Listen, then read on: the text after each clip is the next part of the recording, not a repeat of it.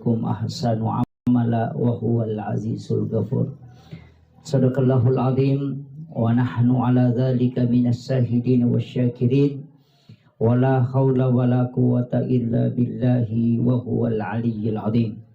Hadirin wal hadirat ikhwanu fillah, sidang jamaah Tazkiratul Maut yang insyaallah dirahmati dan dimuliakan oleh Allah Subhanahu wa taala.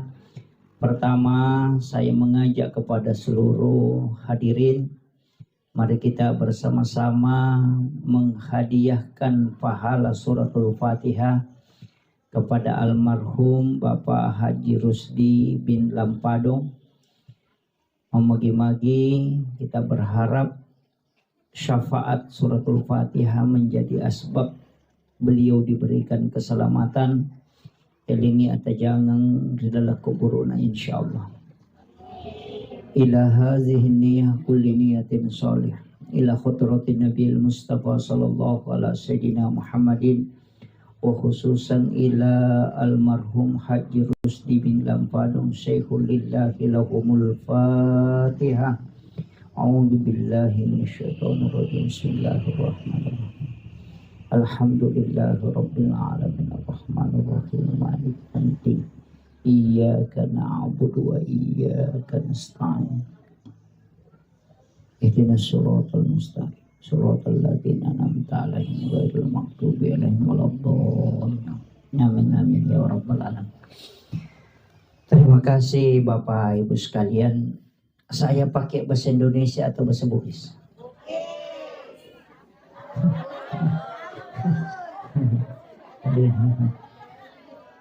Yang tidak mengerti bahasa Bugis angkat tangan. Satu. Oh ada ya, ada satu dua.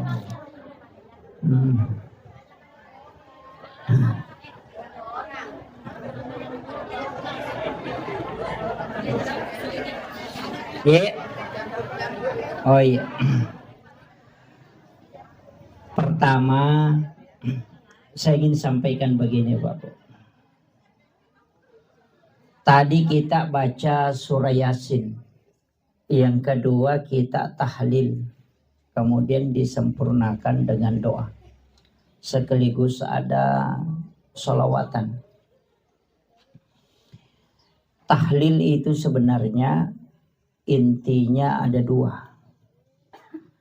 Yang pertama adalah doa. Yang kedua adalah kiriman pahala. Itu yang dua inti tahlil itu. Jadi doa kepada orang yang meninggal. Kemudian yang kedua adalah nilai pahala yang terdapat di dalam bacaan-bacaan tahlil itu kita niatkan untuk almarhum. Sebenarnya setiap orang yang meninggal itu yang tertutup hanya usianya. Ini saya harus perjelas ini supaya kita paham. Setiap orang yang meninggal yang tertutup itu adalah usianya, umurnya yang tertutup. Tapi kitab catatan amal, tempat dicatatnya segala kebaikan orang yang meninggal dan maupun hidup, itu tidak tertutup. Hatta yaumil qiyamah. Kecuali dunia ini sudah kiamat. Alam kubur itu bukan alam akhirat. Ini yang harus kita tahu betul. Supaya nanti kaitannya nyambung dengan kenapa ada amalan-amalan. Jadi alam kubur itu bukan alam akhirat. Alam akhirat itu nanti selesai dunia kiamat. Jadi kama pilino napang kayasang alam akhirat. Selama dunia ini tidak kiamat, maka itu alam akhirat itu belum. Makanya nanti di akhirat baru tidak bisa orang mendapatkan kiriman pahala dari dunia. Karena sudah tidak ada. Selama orang itu masih di alam kubur, maka itu kiriman pahala itu akan masuk. Makanya orang yang meninggal itu ketika meninggalkan anak yang mendoakan, itu dipastikan akan sampai. Karena dalam Islam ada namanya syafaat pahala. Syafaat pahala itu adalah kebaikan yang dilakukan oleh anak kita atau murid-murid kita yang kemudian didapatkan oleh orang yang punya anak itu sendiri. Jadi ya kau angka anak, bahkan Rasulullah mengatakan siapa yang meninggalkan 2 atau 3 anak perempuan ahli ibadah, maka ibu bapaknya tidak disentuh api neraka. Itu.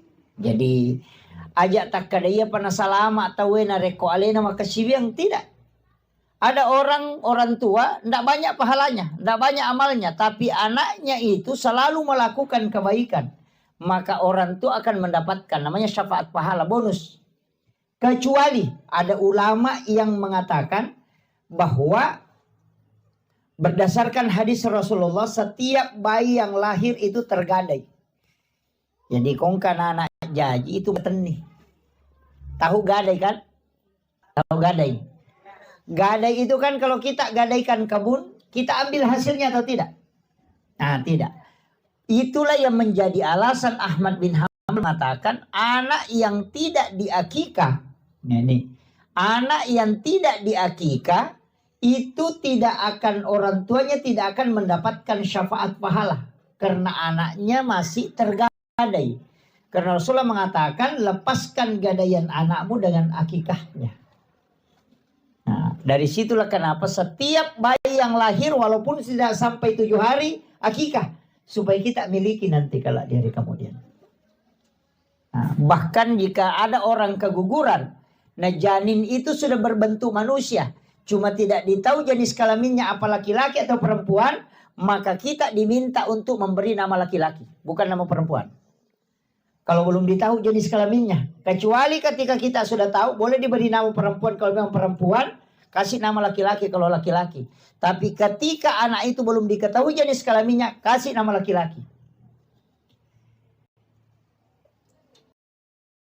Ini ketika kita meninggal maupun hidup. Setiap dia sholat bersedekah. Walaupun dia tidak niatkan untuk orang tuanya. Maka pasti orang tuanya selalu dapat pahala. Itu bonus dari kebaikan yang dilakukan oleh anak-anaknya. Ya natu nasang itu matata maka dah semakin banyak anak itu semakin banyak rezeki. Bukan rezeki dunia saja yang dimaksud, tapi rezeki akhirat. Nah, supaya anak-anakmu nanti menjadi asbab kau bisa masuk ke dalam surga. Karena pahalamu itu lebih banyak dikasih dari anak. Nah, makanya saya tidak pernah sepakat itu perkataan dokter maka ada 2 anak cukup. Yang KB itu. Agak kucik dikirucik digimpi agak miterno. Jadi masalah. Nah, ini penting dulu saya wasiatkan.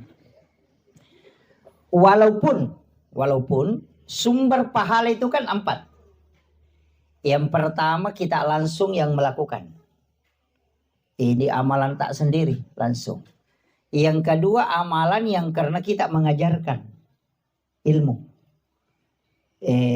Guru mengaji. Makanya upasan anak kita yang kecil usahakan yang mengajarkan membaca suratul Fatihah menghafal itu kita. Jangan gurunya. Ini penting.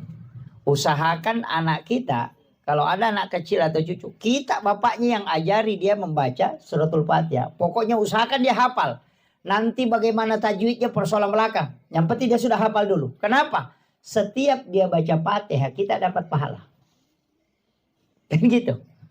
Karena kita yang mengajarkan. Orang tua yang rugi betul itu yang tidak mengajari anaknya baca Fatihah. Nanti kalau sholat, bonus pahala aja dia dapat. Nah, ini penting saya sampaikan ini supaya kita tahu. Apalagi yang mengajari mengaji. Makanya madrasah pertama anak itu sebenarnya adalah ibu. Ini penting ini. Kalau gurunya ngajarkan ya gurunya dapat, kita dapat bonusnya aja. Kan gitu. Kemudian yang kedua ada pahala yang kita lakukan sekali tapi pahalanya berkesinambungan. Itulah amal jariah yang kayak sedekah. Sekali saja kita lakukan sama dengan tadi mengajarkan ilmu. Itu sekali kita lakukan tapi nanti bertambah terus. Makanya guru sekolah itu adalah orang yang paling bersyukur nanti dari kemudian. Yang penting dia ikhlas. Karena dia ajari anaknya satu ini nanti muridnya jadi guru. Itu muridnya punya guru murid 100. nanti dia ajari lagi, kemudian dari 100 ini ada lagi jadi guru, nanti dia ajari lagi. Itu nanti ada orang kata Rasulullah kaget melihat amalnya karena dia tidak pernah lakukan tapi kok banyak sekali. Sehingga dia bertanya, dari mana ya Rasulullah? Saya tidak tahu dari mana, tidak pernah lakukan. Nabi mengatakan bahwa murid-muridmu itu jadi guru. Nah, itu orang bersyukur. Tapi kalau guru yang suka madareke ya sertifikasinya terlambat 1 hari langsung bikin status. Ini penting saya sampaikan. Makanya ujiannya itu berat. Ya. Kemudian ada juga ini yang sebenarnya orang anggap sepele, tapi ini sangat besar pahalanya. Rasulullah itu dalam hadis Bukhari Muslim mengatakan pahala jariah yang paling besar adalah mengalirkan air. Itu sumur bor. Makanya kalau ada masjid belum ada sumur bornya, usahakan kita yang ongkosi. Ada madrasah, ada pondok pesantren, ada sekolah, belum ada sumur bornya, usahakan kita yang siapkan. Kenapa? Karena air itu ketika naik dijadikan orang air wudhu. Na pakai tema jenne, make pelami meni. Masempajang ina sabak ya roe na pakai nama jenne malolongangi. Masikiri gara-gara yo malolongangi. Mangaji bi malolongan toki. Kemudian ketika dia makan atau dia minum air itu 40 hari baru habis di dalam perutnya. Setiap kebaikan yang dilakukan kita dapat sumbangan terus. Bayangkan air sumur bor berapa lama orang pakai. Ya kok mas sumbangi wesi kota. Paling ngasih semina capu. Tapi kalau sumur bor itu bisa sampai puluhan tahun tidak akan habis. Dan berapa orang yang memakannya. Meminumnya itu. Pure na pakai tema jene sesawa jene miti lokotane kemudian diminum oleh samut itu bersedekah. Turun lagi ke bawah diminum oleh cacing itu sedekah. Turun ke akar-akar kayu kemudian kayu itu berbuah itu menjadi sedekah. Makanya itu tidak pernah berhenti mengalir. Itulah orang yang paling beruntung. Menyiapkan air untuk digunakan orang. Itu luar biasa. Maka apa tuh kita makan seke? Ini. Karena begini Pak Bu, amal itu kan dicari. Sekali berbuat sepanjang masa kita dapat. Atau sekali berbuat itu bisa dipertanyakan. Sekali berbuat kita dapat pahalanya. Tapi tidak akan bertambah. Mana itu? Baca Quran. Bapak ibu meninggal tidak mungkin bertambah. Kalau bapak ibu sholat 1000 rakaat kemudian meninggal. Yang dicatat itu 1000 rakaat. Yang dinilai itu yang 1000 rakaat. Tidak pernah akan bertambah. Jangan tunggu berangkat 1500. Tidak ada itu. Kenapa? Karena kita sudah meninggal. Tidak ada tambahan.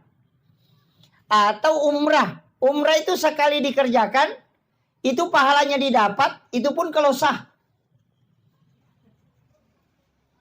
Kalau diterima. Kan gitu. Resikonya kan besar. Bayar 30 juta. Persiapkan waktu begitu besar, perjuangannya besar, kalau tidak diterima kan stres. Itu dan resiko tidak diterimanya besar. Itu ya. Jadi makanya kan ada hadis, man akalal haram lan tuqbalu sholata wa du'a arba'ina yawman mania. Siapa yang makan makanan haram 40 hari 40 malam sholatnya tidak diterima. Kalau dia makan makanan haram baru berangkat umrah itu 40 hari, itu sudah pulang belum diterima itu. Jadi masalah, makanya hati-hati. Atau la yakhillu lil muslimin an yahjura akhahu fawqa salasa layalin. Siapa yang tidak baku ngomong lebih dari 3 hari maka Nabi tidak mengakuinya. Baru kita berangkat umrah baru ada tetangga baku bombe. Jangan sampai jangan. Sia-sia itu. Datang ke situ mengatakan labbaik Allahumma labbaik. Lalu mengatakan la labbaik lak. Tidak ada yang panggil kau ke sini. Itu kan jadi masalah. Makanya saya bilang resikonya besar. Iya. Makanya saya mengatakan cari betul. Sekali berbuat. Itu ibadahnya jalan terus. Pahalanya. Nah, sama tadi itu. Mengalirkan air. Mengajarkan ilmu. Sedekah ke masjid. Makanya kalau bangun masjid. Ada orang kaya biasa bangun satu masjid. Saya mengatakan rugi betul itu. Mestinya kau bagi. Kalau sudah banyak masjid di kampung itu. Tidak usah lagi bangun masjid. Iya. Uangmu yang misalnya 500 juta kamu pakai bangun masjid. Bagi nih ke 5 masjid.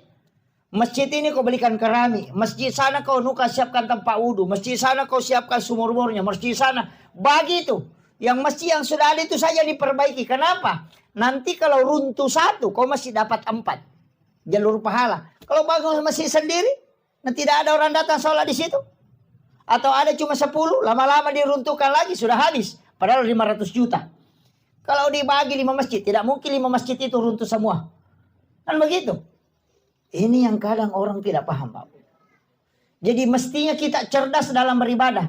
Jangan bilang, oh yang penting keluar. Tidak, mesti cerdas. Makanya di mana kita singgah sholat, simpan sedekah di situ. Kalau satu di masjid tempati bersedekah, nah diruntuh kami itu masjid, mau ke apa? Mohon maaf, tidak bisa kan? Tidak jalan lagi. Kecuali di situ jadi timbunan, ya ada lagi bagiannya. Tapi kalau nak kasih keluar, selesai persoalan. Rugi maki. Coba kalau 10 masjid kita tempati sedekah, pokoknya summa semen. Setiap satu masjid 5 sak semen. Pasti melekat di situ. Nah Nabi kan mengatakan, man bana masjidan fi dunya lillahi ta'ala banallahu lahu baitan fil jannah. Siapa yang membangun masjid di dunia karena Allah, pasti dibangunkan masjid di akhir, dibangunkan istana di dalam surga. Iya, biar orang tidak pergi ke masjid, yang penting rajin bersedekah, itu pasti ada rumahnya, cuma tidak masuk. Iya, kan itu kuncinya. Iya.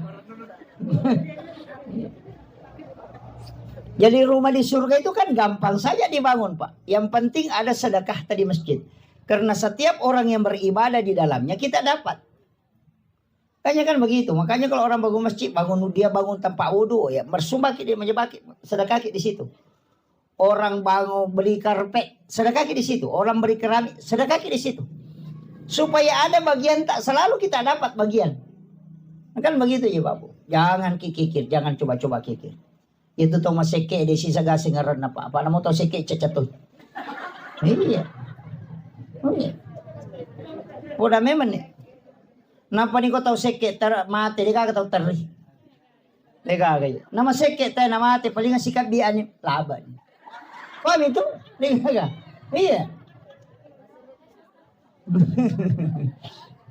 Iya. Orang kikir itu kan begitu. Tidak ada yang suka, Pak. Iya, biar rajin sholat. Pemegala itu masam paja nama seke makanya pasang pajak bawang. Iya kan? Apa ya pasang pajak bawang? Pasang pajak lasuna. Bawang kan lasuna. Kenapa disebut bawang? Karena itu bawang merah, bukan bawang putih ya. Itu bawang merah. Itu bawang merah, itu tidak ada isinya. Mulai dari luar kulit sampai tengahnya. Makanya disebut orang yang beribadah tidak ada isinya. Makanya pakai pasang pajak bawang. Ya nang katu makan bawang baja, ustaz bawang. Iya, tahu matoa bawang.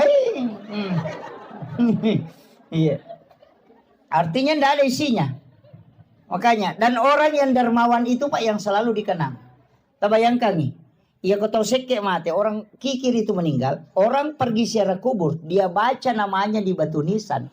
Itu tulang-tulangnya sudah hancur, masih napa mau patewo tahu sepasike na tua. Ini pada tulang-tulang sudah hancur. Itu saking tidak baiknya. Iya. Dan itu sering saya ingatkan, kita ini hidup, tidak usah terlalu ini. Dalam hidup ini kan berat sebenarnya kalau kita tidak punya amal, karena kita mau ke sana semua. Iya. Anak-anak yang kita tinggalkan, kita memang butuh wasiat untuk dia. Meninggalkan harta juga itu penting supaya dia tidak jadi mengemis ke orang lain. Tapi mesti ada bekal yang kita bawa. Iya. Jangan sampai kita berangkat baru tidak ada bekal. Perjalanan akhirat itu sebenarnya orang di alam kubur itu kayak orang transit. Jadi misalnya dia mau ke Makkah tinggal di Jakarta, mau kembali ke Mamuju tidak bisa. Mau kembali ke sini tidak bisa. Mau lanjut perjalanan amalnya belum cukup. Coba. Maga tasa di sana kota Ransi kio ko bandara. Dia nagarna dia tampara meluto kirewa dia na cocok. Meki mataru dia nagarna. Maka yang dia tunggu adalah kiriman. Maka orang di alam kubur itu yang dia tunggu adalah semua kebaikan yang pernah dia lakukan itu yang jariah. Kalau tadi puasa dengan shot, tidak bisa karena itu sudah paten, tidak ada tambahannya lagi. Makanya saya katakan orang yang berbolak-balik pergi umrah itu tidak usah. Cukup sekali berangkat 1 tahun itu sudah memadai maksimal sekali itu. Uang yang kau mau jadikan umrah misalnya 2 kali 1 tahun, simpan itu yang 1 kali kau jadikan pembangunan untuk masjid, jadikan pembangunan untuk madrasah, untuk pondok pesantren. 30 juta itu tidak sedikit. Kalau kau berangkat pakai uang 30 juta itu sendiri kau nikmati. Itu pun untung kalau diterima. Tapi kalau itu disumbangkan ke 30 anak yatim atau 30 penghafal Al-Quran, kita tanggung pembayarannya. Masa mana yang 30 itu tidak ada yang tunjuk masuk surga. Nah nanti diberi syafaat, bisa memberi syafaat. Rugi betul kita itu. Itu aja kuncinya, tidak susah Pak. Mau masuk surga itu banyak sekali jalurnya. Tapi kalau ibadah pribadi, wah berat itu. Makanya saya mengatakan begini, bikin ki amal jariah. Masa banyak di sini tuh. Jalur amal jariah kan banyak gitu. Banyak. Sedekah di masjid, sedekah di sekolah. Ada yang paling gampang, sedekah makanan. Iya, itu kan makanan 40 hari baru habis dalam perutnya orang. Tunggu Pak Imam. Kalau ada lewat depan rumah, sini Pak Imam dulu. Ini teh kotak kau ambil. Nah ini kerupuk, kau makan Pak Imam. Makan itu sampai, pokoknya makan itu. Yang penting makan Pak Imam. Oh ya selesai, 40 hari baru habis di perutnya Pak Imam. Tulis ini tanggal. Ini tanggal sekian, jadi nanti 40 hari tanggal sekian. Kalau lewat lagi Pak Imam, hei sini sini. Ini teh kotak lagi kau minum Pak Imam. Itu kan begitu. Kenapa? Makanya orang tua kita dulu itu pintar sekali. Mau pindah rumah, bikin baca doa. Supaya Pak Imam bisa makan. Dikasih makan. Mau turun sawah, baca doa lagi. Kenapa dia baca doa? Sebenarnya bukan itu baca doanya yang pokok. Supaya Pak Imam itu dia bisa kasih makan. Karena dia itu pasti sholat. Disebutkan khairul mar'al rijalun soleh. Sebaik-baik amal. Sebaik-baik harta. Itu yang digunakan oleh orang soleh. Karena tidak mungkin dia main domino. Tidak mungkin dia main begini. Ya kan begitu. Tidak mungkin dia pakai pergi main judi. Tidak mungkin dia pakai pokoknya tidak mungkin. Karena dia orang soleh. Tapi kalau bukan orang soleh bisa saja dipakai untuk yang lain. Walaupun kita tidak dapat dosanya. Tapi kita tidak dapat barakahnya. Tambahan pahalanya. Kan begitu. Makanya orang tua dulu itu pasti Pak Imam petugas SARA yang dipanggil baca doa. Kenapa? Karena kalau dia pasti tidak mungkin melakukan kejahatan. Kan itu aja. Nah baca doa itu kan 3. Yang pertama makanannya. Yang kedua doanya. Yang ketiga amplop. Iya. Kenapa? Itu kan ulama dulu semua ada semua pakai dalil itu Pak Bu. Tidak. Jangan anggap bahwa apa yang dilakukan orang tua kita dulu itu tidak ada dalilnya. Yang pertama baca doa. Doa itu kepada orang. Itu kita dianjurkan. Supaya malaikat yang mendoakan hal yang sama. Dan itu perintahnya. Meminta orang mendoakan kita. Rasulullah ketika sahabat mau melaksanakan ibadah haji. Itu minta supaya didoakan. Kurang apa doanya Nabi. Tapi kenapa dia masih titip doa? Kan gitu. Yang kedua. Ini yang kedua. Kenapa disiapkan makanan? Karena kalau doanya tidak diterima. Kalau dia makan 40 hari tidak berhenti itu dapat pahala. Kan gitu. Karena tidak selamanya doa diterima. Kalau bertengkar sama istrinya Pak Imam baru pergi baca doa. Tidak diterima doanya. Terhijab itu. Makanya disuruh makan. Makanan itu bukan untuk orang meninggal. Tapi untuk orang yang hidup. Cuma pahala makanan itu nanti pahalanya ke orang meninggal. Makanya kalau ada imam baca doa dan tidak makan. Datek telinganya. Bukan gitu. Kecuali dia puasa. Kemudian yang ketiga. Kenapa pakai amplop? Tadi itu yang dipakai. Khairul mal ar-rijalun soleh. Sebaik-baik harta yang digunakan oleh orang soleh. Makanya kalau doanya tidak diterima. Makanannya pun tidak dapat berkahnya. Nanti kalau Pak Imam pulang saya kasih uang. Dia belikan sarung kemudian dia pakai sholat. Maka saya akan dapat selamanya. Itu kuncinya. Makanya orang tua dulu itu sudah pakai 3 metode. Kalau gagal yang pertama masih ada yang kedua. Kalau gagal yang kedua masih ada yang ketiga. Kan begitu. Ini yang dilakukan turun-temurun. Tapi sekarang ada yang menyalahkan. Karena dasar yang mengerjakan juga tidak paham. Datang yang menyalahkan juga tidak tahu. Nabi bilang tidak boleh. Nabi bilang saya juga memang tidak tahu. Berhenti kan begitu. Makanya penting saya sampaikan. Tidak ada hubungannya itu makanan dengan orang meninggal Pak Bu.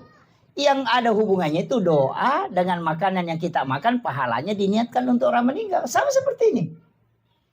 Semua orang yang datang ke sini, bahkan 40 orang kata Nabi, 40 orang di kalangan umatku Itu berdoa itu setara dengan satu waliullah. Coba. Makanya 40 orang berdoa itu setara dengan satu waliullah. Nah kita lebih 100 di sini Bapak. Tadi tahlilan kemudian doa. Masa? Pasti ada yang diterima doanya. Itu aja kuncinya. Makanya saya itu kalau lihat jamaah cuma 7 orang ini. Waduh berdoa.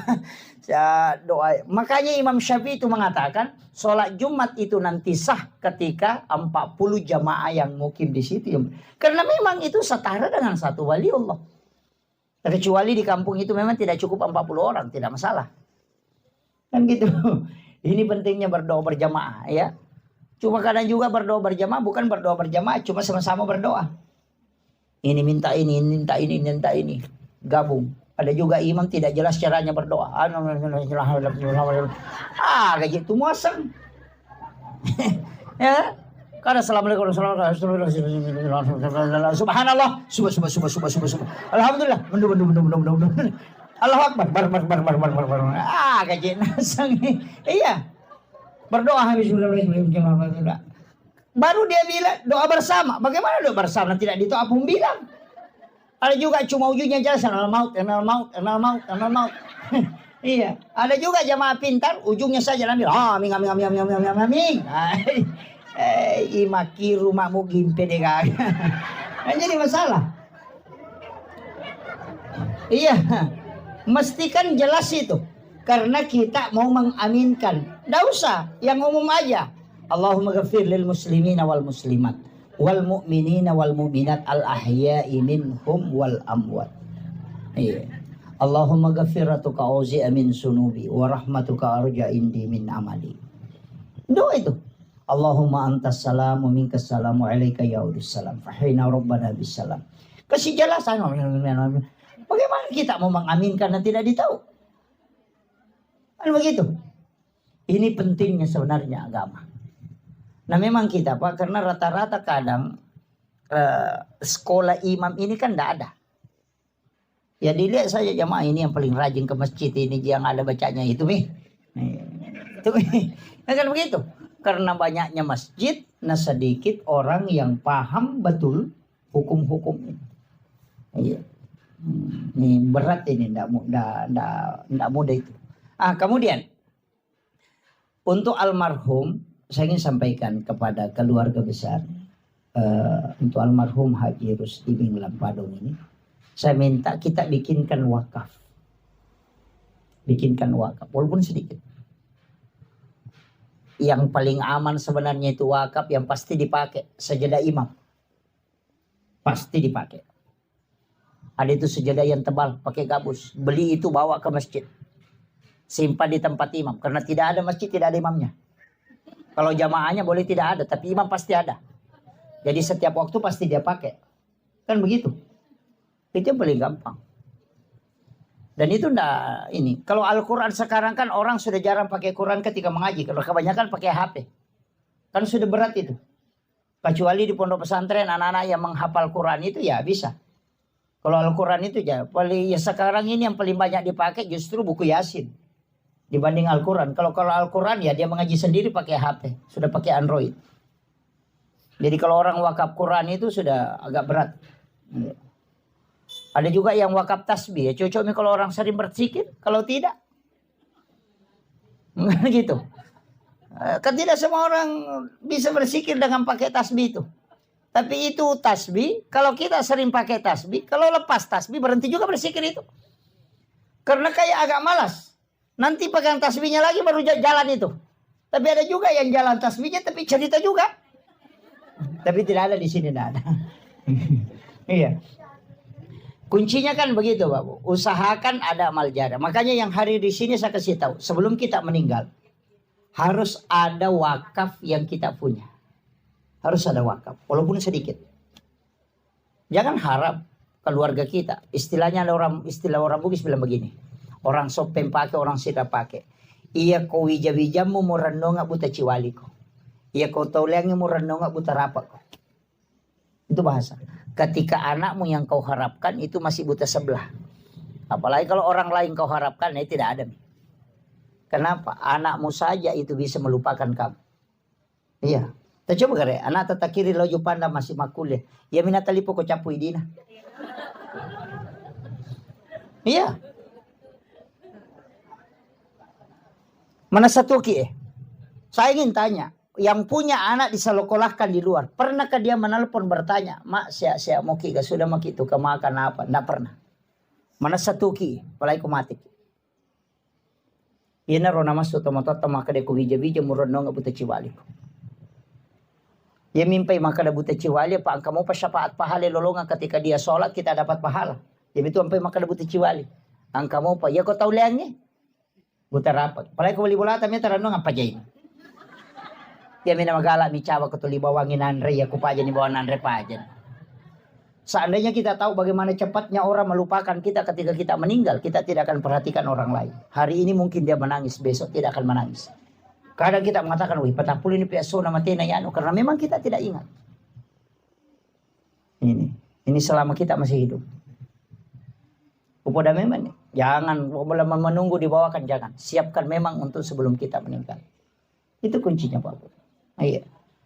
Maka dana puji ka laki kumagano indah Pak. Masa giko mati, masa gede nak bayi. Iya.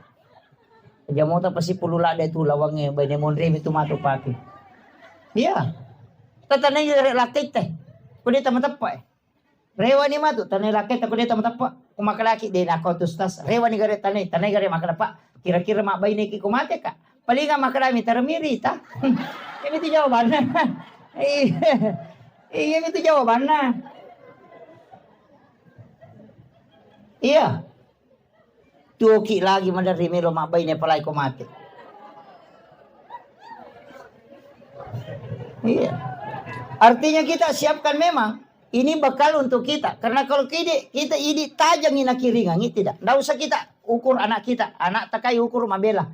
Saya mau ukur yang ada di sini. Saya mau tanya, akasyaga tasyariki buruk na tawatot dalam 1 tahun. Palingan hanya 2 kali. Idi lagi mapahang agama, manasa mapahang agama, dan masih kadang dekat dengan orang tua dalam pendidikan. Kedua ni syarai lalan nasi tahu apalagi bijak. Ini kadang kita tidak sadari Pak Bu. Karena harta kadang melalaikan kita, karena urusan dunia melalaikan. Itu yang berat. Makanya siapkan. Mesti ada wakaf tak. Acila kapat tu idi masapa napa degaga ya punai. Kan begitu. Masa angka darah yeling kagalu yeling, angka darah kalapa sawit 50 hektar atau hektaran. Angka gaga ye cinayan redenian rena sabai pasipulong ang idi untuk pakang kangka. Nigay naman mo anak ta. Mate ki matu na lagi idi icalla. Naman mo igare. Ni kata bangkar. Siapa yang rugi? Kan ini penting Bapak. Ya nadeta naman mo man rasa gitu. Tidak ada bekal tak. Nggih. Angka gage Cina kimanda doria, maka soli doria, siya doria 200 sabu, wih soli paga, padahal si di juta di na perikantong. Iya. Kan begitu. Kenapa? Karena dia mau mengumpulkan uang untuk beli sesuatu. Ini kan anak-anak, anak-anak. Tapi anak ini apakah pernah mengingat kita untuk ke depannya? Maka siapkan bekal untuk dirimu dengan wakaf, persiapkan anakmu dengan baik dengan wasiat. Itu aja kuncinya. Ini yang penting saya wasiatkan Pak Bu. Jangan sampai kita lalai. Karena umur ini kan pasti. Kinroki melolo dia mati. Iya tatu mau pasti mati. Ya ini matoa yang manasani dia na mungkin mati malolo ki. Pasti mati matoa ki. Makanya aja ta macigao. Iyo pwede malolo dua mo pagka mungkin. Ako dito malite malolo mati matoa ki. Dua mo pa itajan. Pwede matoa kinri melolo. Pasti cidi mani. Dan setiap kehidupan dalam sehari-hari itu selalu turun. Penglihatan mulai berkurang, pendengaran, kadang fisik. Ya ko malasa ki. Dia na malundra andre mendre. Kung di noma nih.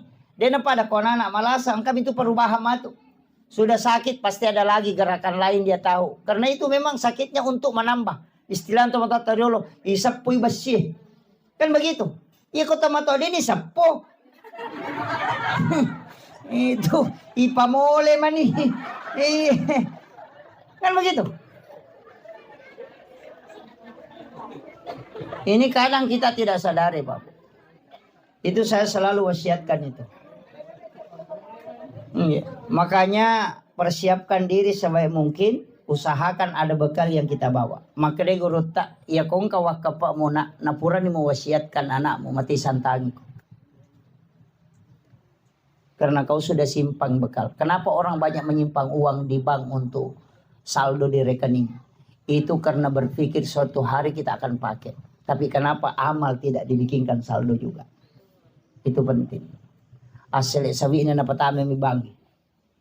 Mati ki matu malah kita mau di gaga. Makanya aku makan jai bija-bija. Tapi aku masalah ni dia gaga. Iya. Apalagi ko magaya ni dia na lokiki buru. Iya. Natiro ba na sukur ki buru na malapit sa rin ako banyak ame harus na. Dia gaga. Iya. Ini penting saya usiatkan. Karena kita kan jarang sekali ziarah. Makanya pesantren saya itu di Sidrap. Saya memang kasih ultimatum ke anak-anak. Setiap hari Jumat pagi ziarah. Ziarah kubur. Datangi makamnya para ulama yang ada di situ yang dekat. Bisa kau jangkau. Itu biasakan. Karena ini yang hilang. Nabi itu setiap malam Jumat itu ke pekuburan. Itu ziarah. Cuma kita tidak bisa ikuti itu. Karena jam 11 malam nanti subuh baru mau pulang. Angka kebarani macurir. Curi. Iya. Ikutin itu. Jam 11 malam Jumat baru pergi ziarah sendirian. Nanti subuh baru pulang. Ada gaya coba. Coba. Biar Pak Imam takut. Sana. Iya. Tapi kenapa kita ziarah di malam Jumat? Itu karena ruhnya orang muslim yang telah wafat itu dikembalikan ke kuburnya pada malam Jumat. Itu sampai hari Jumat masih ada. Makanya itu kenapa sunnahnya ziarah itu di hari Jumat. Kan gitu. Dan pasti orang bertambah imannya Pak. Kalau karena pergi siaran malam Jumat. Sendiri lagi di kuburan. Kalau dia dengarkan bunyi jangkrik. Dengarkan bunyi cacing. Kemudian hembusan angin dia kena ke badannya. Pasti akan asam. Makoto matu komate kak. Pasti dia bilang. Makoto matu komate kak. Kamanang wija-wija kau boleh menurut jadi di mayaku. Makanya bagaimana perasaannya orang tua kita ketika diziarahi. Sama dengan orang tua yang selalu di SMS. Kemudian kita datang langsung kepadanya. Itu persis sama. Dengan doa di rumah. Sama ziarah ke kubur. Karena orang meninggal itu tidak buta Bapak. Tidak. Dia justru lebih tajam pendengarannya. Lebih terang penglihatannya. Makanya kalau kita ziarah kubur. Itu persis ziarah orang hidup. Kalau kita ke rumahnya orang, pertama ihlan alaik, buka sandalmu. Jangan kau pakai sandal masuk ke dalam rumahnya orang. Ketika ziarah kubur, pertama buka sandalmu. Jangan pakai sandal masuk ke makam. Kecuali memang tidak aman. Karena banyak durinya. Yang kedua, ucapkan salam. Kita ke rumahnya orang, yang kedua itu ucapkan salam. Itu persis sama. Ucapkan salam. Cuma salamnya beda. Satu, assalamualaikum warahmatullahi wabarakatuh. Satu, assalamualaikum ya ahlal kubur. Tapi apakah mereka mendengar? Orang hidup bisa tidak mendengar karena mungkin dia di dalam. Tapi orang ahli kubur itu mendengar. Apa kata Rasulullah? 40 langkah kau tinggalkan tempat pemakaman. Itu bunyi sandalmu masih didengarkan oleh orang yang meninggal. Angka kataulino Pak Patapulun di Jongkana Jewi salina nakali ngamopi yang sandala. Degaga. Tapi orang meninggal bisa. Itu saking tajamnya. Dari situlah Nabi melarang kita menyebut kekurangannya orang ketika kita ziarah. Karena pasti dia dengarkan itu. Deminen itu otomatis tatilin rota tuh. Iya.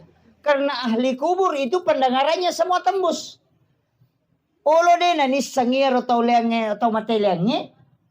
Ruh-ruh yang lain tidak tahu maka kalasi kopi ko waktu mutu angkat iano makanai aja dan ipakasiri sih karena semua kan mendengarkan. Dari situlah kenapa ahli kubur itu kita tidak boleh menyebut keburukannya tapi menyebut kebaikannya, kan begitu.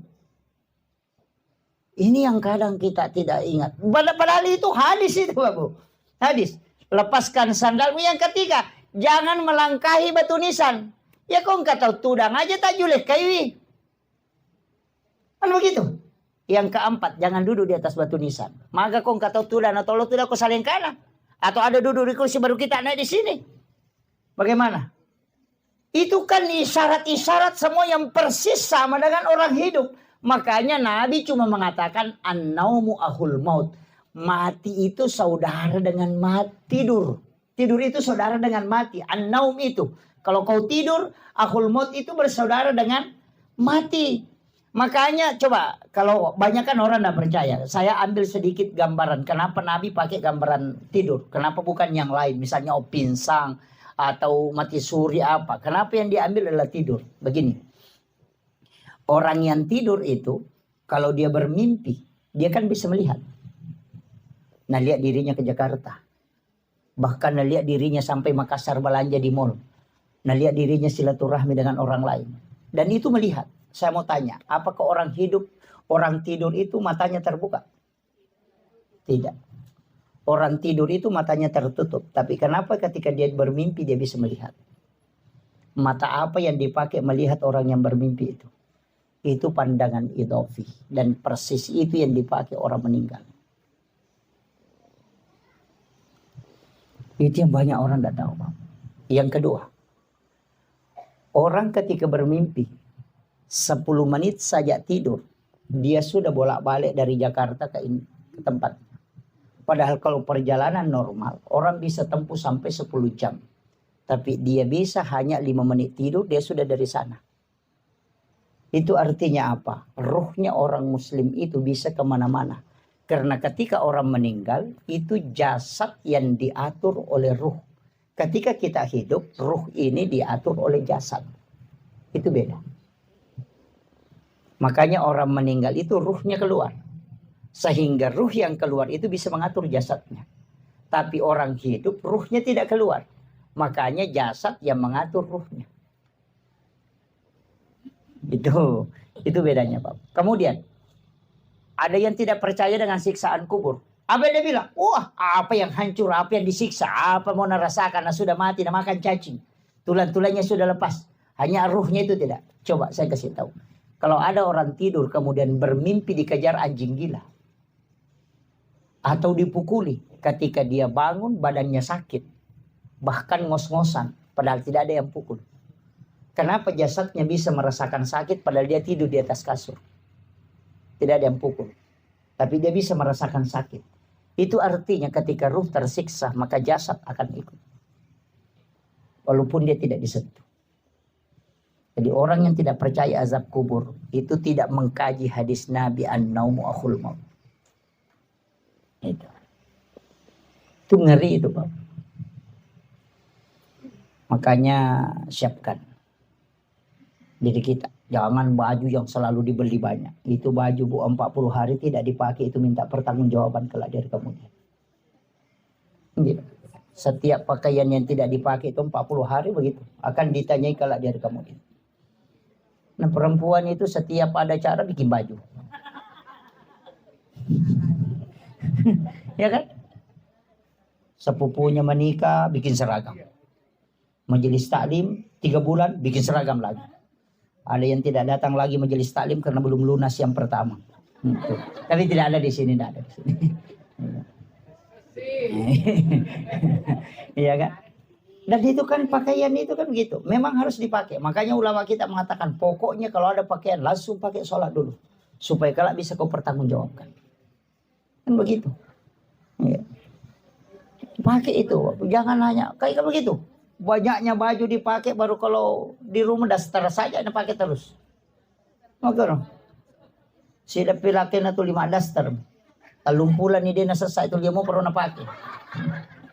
To 5 kalay manyaman na si pake macakit. Pero kung na macakit na talo ni sabo na. Ano gitu. Iya. Kadang kita kan, saya itu kadang pikiran ketawa itu Pak. Ini memang manusia agak lain ya. Kenapa? Pergi sholat lebaran Idul Adha, Idul Fitri, itu beli talkum sampai 3 juta, 2 juta, 4 jutaan. Kapan dipakai? Sholat sunnah. Kalau sholat wajib, itu saja. Ya mau kan dikang itu lina pakai. Ya maganda pikir ke. Masam paja perlu salisa pakadikan na pakai. Ya mau tu palasti lala lutu-lutu ko. Kalau gitu. Tapi kalau pergi lebaran, itu yang mahal. Nah sampai sunnah nih gitu ya. Coba kalian pikir ya. Mestinya kan dibalik. Bingung. Itu kan? Itu kan deh. Yang paling parah itu ala-ala dapur. Melipan neta 10 lo sino kimana sana hajian kira pertama lama dia. Ya kau memang relakain pandai plastik.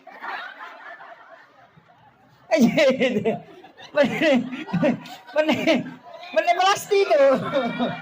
Iya. Tidak mana mikir deh. Malaysia nga panay yali, panay pincang makoro. Yali ni kami na masuli eh. Iya, hanya tulis nama masuk ke dalam lamari. Dia nak kena pakai. Yang itu panay plastik na pakai. Rapai panay plastik na toleh hadiah rinso. Iya. Hadiah sabun. Yang itu. Nama mikir deh. Pada Malaysia nga panay, aga nasang mapaboti pinipake. Sisa na mapaboti nasa siway baba no magampa. Dito sila na mapadiri. Dia sila pakai. Ini kan jadi masalah. Cerai kristal. Boleh jijo kalau Maria. Dia kagak pakai. Ya mau tuh cerai apa? O si tuli na pakai. Sakbo yero na bawa lo pasan na surat tempel. Iya mau tuh na pakai mataru. Na mega bicara mega kena. Aja memang natasaka. Iya. Kita sebenarnya beli untuk apa? Kan begitu. Dan itu tidak dipakai. Dan setiap benda yang ada di rumah itu hisapnya berat, Pak. Ada orang itu punya cangkul. Itu sampai 300 tahun dihisap itu gara-gara cangkulnya. Maka Pak Idi. Anu mun rawangnya. Hindak. Mengatakan, dari Pak Ustaz. Si kiri na barangnya memang ketika dipakai. Ketika dia pecah lepas tanggung jawab. Kama ku amiro. Siko mematoni makana, makanya itu orang tua kita dulu makana. Siko metomi itu muruna gangka mania itu. Aja itu susah. Karena begitu. Rapa panena dua naso, rapa dua padahal talulo si pimonro. Ini kan kadang kita tidak sadar itu. Makanya saya wasiatkan siapkan ya. Mestinya dalam sehari makanya ke Bapak Guru atau Pandita itu makanya usahakan ada sedekah subuh supaya setiap subuh kita punya amalan. Kemudian yang kedua memang sedekah di waktu subuh itu maka dari Nabi tak. Ketika sedekah dengan musibah itu bersamaan maka sedekah tidak pernah didahului. Ya kau masabangnya bala isi bawa pas sedekah dia nak kenal yolo itu musibah. Tetap sedekah yang lebih dulu. Dari situlah makanya orang setiap mau jalan itu mesti sedekah. Ya kau meki melakukan perjalanan sedekah niatkan memang itu lah bala. Iya, niatkan berapa saja. Makanya kalau tolak balik itu mau usuk bahaya agak genting ini. Bekerja banyak-banyak. Lah soangi melu Palestina dosa bude na lesse mak buatang nami. Dosa bu. Iya kan? Iya. Analoginya sederhana Pak. Kalau ada batu na kayak begini besarnya, pas seri melo ipake na cidi mididi. Tasoro tapi dia nakedo. Begitu. Tapi ketika besar kan magampang ipalese.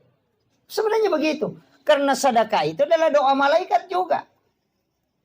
Itu aja kuncinya. Jadi sederhana sebenarnya dalam hidup. Nggak susah itu. Makanya kata pandita kan dia yang mana nanti pun nadi. Makanya cocoknya tuh magampan itu kok kadimu masih sedekah ikut dia gaga.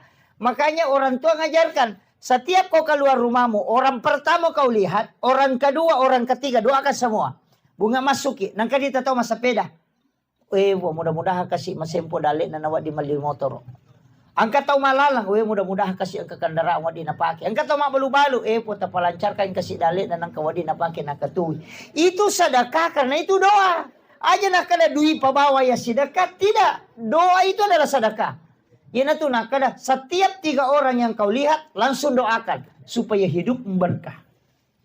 Ya ubi di motor tapi kalau lu beli kecil tuh beli boleh pak.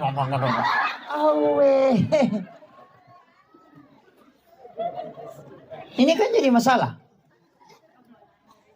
Oh ini sudah setengah 12 ini.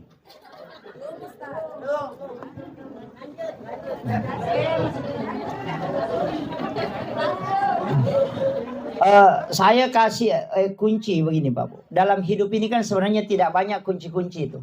Istilahnya ada kunci dalam kehidupan. Ya kau tak ketan ini ya tak buka itu liangnya. Agak mudah. Yang pertama sering saya sampaikan itu, kunci pertama dalam amalia yang pertama itu jangan pernah tinggalkan istighfar.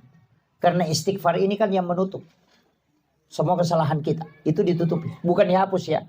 Itu ditutup. Yang menghapus itu cuma dua. Sholat. Kemudian yang kedua adalah Allahumma innaka afuwun karim. Itu kan Ramadan. Makanya kalau Ramadan itu dibaca Allahumma innaka afuwun karim tuhibbul afwa fa'fu anna. Karena al-afu itu kan menghapus. Kalau istighfar itu menutup. Jadi orang yang membaca astagfirullahaladzim itu dosanya ditutup. Supaya dia tidak memberi dampak. Nah, kalau mau dihapus itu dalam sholat. Makanya sholat sunat taubat itu yang paling bagus.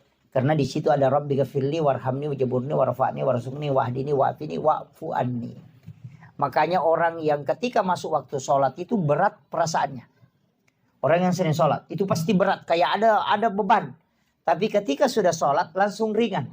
Itu karena memang dosa-dosa itu dilepas. Makanya disebut al-afu. Jadi istighfar ini jangan tinggalkan. Cuma ada ulama kita itu membagi begini. Kalau umurmu masih muda, umur 10 sampai 30, istighfarmu yang mau kasih banyak. Sholawatnya tidak usah banyak. Kalau misalnya istighfarmu 1000, cukup sholawat itu 200 atau 300. Kalau umur 30 ke bawah. Tapi yang 40 ke atas, 50-an ke atas, perbanyak sholawatmu. Kurangi istighfar. Kenapa? Karena istighfar itu membuka pintu rezeki. Untuk orang yang masih muda, berdoalah supaya semua pintu-pintu rezekimu dibukakan. Sedangkan usia yang ke atas itu, sholawat itu isinya adalah berkah. Makanya kau baca sebanyak sholawat supaya anak-anakmu diberkahi, rezekimu diberkahi, kehidupanmu diberkahi. Kan gitu. Kalau masih muda dan banyak sholawat, apa mau diberkahi? Belum ada itu. Istrimu belum ada. Nah, begitu. Makanya ulama mengatakan presentasinya itu rubah. Kalau 30 ke bawah, perbanyak istighfarmu. Kalau misalnya istighfarmu 10.000, ya sholawat 5.000. Begitu maksudnya. Tapi ketika 40 ke atas, ya perbanyak sholawatmu supaya semua yang kau miliki mendapatkan keberkahan. Anak-anakmu diberkahi hidupnya, keluargamu diberkahi. Perbanyak sholawat. Dan nanti kau mudah menghadapi sakarat. Itu kalau yang dua ini kan sholawat dengan istighfar. Kemudian yang ketiga tadi itu sedekah. Karena ini yang tidak akan pernah berhenti mengalir pahalanya. Seakan ada sedekah kita setiap hari. Makanya orang yang paling dicintai oleh Allah dan malaikat itu sebenarnya orang yang ketika mau tidur itu bersedekah. Makanya baca Al-Fatihah 4 kali kan. Itu kalau mau ambil itu. Yang pertama ila khadratin Nabi Mustafa sallallahu alaihi wasallam Muhammadin wal jamilan bil mursalin wasyuhada wassalihin wal malaikatil muqarrabin Al-Fatihah. Sudah itu seluruh muslim dan muslimat mukmin wal mukminat al-ahya'i minhum Al-Fatihah. Kemudian yang ketiga kepada ibu, bapak, kemudian ila masyaihina wa masyaihina guruku dan para guru-guruku Al-Fatihah. Kemudian yang terakhir ala nafsi wa ruhi wa jazadi. Kemudian wa ala ahli wa ahli baitihi sinna keluarga tak kiringan Fatihah. Napa kimatindro. Makanya 4 kali. 1 untuk Rasul dan para nabi dan para malaikat, 1 untuk muslim muslimat al-hayai min hulal yang hidup maupun yang mati. Kemudian yang ketiga para guru-guru dan kedua orang tua. Kemudian yang 4 untuk diri kita dan ahli-ahli keluarga kita. Kirimkan Fatihah. Itu paling enak. Apalagi kalau misalnya ya Allah semua umat muslim yang sakit sembuhkan ya Allah. Yang punya dosa ya Allah ampuni. Yang ada kesalahannya sama aku ya Allah aku sudah maafkan dia ya Allah. Oh itu orang yang sungguh luar biasa. Ketika dia tidur dia dalam keadaan tidur seperti wali Allah. Itu kuncinya. Ya upi di kota tidur ya anu napo ya kang isi garigi sinadega. Iya. Nah itu kau mampat di hati, pada itu kagak. Ya kau mampat di hati tahu na mo to masih minasa ya ada parerir. Ni kata aku tanya. Iya. Karena atina itu masalah. Iya. Ndak dem itu na tenang. Iya. Nama gampang iris sangin padiati. Yan ang katomita dece na to masusah. Padiati itu. Iya, kata malio tu yan, na cicil mi itu. Natanda juga suruh wajah kan begitu. Ya na ita dece na to masusah. Padiati itu. Iya benar.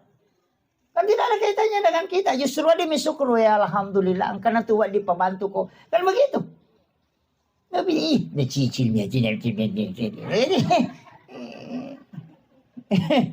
Ini penting. Kemudian itu tadi sedekah. Kemudian yang ketiga sholat. Jangan pernah tinggalkan. terutama perempuan ini ada jeda yang kadang dia lupakan. Misalnya begini Bu, kita jam duhur masuk misalnya jam 12:15. Kita memasak di dapur atau mencuci atau apa. Tiba-tiba masuk waktu duhur jam 12 lewat. Kita belum, karena masih kerja. Cuci piring apa, siapkan makanan. Sampai jam 1 belum selesai. Kemudian tiba-tiba kita haid. Tadi kan mendapati waktu duhur. Kita belum sholat duhur kemudian haid. Kita mau sholat tidak bisa. Tapi kita sudah ketinggalan satu sholat. Maka itu dosa besar. Bagaimana cara menutupi sholat ini? Ketika berhenti haid mesti diqadai. Ini yang harus ditahu. Makanya perempuan itu diminta untuk tidak menunda sholat. Makanya ada perempuan itu disuruh sholat di rumahnya. Supaya kalau dikhawatirkan kalau dia haid, makanya lewat. Itu jadi masalah. Dan itu banyak tidak disadari. Kadang masuk waktu maghrib. Sibuk ngurus ini. Atau masuk waktu isya. Sibuk. Langsung haid. Itu tidak bisa sholat. Maka dia harus qadha itu. Ketika berhenti haid, ganti itu. Jangan tunggu lagi waktu isya. Dia bilang, isya dulu. Nah ini baru subuh. Nanti isya. Kalau mati kok kalau duhur ya bagaimana? Makanya sholat yang ditinggalkan dengan rentang waktu seperti itu diqadha ketika sudah bisa diqadha. Jangan menunggu. Cuma ada ulama fikih menggabungkan. Kalau sholat itu diganti di malam hari, maka dikeluarkan suara. Tapi kalau sholat itu dikerjakan di siang hari, maka tidak mengeluarkan suara. Jadi sholat duhur yang diqadha di malam hari itu mengeluarkan suara. Karena dikerjakan di malam hari. Tapi kalau sholat isya misalnya diqadha di siang hari, itu tidak keluarkan suara. Walaupun sholat isya itu adalah sholat yang dijaharkan. Tapi ketika dikerjakan di siang hari, maka itu tidak dijaharkan. Itu disir. Nah itu kalau fikihnya. Tapi mana itu masalah kasih baca gimana ke jarak baru si kapangi, mana ke masa pejalur rumah ke raja sana. Padahal itu mengqadha. Nah, kecuali sholat yang ditinggalkan, misalnya waktu anak muda, waktunya gadis, masih kuliah, tidak sholat. Nah, itu ada ulama mengatakan ganti semua itu. Bayangkan 10 tahun tidak sholat, 10 tahun diganti. Sekarang tahun 2024, jadi 2034 baru berhenti. Berapa? Ya, 2034. Jadi orang masuk duhur, kerjakan sholat duhur, nanti selesai sholat duhur, qadha sholat duhur. Atau dahulukan qadhanya baru ikut berjamaah. Nah itu, ke asar begitu juga. Semua sholat 5 waktu itu diganti. Nah, ada yang pakai itu, bahwa seperti Ahmad Sarwat itu. Semua sholat yang kau tinggalkan, kau harus qadha. Karena itu adalah utang selamanya. Ada juga bilang, tidak usah, cukup taubatkan, baru perbanyak ibadah sunnah. Ada juga bilang tidak, begini, tidak usah diganti. Nanti kalau ke tanah suci, umrah atau haji, qadha sholatmu di Masjidil Haram 1 kali. Itu bisa menggantikan puluhan tahun. Nah, ada juga pakai itu. Jadi kita mana kita pun pakai. Tapi jangan juga sengaja, tidak usah dulu sholat. Nanti umrah baru diqadha. Itu jadi masalah lagi tuh. Iya. Jadi bukan begitu maksudnya. Jadi itu penting ya, saya wasiatkan. Kemudian ada hal juga dalam hidup ini Bapak Ibu sekalian. Penting. Karena agama itu begitu. Ada wajibnya, ada sunnahnya, ada adabnya, ada kaifiatnya, ada hikmah. Ada hikmah. Orang-orang dulu ini syarat dengan ilmu hikmah. Orang-orang tua kita dulu. Karena dia sudah khatam di bab-bab ngaji ini sudah. Tauhidnya sudah bagus. Cuma kadang fikihnya yang amburadul. Makanya banyak orang-orang dulu itu, orang-orang tua kita, mata reka tapi dia sempajang. Kan banyak. Karena dia memang diajarkan pertama adalah tauhid. Kenali dulu Tuhanmu, belum sampai ke situ mati gurunya. Anda sholat media, Anda bilang yang penting bisa tembus sudah selesai. Padahal itu fikih pokok. Kemudian ada dalam kaidah agama juga disebut dengan ilmu hikmah banyak. Dan ini yang sering saya concern, kenapa? Supaya ilmu ini orang tahu bahwa memang ilmu itu ada. Dan ulama dulu, tapi itu bukan ukuran paten. Saya kasih tahu begini Pak Bu. Kita di hikmah itu dikasih ilmu ini kan bukan ilmu pasti. Artinya ilmu kebanyakan.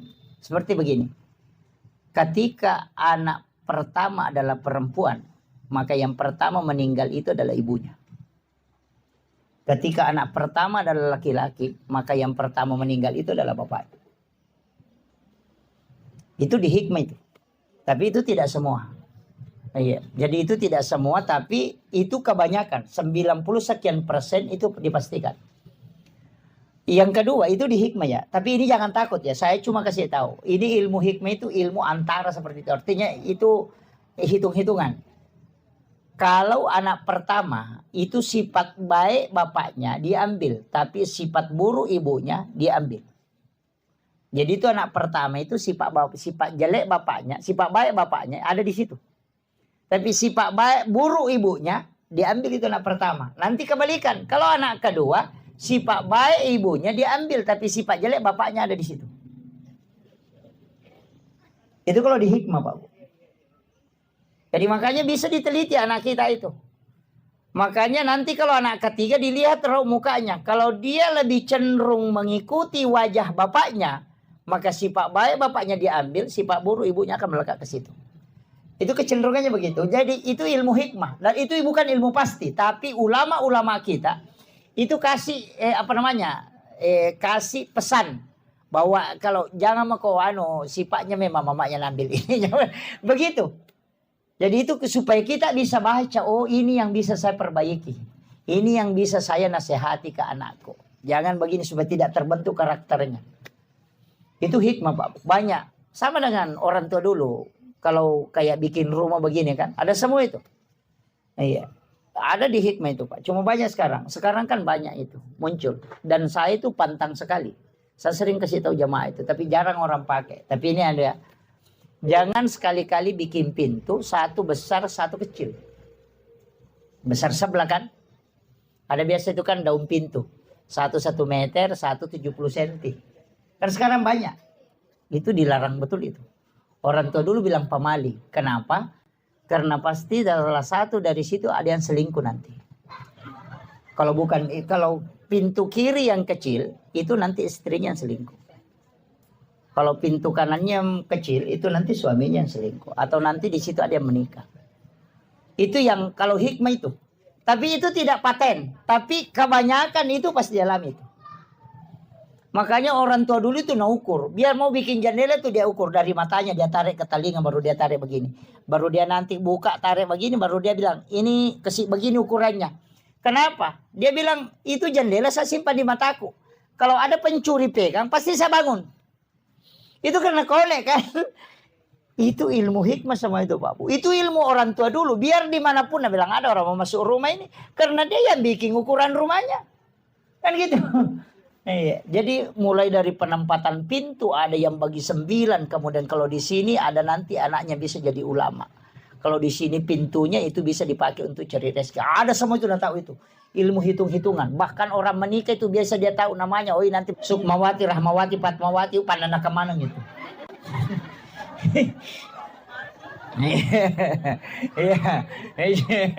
Iya. Tapi jangan tersinggung Bu ya. Tapi ada bagusnya itu hati Pak. Tapi suaminya pasti tunduk. Tidak ada suami yang bisa. Cuma ada penyakitnya itu biasa. Itu sakit perut tembus dengan punggung. Kenapa? Karena itu lebih besar suaranya daripada suara suaminya. Itu dosa wanita yang lebih besar suaranya daripada suara suami. Itu akan kena sakit perut tembus ke punggungnya itu. Dan itu yang biasa lari ke kista, lari ke ini. Itu dosanya itu berat. Itu di dunia sudah dapat itu. Itu tidak boleh. Kecuali laki sama taruh. Nah itu. Ya. Ini yang saya sampaikan. Kemudian saya wasiatkan terakhir penutup. Untuk anak-anak almarhum, saya wasiatkan. Sebenarnya kalau sedekah yang paling bagus itu memang orang tua yang disedekahkan. Atas namanya memang. Niatkan saja. Tidak usah disebut. Dibawa sedekah ini untuk orang tuaku almarhum ini. Kita dapatkan 2 pahala. Yang pertama pahala birrul walidain. Yang kedua kita dapat pahala kebaikan karena melakukan kebaikan untuk orang tua. Makanya orang Arab itu kebanyakan dia bikin wakaf untuk orang tuanya. Karena pasti dia mengatakan saya sudah dapat 2. 1 birrul walidain, 1 dapat ini. Pahalanya. Karena setiap orang melakukan kebaikan untuk orang lain itu kembali juga ke dia. Itu tidak rugi. Makanya yang paling bagus itu sedekah untuk orang tua yang memang diniatkan untuk dia. Bukan untuk kita. Sama aja kalau ada anak-anak kita, ada gurunya, kita bilang ini kiai gurunya ini. Saya mau kalau anakku nanti seperti itu, suruh anak itu sedekah di hari Jumat, dia niatkan pahalanya untuk gurunya. Jangan untuk dia, sedekahi untuk gurunya. Supaya barakah ilmunya bisa diambil. Iya. Makanya orang dulu itu kalau orang ada ulama itu biasa kiai sepuh itu biasa dia panggil ke rumahnya. Biar dia minum air putihnya. Karena nanti larinya ke anaknya itu dapat barakahnya. Itu kuncinya. Saya kira ini yang penting saya wasiatkan. Mudah-mudahan ada berkah yang bisa kita dapatkan. Tidak banyak yang saya bisa kasih. Tapi kunci dari semua kehidupan, Bu. Kalau kita tidak bisa melakukan semuanya tadi. Satu, jangan dendam. Itu aja. Siapa yang paling lembut kalbunya, paling lembut hatinya kepada orang lain. Itu yang paling mudah masuk surga. Itu aja kuncinya. Iya, insyaallah. Akhirul kalam, wallahul muwaffiq ila aqwamit thoriq. Nasrun minallahi wa fathun qarib wa basyiril mu'minin. Mari kita sama-sama berdoa kepada Allah Subhanahu wa taala. Bil khusus kita doakan Bapak almarhum Haji Rusdi bin Lampanu. Ila hadhihi kulli niyatin shalihah khutratin nabiyil mustafa sallallahu alaihi sayyidina Muhammadin wa khususan ila ruhi almarhum Haji Rusdi bin Lampanu. Syekhulillahi lahumul fatihah. A'udzubillahi minasyaitonir rajim. Alhamdulillahi rabbil alamin arrahmanir rahim. Iyyaka na'budu wa iyyaka nasta'in. Allahumma ghfir lahu warhamhu wa'afihi wa'fu anhu. Ya Allah ya Azizun ya Ghafur. Kepada almarhum Haji Rusdi bin Lampanu, ya Allah luaskanlah kuburnya dengan nur cahaya-Mu ya Allah. Ampunilah segala dosa dan kehilafannya ya Allah. Lipat gandakanlah amalan kebajikannya ya Allah. Sempurnakanlah amalannya belum sempurna ya Allah. Ijabah semua amaliyah yang dilakukan ahli waris, anak-anak keluarga kepada almarhum ya Allah. Ya Allah ya Azizun ya Ghafur. Pada almarhum ya Allah, tempatkan ia di tempat-Mu yang tinggi yang ila rafiqil a'la ya Rabb. Jadikan kuburannya sebagian dari taman-taman surga-Mu ya Allah. Dan pertemukan ia dengan syafaat Rasulullah Muhammad sallallahu alaihi wasallam. Kepada keluarga yang ditinggalkan ya Rabb, berikan kekuatan iman dan ketabahan ya Allah. Seliputi hatinya dengan keberkahan ya Rabb. Jangan Engkau menolak segala ijabah doa yang telah Dia peruntukkan kepada-Mu ya Rabb. Kami yang hadir di tempat ini ya Allah, kami turut untuk mendoakan almarhum ya Allah.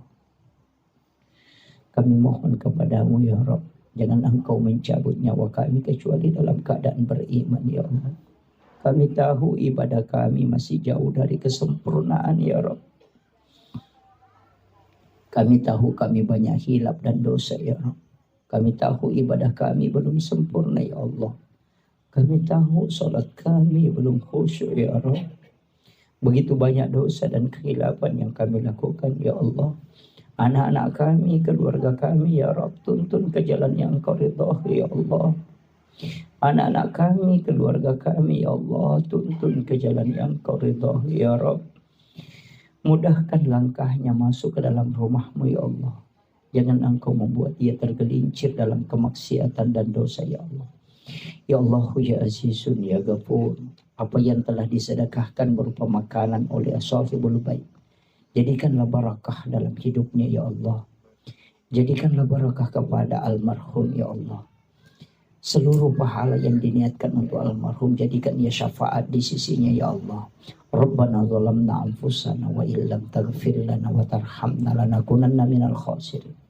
Allahumma ghafiratuka awsi'a min sunubana wa rahmatuka arja indana min amalina.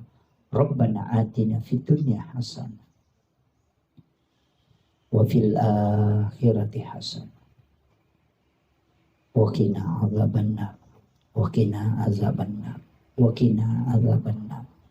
Wa sallallahu ala sayyidina Muhammadin walhamdulillahi rabbil alamin. Bi barakatil Fatihah. A'udzu billahi minasyaitonir rajim. Iyyaka na'budu wa iyyaka nasta'in. Shiratal mustaqim. Shiratal ladzina ala kulli hal ala kulli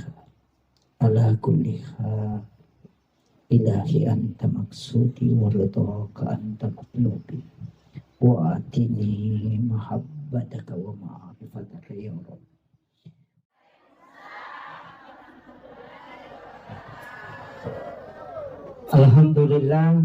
Alhamdulillahi rabbil alamin, wassalatu wassalamu ala asyrafil anbiya'i wal mursalin, sayyidina wa maulana wa habibina wa syafi'ina wa ala alihi wa ashabihi wa sahabatihi ajma'in.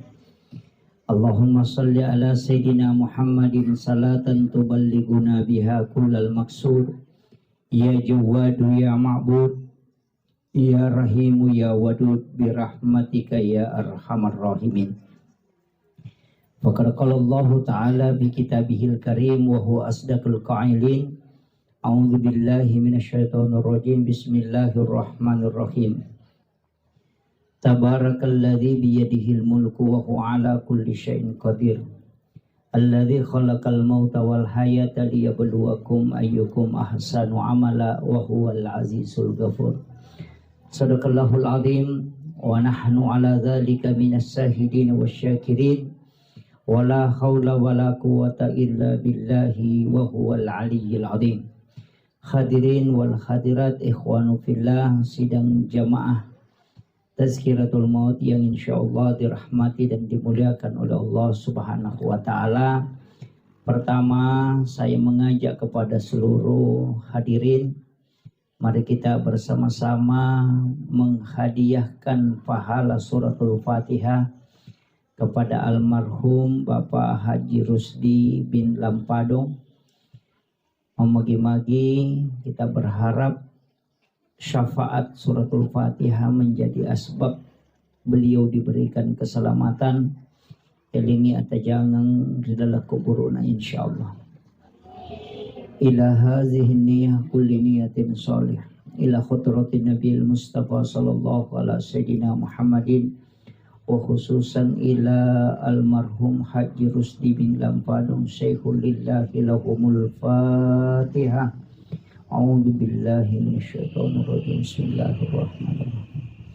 Alhamdulillahi rabbil alamin arrahmanir rahim maliki yaumiddin.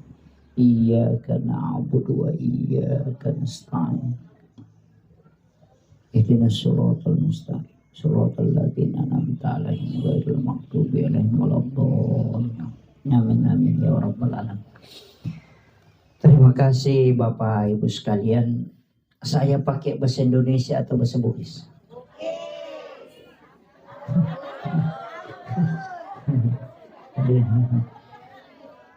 Yang tidak mengerti bahasa Bugis angkat tangan. Satu. Oh ada ya, ada satu dua.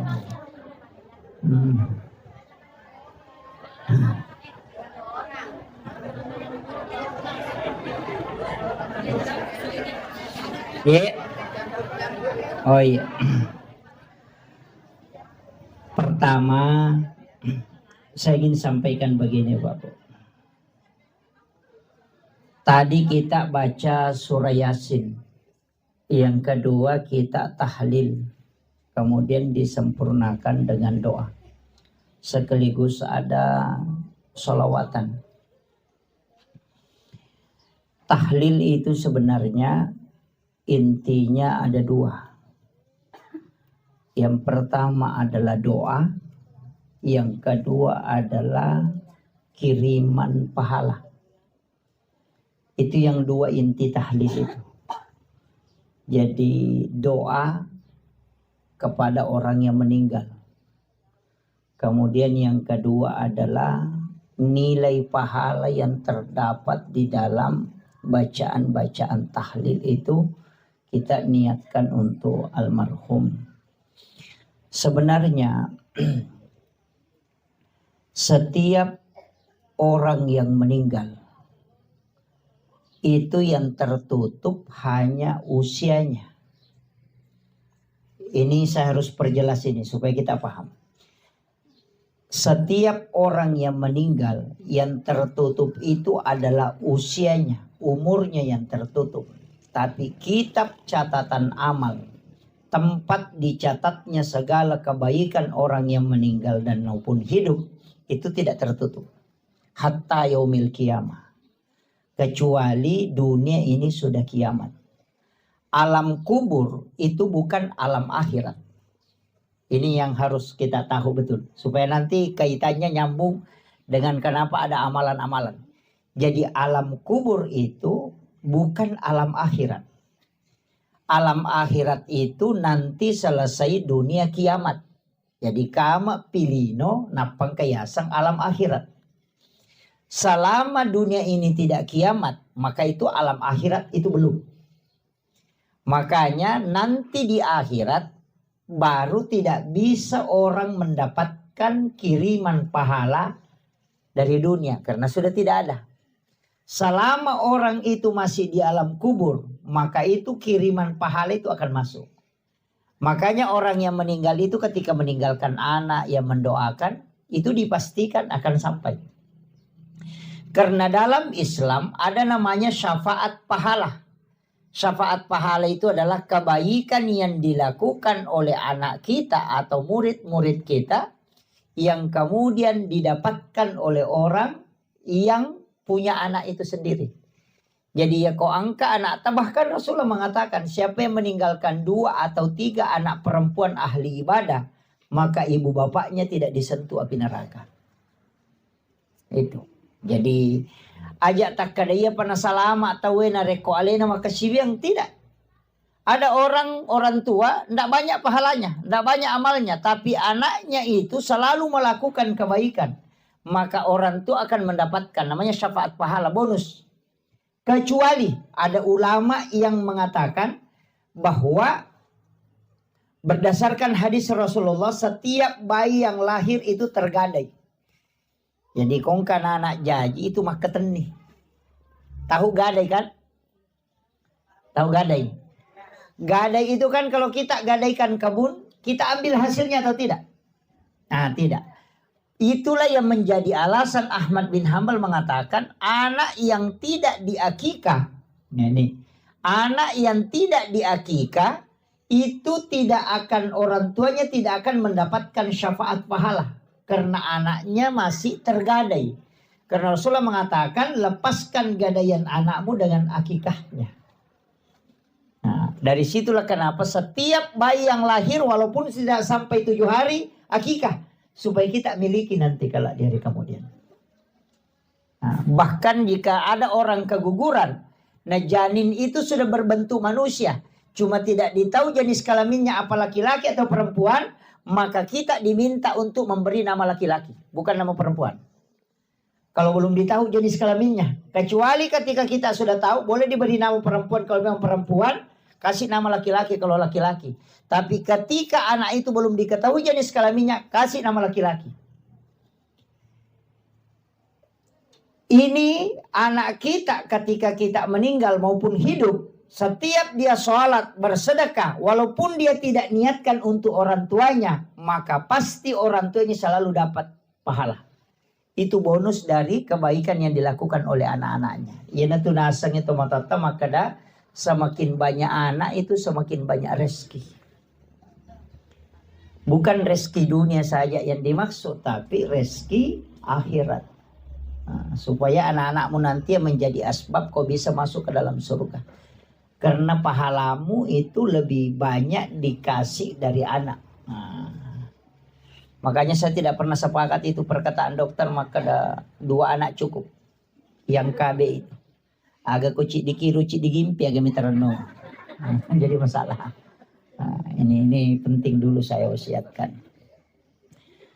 Walaupun sumber pahala itu kan 4.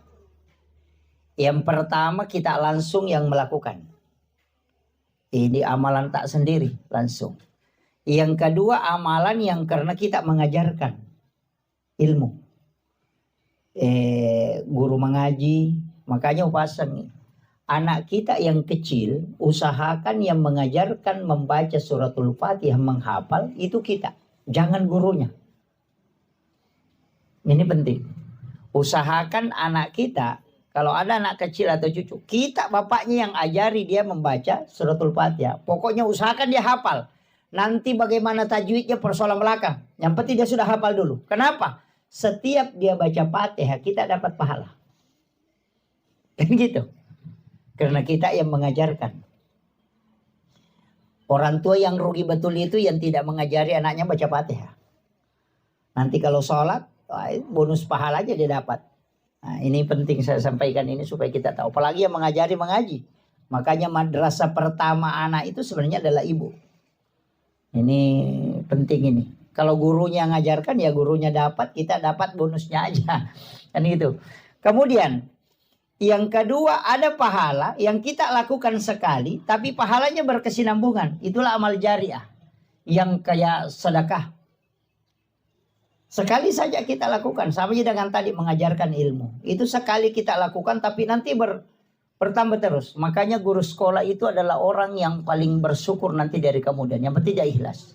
Karena dia ajari anaknya satu ini nanti muridnya jadi guru. Itu muridnya punya guru murid 100. Nanti dia ajari lagi. Kemudian dari 100 ini ada lagi jadi guru. Nanti dia ajari lagi. Itu nanti ada orang kata Rasulullah kaget melihat amalnya karena dia tidak pernah lakukan tapi kok banyak sekali. Sehingga dia bertanya, dari mana ya Rasulullah? Saya tidak tahu dari mana, tidak pernah lakukan. Nabi mengatakan bahwa murid-muridmu itu jadi guru. Nah, itu orang bersyukur. Tapi kalau guru yang suka madareke ya sertifikasinya terlambat 1 hari langsung bikin status. Ini penting saya sampaikan. Makanya ujiannya itu berat. Ya. Kemudian ada juga ini yang sebenarnya orang anggap sepele, tapi ini sangat besar pahalanya. Rasulullah itu dalam hadis Bukhari Muslim mengatakan pahala jariah yang paling besar adalah mengalirkan air. Itu sumur bor. Makanya kalau ada masjid belum ada sumur bornya, usahakan kita yang ongkosi. Ada madrasah, ada pondok pesantren, ada sekolah, belum ada sumur bornya, usahakan kita yang siapkan. Kenapa? Karena air itu ketika naik dijadikan orang air wudhu. Na pakai tema jenne, make pelami meni. Masampajang ina sabak air roe na pakai nama jenne malolongangi. Masikiri gara-gara yor malolongangi. Mengaji bi malolongatoki.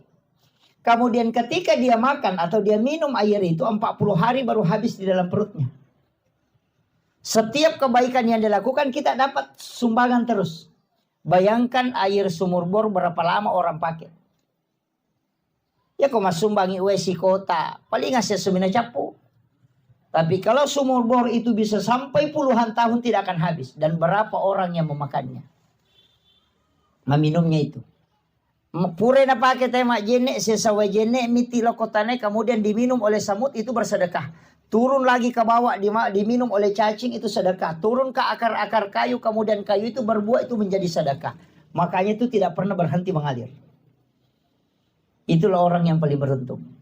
Menyiapkan air untuk digunakan orang. Itu luar biasa. Maka apa itu gato maka seke? Ini. Karena begini Pak Bu, amal itu kan dicari. Sekali berbuat sepanjang masa kita dapat. Atau sekali berbuat itu bisa dipertanyakan. Sekali berbuat kita dapat pahalanya. Tapi tidak akan bertambah. Mana itu? Baca Quran. Bapak ibu meninggal tidak mungkin bertambah. Kalau bapak ibu sholat 1000 rakaat kemudian meninggal. Yang dicatat itu 1000 rakaat. Yang dinilai itu yang 1000 rakaat. Tidak pernah akan bertambah. Jangan tunggu bilang ke 1500. Tidak ada itu. Kenapa? Karena kita sudah meninggal. Tidak ada tambahan. Atau umrah. Umrah itu sekali dikerjakan. Itu pahalanya didapat. Itu pun kalau sah. Kalau diterima. Kan gitu. Resikonya kan besar. Bayar 30 juta. Persiapkan waktu begitu besar. Perjuangannya besar. Kalau tidak diterima kan stres. Itu dan resiko tidak diterimanya besar. Itu ya.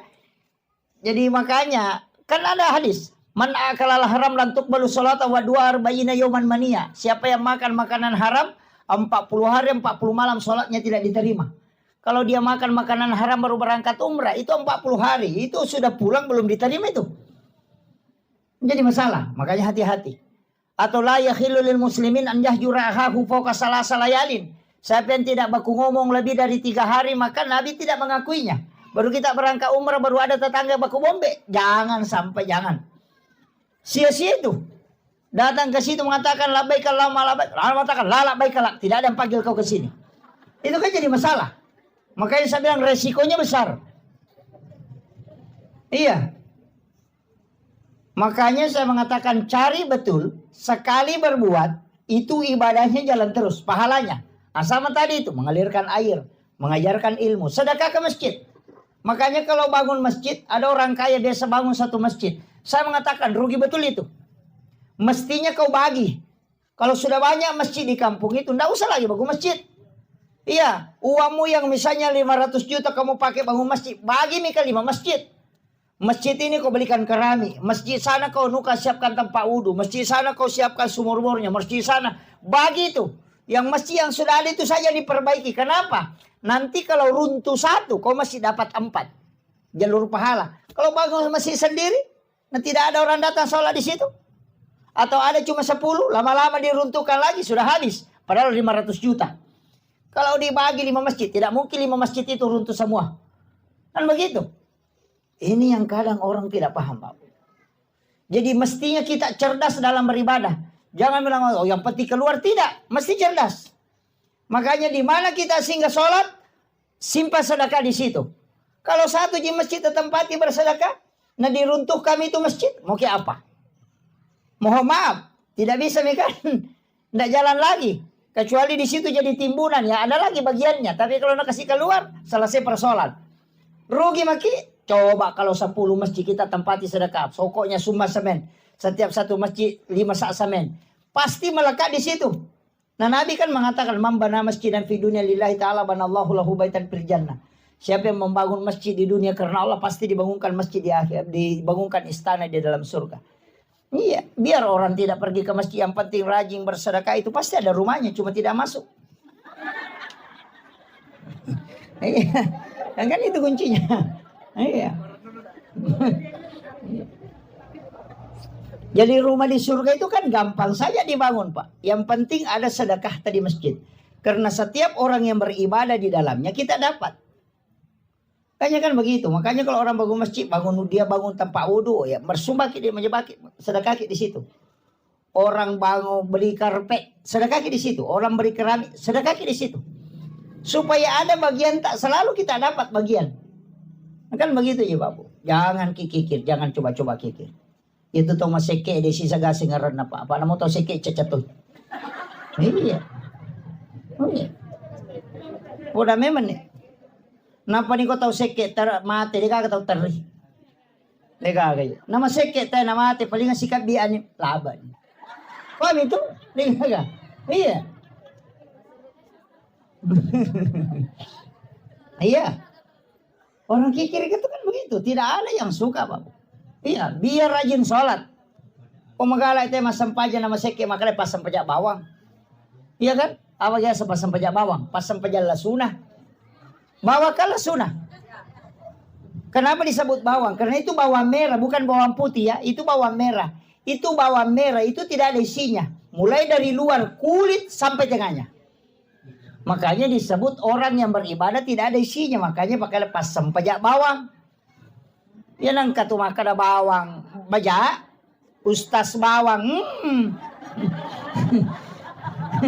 Iya. Tahu matoa bawang. Iya. Artinya tidak ada isinya. Makanya. Dan orang yang dermawan itu Pak yang selalu dikenang. Tak bayangkan nih. Ya kau tahu seke mati, orang kikir itu meninggal, orang pergi ziarah kubur, dia baca namanya di batu nisan. Itu tulang-tulangnya sudah hancur, masih napa mau patah, tahu sepa seke na tua. Ini pada tulang-tulang sudah hancur. Itu saking tidak baiknya. Iya. Dan itu sering saya ingatkan, kita ini hidup, tidak usah terlalu ini. Dalam hidup ini kan berat sebenarnya kalau kita tidak punya amal. Karena kita mau ke sana semua. Iya. Anak-anak yang kita tinggalkan, kita memang butuh wasiat untuk dia. Meninggalkan harta juga itu penting. Supaya dia tidak jadi mengemis ke orang lain. Tapi mesti ada bekal yang kita bawa. Iya. Jangan sampai kita berangkat baru tidak ada bekal.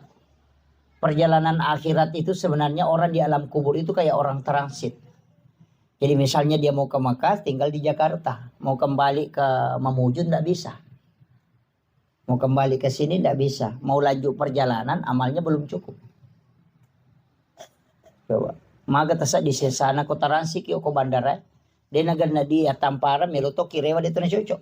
Meki mataru dia nagana. Maka yang dia tunggu adalah kiriman. Maka orang di alam kubur itu yang dia tunggu adalah semua kebaikan yang pernah dia lakukan itu yang jariah. Kalau tadi puasa dengan sholat, tidak bisa karena itu sudah paten, tidak ada tambahannya lagi.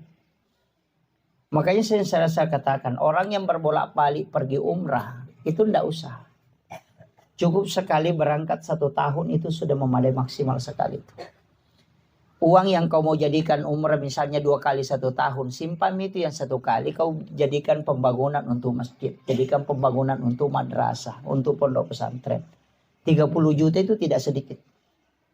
Kalau kau berangkat pakai uang 30 juta itu sendiri kau nikmati. Itu pun untung kalau diterima. Tapi kalau itu disumbangkan ke 30 anak yatim atau 30 penghafal Al-Quran, kita tanggung pembayarannya. Masa mana yang 30 itu tidak ada yang tunjuk masuk surga. Nah nanti diberi syafaat, bisa memberi syafaat. Rugi betul kita itu. Itu aja kuncinya, tidak susah Pak. Mau masuk surga itu banyak sekali jalurnya. Tapi kalau ibadah pribadi, wah berat itu. Makanya saya mengatakan begini, bikin ki amal jariah. Masa banyak jadi sini tuh. Jalur amal jariah kan banyak gitu. Banyak. Sedekah di masjid, sedekah di sekolah. Ada yang paling gampang, sedekah makanan. Iya, itu kan makanan 40 hari baru habis dalam perutnya orang. Tunggu Pak Imam. Kalau ada lewat depan rumah, sini Pak Imam dulu. Ini teh kotak kau ambil. Nah ini kerupuk, kau makan Pak Imam. Makan itu sampai, pokoknya makan itu. Yang penting makan Pak Imam. Oh ya selesai, 40 hari baru habis di perutnya Pak Imam. Tulis ini tanggal. Ini tanggal sekian, jadi nanti 40 hari tanggal sekian. Kalau lewat lagi Pak Imam, hei sini sini. Ini teh kotak lagi kau minum Pak Imam. Itu kan begitu. Kenapa? Makanya orang tua kita dulu itu pintar sekali. Mau pindah rumah, bikin baca doa. Supaya Pak Imam bisa makan. Dikasih makan. Mau turun sawah, baca doa lagi. Kenapa dia baca doa? Sebenarnya bukan itu baca doanya yang pokok. Supaya Pak Imam itu dia bisa kasih makan. Karena dia itu pasti sholat. Disebutkan khairul mar'ar rijalun soleh. Sebaik-baik amal. Sebaik-baik harta. Itu yang digunakan oleh orang soleh. Karena tidak mungkin dia main domino. Tidak mungkin dia main begini. Ya kan begitu. Tidak mungkin dia pakai pergi main judi. Tidak mungkin dia pakai pokoknya tidak mungkin. Karena dia orang soleh. Tapi kalau bukan orang soleh bisa saja dipakai untuk yang lain. Walaupun kita tidak dapat dosanya. Tapi kita tidak dapat barakahnya. Tambahan pahalanya. Kan begitu. Makanya orang tua dulu itu pasti Pak Imam petugas syara yang dipanggil baca doa. Kenapa? Karena kalau dia pasti tidak mungkin melakukan kejahatan. Kan itu aja. Nah baca doa itu kan 3. Yang pertama makanannya. Yang kedua doanya. Yang ketiga amplop. Iya. Kenapa? Itu kan ulama dulu semua ada semua pakai dalil itu Pak Bu. Tidak. Jangan anggap bahwa apa yang dilakukan orang tua kita dulu itu tidak ada dalilnya. Yang pertama baca doa. Doa itu kepada orang. Itu kita dianjurkan. Supaya malaikat yang mendoakan hal yang sama. Dan itu perintahnya. Meminta orang mendoakan kita. Rasulullah ketika sahabat mau melaksanakan ibadah haji. Itu minta supaya didoakan. Kurang apa doanya Nabi. Tapi kenapa dia masih titip doa? Kan gitu. Yang kedua. Ini yang kedua. Kenapa disiapkan makanan? Karena kalau doanya tidak diterima. Kalau dia makan 40 hari tidak berhenti itu dapat pahala. Kan gitu. Karena tidak selamanya doa diterima. Kalau bertengkar sama istrinya Pak Imam baru pergi baca doa. Tidak diterima doanya. Terhijab itu. Makanya disuruh makan. Makanan itu bukan untuk orang meninggal. Tapi untuk orang yang hidup. Cuma pahala makanan itu nanti pahalanya ke orang meninggal. Makanya kalau ada imam baca doa dan tidak makan. Datek telinganya. Kan gitu. Kecuali dia puasa. Kemudian yang ketiga, kenapa pakai amplop? Tadi itu yang dipakai khairul mal ar-rijalun soleh. Sebaik-baik harta yang digunakan oleh orang soleh. Makanya kalau doanya tidak diterima, makanannya pun tidak dapat berkahnya. Nanti kalau Pak Imam pulang saya kasih uang, dia belikan sarung kemudian dia pakai sholat, maka saya akan dapat selamanya. Itu kuncinya. Makanya orang tua dulu itu sudah pakai 3 metode. Kalau gagal yang pertama masih ada yang kedua. Kalau gagal yang kedua masih ada yang ketiga. Kan begitu. Ini yang dilakukan turun-temurun. Tapi sekarang ada yang menyalahkan. Karena dasar yang mengerjakan juga tidak paham. Datang yang menyalahkan juga tidak tahu. Nabi bilang tidak boleh. Nabi bilang saya juga memang tidak tahu. Berhenti kan begitu. Makanya penting saya sampaikan. Tidak ada hubungannya itu makanan dengan orang meninggal, Pak Bu. Yang ada hubungannya itu doa dengan makanan yang kita makan. Pahalanya diniatkan untuk orang meninggal. Sama seperti ini. Semua orang yang datang ke sini. Bahkan 40 orang kata Nabi. 40 orang di kalangan umatku. Itu berdoa, itu setara dengan 1 waliullah. Coba. Makanya 40 orang berdoa itu setara dengan 1 waliullah. Nah kita lebih 100 di sini, Bapak. Tadi tahlilan kemudian doa. Masa? Pasti ada yang diterima doanya. Itu aja kuncinya. Makanya saya itu kalau lihat jamaah, cuma 7 orang ini. Waduh, berdoa. Doa. Makanya Imam Syafi'i itu mengatakan, sholat Jumat itu nanti sah ketika 40 jamaah yang mukim di situ. Karena memang itu setara dengan 1 wali Allah. Kecuali di kampung itu memang tidak cukup 40 orang, tidak masalah. Kan gitu. Ini pentingnya berdoa berjamaah ya. Cuma kadang juga berdoa berjamaah bukan berdoa berjamaah, cuma sama-sama berdoa. Ini minta ini, minta ini, minta ini. Gabung. Ada juga imam tidak jelas caranya berdoa. Kayak gitu muasem. Ya. Karena assalamualaikum subhanallah, subhanallah. Alhamdulillah. Bendu. Allahu akbar. Bar. Kayak gitu nasang. Iya. Berdoa habis baru dia bilang doa bersama. Bagaimana doa bersama tidak ditoa pun bilang. Ada juga cuma ujungnya jelas enal maut. Iya, ada juga jamaah pintar ujungnya saja ambil. Amin. Imaki rumahmu gimpe deh kan. Jadi masalah. Iya. Mestikan jelas itu. Karena kita mau mengaminkan. Tidak usah, yang umum aja. Allahumma ghafir lil muslimina wal muslimat wal mu'minina wal mu'minat al ahya'i minhum wal amwat. Iya. Allahumma ghafiratuka auzi'a min sunubi wa rahmatuka arja indi min amali. Doa itu. Allahumma antas salam wa minkas salam wa alaika yaudus salam fahina rabbana bis salam. Kasih jelasan. Bagaimana kita mau mengaminkan dan tidak ditahu? Kan begitu. Ini pentingnya sebenarnya agama. Nah memang kita Pak, karena rata-rata kadang sekolah imam ini kan tidak ada. Ya dilihat saja jamaah ini yang paling rajin ke masjid ini yang ada bacanya itu nih. Itu nah, kan begitu. Karena banyaknya masjid, nah sedikit orang yang paham betul hukum-hukum ini. Iya. Ini berat ini, tidak mudah itu. Kemudian untuk almarhum, saya ingin sampaikan kepada keluarga besar untuk almarhum Haji Rusdi bin Lampadong ini, saya minta kita bikinkan wakaf, walaupun sedikit. Yang paling aman sebenarnya itu wakaf yang pasti dipakai sejadah imam, pasti dipakai. Ada itu sejadah yang tebal, pakai gabus, beli itu bawa ke masjid, simpan di tempat imam, karena tidak ada masjid tidak ada imamnya. Kalau jamaahnya boleh tidak ada, tapi imam pasti ada. Jadi setiap waktu pasti dia pakai. Kan begitu. Itu yang paling gampang. Dan itu enggak ini. Kalau Al-Quran sekarang kan orang sudah jarang pakai Quran ketika mengaji. Kalau kebanyakan pakai HP. Kan sudah berat itu. Kecuali di pondok pesantren anak-anak yang menghafal Quran itu ya bisa. Kalau Al-Quran itu ya sekarang ini yang paling banyak dipakai justru buku Yasin. Dibanding Al-Quran. Kalau Al-Quran ya dia mengaji sendiri pakai HP. Sudah pakai Android. Jadi kalau orang wakaf Quran itu sudah agak berat. Ada juga yang wakaf tasbih. Ya cocoknya kalau orang sering berzikir, kalau tidak. Gitu.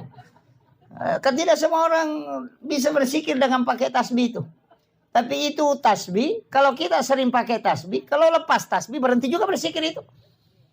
Karena kayak agak malas. Nanti pegang tasbihnya lagi baru jalan itu. Tapi ada juga yang jalan tasbihnya tapi cerita juga. Tapi tidak ada di sini, tidak ada. Iya.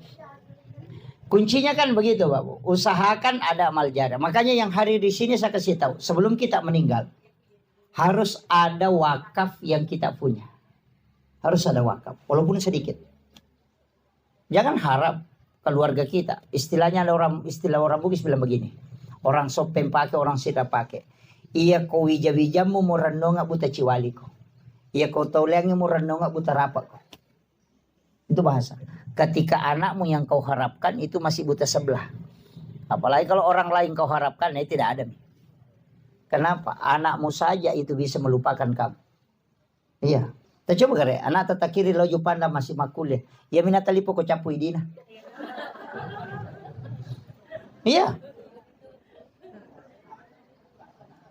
Mana satu ki Saya ingin tanya, yang punya anak disalokolahkan di luar, pernahkah dia menelpon bertanya, mak saya mau ki, sudah mak itu kemakan apa? Tidak pernah. Mana satu ki, palai ku mati. Ina rona masuk tomatota maka dia ku bija-bija muronong buta ciwali. Dia mimpi maka ada buta ciwali, pak kamu pas syafaat pahala lolongan ketika dia sholat kita dapat pahala. Dia itu sampai maka ada buta ciwali. Angka mau pa, ya kau tahu leangnya? Buta rapat. Palai ku beli bola tamnya teranong apa jain. Dia mina magala mi cawa ketuli bawangin Andre ya ku pajan ni bawa Andre pajan. Seandainya kita tahu bagaimana cepatnya orang melupakan kita ketika kita meninggal, kita tidak akan perhatikan orang lain. Hari ini mungkin dia menangis, besok tidak akan menangis. Kadang kita mengatakan, wih patapul ini piaso nama tena yanu, karena memang kita tidak ingat. Ini selama kita masih hidup. Upoda memang, jangan menunggu dibawakan, jangan. Siapkan memang untuk sebelum kita meninggal. Itu kuncinya Pak. Iya. Maka dana puji ka laki ku magano indah Pak. Masa gi ko mati, masa gi dia nak bayi. Iya. Jamu ta pasi pulula da itu lawangnya bayi monre itu matu paki. Iya. Tatanay laki teh. Kundi ta matapa. Rewa ni matu tanay laki ta kundi ta matapa. Kumakalaki din ako tustas. Rewa ni gare tanay gare makalapa. Kira-kira mak bayi ni ki ko mati ka. Palinga makalami taramiri ta. Ini itu jawabannya. Iya itu jawabannya. Iya. Tuki lagi mandari milo mak bayi ni palai ko mati. Iya. Artinya kita siapkan memang ini bekal untuk kita. Karena kalau kita ini tajam ina kiringan tidak. Nggak usah kita ukur anak kita. Anak takai ukur mabela. Saya mau ukur yang ada di sini. Saya mau tanya, akasyaga tasyariki buruk na tomatot dalam 1 tahun. Palingan hanya 2 kali. Ini lagi mapahang agama, manasa mapahang agama. Dan masih kadang dekat dengan orang tua dalam pendidikan. Kedua misyarai lalan nasi tahunya, apalagi bijak. Ini kadang kita tidak sadari Pak Bu. Karena harta kadang melalaikan kita, karena urusan dunia melalaikan. Itu yang berat. Makanya siapkan. Mesti ada wakaf tak. Acila kapatu di masapa na padigaga ya punay. Kan begitu. Masa angka darah yali, kagalu yali, angka darah kalapasawi, 50 hektar atau hektaran. Angka gaga ya cinayan redenian renasaba ipasipulong ang idi untuk pakangkangka. Nigay naman ang may anata. Mate ki matu nalagay idi ichala. Naman ang may gare. Ini kata bang karo, siapa yang rugi? Kan ini penting Pak Bu. Ya nadeta nama-nama ya man rasa gitu. Tidak ada bekal tak. Nggih. Angka gage Cina kimande doria, maka soli doria. Saya doria 200 sabu, wih soli paga. Padahal si di juta di naprikanto. Iya. Kan begitu. Kenapa? Karena dia mau mengumpulkan uang untuk beli sesuatu. Ini kan namanya anak-anak. Tapi anak ini apakah pernah mengingat kita untuk ke depannya? Maka siapkan bekal untuk dirimu dengan wakaf, persiapkan anakmu dengan baik dengan wasiat. Itu aja kuncinya. Ini yang penting saya wasiatkan Pak Bu. Jangan sampai kita lalai. Karena umur ini kan pasti. Kinroki melolo dia mati. Iya tatu mau pasti mati. Ya ini matoa yang mana seni dia mungkin mati malolo ki. Pasti mati matoa ki. Makanya aja kita macigau. Iyo pwede malolo dua mo pa mungkin. Ako dito malite malolo mati matoa ki. Dua mo pa itajan. Pwede matoa kinri melolo pasti ci di mana. Dan setiap kehidupan dalam sehari-hari itu selalu turun. Penglihatan mulai berkurang, pendengaran, kadang fisik. Ya ko malasa ki. Dia na malundra andre mendre tolin noma nih.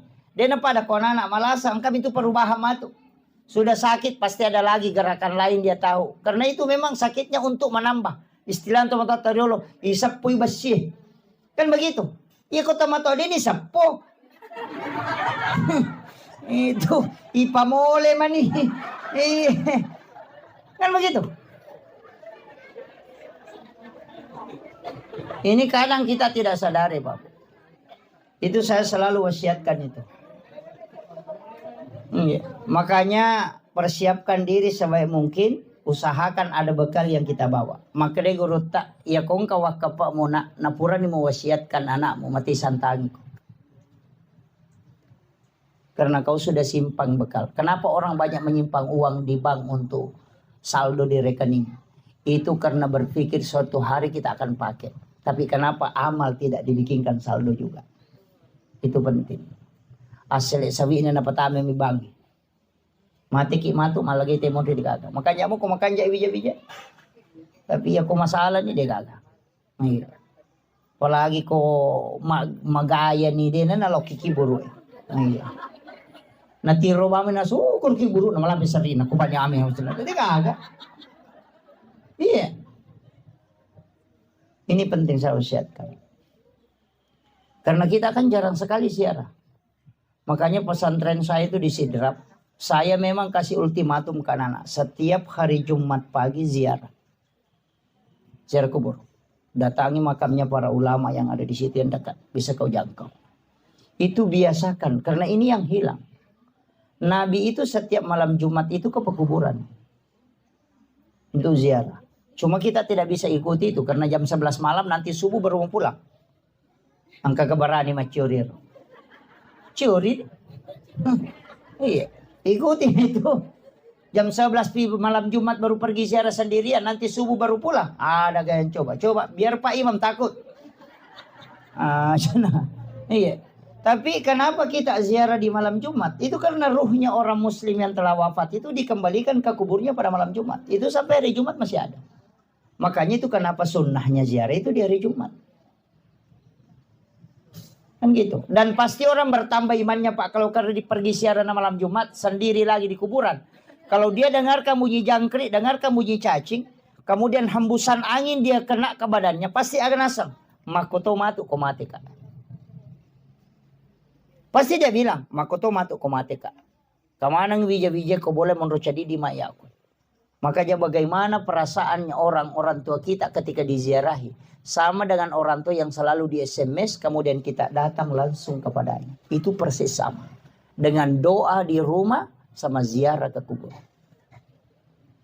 Karena orang meninggal itu tidak buta, Pak Bu. Tidak. Dia justru lebih tajam pendengarannya, lebih terang penglihatannya. Makanya kalau kita ziarah kubur, itu persis ziarah orang hidup. Kalau kita ke rumahnya orang, pertama ihlan alaik, buka sandalmu. Jangan kau pakai sandal masuk ke dalam rumahnya orang. Ketika ziarah kubur, pertama buka sandalmu. Jangan pakai sandal masuk ke makam. Kecuali memang tidak aman. Karena banyak durinya. Yang kedua, ucapkan salam.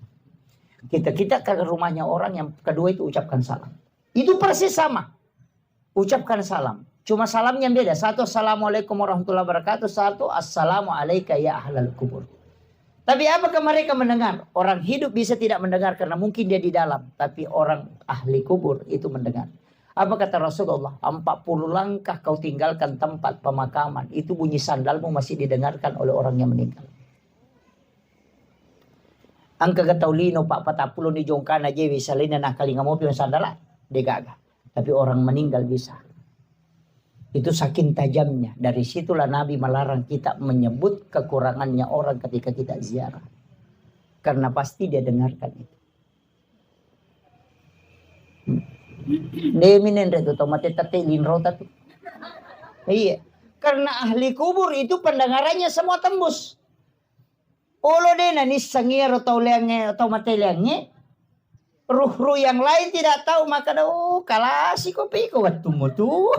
Angkat iyano maka dai. Oro aja dan ipakasiri sih.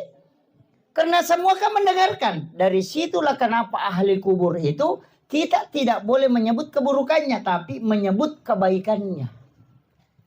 Kan begitu. Ini yang kadang kita tidak ingat. Padahal itu hadis itu, Bapak. Hadis.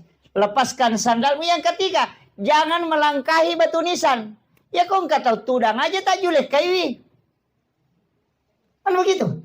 Yang keempat, jangan duduk di atas batu nisan. Maka kau enggak tahu tudang atau lo tidak kau saling kanan. Atau ada duduk di kursi baru kita naik di sini. Bagaimana? Itu kan isyarat-isyarat semua yang persis sama dengan orang hidup. Makanya Nabi cuma mengatakan an-naumu ahul maut. Mati itu saudara dengan mati. Tidur itu saudara dengan mati. An-naum itu. Kalau kau tidur, ahul maut itu bersaudara dengan mati.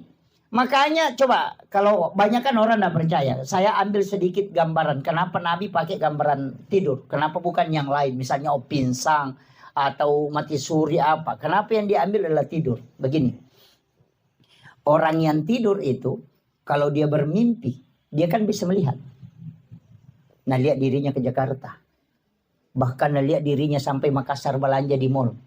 Nah, lihat dirinya silaturahmi dengan orang lain. Dan itu melihat. Saya mau tanya, apakah orang hidup, orang tidur itu matanya terbuka? Tidak. Orang tidur itu matanya tertutup. Tapi kenapa ketika dia bermimpi dia bisa melihat? Mata apa yang dipakai melihat orang yang bermimpi itu? Itu pandangan idhofi. Dan persis itu yang dipakai orang meninggal.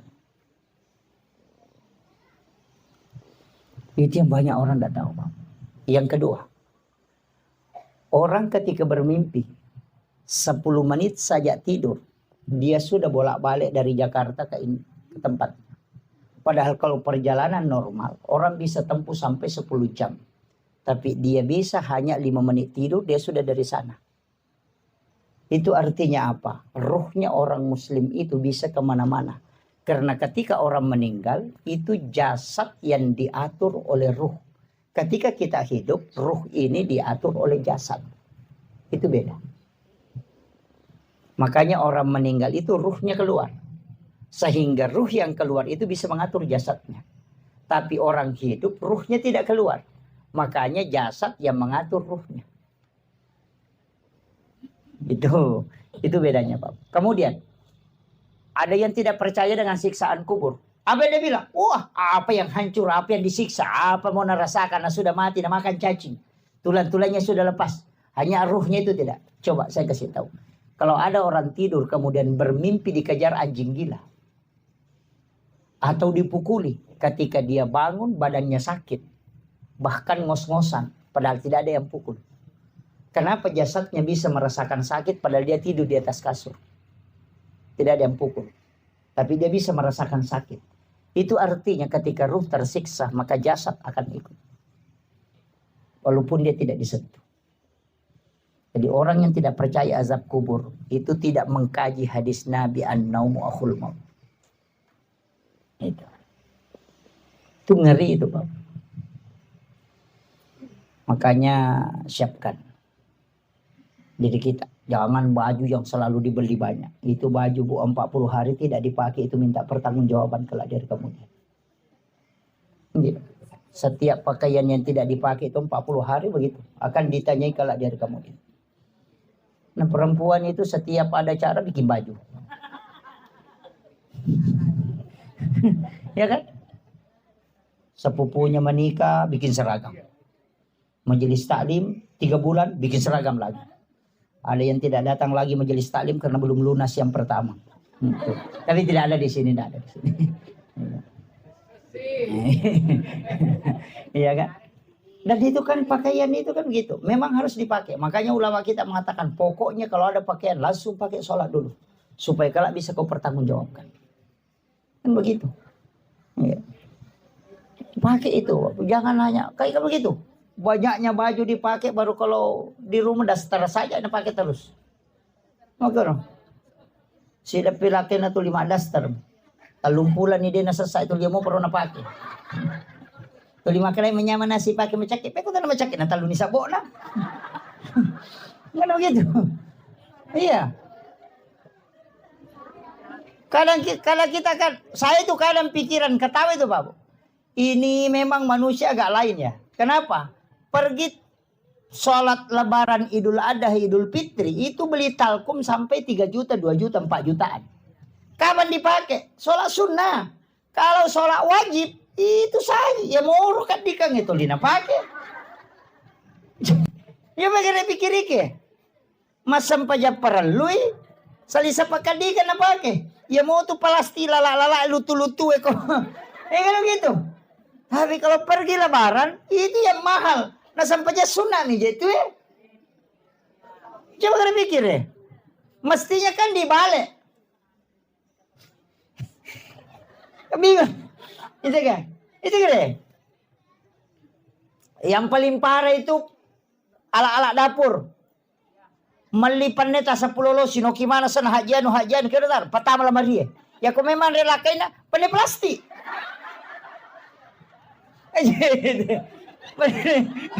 pandai plastik tu iya tidak mana mikir Malaysia nga pandai yali pandai pincang makoro yali ni kami na masuli iya. Hanya tulis nama masuk ke dalam lamari. Dia nak kena pakai. Yang itu pandai plastik nak pakai. Rapai pandai plastik nak toleh hadiah rinso. Iya. Hadiah sabun. Yang itu. Nama-nama ikare.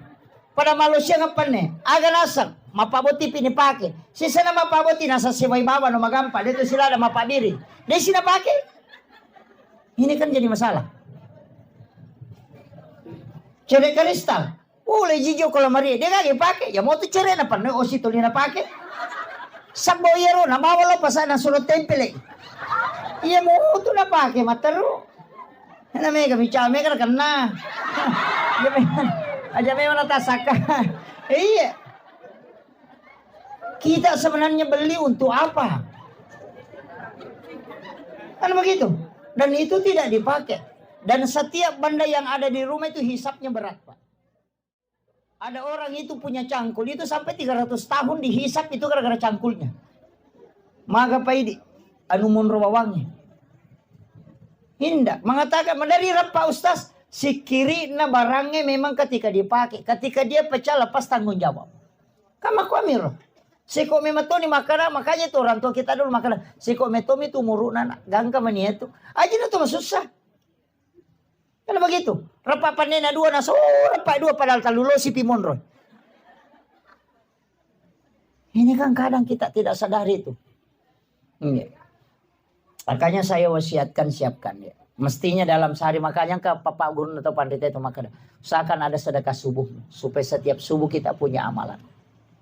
Kemudian yang kedua memang sedekah di waktu subuh itu maka dari Nabi tak ketika sedekah dengan musibah itu bersamaan maka bersedekah tidak pernah didahului. Ya kau masabangnya bala isi bawa pas sedekah dia nak kenal yolo itu musibah tetap sedekah yang lebih dulu. Dari situlah makanya orang setiap mau jalan itu mesti sedekah. Iya kau meki melakukan perjalanan sedekah niat kami mati itu lah bala. Iya niatkan berapa saja. Iya. Makanya kalau tolak balik itu mau usuk bahaya agak genting ini. Bekerja banyak-banyak. Iya. Langsung ngimelo ipalesin na dosa bude na lesse mak buatang nami. Dosa bu. Iya kan? Iya. Analoginya sederhana Pak. Kalau ada batu na kayak begini besarnya, pas seri melo ipake na cidi mididi, tasoro tapi dia na kedo. Begitu. Tapi ketika besar kan magampang ipalesse. Sebenarnya begitu. Karena sedekah itu adalah doa malaikat juga. Itu aja kuncinya. Jadi sederhana sebenarnya dalam hidup. Nggak susah itu. Makanya kata pandita kan dia yang mana nanti pun nadi. Makanya cocoknya itu magampan itu kong kadimu masih sedekah itu di degaga. Makanya orang tua ngajarkan, setiap kau keluar rumahmu, orang pertama kau lihat, orang kedua, orang ketiga, doakan semua. Bunga masuki, nangka dia tahu masa peda. Mudah-mudahan kasih masempo dalik na nawat di mali motor. Angkat tahu malalang, mudah-mudahan kasih angka kendaraan wadi na pake. Angkat tahu mak balu-balu, po tapalancarkan kasih dalik na nangka wadi na pake na katui. Itu sedekah karena itu doa. Aja nak kada duit pabawa ya sedekah, tidak. Doa itu adalah sedekah. Yana tuh nak kada setiap 3 orang yang kau lihat langsung doakan supaya hidup berkah. Ya ubi di motor tapi kalau lu beli kasih tuh beli boleh. Awe. Ini kan jadi masalah. Oh ini sudah setengah 12 ini.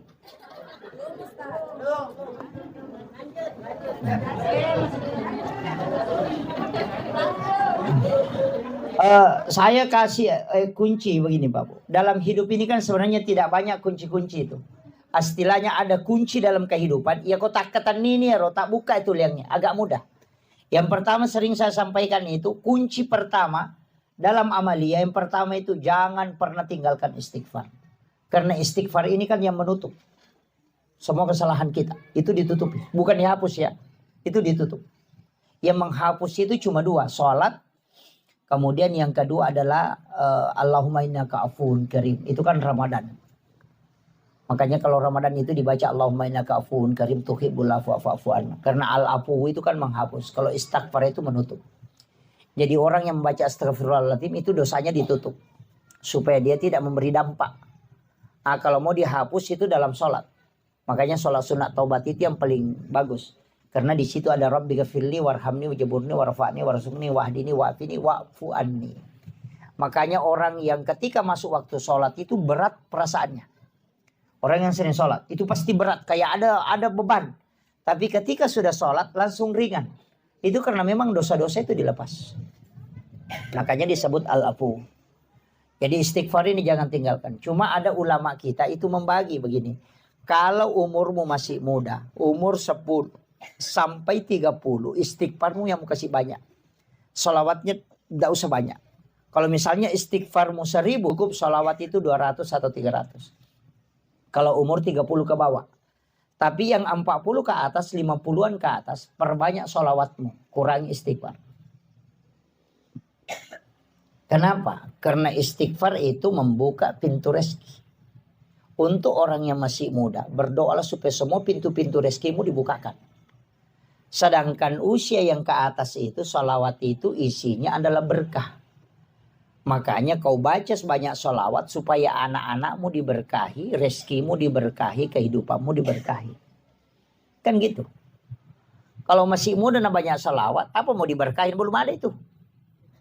Istrimu belum ada. Begitu. Makanya ulama mengatakan presentasinya itu rubah. Kalau 30 ke bawah perbanyak istighfarmu. Kalau misalnya istighfarmu 10.000 ya sholawat 5.000. Begitu maksudnya. Tapi ketika 40 ke atas ya perbanyak sholawatmu. Supaya semua yang kau miliki ini dapatkan keberkahan. Anak-anakmu diberkahi hidupnya. Keluargamu diberkahi. Perbanyak sholawat. Dan nanti kau mudah menghadapi sakarat. Itu kalau yang 2 ini kan sholawat dengan istighfar. Kemudian yang ketiga tadi itu sedekah. Karena ini yang tidak akan pernah berhenti mengalir pahalanya. Seakan ada sedekah kita setiap hari. Makanya orang yang paling dicintai oleh Allah dan malaikat itu sebenarnya orang yang ketika mau tidur itu bersedekah. Makanya baca Al-Fatihah 4 kali kan. Itu kalau mau ambil itu. Yang pertama ila khadratin Nabi Mustafa sallallahu alaihi wasallam Muhammadin wal jamilan bil mursalin wasyuhada wassalihin wal malaikatil muqarrabin Al-Fatihah. Sudah itu seluruh muslim dan muslimat mukmin wal mukminat al ahya'i minhum Al-Fatihah. Kemudian yang ketiga kepada ibu, bapak, kemudian ila masyaihina wa masyaihina guruku dan para guru-guruku Al-Fatihah. Kemudian yang terakhir ala nafsi wa ruhi wa jazadi, kemudian wa ala ahli wa ahli baitihi, sinna keluarga tak kiringan Fatihah. Napa ki matindro. Makanya 4 kali. 1 untuk Rasul dan para nabi dan para malaikat, 1 untuk muslim muslimat al hayai minhum yang hidup maupun yang mati. Kemudian yang ketiga para guru-guru dan kedua orang tua. Kemudian yang 4 untuk diri kita dan ahli-ahli keluarga kita. Kirimkan Fatihah. Itu paling enak. Apalagi kalau misalnya ya Allah semua umat muslim yang sakit sembuhkan ya Allah. Yang punya dosa ya Allah ampuni. Yang ada kesalahannya sama aku ya Allah, aku sudah maafkan dia ya Allah. Oh, itu orang yang sungguh luar biasa. Ketika dia tidur, dia dalam keadaan tidur seperti wali Allah. Itu kuncinya. Ya upi di kota tidur ya anu napo ya kan isi gari gisi na dega.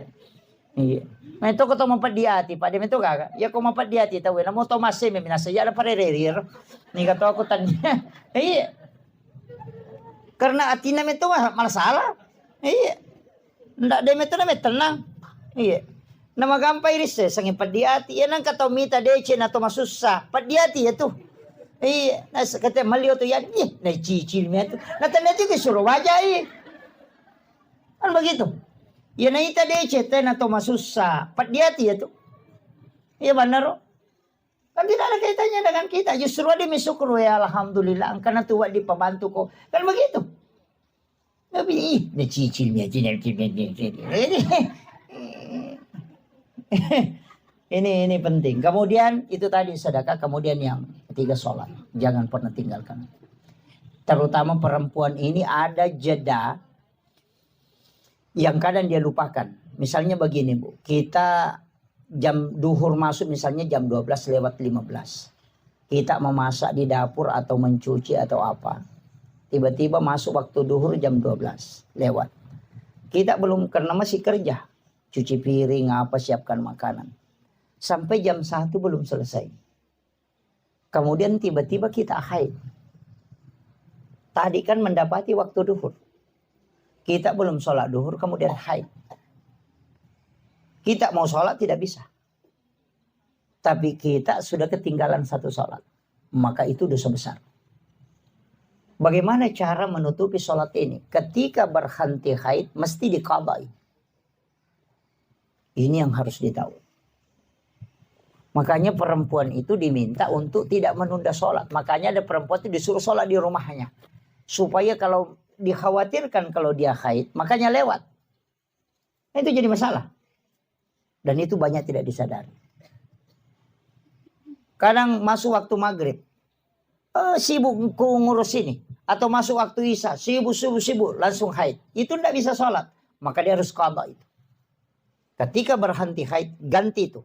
Jangan tunggu lagi waktu isya. Nah bilang, isya dulu. Nah ini baru subuh. Nanti isya. Kalau mati kok kalau duhur ya bagaimana? Makanya sholat yang ditinggalkan dengan rentang waktu seperti itu diqadha ketika sudah bisa diqadha. Jangan menunggu. Cuma ada ulama fikih menggabungkan. Kalau sholat itu diganti di malam hari, maka dikeluarkan suara. Tapi kalau sholat itu dikerjakan di siang hari, maka tidak mengeluarkan suara. Jadi sholat duhur yang diqadha di malam hari itu mengeluarkan suara. Karena dikerjakan di malam hari. Tapi kalau sholat isya misalnya diqadha di siang hari, itu tidak keluarkan suara. Walaupun sholat isya itu adalah sholat yang dijaharkan. Tapi ketika dikerjakan di siang hari, maka itu tidak dijaharkan. Itu disir. Nah itu kalau fikihnya. Tapi benar itu masalah kasi na baca mana ke jarak baru si kapangi mana ke masa pejalur rumah ke raja sana. Padahal itu mengqadha. Kecuali sholat yang ditinggalkan, misalnya waktu anak muda, waktunya gadis, masih kuliah, tidak sholat. Itu ada ulama mengatakan ganti semua itu. Bayangkan 10 tahun tidak sholat, 10 tahun diganti. Sekarang tahun 2024, jadi 2034 baru berhenti. Berapa? Ya, 2034. Jadi orang masuk duhur, kerjakan sholat duhur, nanti selesai sholat duhur, qadha sholat duhur. Atau dahulukan qadhanya baru ikut berjamaah. Itu. Ke asar begitu juga. Semua sholat 5 waktu itu diganti. Ada yang pakai itu, bahwa seperti Ahmad Sarwat itu. Semua sholat yang kau tinggalkan, kau harus qadha. Karena itu adalah utang selamanya. Ada juga bilang, tidak usah, cukup taubatkan, baru perbanyak ibadah sunnah. Ada juga bilang tidak, begini, tidak usah diganti. Nanti kalau ke tanah suci, umrah atau haji, qadha sholatmu di Masjidil Haram 1 kali. Itu bisa menggantikan puluhan tahun. Ada juga pakai itu. Jadi kita mana kita pun pakai. Tapi jangan juga sengaja, tidak usah dulu sholat. Nanti umrah baru diqadha. Itu jadi masalah lagi tuh. Iya. Jadi bukan begitu maksudnya. Jadi itu penting ya, saya wasiatkan. Kemudian ada hal juga dalam hidup ini Bapak Ibu sekalian. Penting. Karena agama itu begitu. Ada wajibnya, ada sunnahnya, ada adabnya, ada kaifiatnya, ada hikmah. Ada hikmah. Orang-orang dulu ini syarat dengan ilmu hikmah. Orang-orang tua kita dulu, karena dia sudah khatam di bab-bab ngaji ini sudah. Tauhidnya sudah bagus. Cuma kadang fikihnya yang amburadul. Makanya banyak orang-orang dulu itu, orang-orang tua kita, mata reka tapi dia sempajang. Kan banyak. Karena dia memang diajarkan pertama adalah tauhid. Kenali dulu Tuhanmu, belum sampai ke situ mati gurunya. Anda sholat media, Anda bilang yang penting bisa tembus sudah selesai. Padahal itu fikih pokok. Kemudian ada dalam kaidah agama juga disebut dengan ilmu hikmah banyak. Dan ini yang sering saya concern, kenapa? Supaya ilmu ini orang tahu bahwa memang ilmu itu ada. Dan ulama dulu. Tapi itu bukan ukuran paten. Saya kasih tahu begini Pak Bu. Kita di hikmah itu dikasih ilmu ini kan bukan ilmu pasti. Artinya ilmu kebanyakan. Seperti begini. Ketika anak pertama adalah perempuan, maka yang pertama meninggal itu adalah ibunya. Ketika anak pertama adalah laki-laki, maka yang pertama meninggal itu adalah bapaknya. Itu di hikmah itu. Tapi itu tidak semua. Iya. Jadi itu tidak semua, tapi itu kebanyakan. 90% itu dipastikan. Yang kedua itu di hikmah ya. Tapi ini jangan takut ya. Saya cuma kasih tahu. Ini ilmu hikmah itu ilmu antara seperti itu. Artinya itu hitung-hitungan. Kalau anak pertama itu sifat baik bapaknya diambil, tapi sifat buruk ibunya diambil. Jadi itu anak pertama itu sifat jelek bapaknya, sifat baik bapaknya ada di situ. Tapi sifat baik buruk ibunya diambil itu anak pertama. Nanti kebalikan. Kalau anak kedua sifat baik ibunya diambil, tapi sifat jelek bapaknya ada di situ. Itu kalau di hikmah Pak Bu.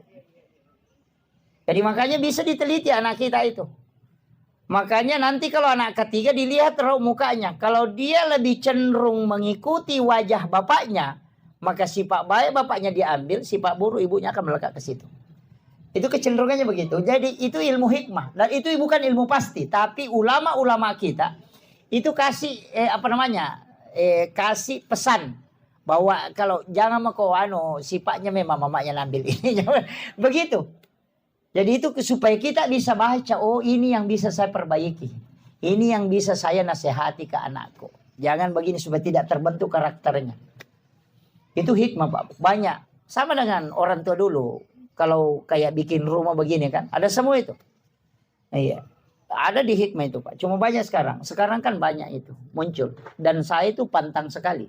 Saya sering kasih tahu jamaah itu. Tapi jarang orang pakai. Tapi ini ada. Jangan sekali-kali bikin pintu. Satu besar, satu kecil. Besar sebelah kan. Ada biasa itu kan daun pintu. 1 meter, 70 cm. Kan sekarang banyak.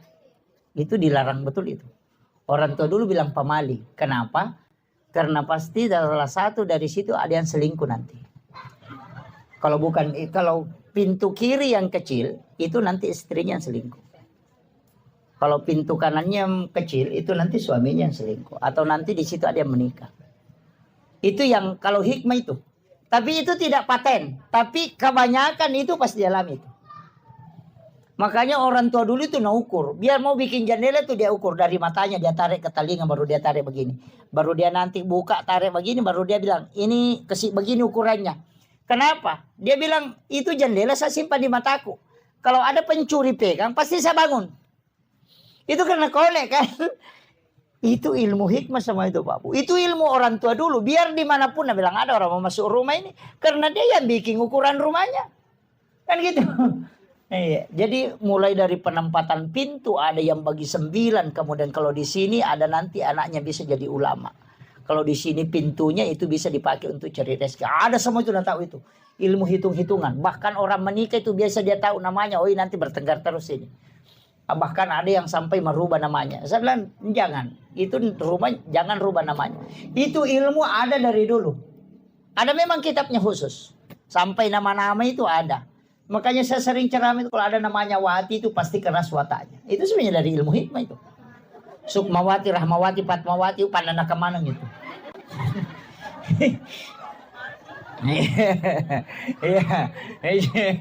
Iya. Tapi jangan tersinggung Bu ya. Tapi ada bagusnya itu hati, Pak. Tapi suaminya pasti tunduk. Tidak ada suami yang bisa. Cuma ada penyakitnya itu biasa. Itu sakit perut tembus dengan punggung. Kenapa? Karena itu lebih besar suaranya daripada suara suaminya. Itu dosa wanita yang lebih besar suaranya daripada suara suami. Itu akan kena sakit perut tembus ke punggungnya itu. Dan itu yang biasa lari ke kista, lari ke ini. Itu dosanya itu berat. Itu di dunia sudah dapat itu. Nah, itu tidak boleh. Kecuali laki sama taruh. Nah itu. Ya. Ini yang saya sampaikan. Kemudian saya wasiatkan terakhir penutup. Untuk anak-anak almarhum. Saya wasiatkan. Sebenarnya kalau sedekah yang paling bagus itu. Memang orang tua yang disedekahkan. Atas namanya memang. Niatkan saja. Tidak usah disebut. Dibawa sedekah ini untuk orang tuaku almarhum ini. Kita dapatkan 2 pahala. Yang pertama pahala birrul walidain. Yang kedua kita dapat pahala kebaikan karena melakukan kebaikan untuk orang tua. Makanya orang Arab itu kebanyakan dia bikin wakaf untuk orang tuanya. Karena pasti dia mengatakan saya sudah dapat 2. 1 birrul walidain, 1 dapat ini. Pahalanya. Karena setiap orang melakukan kebaikan untuk orang lain itu kembali juga ke dia. Itu tidak rugi. Makanya yang paling bagus itu sedekah untuk orang tua yang memang diniatkan untuk dia. Bukan untuk kita. Sama aja kalau ada anak-anak kita, ada gurunya kita bilang ini kiai gurunya ini. Saya mau kalau anakku nanti seperti itu, suruh anak itu sedekah di hari Jumat, dia niatkan pahalanya untuk gurunya. Jangan untuk dia, sedekahi untuk gurunya. Supaya barakah ilmunya bisa diambil. Ya. Makanya orang dulu itu kalau orang ada ulama itu biasa kiai sepuh itu, biasa dia panggil ke rumahnya. Biar dia minum air putihnya, karena nanti larinya ke anaknya itu dapat barakahnya. Itu kuncinya. Saya kira ini yang penting saya wasiatkan. Mudah-mudahan ada berkah yang bisa kita dapatkan. Tidak banyak yang saya bisa kasih. Tapi kunci dari semua kehidupan. Kalau kita tidak bisa melakukan semuanya tadi. 1. Jangan dendam. Itu aja. Siapa yang paling lembut kalbunya, paling lembut hatinya kepada orang lain. Itu yang paling mudah masuk surga. Itu aja kuncinya. Iya. InsyaAllah. Akhirul kalam wallahul muwaffiq ila aqwamit thoriq. Nasrun minallahi wa fathun qarib wa basyiril mu'minin. Mari kita sama-sama berdoa kepada Allah Subhanahu wa taala. Bil khusus kita doakan Bapak almarhum Haji Rusdi bin Lampanu. Ila hadhihi kulli niyatin shalihah khutratin nabiyil mustafa sallallahu alaihi sayyidina Muhammadin wa khususan ila ruhi almarhum Haji Rusdi bin Lampanu. Syekhulillahi lahumul fatihah. A'udzubillahi minasyaitonir rajim. Alhamdulillahi rabbil alamin arrahmanir rahim. Iyyaka na'budu wa iyyaka nasta'in. Allahumma ighfir lahu warhamhu wa'afihi wa'fu anhu. Ya Allah ya Azizun ya Ghafur. Kepada almarhum Haji Rusdi bin Lampanu, ya Allah luaskanlah kuburnya dengan nur cahaya-Mu ya Allah. Ampunilah segala dosa dan kehilafannya ya Allah. Lipat gandakanlah amalan kebajikannya ya Allah. Sempurnakanlah amalannya belum sempurna ya Allah. Ijabah semua amaliyah yang dilakukan ahli waris, anak-anak keluarga kepada almarhum ya Allah. Ya Allah ya Azizun ya Ghafur. Pada almarhum ya Allah, tempatkan ia di tempat-Mu yang tinggi yang ila rafiqil a'la ya Rabb. Jadikan kuburannya sebagian dari taman-taman surga-Mu ya Allah. Dan pertemukan ia dengan syafaat Rasulmu Muhammad sallallahu alaihi wasallam. Kepada keluarga yang ditinggalkan ya Rabb, berikan kekuatan iman dan ketabahan ya Allah.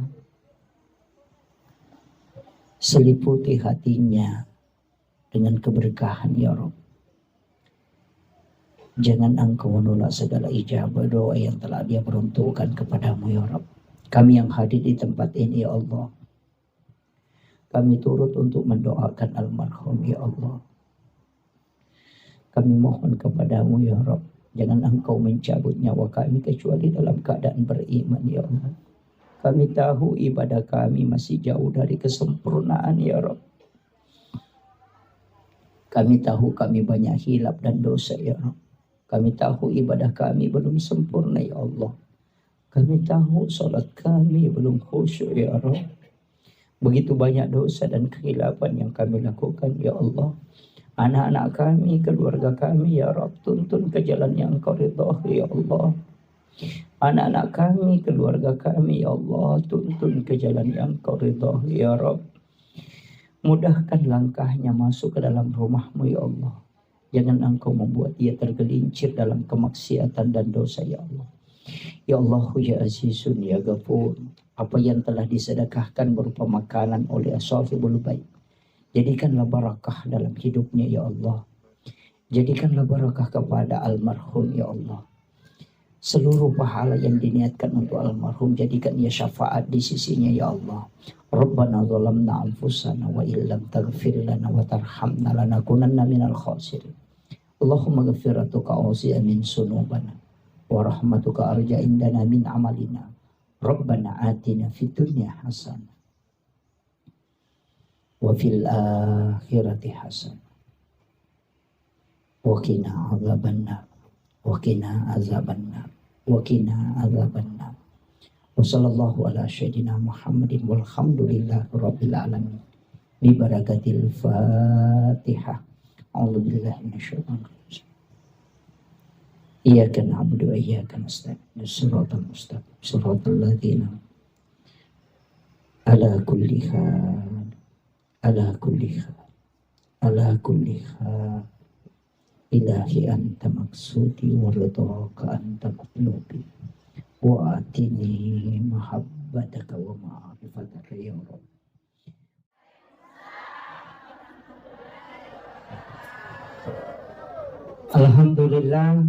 Alhamdulillahi rabbil alamin. Wassalatu wassalamu ala asyrafil anbiya'i wal mursalin sayyidina wa maulana wa habibina wa syafi'ina wa ala alihi wa ashabihi wa sahabatihi ajma'in. Allahumma salli ala sayyidina Muhammadin salatan tuballighuna biha kullal maqsud. Ya Jawadu ya Ma'bud, ya Rahimu ya Wadud, birahmatika ya arhamar rahimin. Faqad qala Allah Ta'ala bi kitabihil karim wa huwa asdaqul qa'ilin. A'udzu billahi minasyaitonir rajim. Bismillahirrahmanirrahim. Tabarakalladzi biyadihil mulku wa huwa ala kulli syai'in qadir. Alladzi khalaqal mauta wal hayata liyabluwakum ayyukum ahsanu amala wa huwal azizul ghafur. Sadaqallahul azim wa nahnu ala dzalika minas shahidin wasyakirin. Wala haula wala quwata illa billahi wa huwal aliyyil azim. Hadirin wal hadirat, ikhwanu fillah, sidang jamaah Tazkiratul Maut yang insyaallah dirahmati dan dimuliakan oleh Allah Subhanahu wa taala. Pertama, saya mengajak kepada seluruh hadirin, mari kita bersama-sama menghadiahkan pahala suratul Fatihah kepada almarhum Bapak Haji Rusdi bin Lampadong. Memagi-magi kita berharap syafaat suratul Fatihah menjadi asbab beliau diberikan keselamatan, elingi atajangang ridalah kuburuna insyaallah. Ila hazihi niyah kulli niyatin sholih ila khutratin nabiyil mustafa sallallahu ala sayyidina Muhammadin wa khususan ila almarhum Haji Rusdi bin Lampadong Syekhul lillahi lahumul Fatihah. A'udzu billahi minasyaitonir rajim. Bismillahirrahmanirrahim. Alhamdulillahi rabbil alamin arrahmanir rahim maliki yaumiddin. Iyyaka na'budu wa iyyaka nasta'in. Ihdinas siratal mustaqim. Suratul ladzina an'amta 'alaihim ghairil maghdubi 'alaihim waladdallin. Amin amin ya rabbal alamin. Terima kasih Bapak Ibu sekalian. Saya pakai bahasa Indonesia atau bahasa Bugis?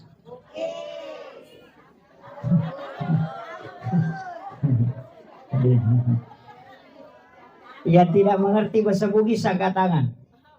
Satu. Oh ada ya, ada satu dua.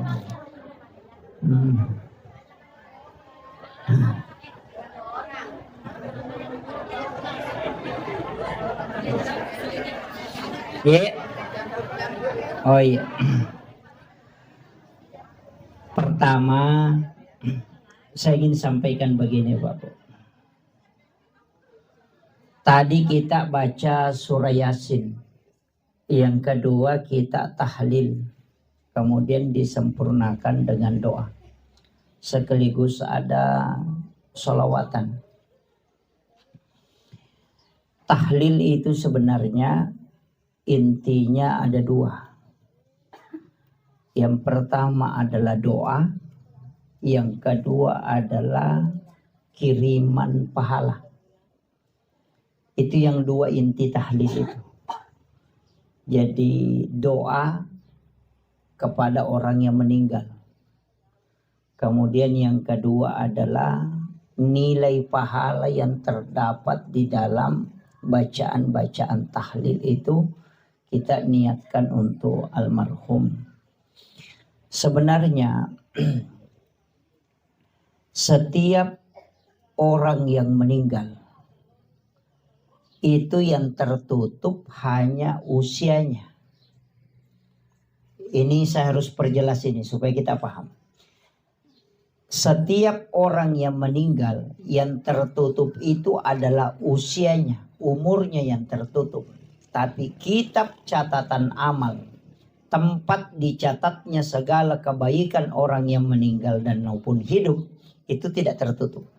Hatta yaumil qiyamah. Kecuali dunia ini sudah kiamat.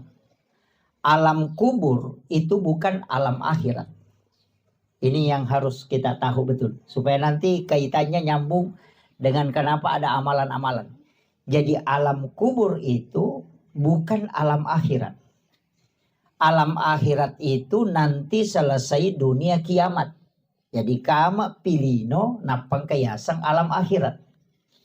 Selama dunia ini tidak kiamat, maka itu alam akhirat itu belum.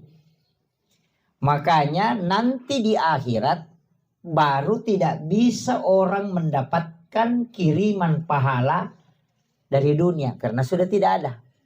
Selama orang itu masih di alam kubur, maka itu kiriman pahala itu akan masuk. Makanya orang yang meninggal itu ketika meninggalkan anak yang mendoakan, itu dipastikan akan sampai.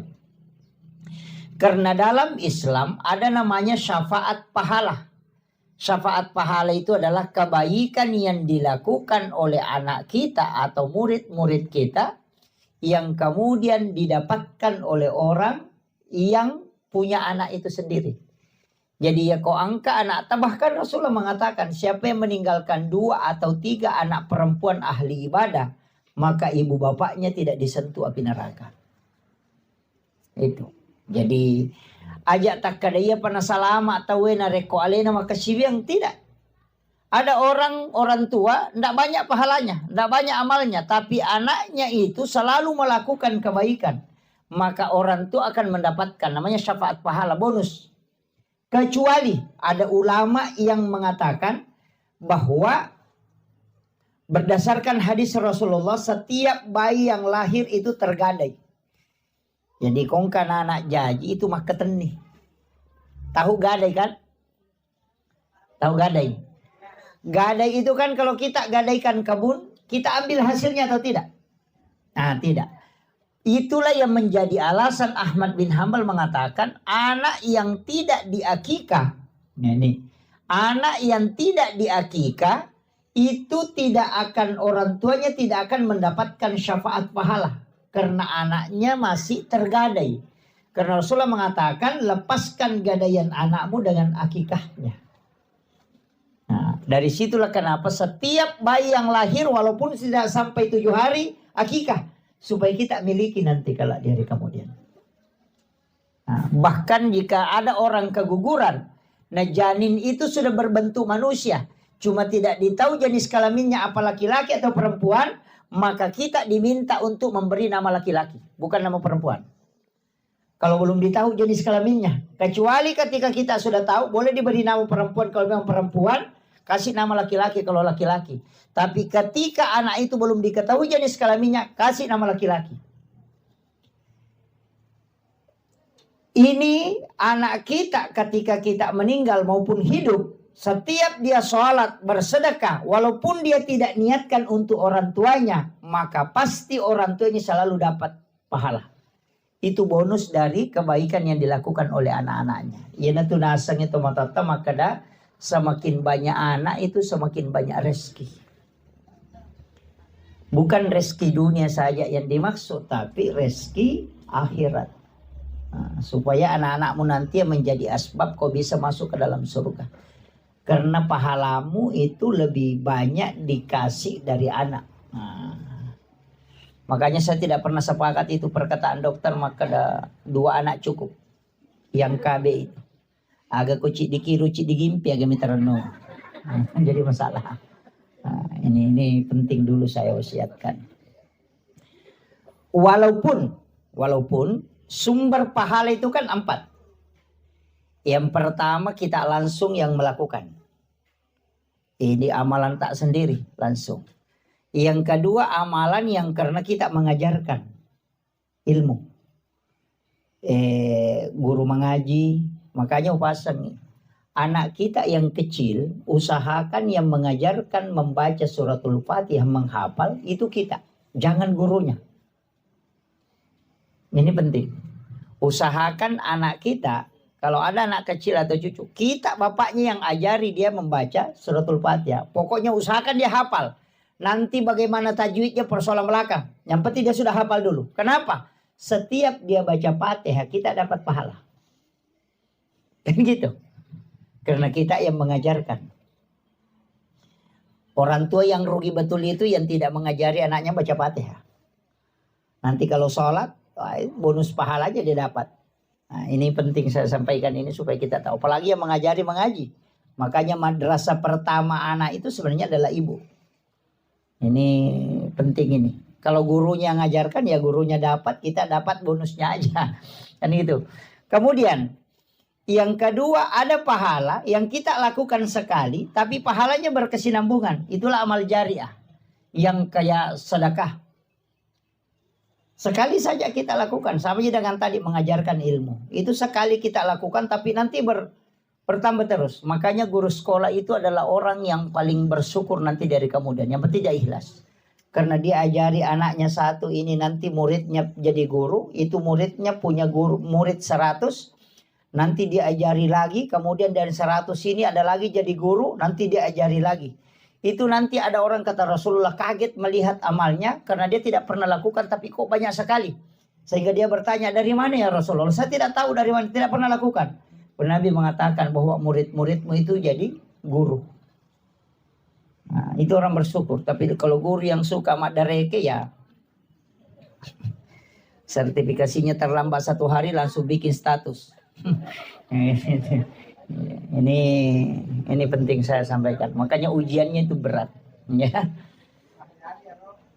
Kemudian ada juga ini yang sebenarnya orang anggap sepele, tapi ini sangat besar pahalanya. Rasulullah itu dalam hadis Bukhari Muslim mengatakan pahala jariah yang paling besar adalah mengalirkan air. Itu sumur bor. Makanya kalau ada masjid belum ada sumur bornya, usahakan kita yang ongkosi. Ada madrasah, ada pondok pesantren, ada sekolah, belum ada sumur bornya, usahakan kita yang siapkan. Kenapa? Karena air itu ketika naik dijadikan orang air wudhu. Na pakai tema jenne, make pelami meni. Masampajang ina sabak air roe na pakai nama jenne malolongangi. Masikiri gara-gara yor malolongangi. Mengaji bi malolongatoki. Kemudian ketika dia makan atau dia minum air itu 40 hari baru habis di dalam perutnya. Setiap kebaikan yang dilakukan kita dapat sumbangan terus. Bayangkan air sumur bor berapa lama orang pakai. Ya kok mas sumbangi wesi kota. Paling ngasih semina capu. Tapi kalau sumur bor itu bisa sampai puluhan tahun tidak akan habis. Dan berapa orang yang memakannya. Meminumnya itu. Pure na pakai tema jene sesawa jene miti lokotane kemudian diminum oleh samut itu bersedekah. Turun lagi ke bawah diminum oleh cacing itu sedekah. Turun ke akar-akar kayu kemudian kayu itu berbuah itu menjadi sedekah. Makanya itu tidak pernah berhenti mengalir. Itulah orang yang paling beruntung. menyiapkan air untuk digunakan orang. Itu luar biasa. Maka apa tuh kata maka seke? Ini. Karena begini Pak Bu, amal itu kan dicari. Sekali berbuat sepanjang masa kita dapat, atau sekali berbuat itu bisa dipertanyakan. Sekali berbuat kita dapat pahalanya, tapi tidak akan bertambah. Mana itu? Baca Quran. Bapak ibu meninggal tidak mungkin bertambah. Kalau bapak ibu sholat 1000 rakaat kemudian meninggal, yang dicatat itu 1000 rakaat, yang dinilai itu yang 1000 rakaat. Tidak pernah akan bertambah. Jangan tunggu bilang ke 1500, tidak ada itu. Kenapa? Karena kita sudah meninggal. Tidak ada tambahan.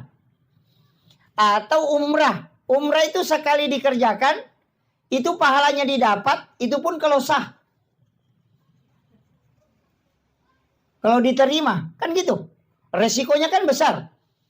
Bayar 30 juta, persiapkan waktu begitu besar, perjuangannya besar, kalau tidak diterima kan stres. Itu dan resiko tidak diterimanya besar. Itu ya. Jadi makanya kan ada hadis, man akalal haram lan tuqbalu sholata wa du'a arba'ina yawman mania. Siapa yang makan makanan haram 40 hari 40 malam sholatnya tidak diterima. Kalau dia makan makanan haram baru berangkat umrah itu 40 hari, itu sudah pulang belum diterima itu. Menjadi masalah, makanya hati-hati. Atau la yakhillu lil muslimin an yahjura akhahu fawqa salasa layalin. Siapa yang tidak baku ngomong lebih dari 3 hari maka Nabi tidak mengakuinya. Baru kita berangkat umrah, baru ada tetangga baku bombe. Jangan sampai, jangan. Sia-sia itu. Datang ke situ mengatakan labbaik Allahumma labbaik. Lalu mengatakan la labbaik la. Tidak ada yang panggil kau ke sini. Itu kan jadi masalah. Makanya saya bilang resikonya besar. Iya. Makanya saya mengatakan cari betul. Sekali berbuat, itu ibadahnya jalan terus. Pahalanya. Nah, sama tadi itu. Mengalirkan air. Mengajarkan ilmu. Sedekah ke masjid. Makanya kalau bangun masjid, ada orang kaya biasa bangun satu masjid. Saya mengatakan rugi betul itu. Mestinya kau bagi. Kalau sudah banyak masjid di kampung itu, tidak usah lagi bangun masjid. Iya, uangmu yang misalnya 500 juta kamu pakai bangun masjid, bagi ke 5 masjid. Masjid ini kau belikan kerami. Masjid sana kau nuka siapkan tempat wudhu. Masjid sana kau siapkan sumur-sumurnya. Masjid sana, bagi itu. Yang masjid yang sudah ada itu saja diperbaiki. Kenapa? Nanti kalau runtuh satu, kau masih dapat 4 jalur pahala. Kalau bangun masjid sendiri, nah tidak ada orang datang sholat di situ. Atau ada cuma 10, lama-lama diruntuhkan lagi, sudah habis. Padahal 500 juta. Kalau dibagi 5 masjid, tidak mungkin 5 masjid itu runtuh semua. Kan begitu. Ini yang kadang orang tidak paham, Pak. Jadi mestinya kita cerdas dalam beribadah. Jangan bilang, oh yang penting keluar. Tidak, mesti cerdas. Makanya di mana kita singgah sholat, simpan sedekah di situ. Kalau satu di masjid tempati bersedekah, nah diruntuh kami itu masjid, mau ke apa? Mohon maaf, tidak bisa kan? Tidak jalan lagi. Kecuali di situ jadi timbunan, ya ada lagi bagiannya. Tapi kalau nak kasih keluar, selesai persoalan. Rugi maki. Coba kalau 10 masjid kita tempati sedekah, pokoknya summa semen. Setiap satu masjid 5 sak semen. Pasti melekat di situ. Nah Nabi kan mengatakan membana masjidan fi dunya lillahi ta'ala banallahu lahu baitan fil jannah. Siapa yang membangun masjid di dunia karena Allah pasti dibangunkan masjid di akhir, dibangunkan istana di dalam surga. Iya, biar orang tidak pergi ke masjid, yang penting rajin bersedekah itu pasti ada rumahnya, cuma tidak masuk. Iya, kan itu kuncinya. Iya. Jadi rumah di surga itu kan gampang saja dibangun, Pak. Yang penting ada sedekah tadi masjid. Karena setiap orang yang beribadah di dalamnya kita dapat. Kayaknya kan begitu. Makanya kalau orang bangun masjid, dia bangun tempat wudhu, ya bersumbah dia menyebaki sedekah di situ. Orang bangun beli karpet, sedekah di situ. Orang beli keramik, sedekah di situ. Supaya ada bagian, tak selalu kita dapat bagian. Kan begitu ya, Pak. Jangan kikir, jangan coba-coba kikir. Itu to maseke de sisa gasing ngaran na pa. Paano mo to seke chachatoy? Iya. Oh iya. Udah memang nih. Napa ni ko tau seke tar mate di ka tau tari. Lega kayo. Nama seke tayo na mate palingan sikap bian laban. Paham itu? Lega ka. Iya. Iya. Orang kikir itu kan begitu. Tidak ada yang suka, Bapak. Iya, biar rajin sholat. Magala itu mas sampaja nama seke makanya pas sampaja bawang. Iya kan? Apa ya pas sampaja bawang? Pas sampaja lasuna. Bawang kan lasuna. Kenapa disebut bawang? Karena itu bawang merah, bukan bawang putih ya. Itu bawang merah. Itu bawang merah, itu tidak ada isinya. Mulai dari luar kulit sampai tengahnya. Makanya disebut orang yang beribadah tidak ada isinya. Makanya pakai pas sampaja bawang.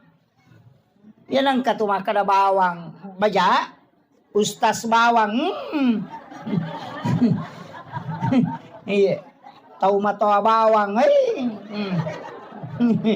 Iya. Artinya tidak ada isinya.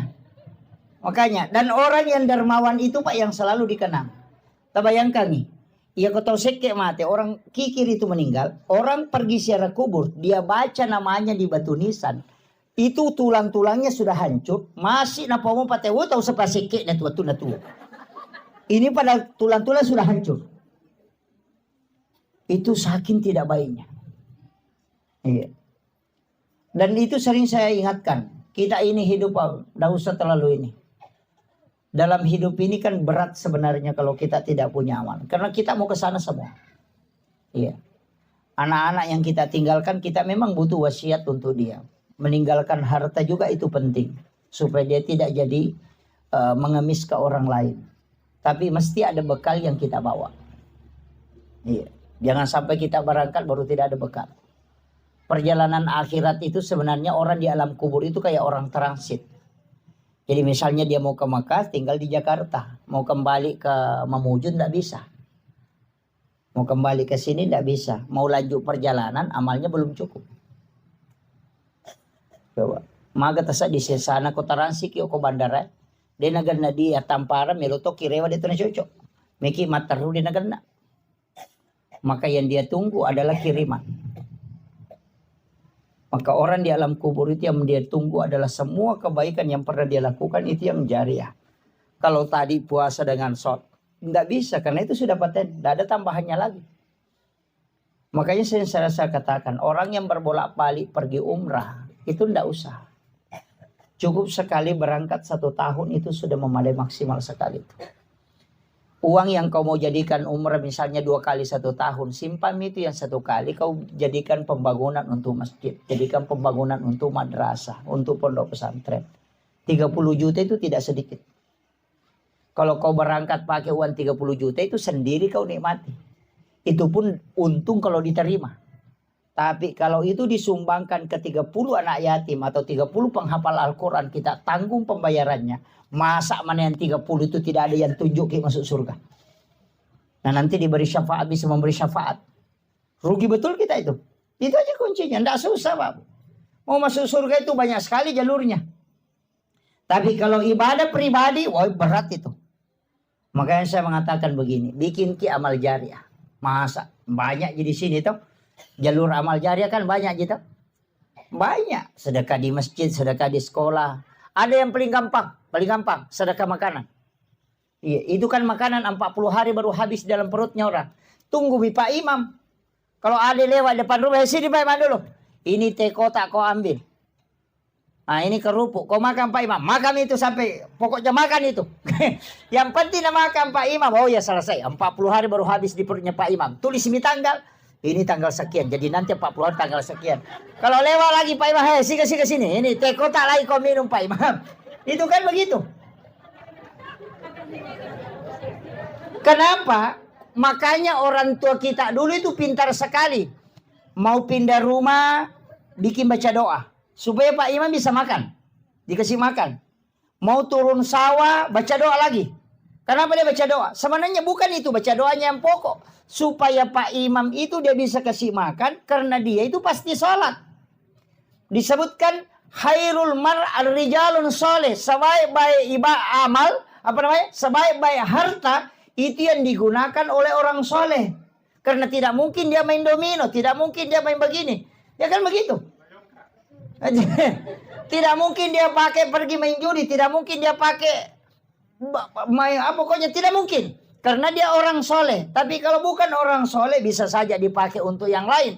Walaupun kita tidak dapat dosanya. tapi kita tidak dapat barakahnya, tambahan pahalanya. Kan begitu. Makanya orang tua dulu itu pasti Pak Imam petugas SARA yang dipanggil baca doa. Kenapa? Karena kalau dia pasti tidak mungkin melakukan kejahatan. Kan itu aja. Nah, baca doa itu kan 3. Yang pertama makanannya, yang kedua doanya, yang ketiga amplop. Iya. Kenapa? Itu kan ulama dulu semua ada semua pakai dalil itu, Pak Bu. Tidak, jangan anggap bahwa apa yang dilakukan orang tua kita dulu itu tidak ada dalilnya. Yang pertama baca doa. Doa itu kepada orang, itu kita dianjurkan supaya malaikat yang mendoakan hal yang sama. Dan itu perintahnya, meminta orang mendoakan kita. Rasulullah ketika sahabat mau melaksanakan ibadah haji, itu minta supaya didoakan. Kurang apa doanya Nabi? Tapi kenapa dia masih titip doa? Kan gitu. Yang kedua, ini yang kedua. Kenapa disiapkan makanan? Karena kalau doanya tidak diterima, kalau dia makan 40 hari tidak berhenti itu dapat pahala. Kan gitu. Karena tidak selamanya doa diterima. Kalau bertengkar sama istrinya Pak Imam baru pergi baca doa, tidak diterima doanya. Terhijab itu. Makanya disuruh makan. Makanan itu bukan untuk orang meninggal, tapi untuk orang yang hidup. Cuma pahala makanan itu nanti pahalanya ke orang meninggal. Makanya kalau ada imam baca doa dan tidak makan, datek telinganya. Kan gitu. Kecuali dia puasa. Kemudian yang ketiga, kenapa pakai amplop? Tadi itu yang dipakai khairul mal ar-rijalun soleh. Sebaik-baik harta yang digunakan oleh orang soleh. Makanya kalau doanya tidak diterima, makanannya pun tidak dapat berkahnya. Nanti kalau Pak Imam pulang saya kasih uang, dia belikan sarung kemudian dia pakai sholat, maka saya akan dapat selamanya. Itu kuncinya. Makanya orang tua dulu itu sudah pakai 3 metode. Kalau gagal yang pertama masih ada yang kedua. Kalau gagal yang kedua masih ada yang ketiga. Kan begitu. Ini yang dilakukan turun-temurun. Tapi sekarang ada yang menyalahkan. Karena dasar yang mengerjakan juga tidak paham. Datang yang menyalahkan juga tidak tahu. Nabi bilang tidak boleh. Nabi bilang saya juga memang tidak tahu. Berhenti boleh. Kan begitu. Makanya penting saya sampaikan. Tidak ada hubungannya itu makanan dengan orang meninggal, Pak Bu. Yang ada hubungannya itu doa dengan makanan yang kita makan. Pahalanya diniatkan untuk orang meninggal. Sama seperti ini. Semua orang yang datang ke sini, bahkan 40 orang kata Nabi, 40 orang di kalangan umatku, itu berdoa, itu setara dengan 1 waliullah. Coba. Makanya 40 orang berdoa itu, setara dengan 1 waliullah. Nah kita lebih 100 di sini, Bapak. Tadi tahlilan kemudian doa, masa? Pasti ada yang diterima doanya. Itu aja kuncinya. Makanya saya itu kalau lihat jamaah, cuma 7 orang ini. Waduh, berdoa. Doa. Makanya Imam Syafi'i itu mengatakan, sholat Jumat itu nanti sah ketika 40 jamaah yang mukim di situ. Karena memang itu setara dengan 1 wali Allah. Kecuali di kampung itu memang tidak cukup 40 orang, tidak masalah. Kan gitu. Ini pentingnya berdoa berjamaah ya. Cuma kadang juga berdoa berjamaah, bukan berdoa berjamaah, cuma sama-sama berdoa. Ini minta ini, minta ini, minta ini. Gabung. Ada juga imam tidak jelas caranya berdoa. Kayak gitu muasang. Ya. Karena assalamualaikum subhanallah, subhanallah. Alhamdulillah. Allahu akbar. Kayak gitu nasang. Iya. Berdoa habis baru dia bilang doa bersama. Bagaimana doa bersama tidak ditoa pun bilang. Ada juga cuma ujungnya jelas enal maut. Iya, ada juga jamaah pintar ujungnya saja ambil. Amin. Imaki rumahmu gimpe deh kagak. Jadi masalah. Iya. Mesti kan jelas itu. Karena kita mau mengaminkan. Tidak usah, yang umum aja. Allahumma ghafir lil muslimina wal muslimat wal mu'minina wal mu'minat al ahya'i minhum wal amwat. Iya. Allahumma ghafiratuka auzi'a min sunubi wa rahmatuka arja indi min amali. Doa itu. Allahumma antas salam wa minkas salam wa alaika yaudus salam fahina rabbana bis salam. Kasih jelasan. Bagaimana kita mau mengaminkan dan tidak ditahu? Kan begitu. Ini pentingnya sebenarnya agama. Nah memang kita Pak, karena rata-rata kadang sekolah imam ini kan tidak ada. Ya dilihat saja jamaah ini yang paling rajin ke masjid ini yang ada bacanya itu Mi. Itu ya kan begitu. Karena banyaknya masjid, nah sedikit orang yang paham betul hukum-hukum ini. Iya. Ini berat ini, ndak mudah itu. Kemudian untuk almarhum saya ingin sampaikan kepada keluarga besar untuk almarhum Haji Rusdi bin Lampadong ini, saya minta kita bikinkan wakaf walaupun sedikit. Yang paling aman sebenarnya itu wakaf yang pasti dipakai sajadah imam, pasti dipakai. Ada itu sajadah yang tebal pakai gabus, beli itu bawa ke masjid, simpan di tempat imam, karena tidak ada masjid tidak ada imamnya. Kalau jamaahnya boleh tidak ada, tapi imam pasti ada. Jadi setiap waktu pasti dia pakai. Kan begitu. Itu yang paling gampang. Dan itu enggak ini. Kalau Al-Quran sekarang kan orang sudah jarang pakai Quran ketika mengaji. Kalau kebanyakan pakai HP. Kan sudah berat itu. Kecuali di pondok pesantren anak-anak yang menghafal Quran itu ya bisa. Kalau Al-Quran itu ya sekarang ini yang paling banyak dipakai justru buku Yasin. Dibanding Al-Quran. Kalau Al-Quran ya dia mengaji sendiri pakai HP. Sudah pakai Android. Jadi kalau orang wakaf Quran itu sudah agak berat. Ada juga yang wakaf tasbih. Ya cocoknya kalau orang sering berzikir. Kalau tidak. Gitu. Kan tidak semua orang bisa berzikir dengan pakai tasbih itu. Tapi itu tasbih. Kalau kita sering pakai tasbih. Kalau lepas tasbih berhenti juga berzikir itu. Karena kayak agak malas. Nanti pegang tasbihnya lagi baru jalan itu. Tapi ada juga yang jalan tasbihnya tapi cerita juga. Tapi tidak ada di sini, tidak ada. Iya. Kuncinya kan begitu, Bapak. Usahakan ada amal jariah. Makanya yang hari di sini saya kasih tahu, sebelum kita meninggal harus ada wakaf yang kita punya. Harus ada wakaf, walaupun sedikit. Jangan harap keluarga kita. Istilahnya ada istilah orang Bugis bilang begini. Orang sopen pakai, orang tidak pakai. Iya kau wija-wijamu murandonga buta ciwali ko. Iya kau tauliangi murandonga buta rapak ko. Itu bahasa. Ketika anakmu yang kau harapkan itu masih buta sebelah. Apalagi kalau orang lain kau harapkan, tidak ada. Kenapa? Anakmu saja itu bisa melupakan kamu. Iya. Kita coba kare, anak tata kiri lojo panda masih makule. Ya minata lipo ko capu idina. Iya. Mana satu ki Saya ingin tanya. Yang punya anak disalokolahkan di luar. Pernahkah dia menelpon bertanya, Mak, saya mau ki, sudah mau ki itu kemakan apa? Tidak pernah.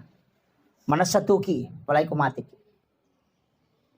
Ina rona masuk tomatota maka dia kubija-bija murono nggak buta ciwali. Dia mimpi maka ada buta ciwali, pak kamu pas syafaat pahala lolongan ketika dia sholat kita dapat pahala. Dia itu sampai maka ada buta ciwali. Angkamu pak, ya kau tahu liangnya? Buta rapat. Palai kubali bola tamnya terano ngapa jain. Dia mina magala bicawa ketuli bawangin Andre ya kupajan di bawah Andre pajan. Seandainya kita tahu bagaimana cepatnya orang melupakan kita ketika kita meninggal, kita tidak akan perhatikan orang lain. Hari ini mungkin dia menangis, besok tidak akan menangis. Kadang kita mengatakan, wih patapul ini piaso nama tena ya karena memang kita tidak ingat. Ini selama kita masih hidup.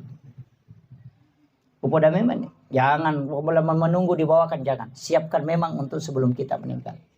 Itu kuncinya Pak. Iya. Maka dana puji ka laki ko magano indah Pak. Masa gi ko mati, masa gi dia nak bayi. Iya. Jamu ta pasi pulula da itu lawangnya bayi monre itu matu paki. Iya. Tatanay laki teh. Kundi ta matapa. Rewa ni matu tanay laki ta kundi ta matapa. Kumakalaki din ako tustas. Rewa ni gare tanay gare makalapa. Kira-kira mak bayi ni ki ko mati ka. Palinga makalami taramiri ta. Ini itu jawabannya. Iya itu jawabannya. Iya. Tuki lagi menerima lo mak bayi palai ko mati. Iya.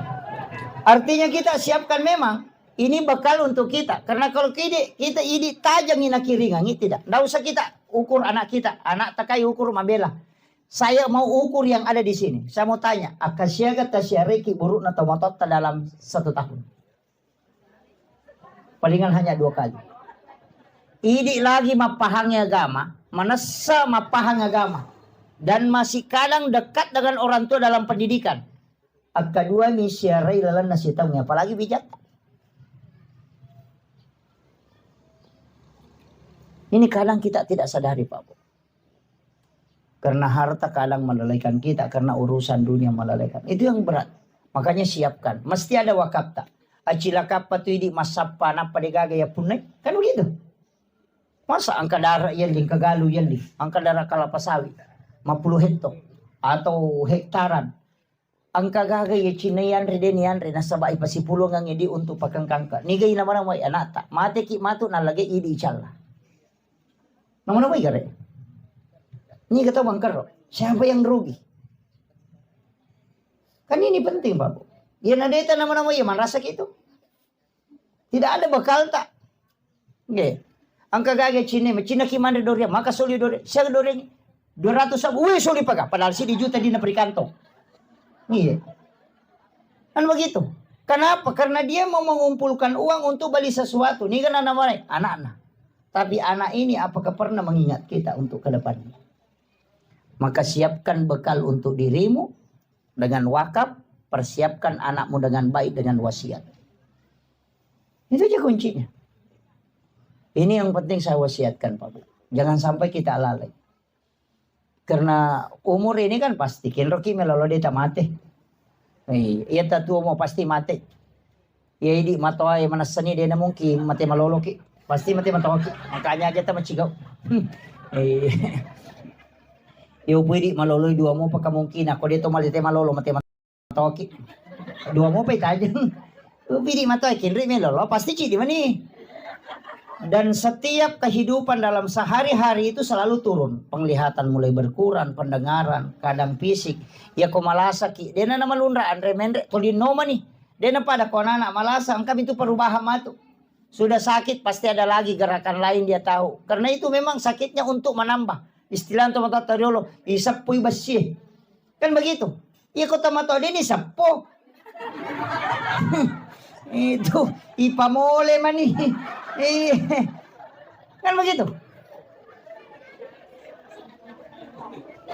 Ini kadang kita tidak sadari, Pak.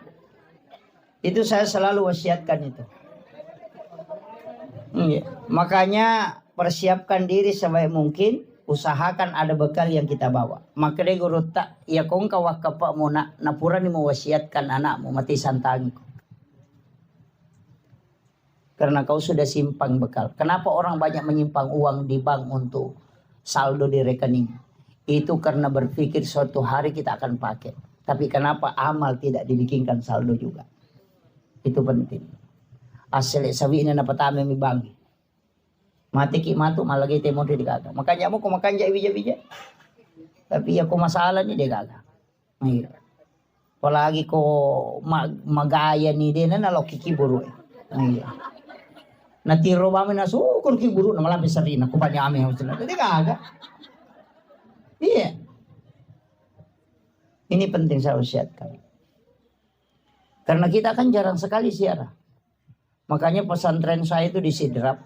Saya memang kasih ultimatum ke anak. Setiap hari Jumat pagi ziarah. Ziarah kubur.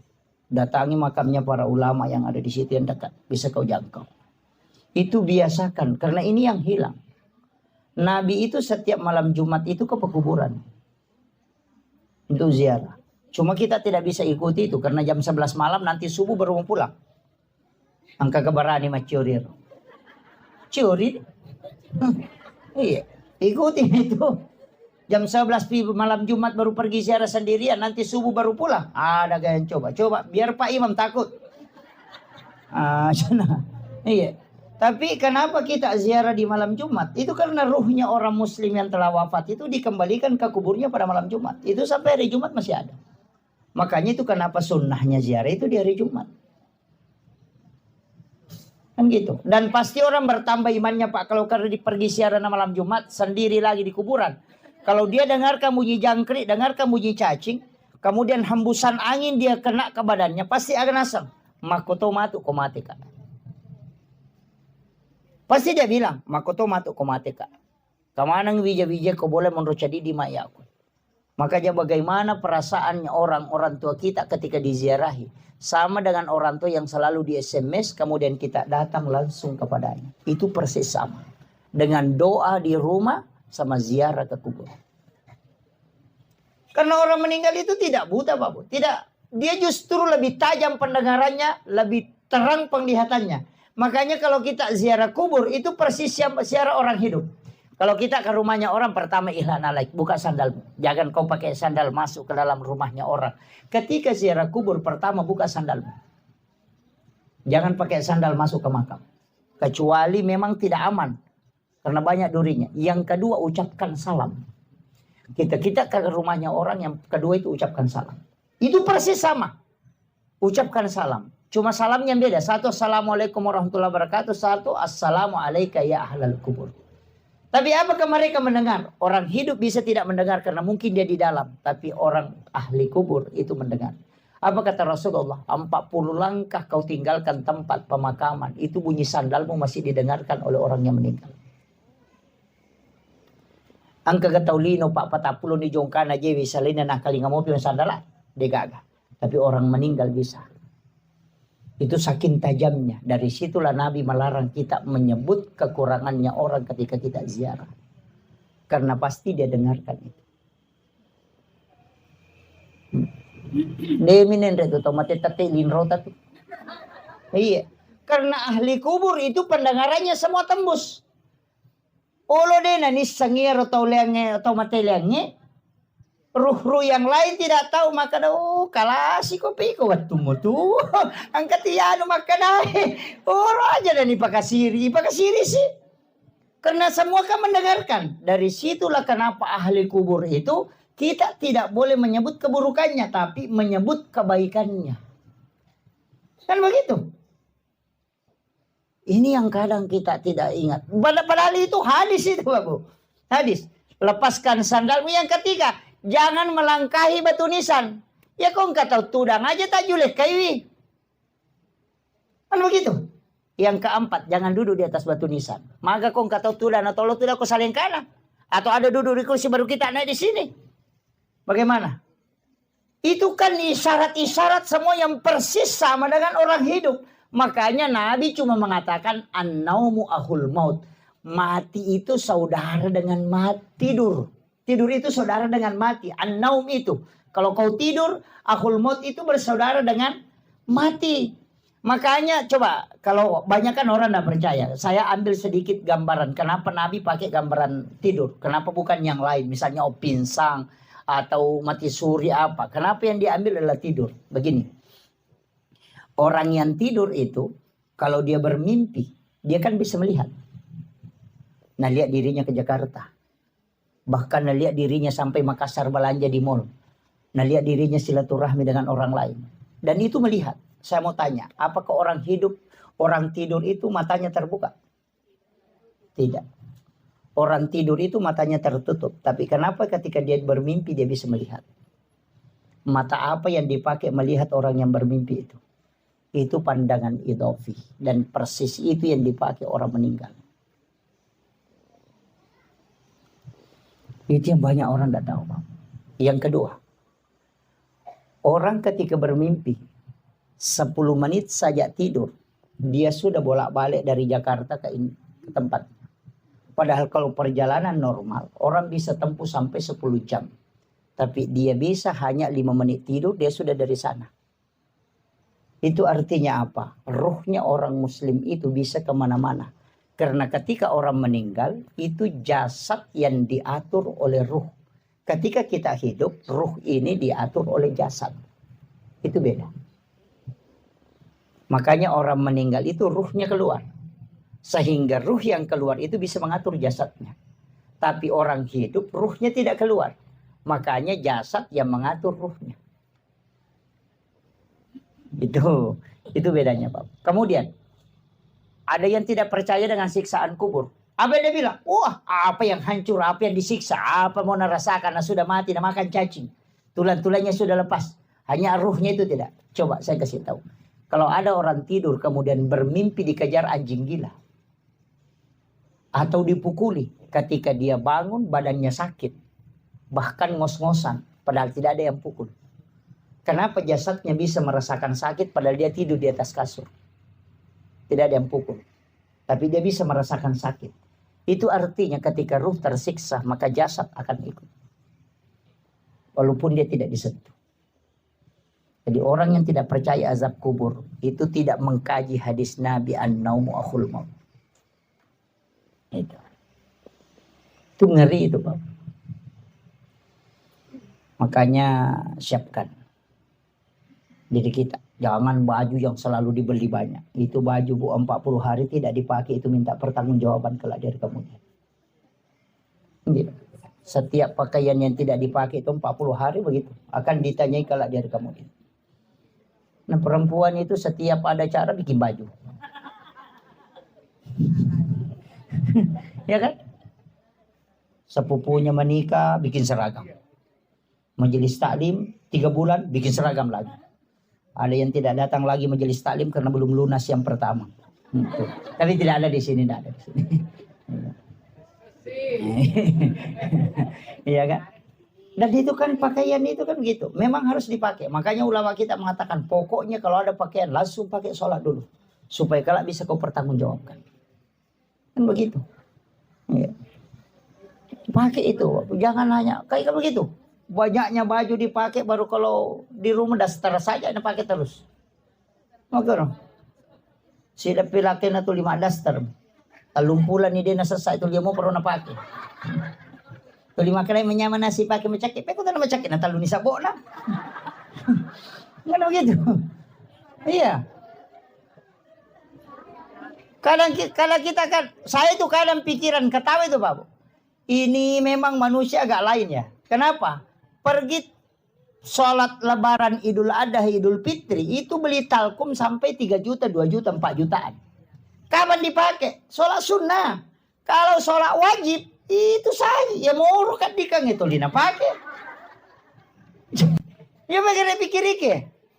Masam paja perlui, salisa pakadikan na pakai. Ya mau tuh palasti lala lutu-lutu eko. Kan gitu. Tapi kalau pergi lebaran, itu yang mahal. Nah sampai aja tsunami gitu ya.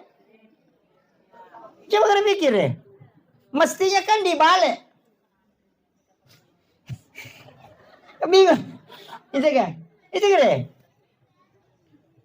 Yang paling parah itu alat-alat dapur. Melipan neta 10 lo sinoki mana sana hajian kira tar patama lamari ya kung memang relakain na pane plastik.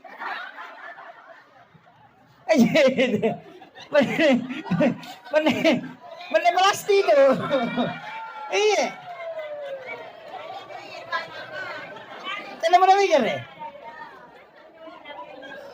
Malaysia nga pane yali, pane pincang makoro. Yali na kami na masuli eh. Iya. Hanya tulis nama masuk ke dalam lamari. Dia nak kena pakai. Yang itu pane plastik na pakai. Rapai pane plastik na toleh hadiah rinso. Hadiah sabun. Yang itu. Nama-nama ikare. Pada Malaysia ngapane. Aga nasak. Mapaboti pini pakai. Sisa na mapaboti nasa siway baba no magampa. Dito sila na mapadiri. Dia sina pakai. Ini kan jadi masalah. Cere kristal. Ule jijo kalau Maria dia kagak pakai ya mau tuh cere na panne osi tuli na pakai saboyero na mawalo pasana sulo tempele iya mau tuh na pakai materu na mega bicara mega kena aja memang natasaka iya kita sebenarnya beli untuk apa kan begitu dan itu tidak dipakai dan setiap benda yang ada di rumah itu hisapnya berat Pak. Ada orang itu punya cangkul itu sampai 300 tahun dihisap itu gara-gara cangkulnya. Maka paidi anu monro wawangnya. Hindak mengatakan dari Pak Ustaz si kiri na barangnya memang ketika dipakai, ketika dia pecah lepas tanggung jawab. Kama ko amiro. Si ko mematoni makanya itu orang tua kita dulu makana si ko metomi tu muruna gangka mani itu. Aja na to susah. Kan begitu. Rapa panena 2 na so rapa 2 padahal talulo si Pimonroy. Ini kan kadang kita tidak sadar itu. Makanya saya wasiatkan siapkan ya. Mestinya dalam sehari, makanya ke Bapak Guru atau Pandita itu maka usahakan ada sedekah subuh supaya setiap subuh kita punya amalan. Kemudian yang kedua, memang sedekah di waktu subuh itu maka dari Nabi tak, ketika sedekah dengan musibah itu bersamaan, maka bersedekah tidak pernah didahului. Ya kau masabangnya bala isi bawa pas sedekah dia nak kenal yolo itu musibah, tetap sedekah yang lebih dulu. Dari situlah makanya orang setiap mau jalan itu mesti sedekah. Ya kau meki melakukan perjalanan, sedekah niatkan memang itu lah bala. Iya, niatkan berapa saja. Iya. Makanya kalau tolak balik tuh mau usuk bahaya agak genting ini. Bekerja banyak-banyak. Lah soangi melu Palestina dosa bude na lesse mak buatang nami. Ga dosa bu. Iya kan? Iya. Analoginya sederhana Pak. Kalau ada batu na kayak begini besarnya, pas seri melo ipake na cidi mididi, tasoro tapi dia nakedo. Begitu. Tapi ketika besar kan magampang ipalese. Sebenarnya begitu. Karena sedekah itu adalah doa malaikat juga. Itu aja kuncinya. Jadi sederhana sebenarnya dalam hidup. Nggak susah itu. Makanya kata pandita kan dia yang mana nanti pun nadi. Makanya cocoknya itu magampan itu kau kadimu masih dakai kudi degaga. Makanya orang tua ngajarkan. Setiap kau keluar rumahmu, orang pertama kau lihat, orang kedua, orang ketiga, doakan semua. Bunga masuki, nangka dia tahu masa peda. Mudah-mudahan kasih masempo dalik na nawat di mali motor. Angkat tahu malalang, mudah-mudahan kasih ke kendaraan wadi napake. Angkat tahu mak balu-balu, po tapalancarkan kasih dalik na nangka wadi napake nakatui. Itu sedekah karena itu doa. Aja nak kada duit pabawa ya sedekah, tidak. Doa itu adalah sedekah. Ya itu nak kada setiap 3 orang yang kau lihat langsung doakan supaya hidup berkah. Ya ubi di motor tapi kalau lu beli kasih tu beli boleh.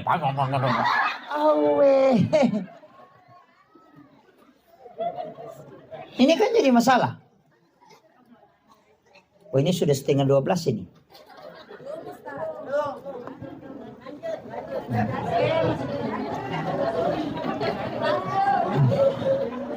Saya kasih kunci begini Pak Bu. Dalam hidup ini kan sebenarnya tidak banyak kunci-kunci itu.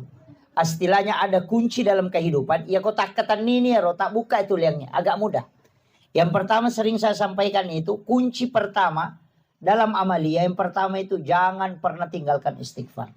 Karena istighfar ini kan yang menutup semua kesalahan kita. Itu ditutupi. Bukan dihapus ya. Itu ditutup. Yang menghapus itu cuma 2. Sholat. Kemudian yang kedua adalah Allahumma innaka afuwun karim. Itu kan Ramadan. Makanya kalau Ramadan itu dibaca Allahumma innaka afuwun karim tuhibbul afwa fa'fu anna. Karena al-afu itu kan menghapus. Kalau istighfar itu menutup. Jadi orang yang membaca astagfirullahaladzim itu dosanya ditutup. Supaya dia tidak memberi dampak. Nah, kalau mau dihapus itu dalam sholat. Makanya sholat sunat taubat itu yang paling bagus. Karena di situ ada Rabbi ghafirli warhamni wajaburni warfa'ni warzuqni wahdini wa'afini wa'fu anni. Makanya orang yang ketika masuk waktu sholat itu berat perasaannya. Orang yang sering sholat itu pasti berat. Kayak ada beban. Tapi ketika sudah sholat langsung ringan. Itu karena memang dosa-dosa itu dilepas. Makanya disebut al-afu. Jadi istighfar ini jangan tinggalkan. Cuma ada ulama kita itu membagi begini. Kalau umurmu masih muda. Umur 10 sampai 30 istighfarmu yang mau kasih banyak. Salawatnya tidak usah banyak. Kalau misalnya istighfarmu 1000 cukup salawat itu 200 atau 300. Kalau umur 30 ke bawah. Tapi yang 40 ke atas 50-an ke atas perbanyak salawatmu. Kurangi istighfar. Kenapa? Karena istighfar itu membuka pintu rezeki. Untuk orang yang masih muda, berdoalah supaya semua pintu-pintu rezekimu dibukakan. Sedangkan usia yang ke atas itu, salawat itu isinya adalah berkah. Makanya kau baca sebanyak salawat supaya anak-anakmu diberkahi, rezekimu diberkahi, kehidupanmu diberkahi. Kan gitu. Kalau masih muda dan banyak salawat, apa mau diberkahin? Belum ada itu. Istrimu belum ada. Begitu, makanya ulama mengatakan presentasinya itu rubah. Kalau 30 ke bawah perbanyak istighfarmu. Kalau misalnya istighfarmu 10.000 ya sholawat 5.000. Begitu maksudnya. Tapi ketika 40 mi ke atas, ya perbanyak mi sholawatmu supaya semua yang kau miliki ini dapatkan keberkahan. Anak-anakmu diberkahi hidupnya, keluargamu diberkahi. Perbanyak sholawat. Dan nanti kau mudah menghadapi sakarat. Itu kalau yang dua ini kan sholawat dengan istighfar. Kemudian yang ketiga tadi itu sedekah. Karena ini yang tidak akan pernah berhenti mengalir pahalanya. Seakan ada sedekah kita setiap hari. Makanya orang yang paling dicintai oleh Allah dan malaikat itu sebenarnya orang yang ketika mau tidur itu bersedekah. Makanya baca Al-Fatihah 4 kali kan. Itu kalau mau ambil itu. Yang pertama ila khadratin Nabi Mustafa sallallahu alaihi wasallam Muhammadin wal jamilan bil mursalin wasyuhada wassalihin wal malaikatil muqarrabin Al-Fatihah. Sudah itu seluruh muslim dan muslimat mukmin wal mukminat al-ahya'i minhum Al-Fatihah. Kemudian yang ketiga kepada ibu, bapak, kemudian ila masyaihina wa masyaihina guruku dan para guru-guruku Al-Fatihah. Kemudian yang terakhir ala nafsi wa ruhi wa jazadi. Kemudian wa ala ahli wa ahli baitihi sinna keluarga tak kiringan Fatihah. Napa ki matindro. Makanya 4 kali. 1 untuk Rasul dan para nabi dan para malaikat, 1 untuk muslim muslimat al-hayai minhum yang hidup maupun yang mati. Kemudian yang ketiga para guru-guru dan kedua orang tua. Kemudian yang 4 untuk diri kita dan ahli-ahli keluarga kita. Kirimkan Fatihah. Itu paling enak. Apalagi kalau ya Allah semua umat muslim yang sakit sembuhkan ya Allah. Yang punya dosa ya Allah ampuni. Yang ada kesalahannya sama aku ya Allah. Aku sudah maafkan dia ya Allah. Oh itu orang yang sungguh luar biasa. Ketika dia tidur dia dalam keadaan tidur seperti wali Allah.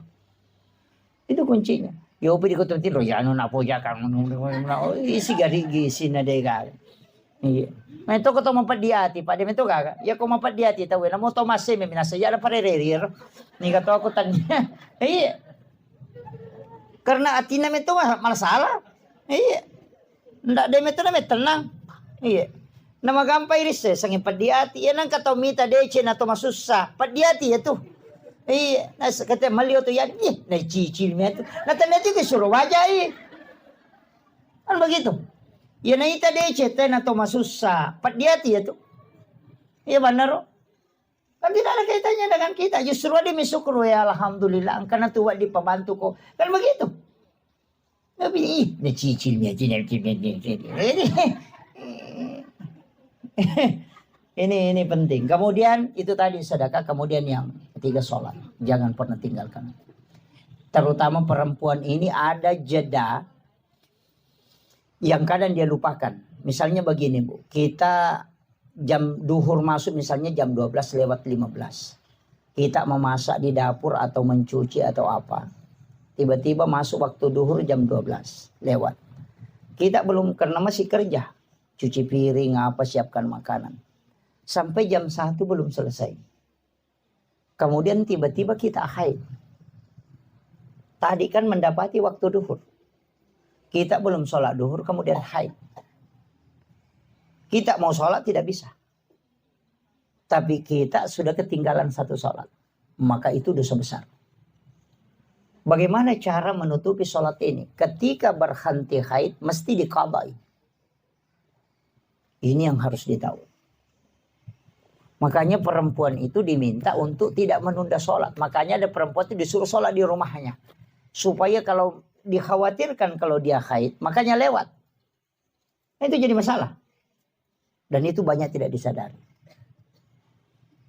Kadang masuk waktu maghrib. Sibuk ngurus ini. Atau masuk waktu isya. Sibuk. Langsung haid. Itu tidak bisa sholat. Maka dia harus qadha itu. Ketika berhenti haid, ganti itu. Jangan tunggu lagi waktu isya. Nah bilang, isya dulu. Nah ini baru subuh, nanti isya. Kalau mati kok kalau duhur ya bagaimana? Makanya sholat yang ditinggalkan dengan rentang waktu seperti itu diqadha ketika sudah bisa diqadha.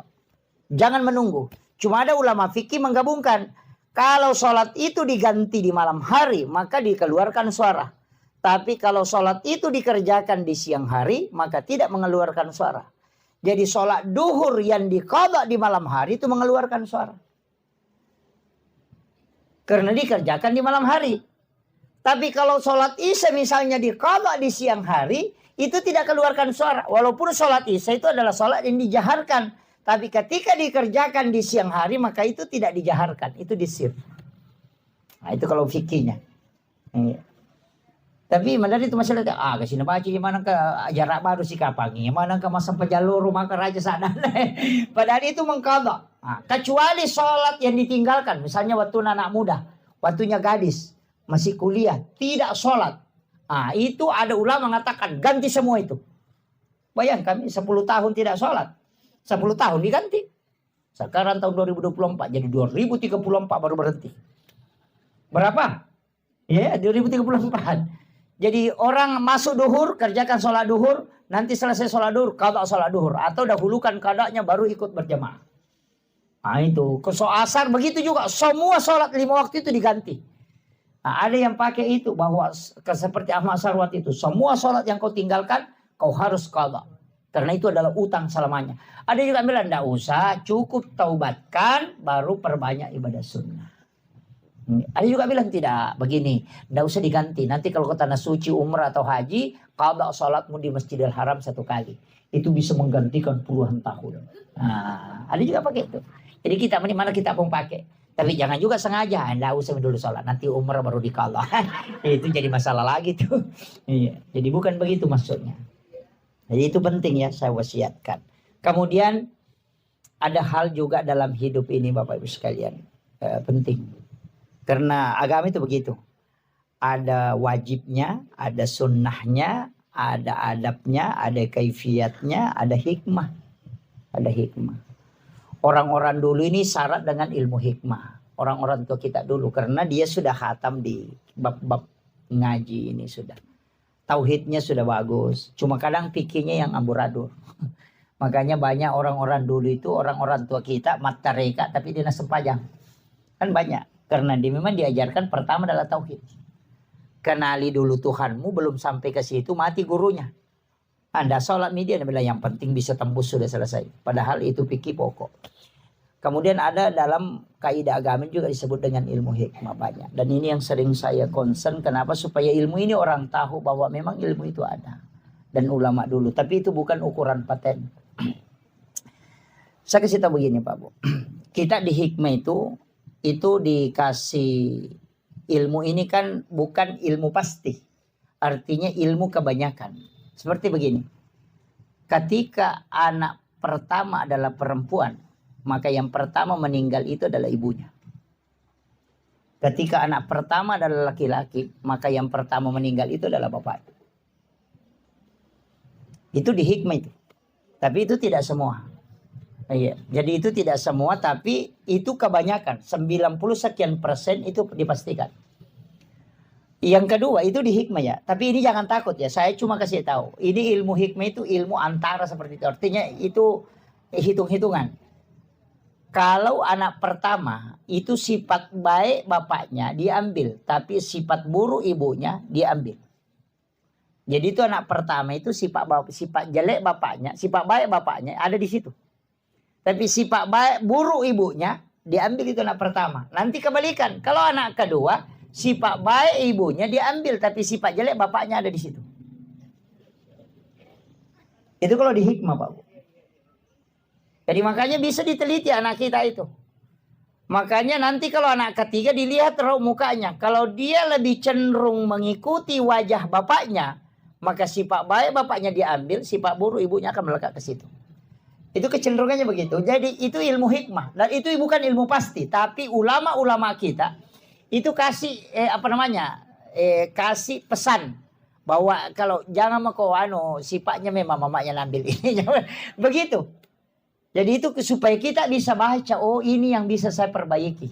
Ini yang bisa saya nasihati ke anakku. Jangan begini supaya tidak terbentuk karakternya. Itu hikmah Pak. Banyak. Sama dengan orang tua dulu. Kalau kayak bikin rumah begini kan, ada semua itu. Iya. Ada di hikmah itu Pak. Cuma banyak sekarang. Sekarang kan banyak itu muncul. Dan saya itu pantang sekali. Saya sering kasih tahu jamaah itu. Tapi jarang orang pakai. Tapi ini ada. Jangan sekali-kali bikin pintu. Satu besar, satu kecil. Besar sebelah kan. Ada biasa itu kan daun pintu. 1 meter, 70 senti. Kan sekarang banyak. Itu dilarang betul itu. Orang tua dulu bilang pamali. Kenapa? Karena pasti salah satu dari situ ada yang selingkuh nanti. Kalau pintu kiri yang kecil, itu nanti istrinya yang selingkuh. Kalau pintu kanannya yang kecil, itu nanti suaminya yang selingkuh. Atau nanti di situ ada yang menikah. Itu yang kalau hikmah itu. Tapi itu tidak paten. Tapi kebanyakan itu pasti dialami itu. Makanya orang tua dulu itu ukur. Biar mau bikin jendela itu dia ukur. Dari matanya dia tarik ke telinga, baru dia tarik begini. Baru dia nanti buka tarik begini, baru dia bilang, ini begini ukurannya. Kenapa? Dia bilang, itu jendela saya simpan di mataku. Kalau ada pencuri pegang, pasti saya bangun. Itu karena kolek kan. Itu ilmu hikmah sama itu Pak Bu. Itu ilmu orang tua dulu. Biar dimanapun dia bilang ada orang mau masuk rumah ini. Karena dia yang bikin ukuran rumahnya. Kan gitu. Iya. Jadi mulai dari penempatan pintu ada yang bagi 9. Kemudian kalau di sini ada nanti anaknya bisa jadi ulama. Kalau di sini pintunya itu bisa dipakai untuk cari rezeki. Ada semua itu udah tahu itu. Ilmu hitung-hitungan. Bahkan orang menikah itu biasa dia tahu namanya. Oh ini nanti bertengkar terus ini. Bahkan ada yang sampai merubah namanya. Saya bilang jangan. Itu rumah jangan rubah namanya. Itu ilmu ada dari dulu. Ada memang kitabnya khusus. Sampai nama-nama itu ada. Makanya saya sering ceramah itu kalau ada namanya Wati itu pasti keras watanya. Itu sebenarnya dari ilmu hikmah itu. Sukmawati, Rahmawati, Fatmawati, pandana kemana gitu.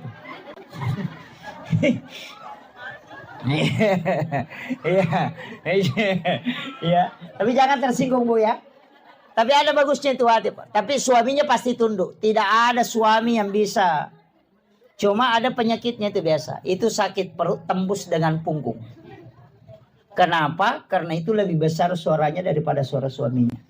Itu dosa wanita yang lebih besar suaranya daripada suara suami. Itu akan kena sakit perut tembus ke punggungnya itu. Dan itu yang biasa lari ke kista, lari ke ini. Itu dosanya itu berat. Itu di dunia sudah dapat itu. Itu tidak boleh. Kecuali rakyat Tamataru. Nah itu. Ya. Ini yang saya sampaikan. Kemudian saya wasiatkan terakhir penutup. Untuk anak-anak almarhum, saya wasiatkan. Sebenarnya kalau sedekah yang paling bagus itu memang orang tua yang disedekahkan. Atas namanya memang. Niatkan saja. Tidak usah disebut. Dibawa sedekah ini untuk orang tua aku almarhum ini. Kita dapatkan 2 pahala. Yang pertama pahala birrul walidain. Yang kedua kita dapat pahala kebaikan karena melakukan kebaikan untuk orang tua. Makanya orang Arab itu kebanyakan dia bikin wakaf untuk orang tuanya. Karena pasti dia mengatakan saya sudah dapat 2. 1 birrul walidain, 1 dapat ini. Pahalanya. Karena setiap orang melakukan kebaikan untuk orang lain itu kembali juga ke dia. Itu tidak rugi. Makanya yang paling bagus itu sedekah untuk orang tua yang memang diniatkan untuk dia. Bukan untuk kita. Sama aja kalau ada anak-anak kita, ada gurunya kita bilang ini kiai gurunya ini. Saya mau kalau anakku nanti seperti itu, suruh anak itu sedekah di hari Jumat, dia niatkan pahalanya untuk gurunya. Jangan untuk dia, sedekahi untuk gurunya. Supaya barakah ilmunya bisa diambil. Iya. Makanya orang dulu itu kalau orang ada ulama itu biasa kiai sepuh itu, biasa dia panggil ke rumahnya, biar dia minum air putihnya. Karena nanti larinya ke anaknya itu dapat barakahnya. Itu kuncinya. Saya kira ini yang penting saya wasiatkan. Mudah-mudahan ada berkah yang bisa kita dapatkan. Tidak banyak yang saya bisa kasih. Tapi kunci dari semua kehidupan Bu. Kalau kita tidak bisa melakukan semuanya tadi. 1. Jangan dendam. Itu aja. Siapa yang paling lembut kalbunya, paling lembut hatinya kepada orang lain. Itu yang paling mudah masuk surga. Itu aja kuncinya. Iya. InsyaAllah. Akhirul kalam wallahul muwaffiq ila aqwamit thoriq. Nasrun minallahi wa fathun qarib wa basyiril mu'minin. Mari kita sama-sama berdoa kepada Allah Subhanahu wa taala. Bil khusus kita doakan Bapak almarhum Haji Rusdi bin Lampanu. Ila hadhihi kulli niyatin shalih ila khutratin nabiyil mustafa sallallahu alaihi sayyidina Muhammadin wa khususan ila ruhi almarhum Haji Rusdi bin Lampanu. Syekhulillahi lahumul fatihah. A'udzubillahi minasyaitonir rajim. Alhamdulillahi rabbil alamin arrahmanir rahim. Iyyaka na'budu wa iyyaka nasta'in. Allahumma ghfir lahu warhamhu wa'afihi wa'fu anhu. Ya Allah ya Azizun ya Ghafur. Kepada almarhum Haji Rusdi bin Lampanu, ya Allah luaskanlah kuburnya dengan nur cahaya-Mu ya Allah. Ampunilah segala dosa dan kehilafannya ya Allah. Lipat gandakanlah amalan kebajikannya ya Allah. Sempurnakanlah amalannya belum sempurna ya Allah. Ijabah semua amaliyah yang dilakukan ahli waris, anak-anak keluarga kepada almarhum ya Allah. Ya Allah ya Azizun ya Ghafur, pada almarhum ya Allah, tempatkan ia di tempatmu yang tinggi yang ila rafiqil a'la ya Rabb. Jadikan kuburannya sebagian dari taman-taman surgamu ya Allah, dan pertemukan ia dengan syafaat Rasulmu Muhammad sallallahu alaihi wasallam. Kepada keluarga yang ditinggalkan ya Rabb, berikan kekuatan iman dan ketabahan ya Allah. Seliputi hatinya dengan keberkahan ya Rabb. Jangan Engkau menolak segala ijabah doa yang telah Dia peruntukkan kepadamu ya Rabb.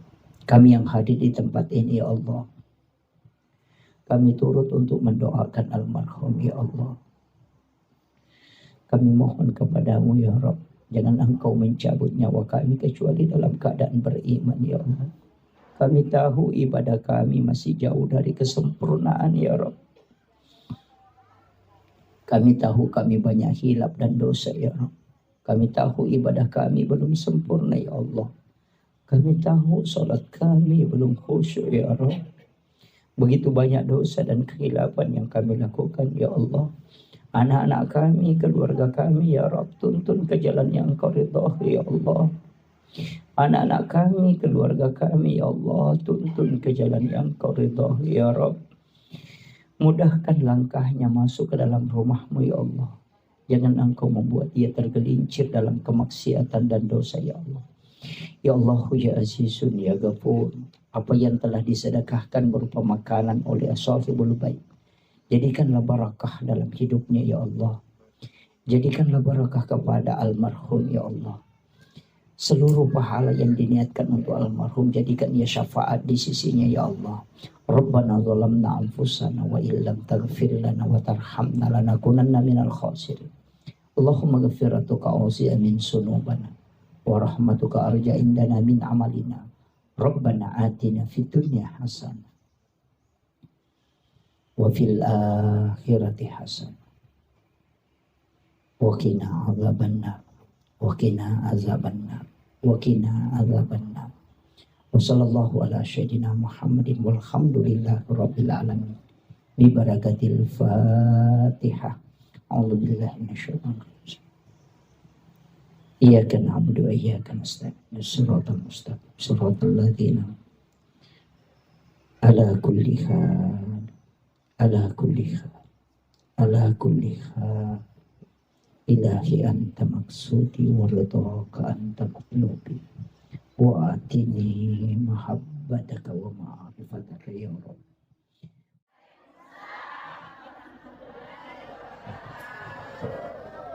Alhamdulillah, alhamdulillahi rabbil alamin, wassalatu wassalamu ala asyrafil anbiya'i wal mursalin, sayyidina wa maulana wa habibina wa syafi'ina wa ala alihi wa ashabihi wa sahabatihi ajma'in. Allahumma salli ala sayyidina Muhammadin salatan tuballighuna biha kullal maqsud. Ya Jawadu ya Ma'bud, ya Rahimu ya Wadud, birahmatika ya Arhamar Rahimin. Faqad qala Allah Ta'ala bi kitabihil karim wa huwa asdaqul qa'ilin. A'udzu billahi minasyaitonir rajim. Bismillahirrahmanirrahim. Tabarakalladzi biyadihil mulku wa huwa ala kulli syai'in qadir.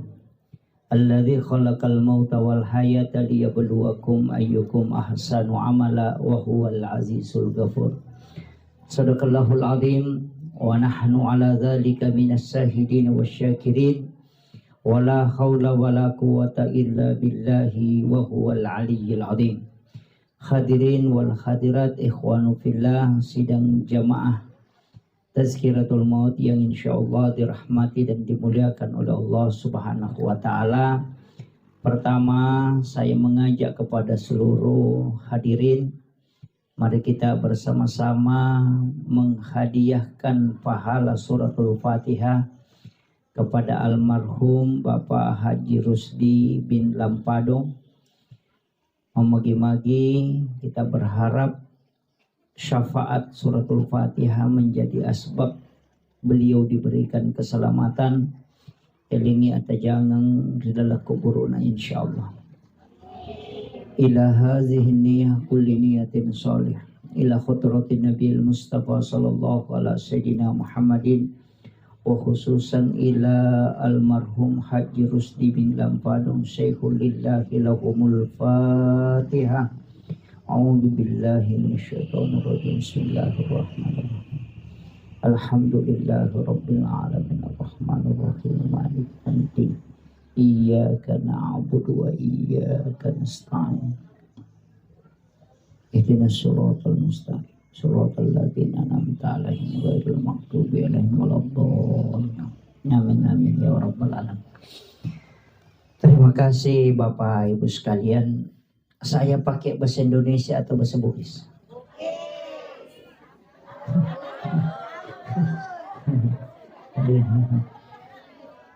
Yang tidak mengerti bahasa Bugis angkat tangan.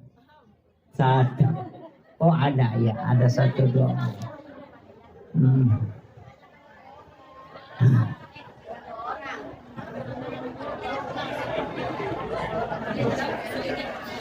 Ya. Oh iya. Pertama, saya ingin sampaikan begini Bapak. Tadi kita baca surah Yasin. Yang kedua kita tahlil. Kemudian disempurnakan dengan doa. Sekaligus ada sholawatan.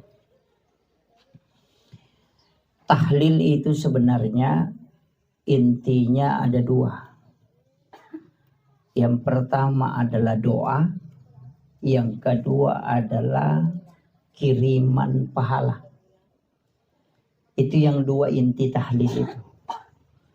Jadi doa kepada orang yang meninggal. Kemudian yang kedua adalah nilai pahala yang terdapat di dalam bacaan-bacaan tahlil itu kita niatkan untuk almarhum. Sebenarnya setiap orang yang meninggal itu yang tertutup hanya usianya. Ini saya harus perjelas ini supaya kita paham. Setiap orang yang meninggal yang tertutup itu adalah usianya, umurnya yang tertutup. Tapi kitab catatan amal, tempat dicatatnya segala kebaikan orang yang meninggal dan maupun hidup, itu tidak tertutup. Hatta yaumil qiyamah. Kecuali dunia ini sudah kiamat. Alam kubur itu bukan alam akhirat. Ini yang harus kita tahu betul. Supaya nanti kaitannya nyambung dengan kenapa ada amalan-amalan. Jadi alam kubur itu bukan alam akhirat. Alam akhirat itu nanti selesai dunia kiamat. Jadi kama pilino napang kayasang alam akhirat. Selama dunia ini tidak kiamat, maka itu alam akhirat itu belum. Makanya nanti di akhirat baru tidak bisa orang mendapatkan kiriman pahala dari dunia karena sudah tidak ada. Selama orang itu masih di alam kubur, maka itu kiriman pahala itu akan masuk. Makanya orang yang meninggal itu ketika meninggalkan anak yang mendoakan, itu dipastikan akan sampai. Karena dalam Islam ada namanya syafaat pahala. Syafaat pahala itu adalah kebaikan yang dilakukan oleh anak kita atau murid-murid kita yang kemudian didapatkan oleh orang yang punya anak itu sendiri. Jadi ya kau angka anak, bahkan Rasulullah mengatakan siapa yang meninggalkan 2 atau 3 anak perempuan ahli ibadah, maka ibu bapaknya tidak disentuh api neraka.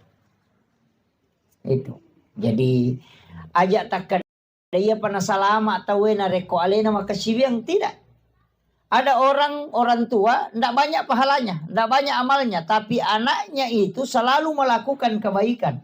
Maka orang tua akan mendapatkan namanya syafaat pahala bonus. Kecuali ada ulama yang mengatakan bahwa berdasarkan hadis Rasulullah, setiap bayi yang lahir itu tergadai. Jadi kongkan anak jaji itu mah keteni. Tahu gadai kan? Tahu gadai? Gadai itu kan kalau kita gadaikan kebun, kita ambil hasilnya atau tidak? Nah, tidak. Itulah yang menjadi alasan Ahmad bin Hambal mengatakan anak yang tidak diakikah, ini anak yang tidak diakikah itu tidak akan, orang tuanya tidak akan mendapatkan syafaat pahalanya, masih tergadai. Karena Rasulullah mengatakan lepaskan gadaian anakmu dengan akikahnya. Nah, dari situlah kenapa setiap bayi yang lahir walaupun tidak sampai 7 hari akikah, supaya kita miliki nanti kalau di hari kemudian. Nah, bahkan jika ada orang keguguran, nah janin itu sudah berbentuk manusia, cuma tidak ditahu jenis kelaminnya apa laki-laki atau perempuan, maka kita diminta untuk memberi nama laki-laki, bukan nama perempuan. Kalau belum ditahu jenis kelaminnya, kecuali ketika kita sudah tahu, boleh diberi nama perempuan kalau memang perempuan, kasih nama laki-laki kalau laki-laki. Tapi ketika anak itu belum diketahui jenis kelaminnya, kasih nama laki-laki. Ini anak kita ketika kita meninggal maupun hidup, setiap dia sholat, bersedekah, walaupun dia tidak niatkan untuk orang tuanya, maka pasti orang tuanya selalu dapat pahala. Itu bonus dari kebaikan yang dilakukan oleh anak-anaknya. Ya natu nasang itu matata, maka dah semakin banyak anak itu semakin banyak rezeki. Bukan rezeki dunia saja yang dimaksud, tapi rezeki akhirat. Nah, supaya anak-anakmu nanti menjadi asbab kau bisa masuk ke dalam surga.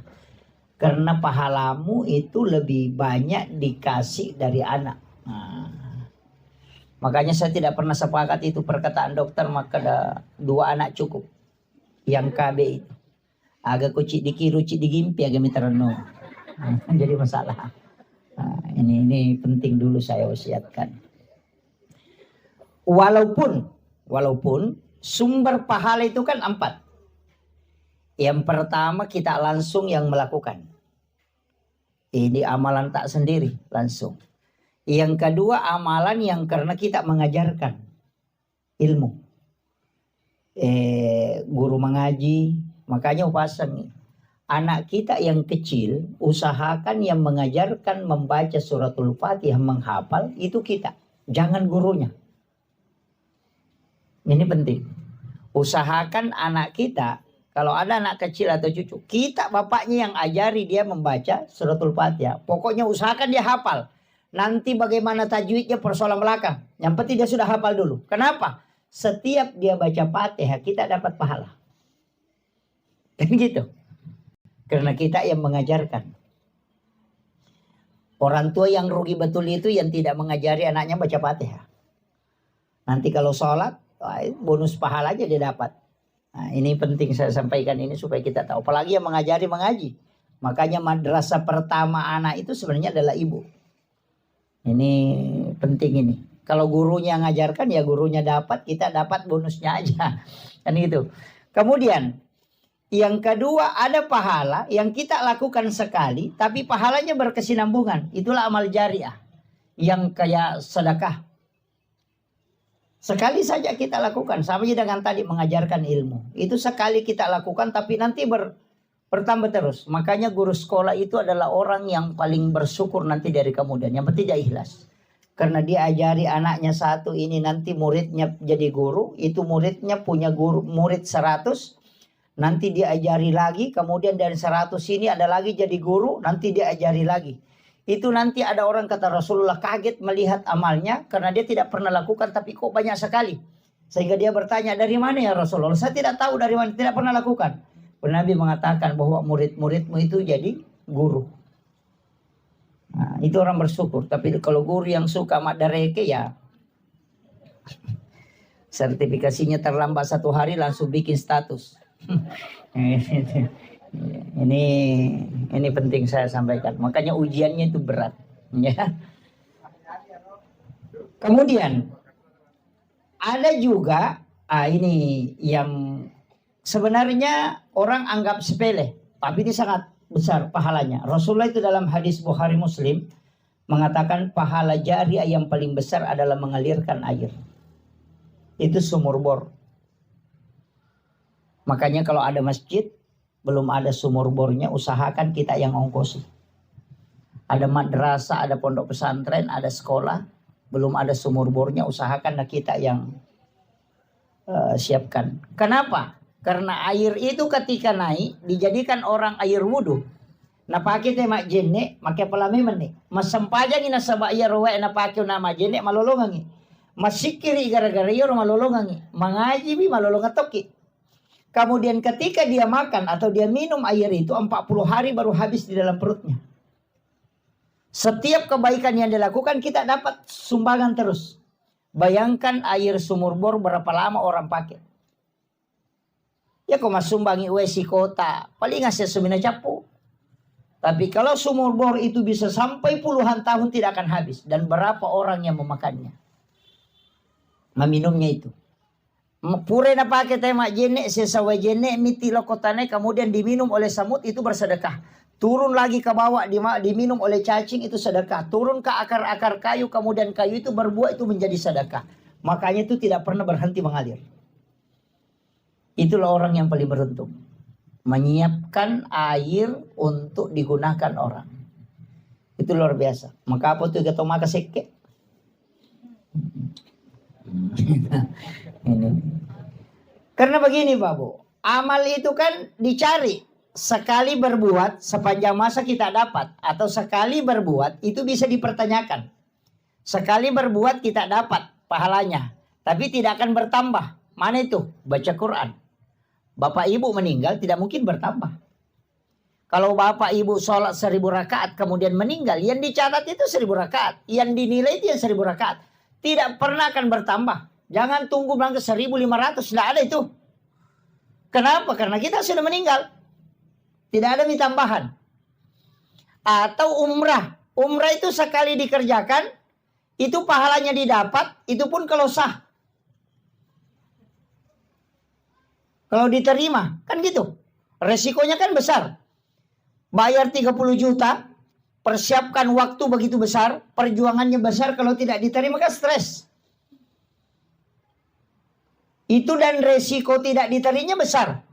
Itu ya. Jadi makanya, kan ada hadis. Man akalal haram lan tuqbalu sholata wa du'a arba'ina yawman mania. Siapa yang makan makanan haram, 40 hari 40 malam sholatnya tidak diterima. Kalau dia makan makanan haram baru berangkat umrah, itu 40 hari. Itu sudah pulang belum diterima itu. Jadi masalah. Makanya hati-hati. Atau la yakhillu lil muslimin an yahjura akhahu fawqa salasa layalin. Siapa yang tidak baku ngomong lebih dari 3 hari, maka Nabi tidak mengakuinya. Baru kita berangkat umrah, baru ada tetangga baku bombe. Jangan sampai, jangan. Sia-sia itu.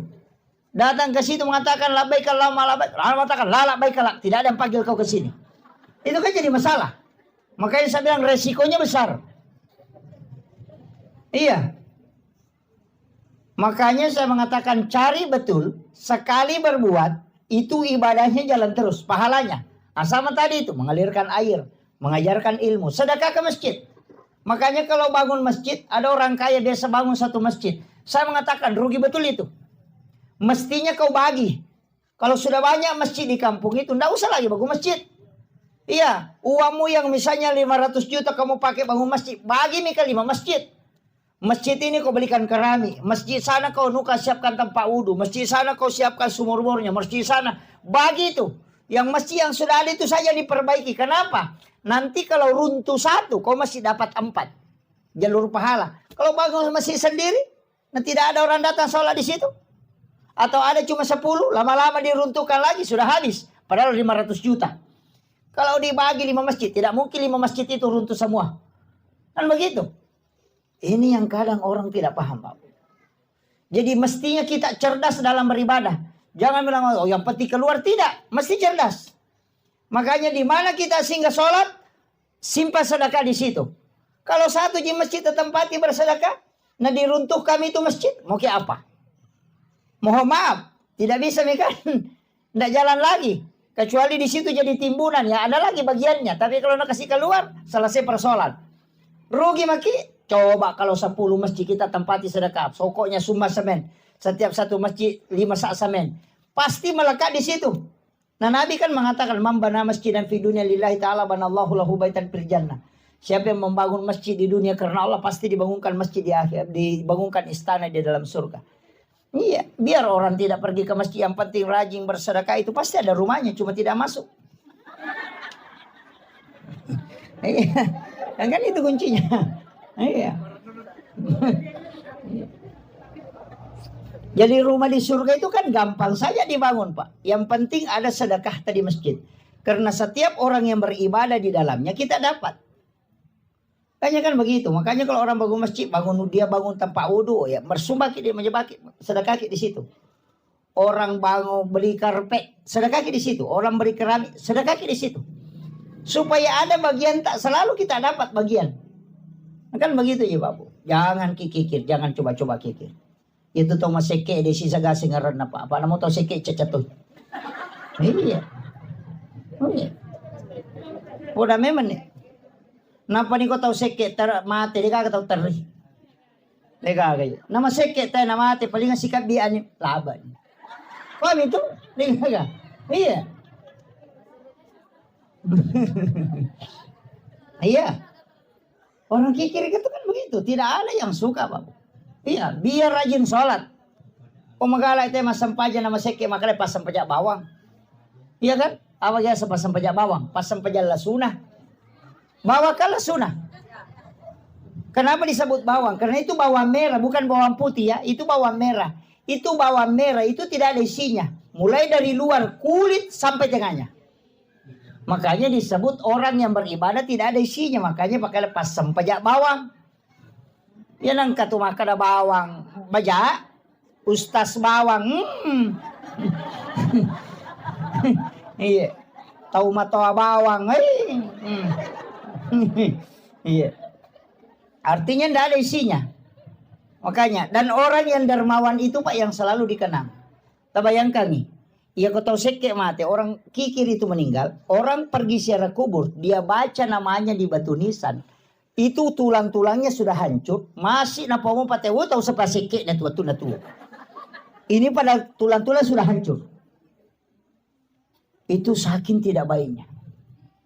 Iya. Dan itu sering saya ingatkan. Kita ini hidup, tidak usah terlalu ini. Dalam hidup ini kan berat sebenarnya kalau kita tidak punya amal. Karena kita mau ke sana semua.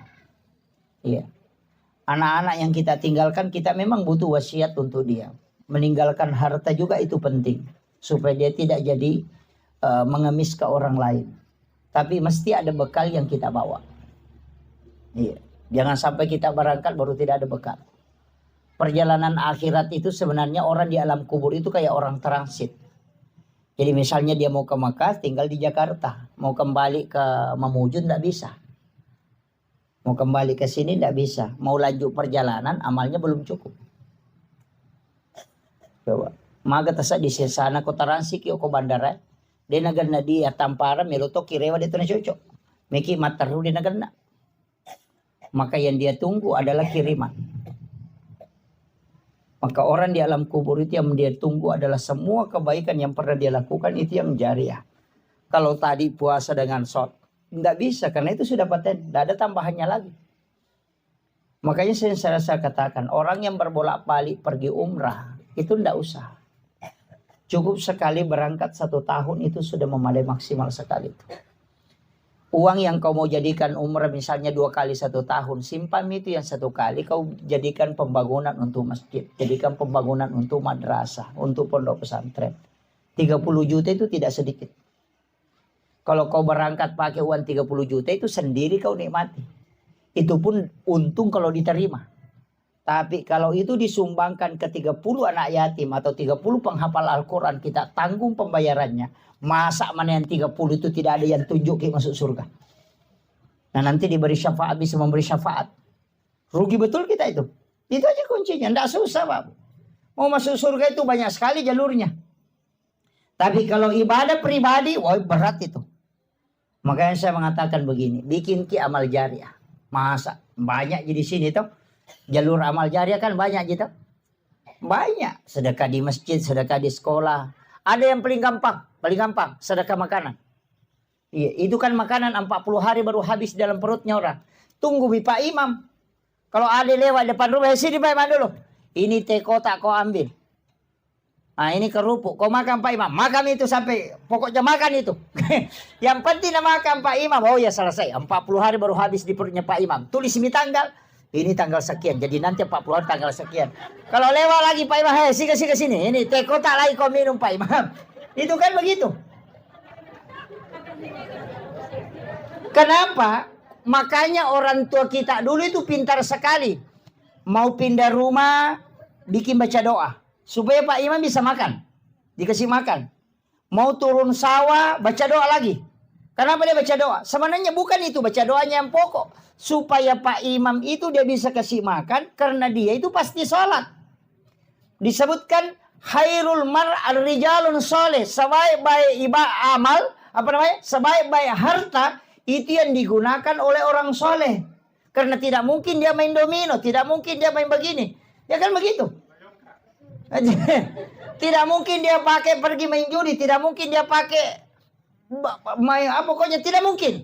Karena dia orang soleh. Tapi kalau bukan orang soleh bisa saja dipakai untuk yang lain. Walaupun kita tidak dapat dosanya, tapi kita tidak dapat barakahnya, tambahan pahalanya. Kan begitu? Makanya orang tua dulu itu pasti Pak Imam petugas SARA yang dipanggil baca doa. Kenapa? Karena kalau dia pasti tidak mungkin melakukan kejahatan. Kan itu aja. Nah baca doa itu kan 3. Yang pertama makanannya, yang kedua doanya, yang ketiga amplop. Iya. Kenapa? Itu kan ulama dulu semua ada semua pakai dalil itu Pak Bu. Tidak. Jangan anggap bahwa apa yang dilakukan orang tua kita dulu itu tidak ada dalilnya. Yang pertama baca doa. Doa itu kepada orang, itu kita dianjurkan supaya malaikat yang mendoakan hal yang sama. Dan itu perintahnya, meminta orang mendoakan kita. Rasulullah ketika sahabat mau melaksanakan ibadah haji, itu minta supaya didoakan. Kurang apa doanya Nabi? Tapi kenapa dia masih titip doa? Kan gitu. Yang kedua, ini yang kedua. Kenapa disiapkan makanan? Karena kalau doanya tidak diterima, kalau dia makan 40 hari tidak berhenti itu dapat pahala. Kan gitu. Karena tidak selamanya doa diterima. Kalau bertengkar sama istrinya Pak Imam baru pergi baca doa, tidak diterima doanya.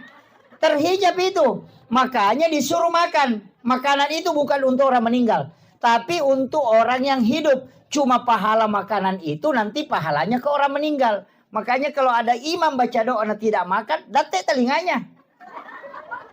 Kan gitu. Kecuali dia puasa. Kemudian yang ketiga, kenapa pakai amplop? Tadi itu yang dipakai khairul mal ar-rijalun soleh. Sebaik-baik harta yang digunakan oleh orang soleh. Makanya kalau doanya tidak diterima, makanannya pun tidak dapat berkahnya. Nanti kalau Pak Imam pulang saya kasih uang, dia belikan sarung kemudian dia pakai sholat, maka saya akan dapat selamanya. Itu kuncinya. Makanya orang tua dulu itu sudah pakai 3 metode. Kalau gagal yang pertama masih ada yang kedua. Kalau gagal yang kedua masih ada yang ketiga. Kan begitu. Ini yang dilakukan turun-temurun. Tapi sekarang ada yang menyalahkan. Karena dasar yang mengerjakan juga tidak paham. Datang yang menyalahkan juga tidak tahu. Nabi bilang tidak boleh. Nabi bilang saya juga memang tidak tahu. Berhenti boleh. Kan begitu.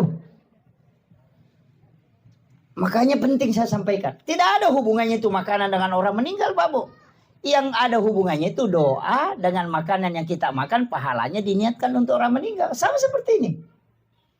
Semua orang yang datang ke sini, bahkan 40 orang kata Nabi, 40 orang di kalangan umatku, itu berdoa, itu setara dengan 1 waliullah. Coba. Makanya 40 orang berdoa itu, setara dengan 1 waliullah. Nah kita lebih 100 di sini Bapak. Tadi tahlilan kemudian doa, masa? Pasti ada yang diterima doanya. Itu aja kuncinya. Makanya saya itu kalau lihat jamaah, cuma 7 orang ini. Waduh, berdoa. Doa. Makanya Imam Syafi'i itu mengatakan, sholat Jumat itu nanti sah ketika 40 jamaah yang mukim di situ. Karena memang itu setara dengan 1 waliullah. Kecuali di kampung itu memang tidak cukup 40 orang, tidak masalah. Kan gitu. Ini pentingnya berdoa berjamaah ya. Cuma kadang juga berdoa berjamaah, bukan berdoa berjamaah, cuma sama-sama berdoa. Ini minta ini, minta ini, minta ini.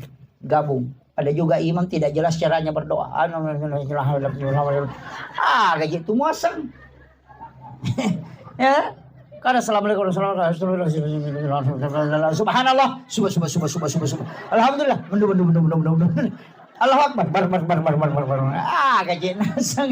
Iya. Berdoa baru dia bilang doa bersama. Bagaimana doa bersama tidak ditolak pun bilang. Ada juga cuma ujungnya jelas enal maut. Iya, ada juga jamaah pintar ujungnya saja ambil amin. Imaki rumahmu gimpe deh kagak. Jadi masalah. Iya, mesti kan jelas itu. Karena kita mau mengaminkan. Nggak usah, yang umum aja. Allahumma ghafir lil muslimina wal muslimat wal mu'minina wal mu'minat al ahya'i minhum wal amwat. Iya. Allahumma ghafiratuka auzi'a min sunubi wa rahmatuka arja indi min amali. Doa itu. Allahumma antas salam wa minkas salam wa alaika yaudus salam fahina rabbana bis salam. Kasih jelasan. Bagaimana kita mau mengaminkan dan tidak ditahu?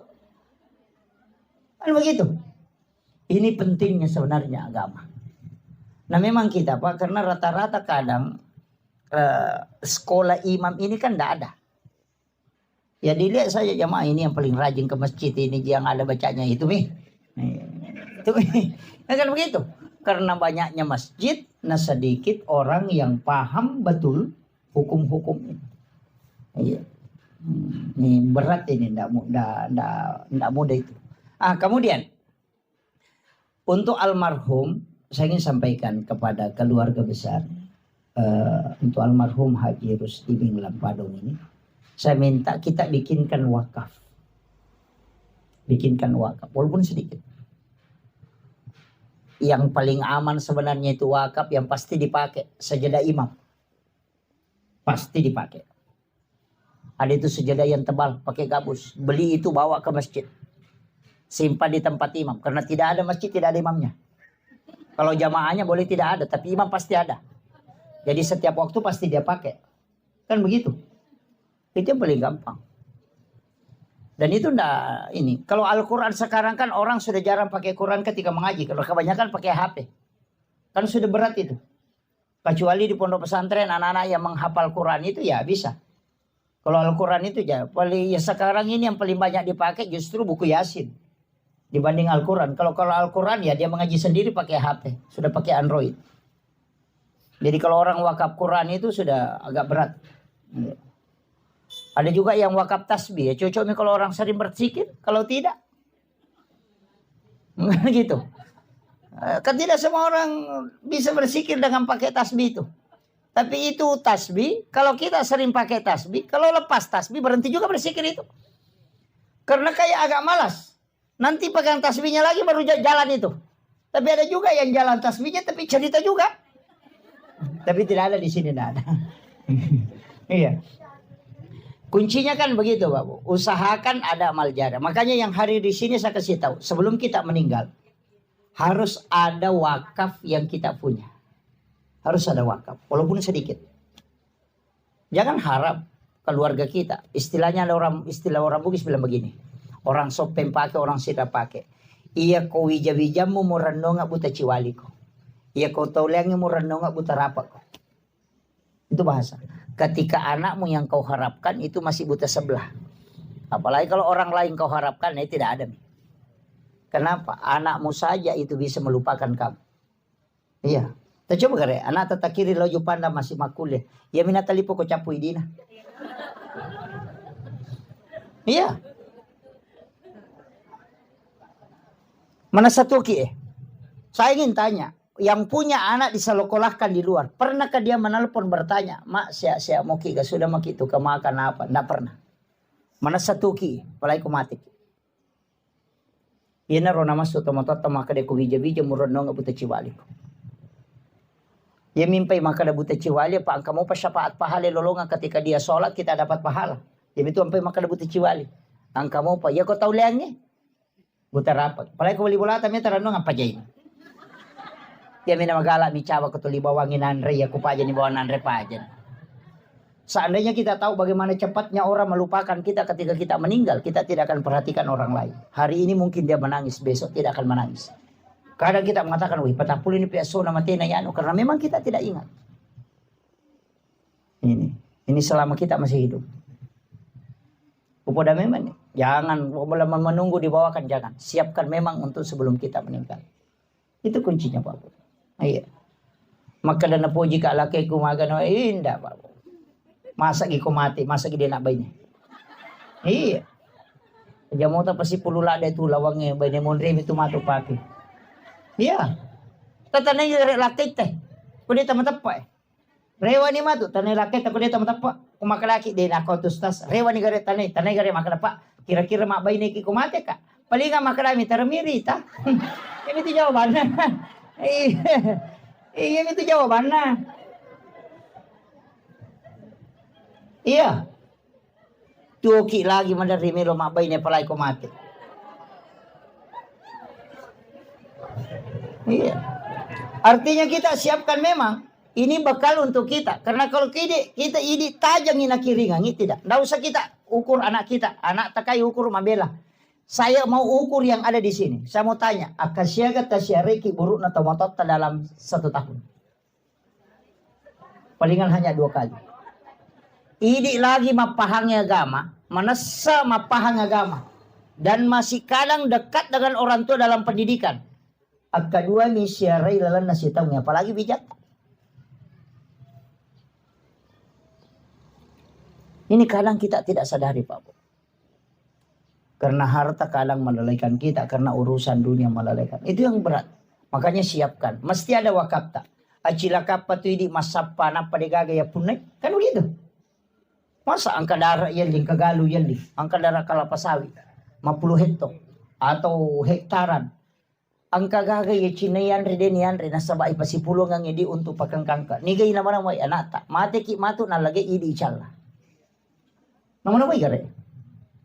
Ini kata bang karo. Siapa yang rugi? Kan ini penting Pak. Ya nadeta nama-nama ya man rasa gitu. Tidak ada bekal tak. Nggih. Angka gage Cina ki mana dore maka soli dore. Saya dore 200 sabu. Wih soli paga. Padahal si di juta di naprikantong. Iya. Kan begitu. Kenapa? Karena dia mau mengumpulkan uang untuk beli sesuatu. Ini kan anak-anak. Anak-anak. Tapi anak ini apakah pernah mengingat kita untuk ke depannya? Maka siapkan bekal untuk dirimu dengan wakaf, persiapkan anakmu dengan baik dengan wasiat. Itu aja kuncinya. Ini yang penting saya wasiatkan Pak Bu. Jangan sampai kita lalai. Karena umur ini kan pasti. Kinroki melolo deta mati. Iya tatu mau pasti mati.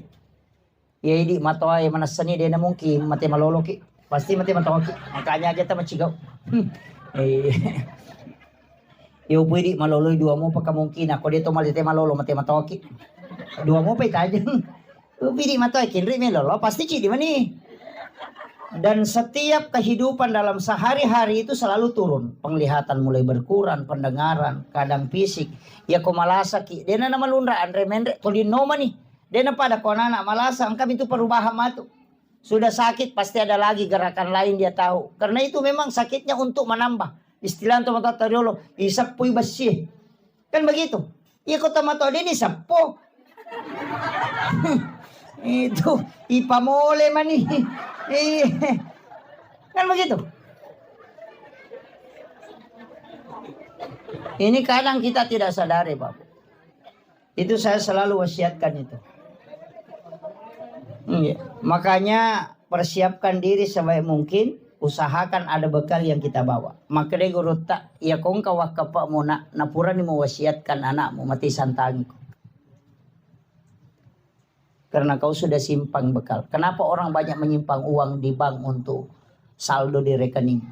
Itu karena berpikir suatu hari kita akan pakai. Tapi kenapa amal tidak dibikinkan saldo juga? Itu penting. Asal sabi na napatame mi bank. Mati ki matu malagay temo di gaga. Makanya mo kumakanja ibija-bija. Tapi ako masalah ni de gaga. Mahirap. Palagi ko magaya ni din na nalo kikiburo. Mahirap.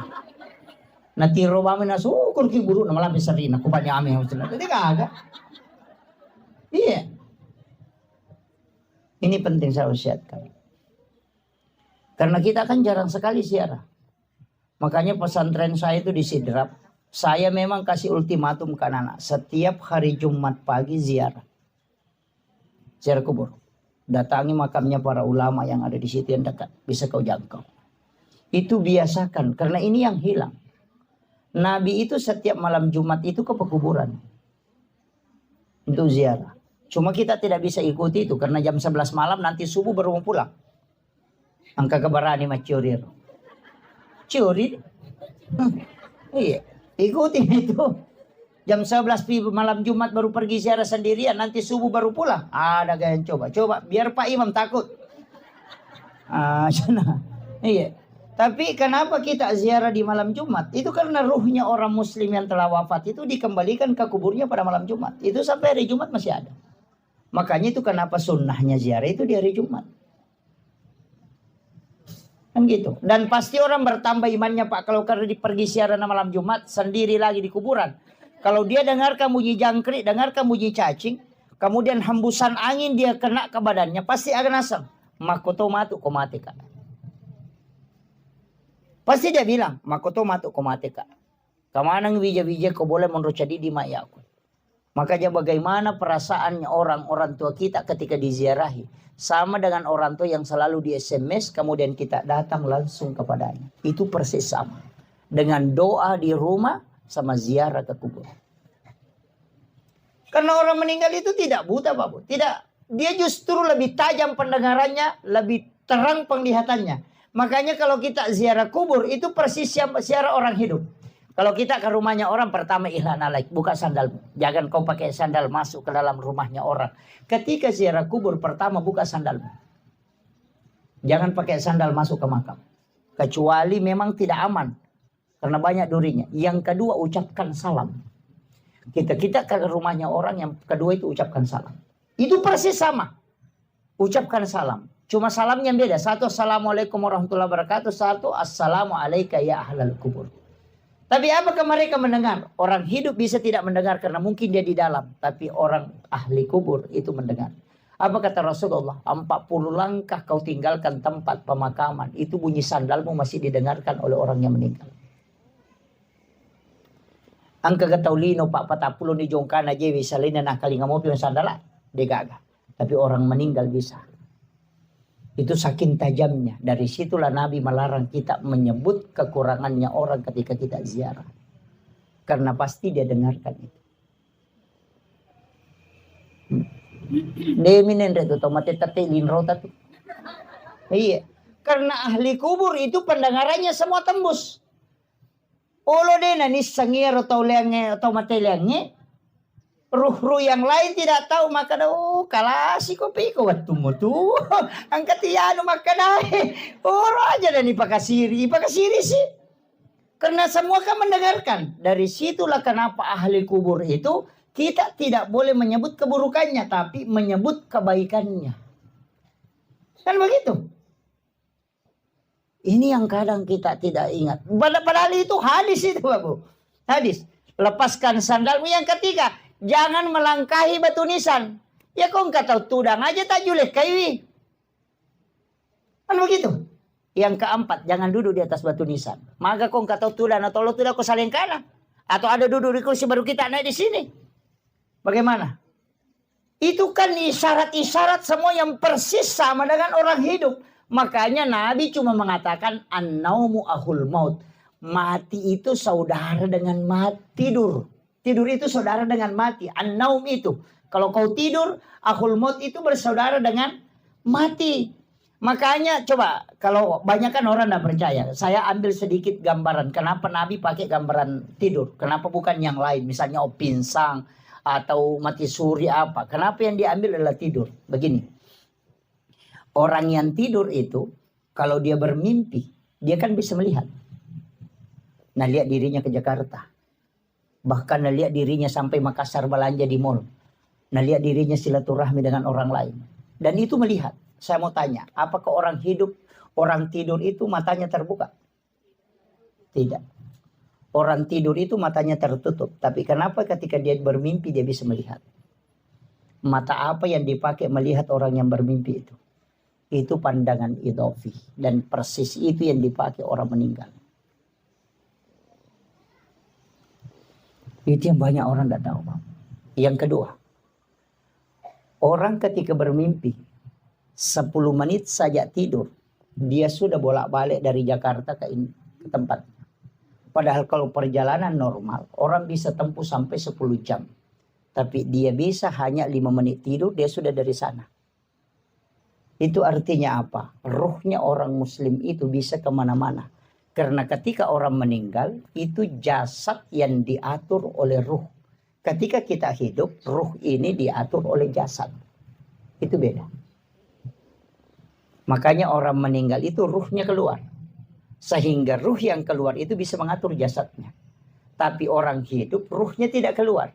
Makanya jasad yang mengatur ruhnya.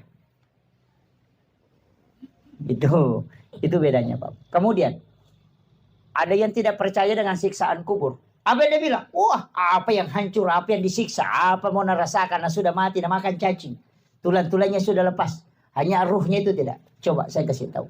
Kalau ada orang tidur kemudian bermimpi dikejar anjing gila. Atau dipukuli. Ketika dia bangun badannya sakit. Bahkan ngos-ngosan. Padahal tidak ada yang pukul. Kenapa jasadnya bisa merasakan sakit padahal dia tidur di atas kasur? Tidak ada yang pukul. Tapi dia bisa merasakan sakit. Itu artinya ketika ruh tersiksa maka jasad akan ikut. Walaupun dia tidak disentuh.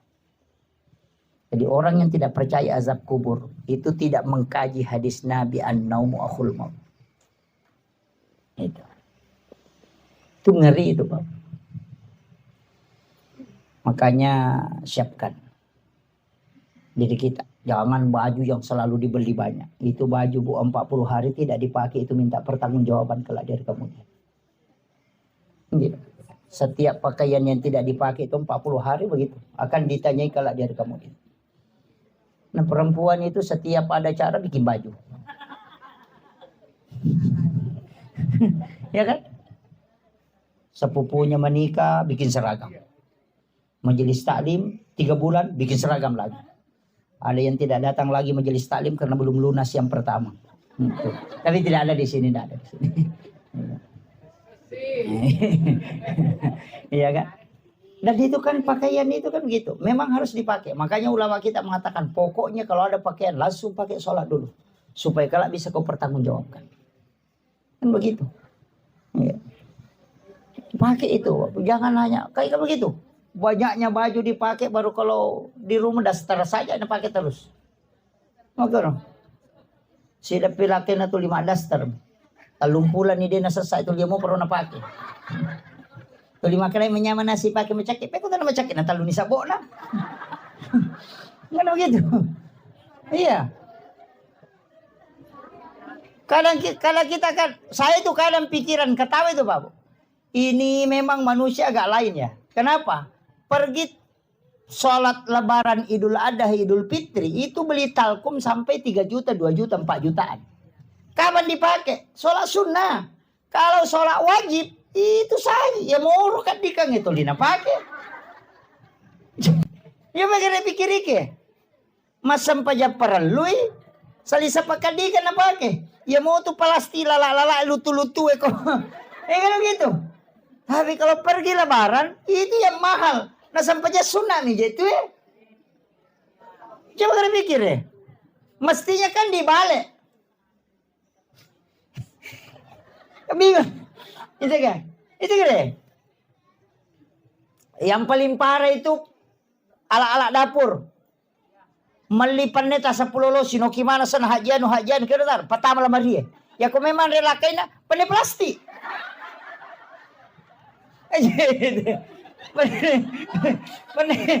Bener plastik itu. Iya. Tidak mana mikir deh. Malaysia nga panay yali, panay pincang makoro. Yali ni kami na masuli eh. Iya, hanya tulis nama masuk ke dalam lamari. Dia nak kena pakai. Yang itu panay plastik na pakai. Rapai panay plastik na toleh hadiah rinso. Iya. Dia sabung. Yang itu. Nama-nama ikare. Pada manusia ngapan nih? Aga nasak. Mapaboti pinipake. Sisa na mapaboti nasa simay baba no magampa. Dito sila na mapadiri. Dia sila pakai. Ini kan jadi masalah. Cere kristal. Ule jijo kalau Maria. Dia kagak pakai. Ya mau tuh cere na pan. O si tuli na pakai. Sakbo yero na mawalo pa sa nasulot tempele. Iya mo tuh na pakai mataro. Na mega bicara mega kena. Aja memang natasaka. Iya. Kita sebenarnya beli untuk apa? Kan begitu. Dan itu tidak dipakai. Dan setiap benda yang ada di rumah itu hisapnya berat, Pak. Ada orang itu punya cangkul itu sampai 300 tahun dihisap itu gara-gara cangkulnya. Maka Pak Idi, anu mun rawangnya. Hindak mengatakan dari Pak Ustaz, si kiri na barangnya memang ketika dipakai, ketika dia pecah lepas tanggung jawab. Kama kuamiro. Siko mematoni makana makanya itu orang tua kita dulu makana siko metomi tu muruna gangka manietu. Aja na tu susah. Kan begitu. Repa panena dua na so repa dua padahal talulo si pimonro. Ini kan kadang kita tidak sadari itu. Makanya saya wasiatkan siapkan ya. Mestinya dalam sehari makanya ke Bapak Guru atau Pandita itu makanya usahakan ada sedekah subuh supaya setiap subuh kita punya amalan. Kemudian yang kedua memang sedekah di waktu subuh itu maka dari Nabi tak ketika sedekah dengan musibah itu bersamaan maka sedekah tidak pernah didahului.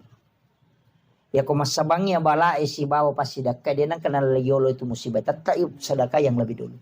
Dari situlah makanya orang setiap mau jalan itu mesti sedekah.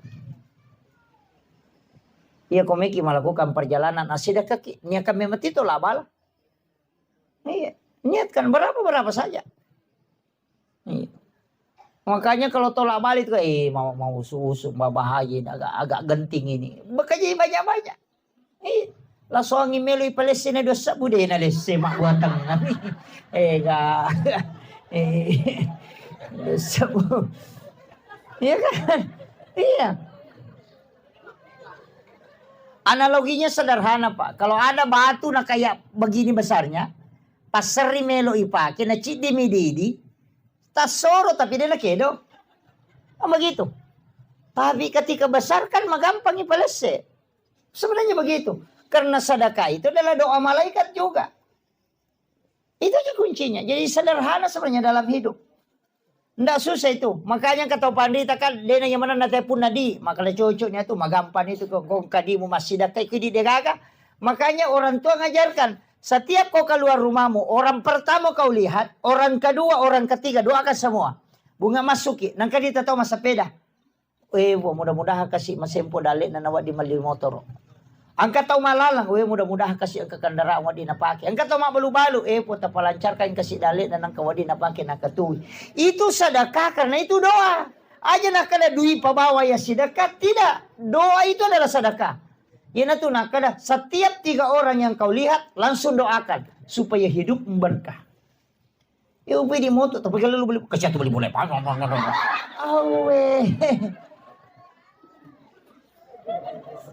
Ini kan jadi masalah. Oh ini sudah setengah 12 ini.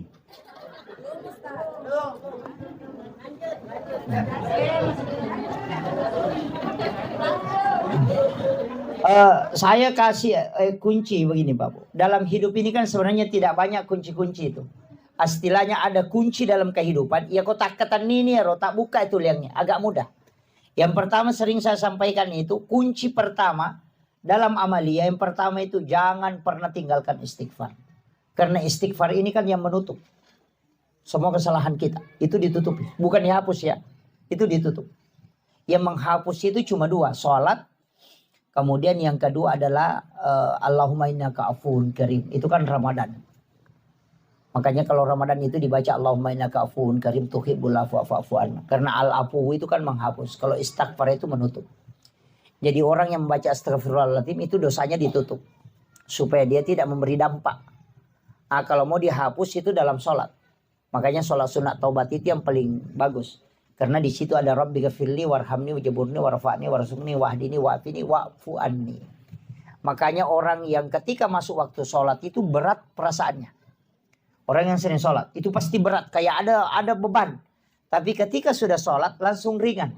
Itu karena memang dosa-dosa itu dilepas. Makanya disebut al-afu. Jadi istighfar ini jangan tinggalkan. Cuma ada ulama kita itu membagi begini. Kalau umurmu masih muda, umur 10 sampai 30, istighfarmu yang mau kasih banyak. Sholawatnya tidak usah banyak. Kalau misalnya istighfarmu 1000, cukup sholawat itu 200 atau 300. Kalau umur 30 ke bawah. Tapi yang 40 ke atas, 50-an ke atas, perbanyak sholawatmu, kurangi istighfar. Kenapa? Karena istighfar itu membuka pintu rezeki. Untuk orang yang masih muda, berdoalah supaya semua pintu-pintu rezekimu dibukakan. Sedangkan usia yang ke atas itu, sholawat itu isinya adalah berkah. Makanya kau baca sebanyak sholawat supaya anak-anakmu diberkahi, rezekimu diberkahi, kehidupanmu diberkahi. Kan gitu. Kalau masih muda dan banyak sholawat, apa mau diberkahin? Belum ada itu. Istrimu belum ada. Nah, begitu. Makanya ulama mengatakan presentasinya itu rubah. Kalau 30 ke bawah perbanyak istighfarmu. Kalau misalnya istighfarmu 10.000 ya sholawat 5.000. Begitu maksudnya. Tapi ketika 40 ke atas ya perbanyak sholawatmu. Supaya semua yang kau miliki ini dapatkan keberkahan. Anak-anakmu diberkahi hidupnya. Keluargamu diberkahi. Perbanyak sholawat. Dan nanti kau mudah menghadapi sakarat. Itu kalau yang dua ini kan sholawat dengan istighfar. Kemudian yang ketiga tadi itu sedekah. Karena ini yang tidak akan pernah berhenti mengalir pahalanya. Usahakan ada sedekah kita setiap hari. Makanya orang yang paling dicintai oleh Allah dan malaikat itu sebenarnya orang yang ketika mau tidur itu bersedekah. Makanya baca Al-Fatihah 4 kali kan. Itu kalau mau ambil itu. Yang pertama ila khadratin Nabi Mustafa sallallahu alaihi wasallam Muhammadin wal jamil ambiyal mursalin wasyuhada wassalihin wal malaikatil muqarrabin al-Fatihah. Sudah itu seluruh muslim dan muslimat, mukmin wal mukminat al-ahya'i minhum al-Fatihah. Kemudian yang ketiga kepada ibu, bapak, kemudian ila masyaihina wa masyaihina guruku dan para guru-guruku al-Fatihah. Kemudian yang terakhir ala nafsi wa ruhi wa jazadi, kemudian wa ala ahli wa ahli baitihi sinna keluarga tak kiringan Fatihah napa kimatinro. Makanya 4 kali. 1 untuk Rasul dan para nabi dan para malaikat, 1 untuk muslim muslimat al hayaimin walal yang hidup maupun yang mati, kemudian yang ketiga para guru-guru dan kedua orang tua, kemudian yang 4 untuk diri kita dan ahli-ahli keluarga kita. Kirimkan Fatihah. Itu paling enak, apalagi kalau ya Allah semua umat muslim yang sakit sembuhkan ya Allah. Yang punya dosa ya Allah ampuni. Yang ada kesalahannya sama aku ya Allah, aku sudah maafkan dia ya Allah. Oh itu orang yang sungguh luar biasa. Ketika dia tidur, dia dalam keadaan tidur seperti wali Allah. Itu kuncinya. Ya upi di kota tidur. Ya anu napo ya kang. Isi gari gisi na dega. Iya. Nah itu kau mampat di hati. Pak dia itu kagak. Ya kau mampat di hati. Tahu na mo Thomas me minasa ya ada parerir. Nih kata aku tanya. Iya. Karena hati nama itu malah salah. Iya. Ndak dia itu nama tenang. Iya. Nama gampang iris sangin padiati yan ang katomita dece na to masusa padiati itu nah kata malio to yan na cicil mi itu natanati ke suruh wajah kan begitu yan na ita dece na to masusa padiati itu benar kan tidak ada kaitannya dengan kita justru dia misukro ya alhamdulillah ang kana tuwa di pembantu ko kan begitu tapi na cicil mi aja ini penting. Kemudian itu tadi sedekah, kemudian yang ketiga sholat. Jangan pernah tinggalkan. Terutama perempuan ini ada jeda yang kadang dia lupakan. Misalnya begini Bu, kita jam duhur masuk misalnya jam 12:15. Kita memasak di dapur atau mencuci atau apa. Tiba-tiba masuk waktu duhur jam 12 lewat. Kita belum karena masih kerja. Cuci piring apa siapkan makanan. Sampai jam 1 belum selesai. Kemudian tiba-tiba kita haid. Tadi kan mendapati waktu duhur. Kita belum sholat duhur kemudian haid. Kita mau sholat tidak bisa. Tapi kita sudah ketinggalan 1 sholat. Maka itu dosa besar. Bagaimana cara menutupi sholat ini? Ketika berhenti haid mesti diqadai. Ini yang harus ditahu. Makanya perempuan itu diminta untuk tidak menunda sholat. Makanya ada perempuan itu disuruh sholat di rumahnya. Supaya kalau dikhawatirkan kalau dia haid, makanya lewat. Itu jadi masalah. Dan itu banyak tidak disadari. Kadang masuk waktu maghrib, sibuk ngurus ini. Atau masuk waktu isya, sibuk, langsung haid. Itu tidak bisa sholat. Maka dia harus qadha itu. Ketika berhenti haid, ganti itu. Jangan tunggu lagi waktu isya. Nah bilang, isya dulu. Nah ini baru subuh, nanti isya. Kalau mati kok kalau duhur ya bagaimana? Makanya sholat yang ditinggalkan dengan rentang waktu seperti itu diqadha ketika sudah bisa diqadha. Jangan menunggu. Cuma ada ulama fikih menggabungkan. Kalau sholat itu diganti di malam hari, maka dikeluarkan suara. Tapi kalau sholat itu dikerjakan di siang hari, maka tidak mengeluarkan suara. Jadi sholat duhur yang diqadha di malam hari itu mengeluarkan suara. Karena dikerjakan di malam hari. Tapi kalau sholat isya misalnya diqadha di siang hari, itu tidak keluarkan suara. Walaupun sholat isya itu adalah sholat yang dijaharkan. Tapi ketika dikerjakan di siang hari, maka itu tidak dijaharkan. Itu disir. Nah itu kalau fikihnya. Tapi mana itu masalah kasih baca di mana ke jarak baru si kapangi, mana ke masa pejalur rumah ke raja sana. Padahal itu mengqadha. Nah, kecuali sholat yang ditinggalkan, misalnya waktu anak muda, waktunya gadis, masih kuliah, tidak sholat. Nah, itu ada ulama mengatakan ganti semua itu. Bayangkan 10 tahun tidak sholat, 10 tahun diganti. Sekarang tahun 2024, jadi 2034 baru berhenti. Berapa? Ya, 2034.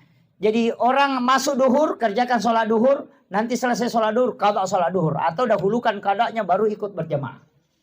Nah itu, ke asar begitu juga, semua sholat 5 waktu itu diganti. Nah, ada yang pakai itu, bahwa seperti Ahmad Sarwat itu, semua sholat yang kau tinggalkan, kau harus qadha. Karena itu adalah utang selamanya. Ada juga bilang, tidak usah, cukup taubatkan, baru perbanyak ibadah sunnah. Ada juga bilang tidak, begini, tidak usah diganti. Nanti kalau ke tanah suci, umrah atau haji, qadha sholatmu di Masjidil Haram 1 kali. Itu bisa menggantikan puluhan tahun. Nah, ada juga pakai itu. Jadi kita mana kita pun pakai. Tapi jangan juga sengaja, tidak usah dulu sholat. Nanti umrah baru diqadha. Itu jadi masalah lagi tuh. Iya. Jadi bukan begitu maksudnya. Jadi itu penting ya, saya wasiatkan. Kemudian ada hal juga dalam hidup ini Bapak Ibu sekalian. Penting. Karena agama itu begitu. Ada wajibnya, ada sunnahnya, ada adabnya, ada kaifiatnya, ada hikmah. Ada hikmah. Orang-orang dulu ini syarat dengan ilmu hikmah. Orang-orang tua kita dulu. Karena dia sudah khatam di bab-bab ngaji ini sudah.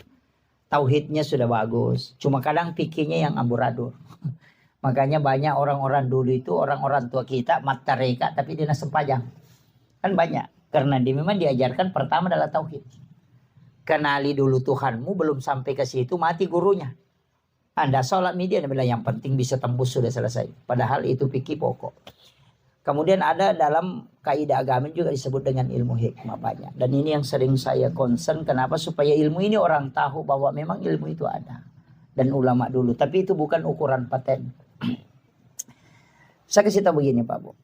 Kita di hikmah itu dikasih ilmu ini kan bukan ilmu pasti. Artinya ilmu kebanyakan. Seperti begini. Ketika anak pertama adalah perempuan, maka yang pertama meninggal itu adalah ibunya. Ketika anak pertama adalah laki-laki, maka yang pertama meninggal itu adalah bapaknya. Itu di hikmah itu. Tapi itu tidak semua. Iya. Jadi itu tidak semua, tapi itu kebanyakan. 90 sekian persen itu dipastikan. Yang kedua itu di hikmah ya. Tapi ini jangan takut ya. Saya cuma kasih tahu. Ini ilmu hikmah itu ilmu antara seperti itu. Artinya itu hitung-hitungan. Kalau anak pertama itu sifat baik bapaknya diambil. Tapi sifat buruk ibunya diambil. Jadi itu anak pertama itu sifat jelek bapaknya. Sifat baik bapaknya ada di situ. Tapi sifat baik buruk ibunya diambil itu anak pertama. Nanti kebalikan. Kalau anak kedua Sifat baik ibunya diambil, tapi sifat jelek bapaknya ada di situ. Itu kalau di hikmah, Pak Bu. Jadi makanya bisa diteliti anak kita itu. Makanya nanti kalau anak ketiga dilihat raut mukanya. Kalau dia lebih cenderung mengikuti wajah bapaknya, maka sifat baik bapaknya diambil, sifat buruk ibunya akan melekat ke situ. Itu kecenderungannya begitu. Jadi itu ilmu hikmah. Dan itu bukan ilmu pasti. Tapi ulama-ulama kita itu kasih kasih pesan bahwa kalau jangan mau sifatnya memang mamanya ngambil ini. Begitu. Jadi itu supaya kita bisa baca, oh ini yang bisa saya perbaiki. Ini yang bisa saya nasihati ke anakku. Jangan begini supaya tidak terbentuk karakternya. Itu hikmah, Pak. Banyak. Sama dengan orang tua dulu. Kalau kayak bikin rumah begini kan. Ada semua itu. Iya. Ada di hikmah itu, Pak. Cuma banyak sekarang. Sekarang kan banyak itu muncul. Dan saya itu pantang sekali. Saya sering kasih tahu jamaah itu. Tapi jarang orang pakai. Tapi ini ada. Jangan sekali-kali bikin pintu satu besar satu kecil. Besar sebelah kan. Ada biasa itu kan daun pintu. 1 meter, 70 cm. Kan sekarang banyak. Itu dilarang betul itu. Orang tua dulu bilang pamali. Kenapa? Karena pasti salah satu dari situ ada yang selingkuh nanti. Kalau pintu kiri yang kecil, itu nanti istrinya yang selingkuh. Kalau pintu kanannya kecil, itu nanti suaminya yang selingkuh. Atau nanti di situ ada yang menikah. Itu yang kalau hikmah itu. Tapi itu tidak paten. Tapi kebanyakan itu pasti dialami itu. Makanya orang tua dulu itu ukur. Biar mau bikin jendela itu dia ukur. Dari matanya dia tarik ke telinga, baru dia tarik begini. Baru dia nanti buka tarik begini, baru dia bilang, ini begini ukurannya. Kenapa? Dia bilang, itu jendela saya simpan di mataku. Kalau ada pencuri pegang, pasti saya bangun. Itu karena kolek kan. Itu ilmu hikmah sama itu, Pak Bu. Itu ilmu orang tua dulu. Biar dimanapun dia bilang ada orang mau masuk rumah ini. Karena dia yang bikin ukuran rumahnya. Kan gitu. Iya. Jadi mulai dari penempatan pintu ada yang bagi 9. Kemudian kalau di sini ada nanti anaknya bisa jadi ulama. Kalau di sini pintunya itu bisa dipakai untuk cari rezeki. Ada semua itu udah tahu itu. Ilmu hitung-hitungan. Bahkan orang menikah itu biasa dia tahu namanya. Oh ini nanti bertengkar terus ini. Bahkan ada yang sampai merubah namanya. Saya bilang jangan. Itu rumah jangan rubah namanya. Itu ilmu ada dari dulu. Ada memang kitabnya khusus. Sampai nama-nama itu ada. Makanya saya sering ceramah itu kalau ada namanya Wati itu pasti keras watanya. Itu sebenarnya dari ilmu hikmah itu. Sukmawati, Rahmawati, Patmawati, pandana kemana gitu.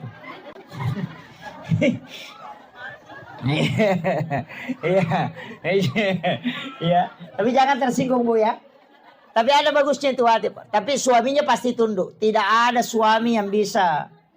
Cuma ada penyakitnya itu biasa. Itu sakit perut tembus dengan punggung.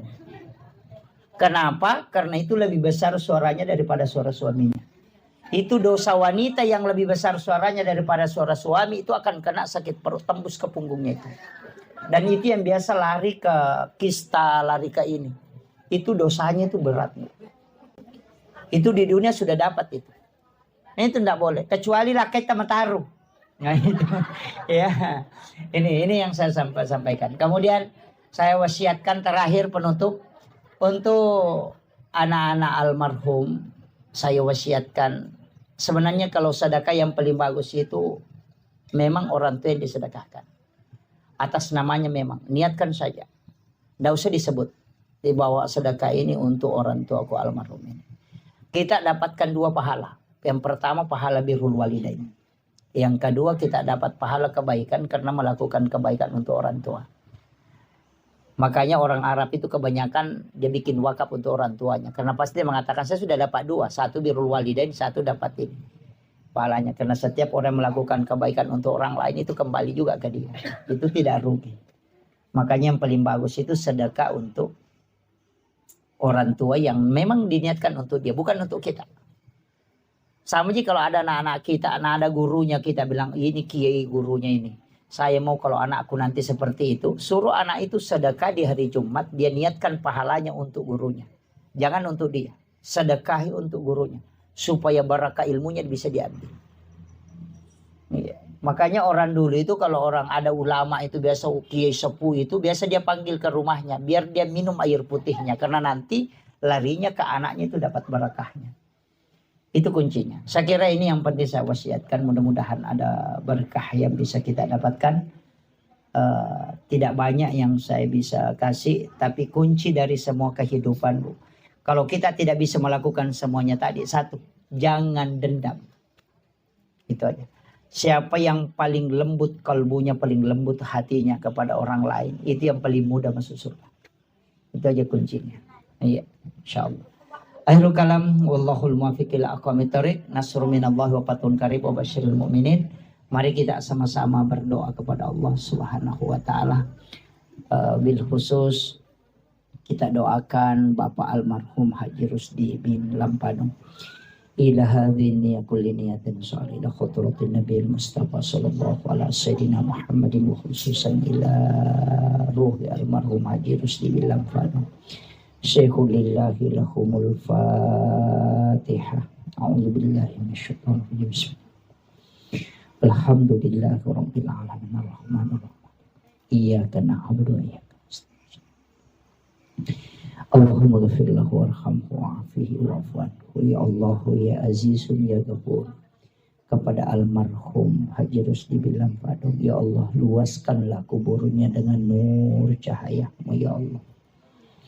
Ampunilah segala dosa dan kehilafannya ya Allah. Lipat gandakanlah amalan kebajikannya ya Allah. Sempurnakanlah amalannya belum sempurna ya Allah. Ijabah semua amaliyah yang dilakukan ahli waris, anak-anak keluarga kepada almarhum ya Allah. Ya Allah ya Azizun ya Ghafur. Pada almarhum ya Allah, tempatkan ia di tempat-Mu yang tinggi ya. Ila rafiqil a'la ya Rabb. Jadikan kuburannya sebagian dari taman-taman surga-Mu ya Allah. Dan pertemukan ia dengan syafaat Rasulmu Muhammad sallallahu alaihi wasallam. Kepada keluarga yang ditinggalkan ya Rabb, berikan kekuatan iman dan ketabahan ya Allah. Seliputi hatinya dengan keberkahan ya Rabb. Jangan Engkau menolak segala ijabah doa yang telah Dia peruntukkan kepadamu ya Rabb. Kami yang hadir di tempat ini ya Allah, kami turut untuk mendoakan almarhum ya Allah. Kami mohon kepadamu ya Rabb, jangan Engkau mencabut nyawa kami kecuali dalam keadaan beriman ya Allah. Kami tahu ibadah kami masih jauh dari kesempurnaan ya Rabb. Kami tahu kami banyak hilaf dan dosa ya Rabb. Kami tahu ibadah kami belum sempurna ya Allah. Kami tahu salat kami belum khusyuk ya Rabb. Begitu banyak dosa dan kehilafan yang kami lakukan ya Allah. Anak-anak kami, keluarga kami ya Rabb, tuntun ke jalan yang Engkau ridhai ya Allah. Anak-anak kami, keluarga kami ya Allah, tuntun ke jalan yang Engkau ridhai ya Rabb. Mudahkan langkahnya masuk ke dalam rumah-Mu ya Allah. Jangan Engkau membuat dia tergelincir dalam kemaksiatan dan dosa ya Allah. Ya Allah ya Azizun ya Ghafur. Apa yang telah disedekahkan berupa makanan oleh Ashafibul Bait, jadikanlah barakah dalam hidupnya ya Allah. Jadikanlah barakah kepada almarhum ya Allah. Seluruh pahala yang diniatkan untuk almarhum, jadikan ia syafaat di sisinya ya Allah. Rabbana zalamna anfusana wa illam taghfir lana wa tarhamna lanakunanna minal khasirin. Allahumma ghafiratuka auzi'a min sunubana wa rahmatuka arja indana min amalina. Rabbana atina fid dunya hasanah wa fil akhirati hasanah wa qina adzabannar wa qina azabannar wa qina azabannar. Wa sallallahu ala sayyidina Muhammadin walhamdulillahi rabbil alamin. Bi barakatil Fatihah. A'udzu billahi minasyaitonir rajim. Iyyaka na'budu wa iyyaka nasta'in. Shiratal mustaqim. Shiratal ladzina ala kulli hal ala kulli hal ala kulli hal ilahi anta maksudi wa ridhaka anta matlubi wa atini mahabbataka wa ma'rifataka ya Rabb.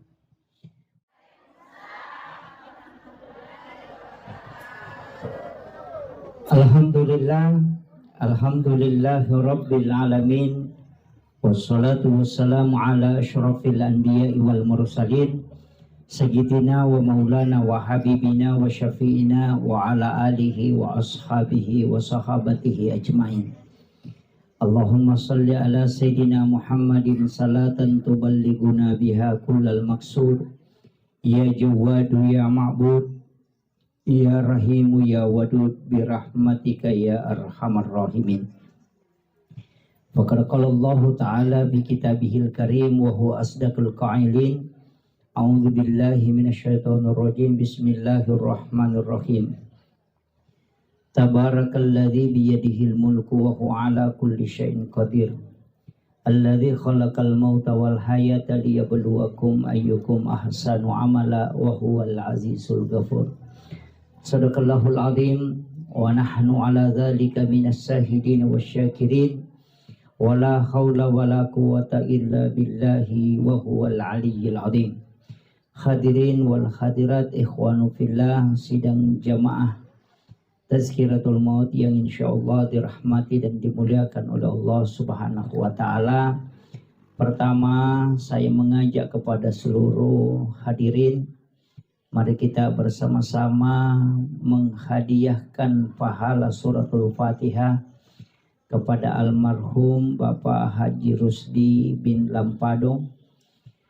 Memagi-magi kita berharap syafaat suratul Fatihah menjadi asbab beliau diberikan keselamatan, elingi atajangan ridallah kuburuna insyaallah.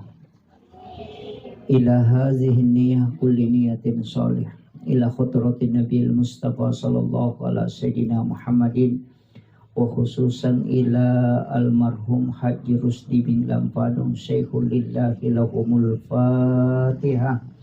A'udzu billahi minasyaitonir rajim. Bismillahirrahmanirrahim. Alhamdulillahi rabbil alamin arrahmanir rahim maliki yaumiddin. Iyyaka na'budu wa iyyaka nasta'in. Ihdinas siratal mustaqim. Suratul ladzina an'amta 'alaihim ghairil maghdubi 'alaihim waladdallin. Amin amin ya rabbal alamin. Terima kasih Bapak Ibu sekalian. Saya pakai bahasa Indonesia atau bahasa Bugis?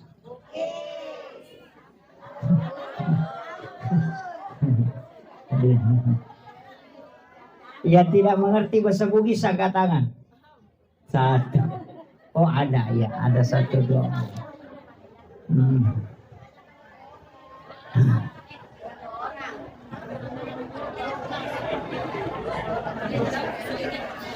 Yeah. Oh iya. Pertama, saya ingin sampaikan begini Bapak. Tadi kita baca surah Yasin. Yang kedua kita tahlil. Kemudian disempurnakan dengan doa. Sekaligus ada sholawatan.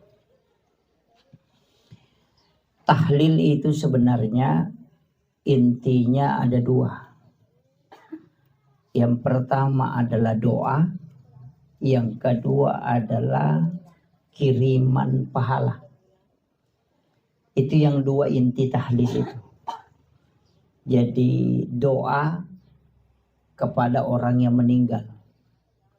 Kemudian yang kedua adalah nilai pahala yang terdapat di dalam bacaan-bacaan tahlil itu kita niatkan untuk almarhum.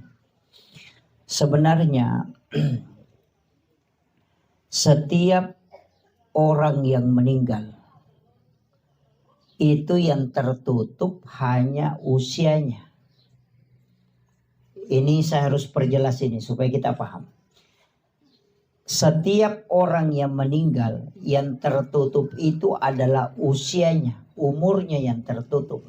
Tapi kitab catatan amal, tempat dicatatnya segala kebaikan orang yang meninggal dan maupun hidup, itu tidak tertutup.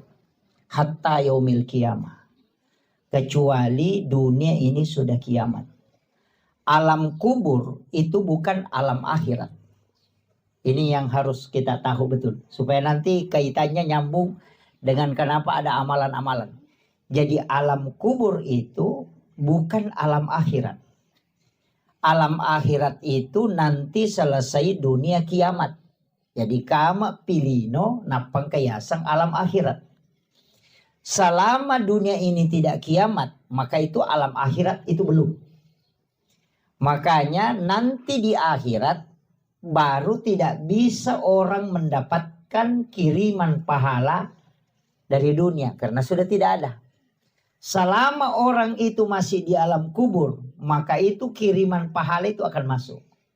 Makanya orang yang meninggal itu ketika meninggalkan anak yang mendoakan, itu dipastikan akan sampai. Karena dalam Islam ada namanya syafaat pahala.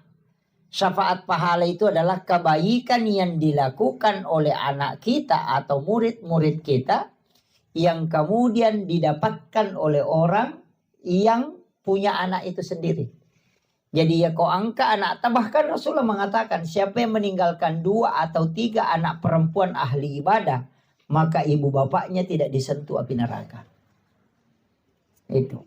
Jadi ajak tak kadaya pana salama atau wena reko alena maka sibiang tidak.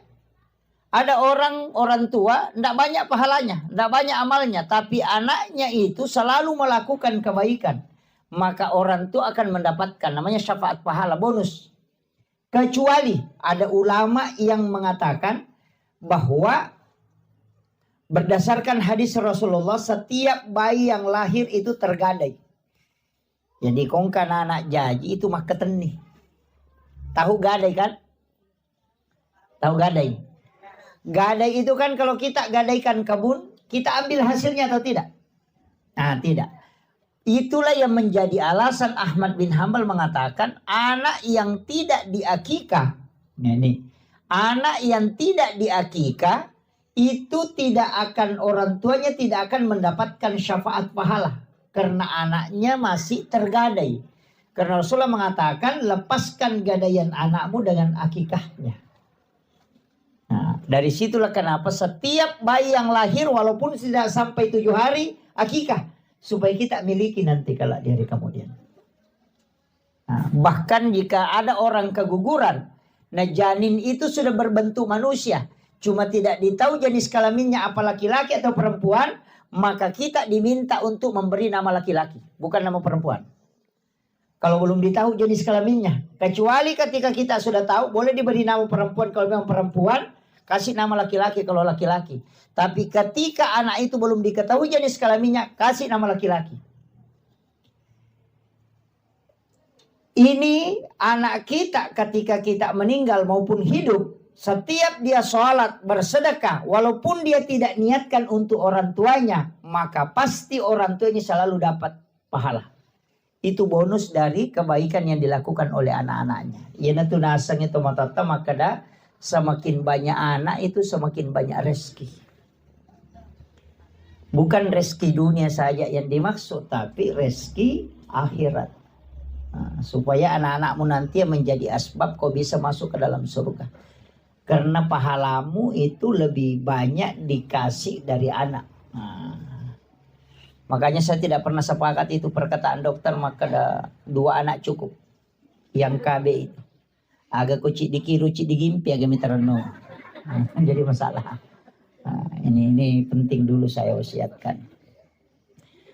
Walaupun sumber pahala itu kan 4. Yang pertama kita langsung yang melakukan. Ini amalan tak sendiri langsung. Yang kedua amalan yang karena kita mengajarkan ilmu. Guru mengaji. Makanya upasang anak kita yang kecil usahakan yang mengajarkan membaca suratul Fatihah menghafal itu kita, jangan gurunya. Ini penting. Usahakan anak kita kalau ada anak kecil atau cucu kita bapaknya yang ajari dia membaca suratul Fatihah. Pokoknya usahakan dia hafal.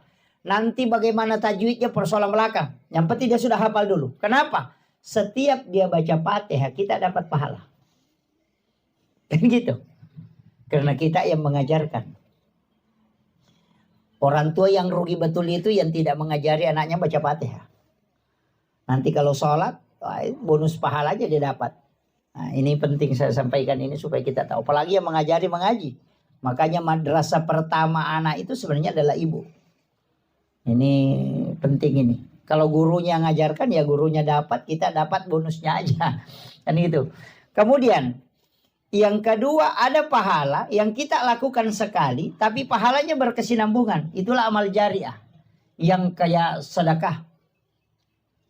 Sekali saja kita lakukan, sama dengan tadi mengajarkan ilmu. Itu sekali kita lakukan tapi nanti bertambah terus. Makanya guru sekolah itu adalah orang yang paling bersyukur nanti dari kemudian. Yang penting dia ikhlas. Karena dia ajari anaknya satu, ini nanti muridnya jadi guru. Itu muridnya punya guru murid 100. Nanti dia ajari lagi. Kemudian dari 100 ini ada lagi jadi guru. Nanti dia ajari lagi. Itu nanti ada orang kata Rasulullah kaget melihat amalnya. Karena dia tidak pernah lakukan tapi kok banyak sekali. Sehingga dia bertanya, dari mana ya Rasulullah? Saya tidak tahu dari mana, tidak pernah lakukan. Nabi mengatakan bahwa murid-muridmu itu jadi guru. Nah, itu orang bersyukur. Tapi kalau guru yang suka madareke ya sertifikasinya terlambat 1 hari langsung bikin status. Ini penting saya sampaikan. Makanya ujiannya itu berat. Ya. Kemudian ada juga ini yang sebenarnya orang anggap sepele, tapi ini sangat besar pahalanya. Rasulullah itu dalam hadis Bukhari Muslim mengatakan pahala jariah yang paling besar adalah mengalirkan air. Itu sumur bor. Makanya kalau ada masjid belum ada sumur bornya, usahakan kita yang ongkosi. Ada madrasah, ada pondok pesantren, ada sekolah, belum ada sumur bornya, usahakan kita yang siapkan. Kenapa? Karena air itu ketika naik dijadikan orang air wudhu. Na pakai tema jenne, make pelami meni. Mas sempajang ina sabak ya rowe na pakai nama jenne malolongangi. Masikiri gara-gara yor malolongangi. Mengaji bi malolongan toki.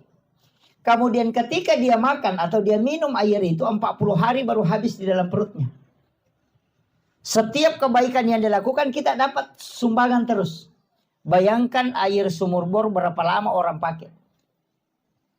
Ya kok mas sumbangi wesi kota. Paling ngasih semina capu. Tapi kalau sumur bor itu bisa sampai puluhan tahun tidak akan habis. Dan berapa orang yang memakannya. Meminumnya itu. Pure na pakai tema jene sesawa jene miti lokotane kemudian diminum oleh samut itu bersedekah. Turun lagi ke bawah diminum oleh cacing itu sedekah. Turun ke akar-akar kayu kemudian kayu itu berbuah itu menjadi sedekah. Makanya itu tidak pernah berhenti mengalir. Itulah orang yang paling beruntung. Menyiapkan air untuk digunakan orang. Itu luar biasa. Maka apa tuh kata maka seke? Ini. Karena begini Babu, amal itu kan dicari. Sekali berbuat sepanjang masa kita dapat. Atau sekali berbuat itu bisa dipertanyakan. Sekali berbuat kita dapat pahalanya. Tapi tidak akan bertambah. Mana itu? Baca Quran. Bapak ibu meninggal tidak mungkin bertambah. Kalau bapak ibu sholat 1000 rakaat kemudian meninggal. Yang dicatat itu 1000 rakaat. Yang dinilai itu yang 1000 rakaat. Tidak pernah akan bertambah. Jangan tunggu bilang ke 1500. Tidak ada itu. Kenapa? Karena kita sudah meninggal. Tidak ada tambahan.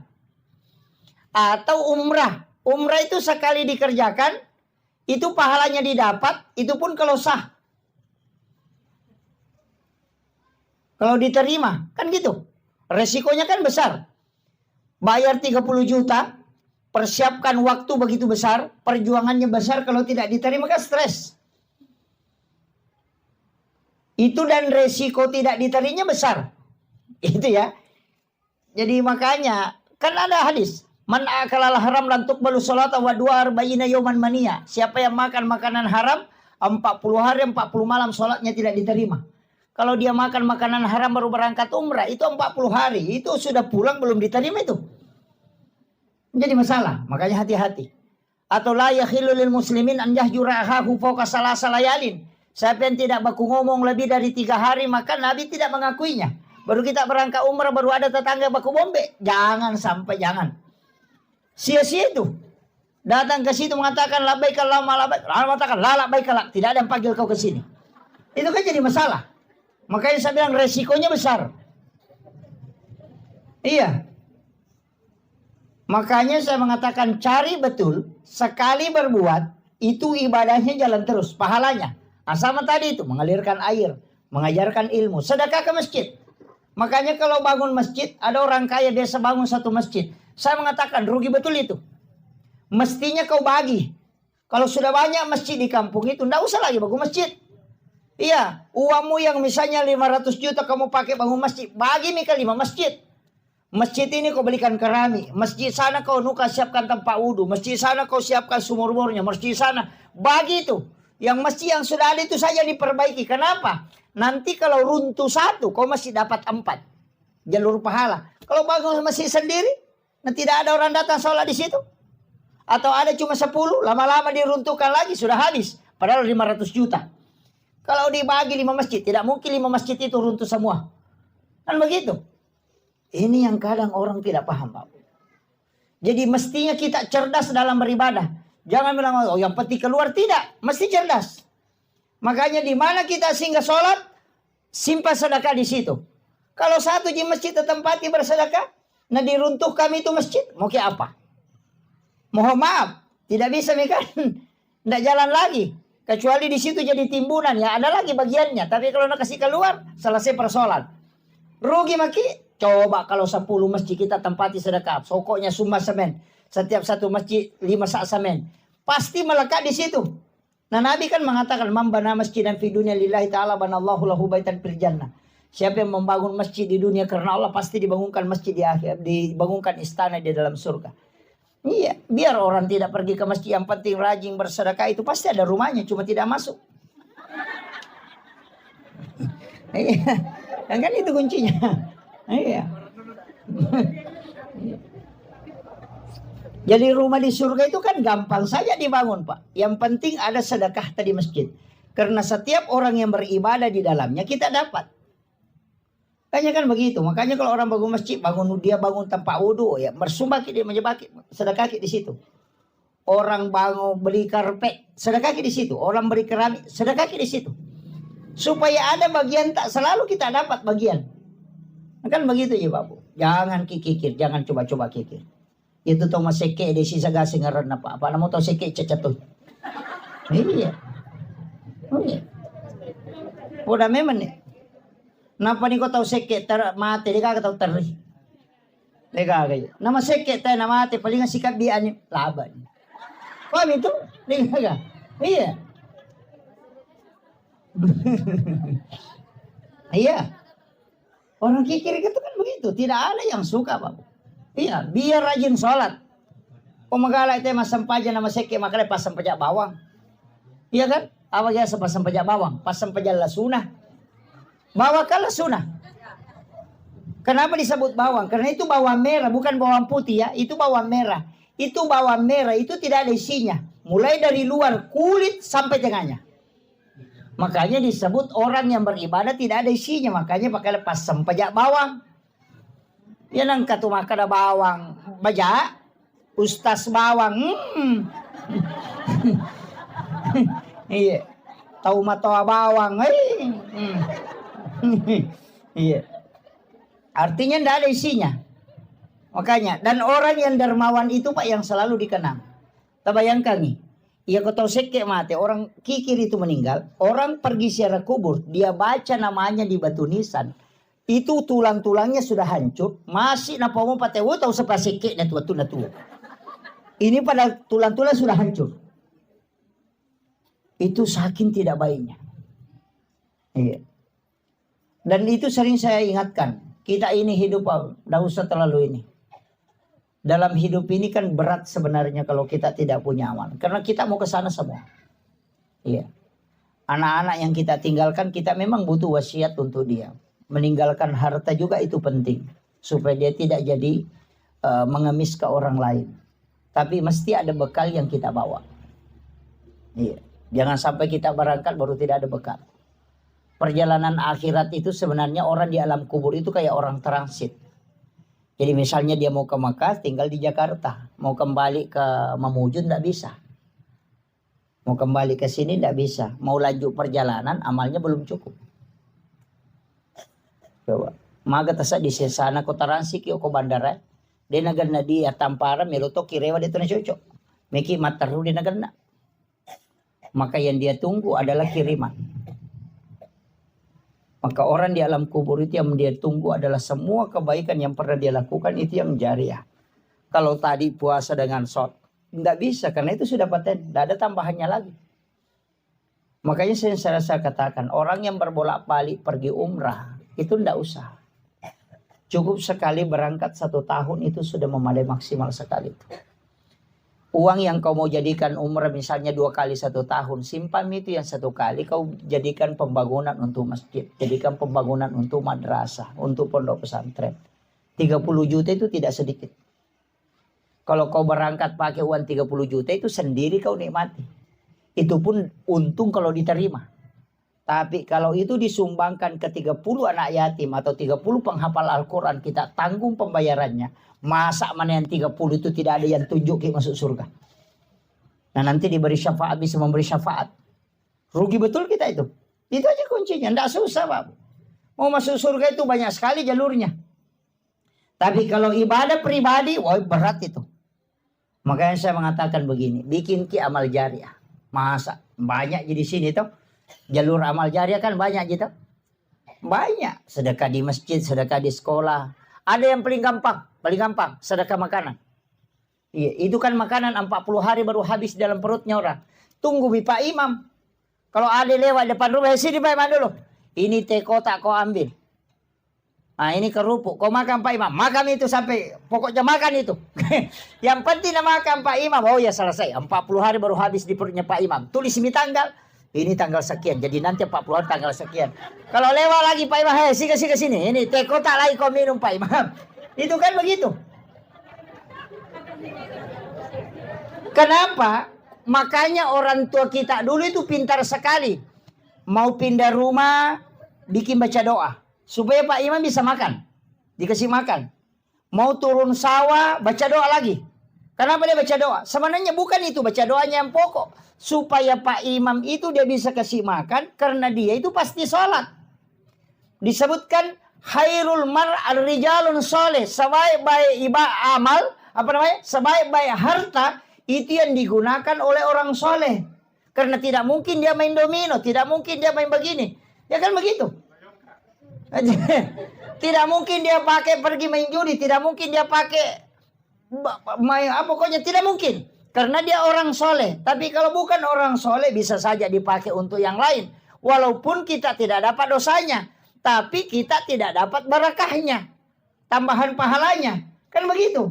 Makanya orang tua dulu itu pasti Pak Imam petugas SARA yang dipanggil baca doa. Kenapa? Karena kalau dia pasti tidak mungkin melakukan kejahatan. Kan itu aja. Nah baca doa itu kan 3. Yang pertama makanannya. Yang kedua doanya. Yang ketiga amplop. Iya. Kenapa? Itu kan ulama dulu semua ada semua pakai dalil itu Pak Bu. Tidak. Jangan anggap bahwa apa yang dilakukan orang tua kita dulu itu tidak ada dalilnya. Yang pertama baca doa. Doa itu kepada orang.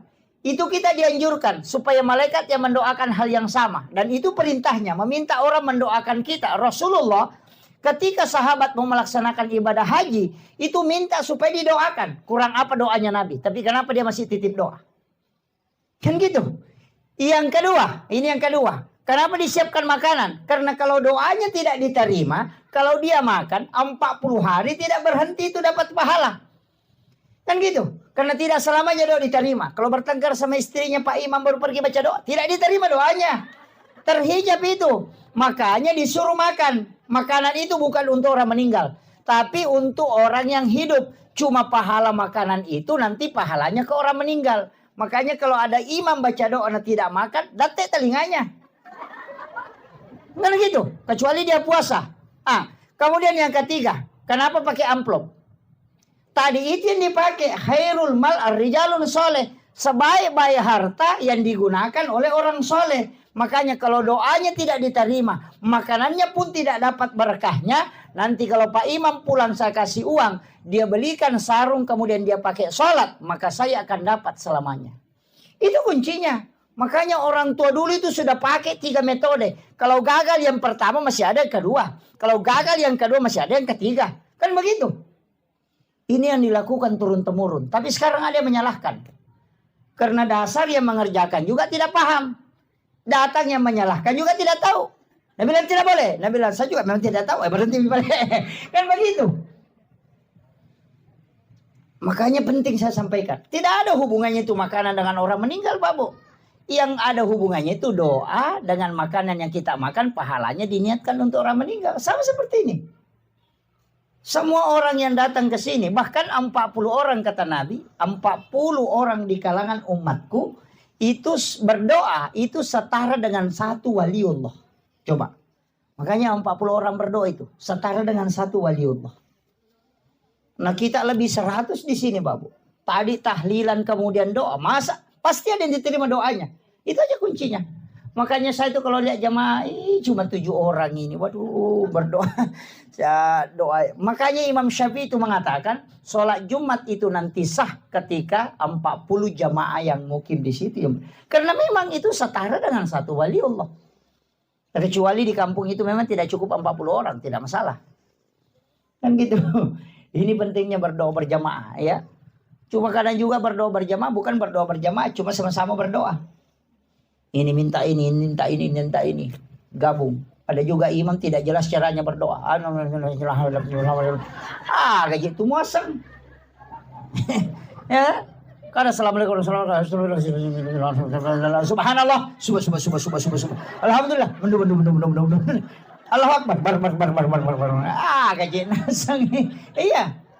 Berdoa habis baru dia bilang doa bersama. Bagaimana doa bersama tidak ditoa pun bilang. Ada juga cuma ujungnya jelas enal maut. Iya, ada juga jamaah pintar ujungnya saja ambil amin. Imaki rumahmu gimpe deh kagak.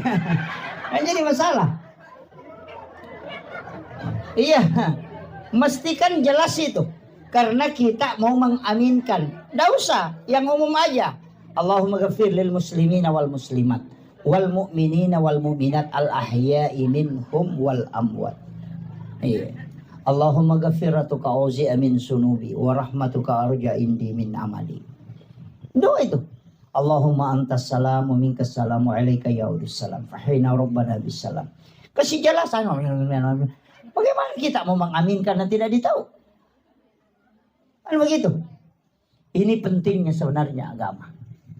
Nah memang kita Pak, karena rata-rata kadang sekolah imam ini kan tidak ada. Ya dilihat saja jamaah ini yang paling rajin ke masjid ini yang ada bacanya itu nih. Itu nah, kan begitu. Karena banyaknya masjid, nah sedikit orang yang paham betul hukum-hukum ini. Iya. Ini berat ini, tidak mudah itu.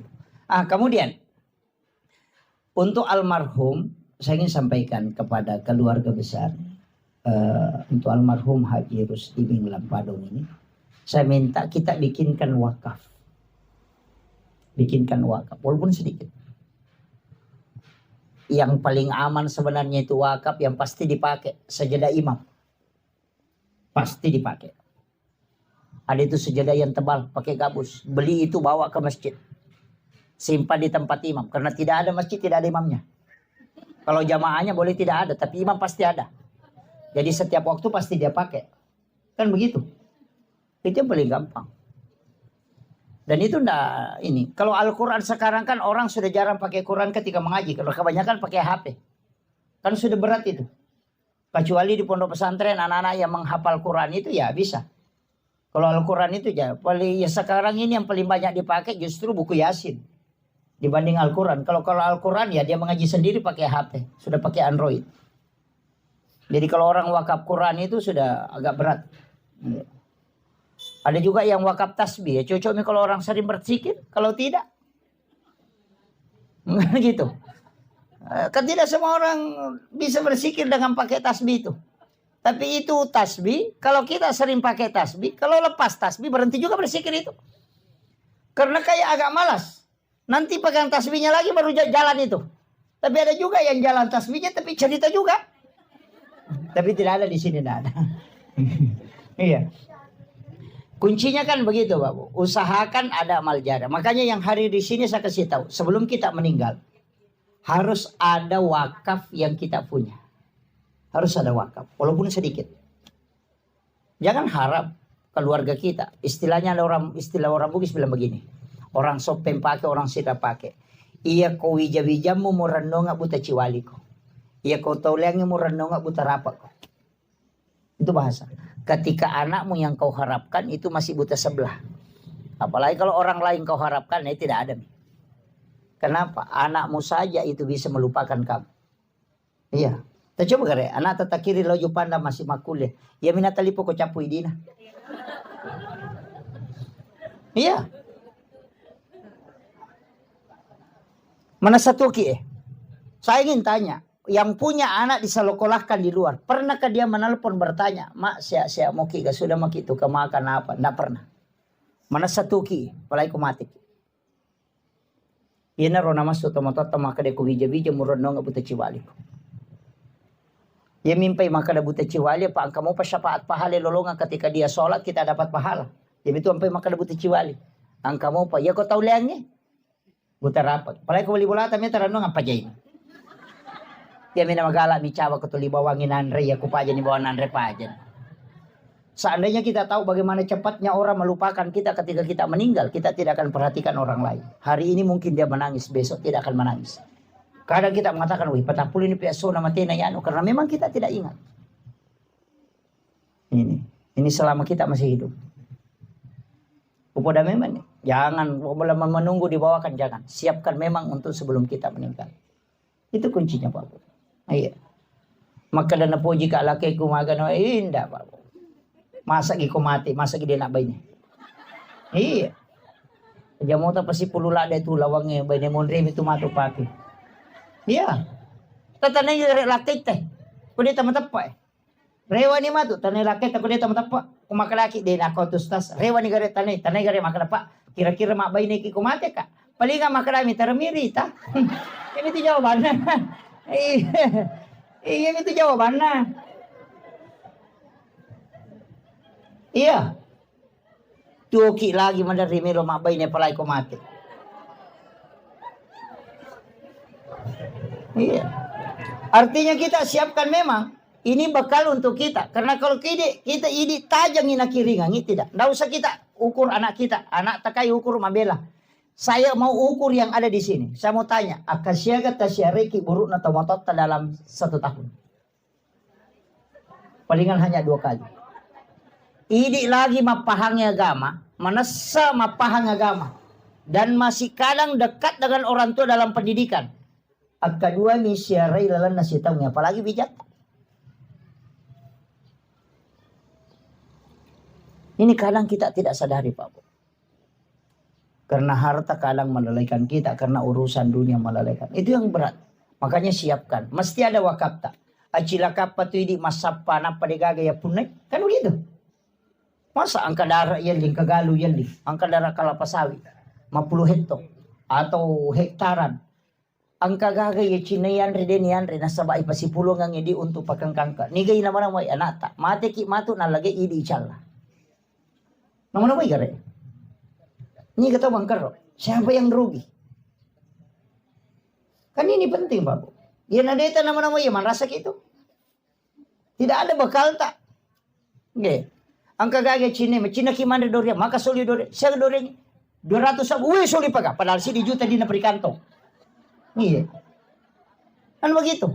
Kenapa? Karena dia mau mengumpulkan uang untuk beli sesuatu. Ini kan namanya anak-anak. Tapi anak ini apakah pernah mengingat kita untuk ke depannya? Maka siapkan bekal untuk dirimu dengan wakaf. Persiapkan anakmu dengan baik dengan wasiat. Itu aja kuncinya. Ini yang penting saya wasiatkan Pak Bu. Jangan sampai kita lalai. Karena umur ini kan pasti. Kinroki melalo deta mati. Iya tatu mau pasti mati.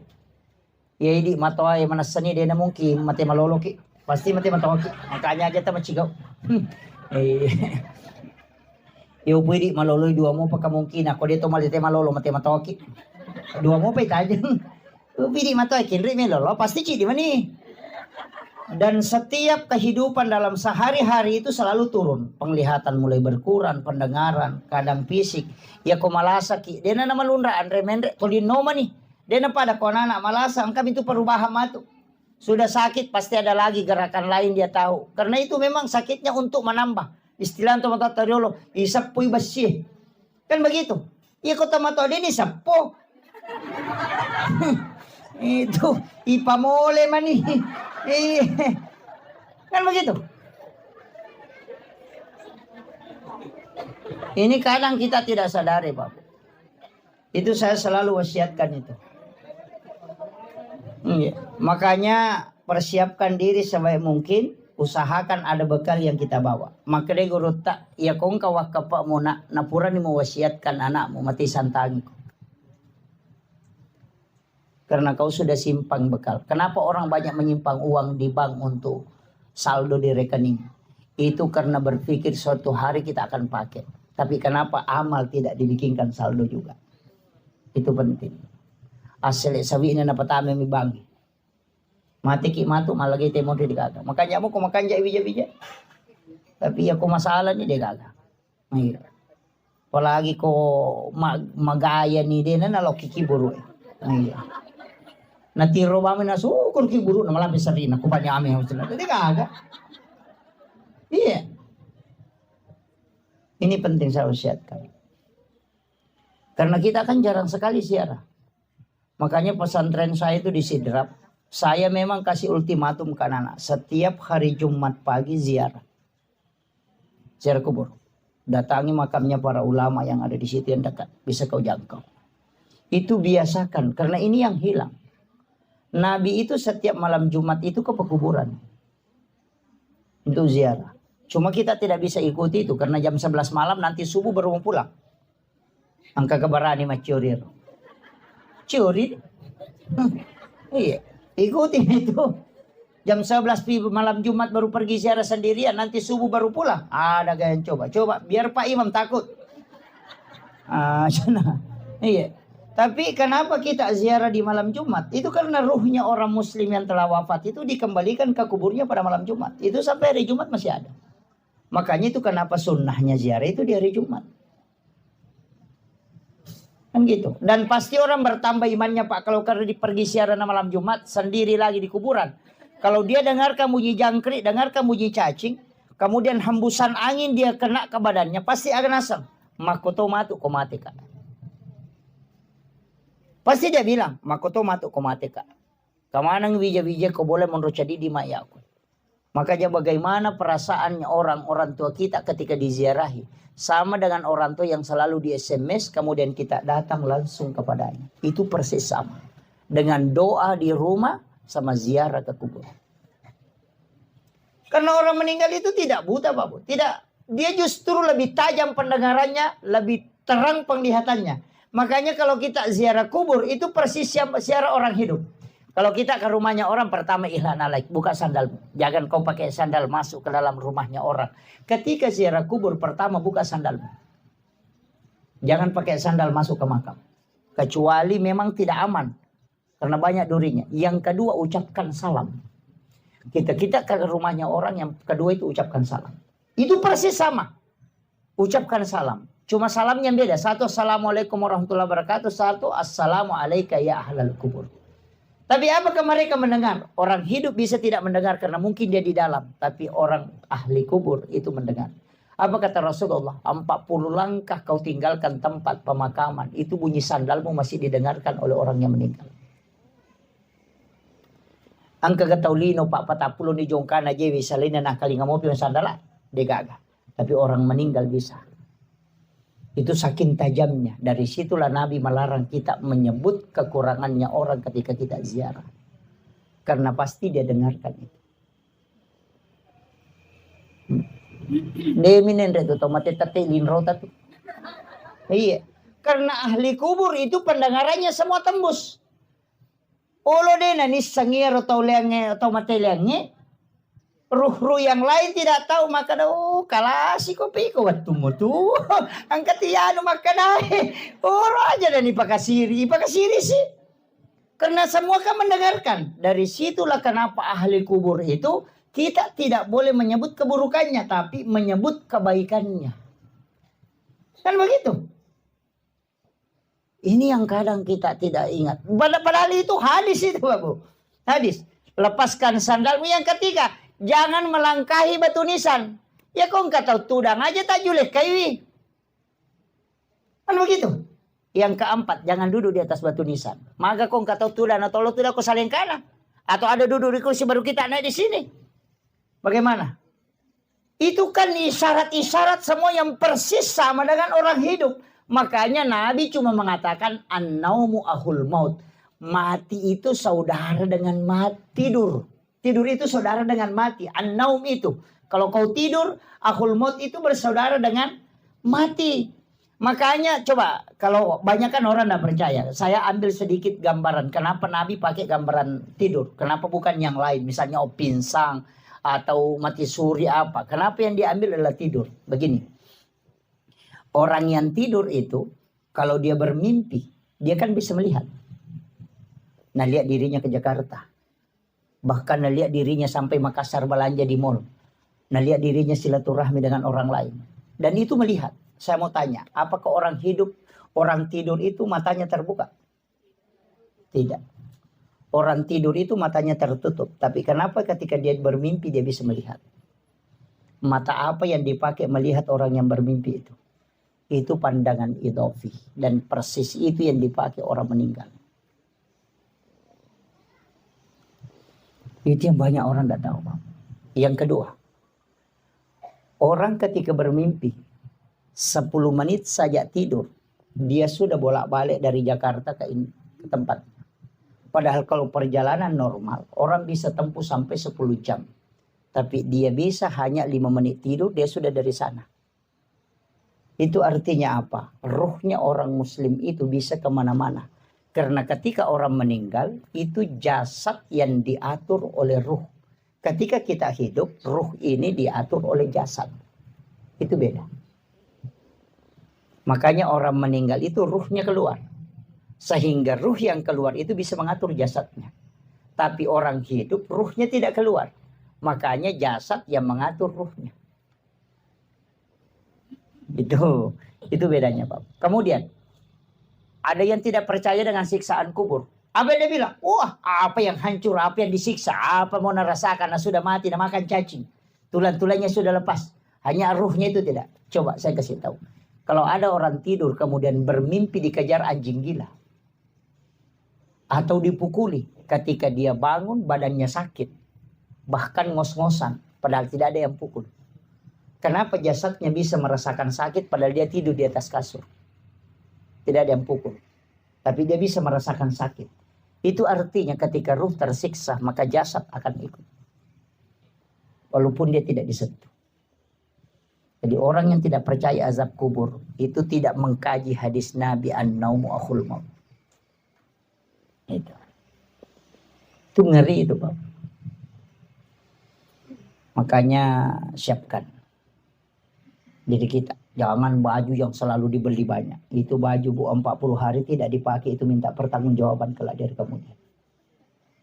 Gitu. Setiap pakaian yang tidak dipakai itu 40 hari begitu akan ditanyai kelak dari kemudian. Nah, perempuan itu setiap ada acara bikin baju. Ya kan? Sepupunya menikah bikin seragam. Majelis taklim 3 bulan bikin seragam lagi. Ada yang tidak datang lagi majelis taklim karena belum lunas yang pertama.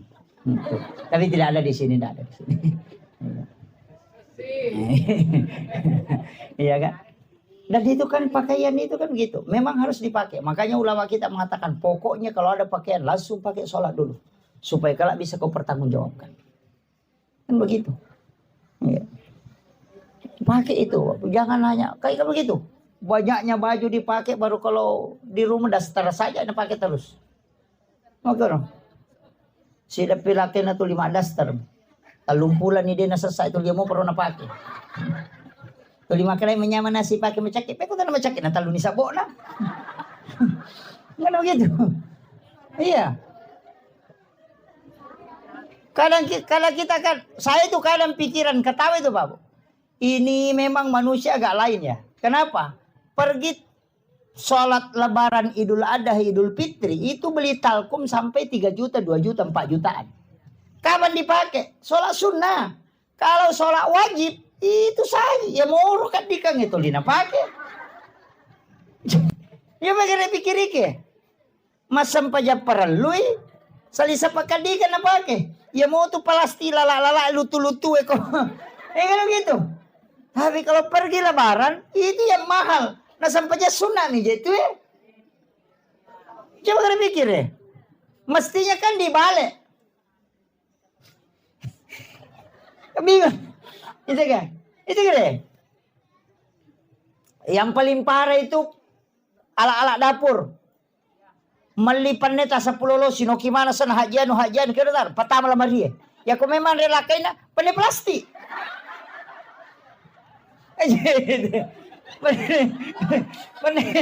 Pane plastik itu. Iya. Tanda mana mikir deh.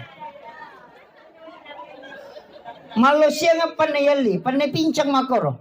Yali ni kami na masuli eh. Iya. Hanya tulis nama masuk ke dalam lamari. Dia nak kena pakai. Yang itu pane plastik nak pakai.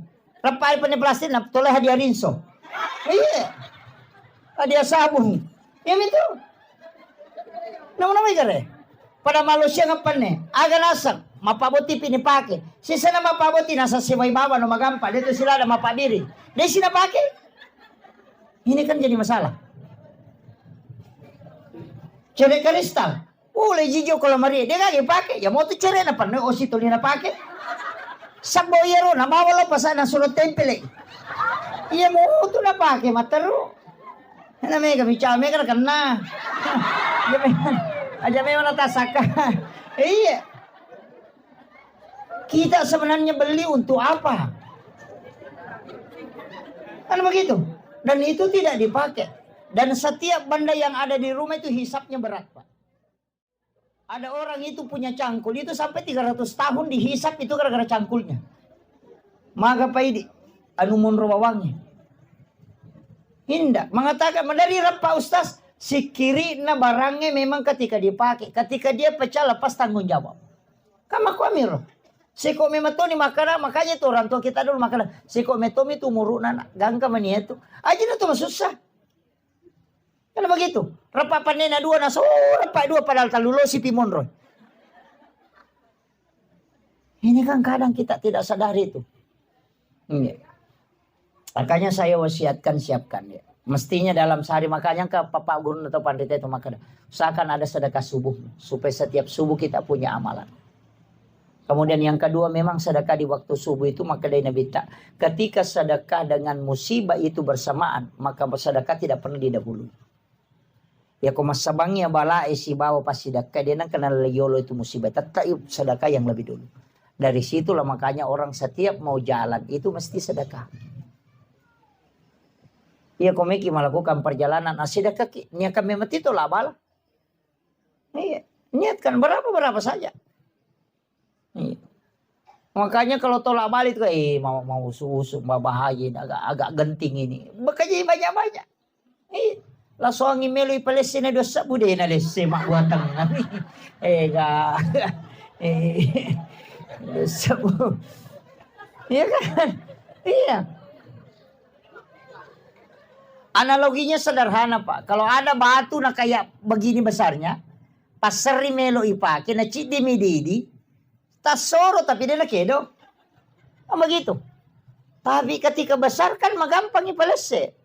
Sebenarnya begitu. Karena sedekah itu adalah doa malaikat juga. Itu aja kuncinya. Jadi sederhana sebenarnya dalam hidup. Nggak susah itu. Makanya kata pandita kan dia yang mana nanti pun nadi. Makanya cocoknya itu magampan itu kong kadimu masih dakai kudi degaga. Makanya orang tua ngajarkan setiap kau keluar rumahmu, orang pertama kau lihat, orang kedua, orang ketiga doakan semua. Bunga masuki. Nangka dia tahu masa peda. Mudah-mudahan kasih masempo dalik na nawak di mali motor. Angkat tahu malalang, mudah-mudahan kasih angka kendaraan wadi na pakai. Angkat tahu mak balu-balu, puta palancarkan kasih dalik dan angka wadi na pakai na katui. Itu sedekah karena itu doa. Aja nak kada duit pabawa ya sedekah. Tidak. Doa itu adalah sedekah. Ya tu nak kada setiap 3 orang yang kau lihat langsung doakan supaya hidup berkah. Ya upi di motor tapi kalau lu beli kecil beli boleh. Awe. Ini kan jadi masalah. Oh ini sudah setengah 12 ini.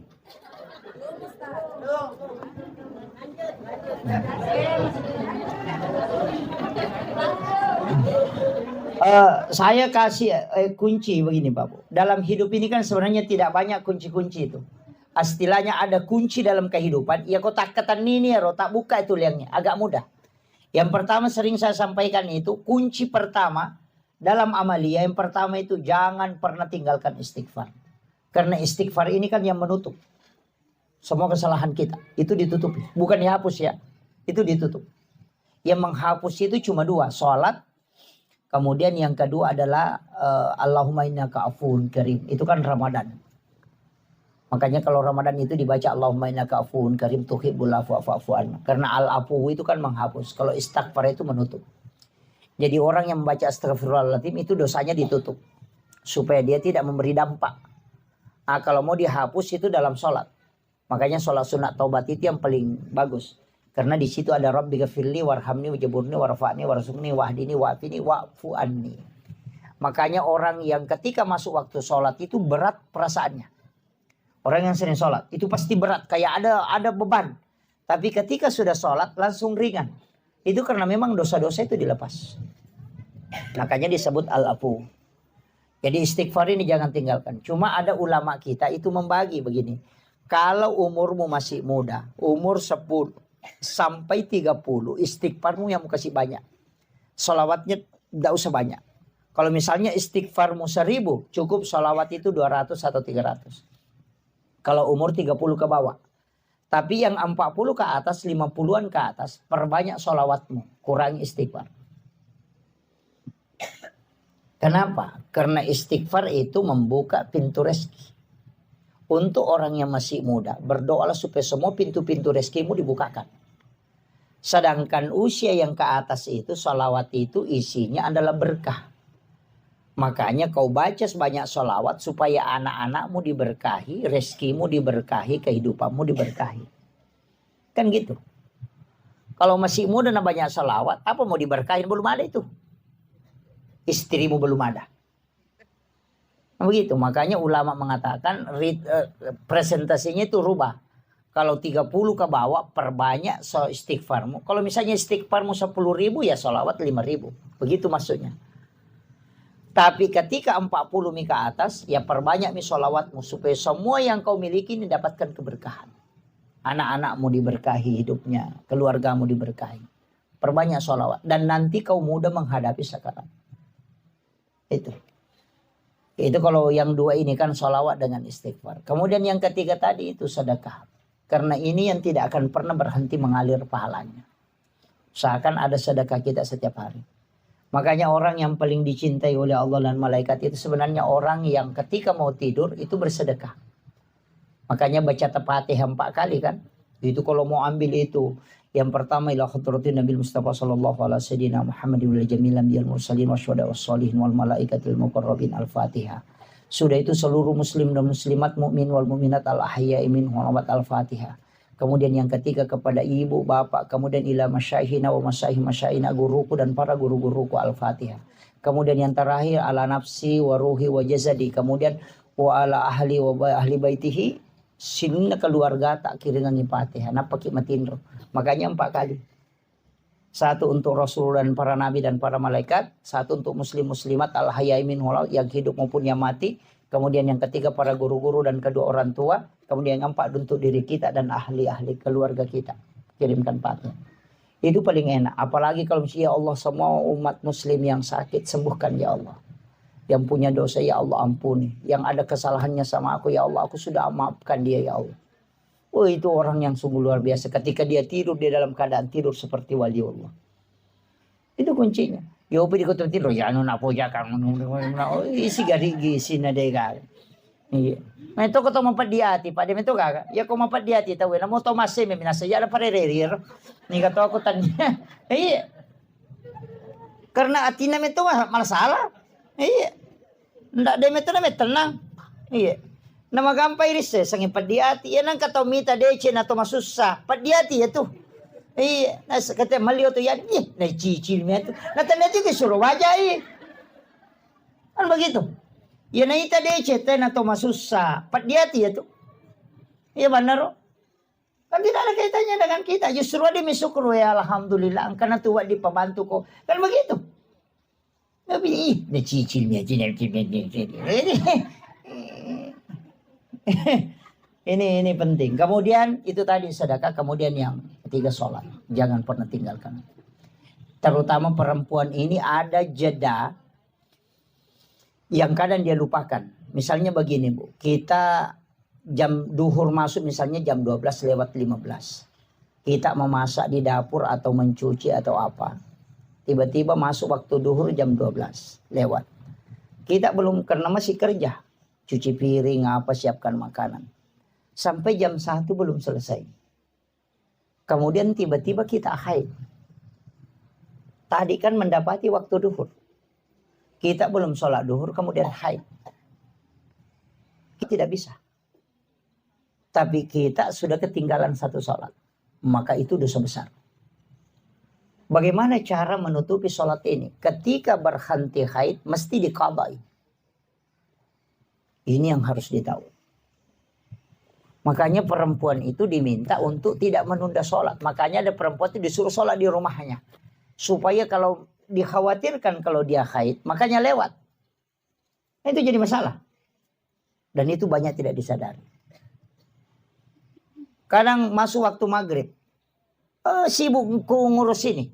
Atau masuk waktu isya, sibuk, langsung haid. Itu tidak bisa sholat. Maka dia harus qadha itu. Ketika berhenti haid, ganti itu. Jangan tunggu lagi waktu isya.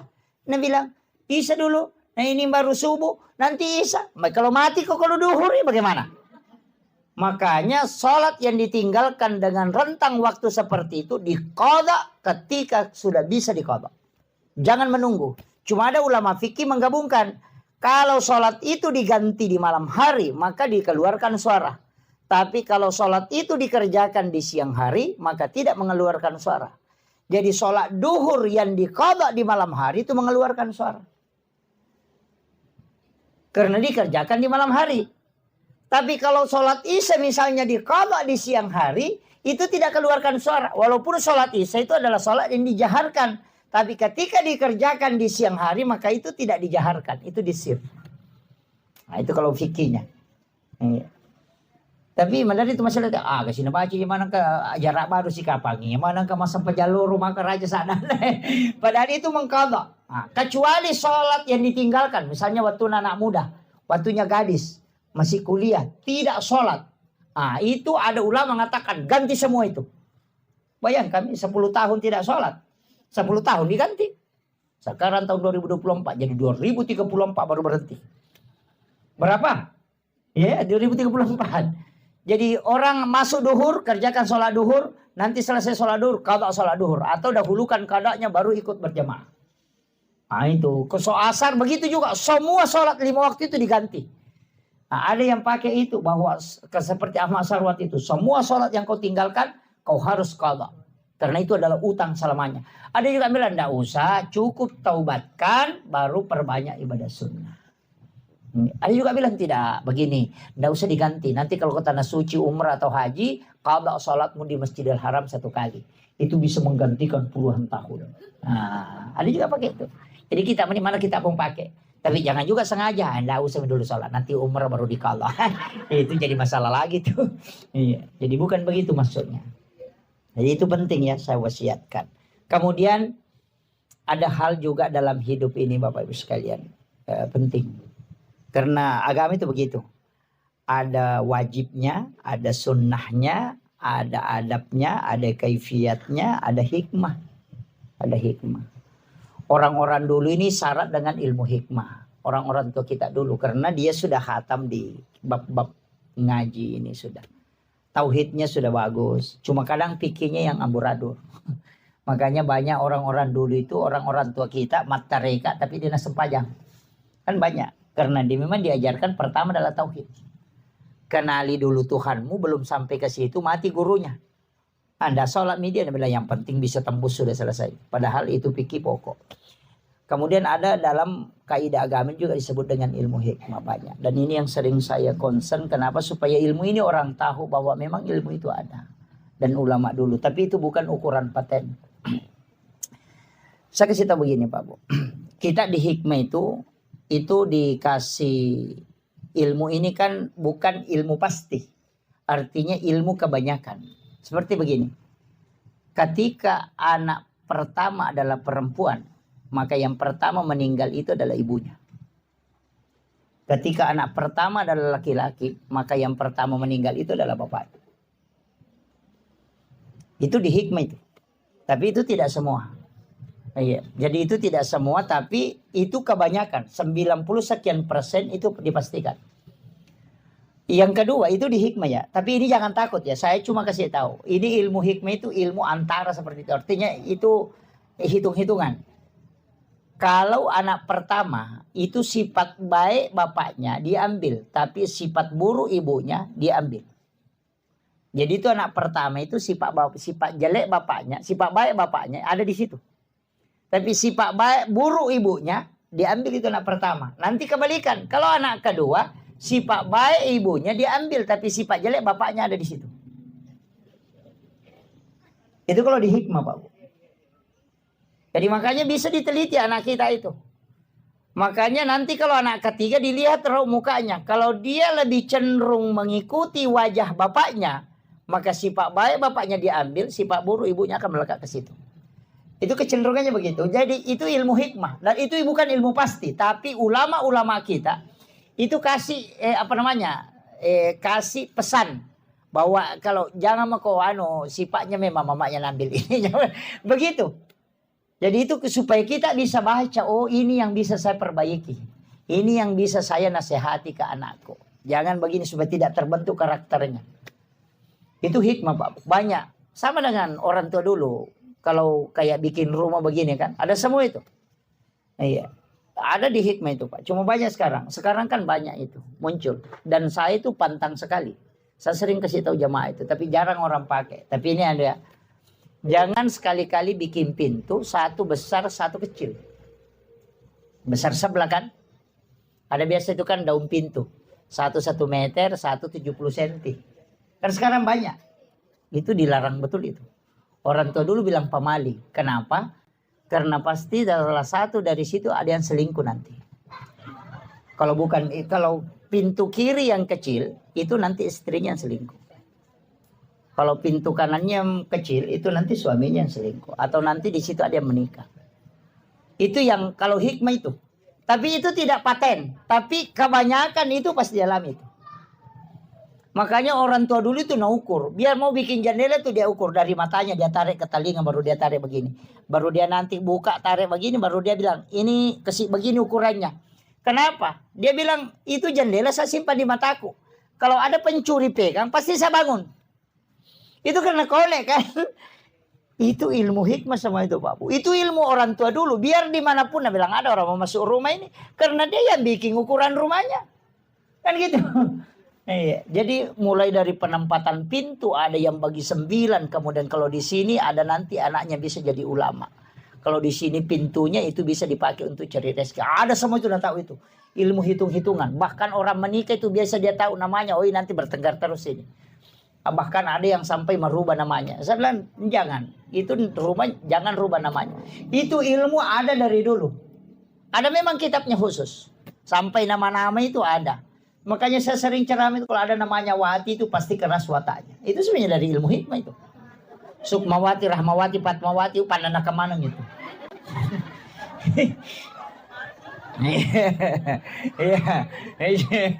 Iya. Tapi jangan tersinggung Bu ya. Tapi ada bagusnya itu hati Pak. Tapi suaminya pasti tunduk. Tidak ada suami yang bisa. Cuma ada penyakitnya itu biasa. Itu sakit perut tembus dengan punggung. Kenapa? Karena itu lebih besar suaranya daripada suara suaminya. Itu dosa wanita yang lebih besar suaranya daripada suara suami itu akan kena sakit perut tembus ke punggungnya itu. Dan itu yang biasa lari ke kista, lari ke ini. Itu dosanya itu berat. Itu di dunia sudah dapat itu. Itu tidak boleh. Kecuali lakai tamataru. Nah itu. Ya. Ini yang saya sampaikan. Kemudian saya wasiatkan terakhir penutup. Untuk anak-anak almarhum. Saya wasiatkan. Sebenarnya kalau sedekah yang paling bagus itu. Memang orang tua yang disedekahkan. Atas namanya memang. Niatkan saja. Tidak usah disebut. Dibawa sedekah ini untuk orang tuaku almarhum ini. Kita dapatkan 2 pahala. Yang pertama pahala birrul walidain. Yang kedua kita dapat pahala kebaikan karena melakukan kebaikan untuk orang tua. Makanya orang Arab itu kebanyakan dia bikin wakaf untuk orang tuanya. Karena pasti dia mengatakan saya sudah dapat 2. Satu birrul walidain, satu dapat ini. Pahalanya. Karena setiap orang melakukan kebaikan untuk orang lain itu kembali juga ke dia. Itu tidak rugi. Makanya yang paling bagus itu sedekah untuk orang tua yang memang diniatkan untuk dia, bukan untuk kita. Sama aja kalau ada anak-anak kita, ada gurunya kita bilang, ini kiai gurunya ini. Saya mau kalau anakku nanti seperti itu, suruh anak itu sedekah di hari Jumat, dia niatkan pahalanya untuk gurunya. Jangan untuk dia, sedekahi untuk gurunya. Supaya barakah ilmunya bisa diambil. Iya. Makanya orang dulu itu kalau orang ada ulama itu biasa kiai sepuh itu biasa dia panggil ke rumahnya biar dia minum air putihnya karena nanti larinya ke anaknya itu dapat barakahnya. Itu kuncinya. Saya kira ini yang penting saya wasiatkan, mudah-mudahan ada berkah yang bisa kita dapatkan. Tidak banyak yang saya bisa kasih, tapi kunci dari semua kehidupan. Kalau kita tidak bisa melakukan semuanya tadi, satu, jangan dendam. Itu aja. Siapa yang paling lembut kalbunya, paling lembut hatinya kepada orang lain, itu yang paling mudah masuk surga. Itu aja kuncinya. Iya, insyaallah. Akhirul kalam, wallahul muwaffiq ila aqwamit thoriq. Nasrun minallahi wa fathun qarib wa basyiril mu'minin. Mari kita sama-sama berdoa kepada Allah Subhanahu wa taala. Bil khusus kita doakan Bapak almarhum Haji Rusdi bin Lampanu. Ila hadhin ya kulli niyatin salih ila khutratin nabiyil mustafa sallallahu ala sayyidina Muhammadin wa khususan ila ruhi almarhum Haji Rusdi bin Lampanu. Syekhulillahi lahumul fatihah. A'udzu billahi minasyaitonir rajim. Alhamdulillahi rabbil alamin arrahmanir rahim. Iyyaka na'budu wa iyyaka nasta'in.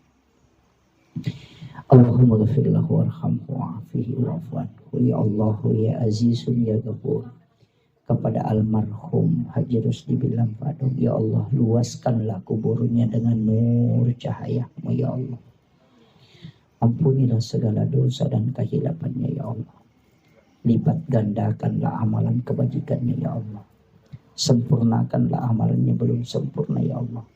Ijabah semua amaliyah yang dilakukan ahli waris, anak-anak keluarga kepada almarhum ya Allah. Ya Allah ya Azizun ya Ghafur. Pada almarhum ya Allah, tempatkan ia di tempat-Mu yang tinggi ya. Ila rafiqil a'la ya Rabb. Jadikan kuburannya sebagian dari taman-taman surga-Mu ya Allah. Dan pertemukan ia dengan syafaat Rasulmu Muhammad sallallahu alaihi wasallam. Kepada keluarga yang ditinggalkan ya Rabb, berikan kekuatan iman dan ketabahan ya Allah. Seliputi hatinya dengan keberkahan ya Rabb. Jangan Engkau menolak segala ijabah doa yang telah Dia peruntukkan kepadamu ya Rabb. Kami yang hadir di tempat ini ya Allah, kami turut untuk mendoakan almarhum ya Allah. Kami mohon kepadamu ya Rabb, jangan Engkau mencabut nyawa kami kecuali dalam keadaan beriman ya Allah. Kami tahu ibadah kami masih jauh dari kesempurnaan ya Rabb. Kami tahu kami banyak hilaf dan dosa ya Rabb. Kami tahu ibadah kami belum sempurna ya Allah. Kami tahu salat kami belum khusyuk ya Rabb. Begitu banyak dosa dan kehilafan yang kami lakukan ya Allah. Anak-anak kami, keluarga kami ya Rabb, tuntun ke jalan yang Engkau ridhai ya Allah. Anak-anak kami, keluarga kami ya Allah, tuntun ke jalan yang Engkau ridhai ya Rabb. Mudahkan langkahnya masuk ke dalam rumah-Mu ya Allah. Jangan Engkau membuat dia tergelincir dalam kemaksiatan dan dosa ya Allah. Ya Allah, ya Azizun, ya Ghafur, apa yang telah disedekahkan berupa makanan oleh ashhabul bait, jadikanlah barakah dalam hidupnya ya Allah. Jadikanlah barakah kepada almarhum ya Allah. Seluruh pahala yang diniatkan untuk almarhum, jadikan ia syafaat di sisinya ya Allah. Rabbana zalamna anfusana wa illam taghfir lana wa tarhamna lanakunanna minal khasirin. Allahumma ghafiratuka ausi'a min sunubana wa rahmatuka arja indana min amalina. Rabbana atina fid dunya hasanah wa fil akhirati hasanah wa qina adzabannar wa qina azabannar wa qina azabannar. Wa sallallahu ala sayyidina Muhammadin walhamdulillahi rabbil alamin. Bi barakatil Fatihah. A'udzu billahi minasyaitonir rajim. Iyyaka na'budu wa iyyaka nasta'in. Shiratal mustaqim. Shiratal ladzina ala kulli hal ala kulli hal ala kulli hal ilahi anta maksudi wa ridhaka anta matlubi wa atini mahabbataka wa ma'rifataka ya Rabb.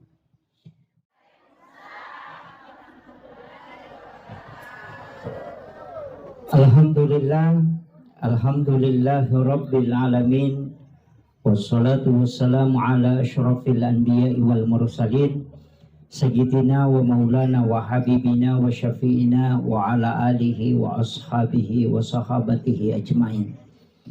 Allahumma salli ala sayyidina Muhammadin salatan tuballighuna biha kullal maqsud. Ya Jawadu ya Ma'bud, ya Rahimu ya Wadud, birahmatika ya Arhamar Rahimin. Faqad qala Allah Ta'ala bi kitabihil karim wa huwa asdaqul qa'ilin. A'udzu billahi minasyaitonir rajim. Bismillahirrahmanirrahim.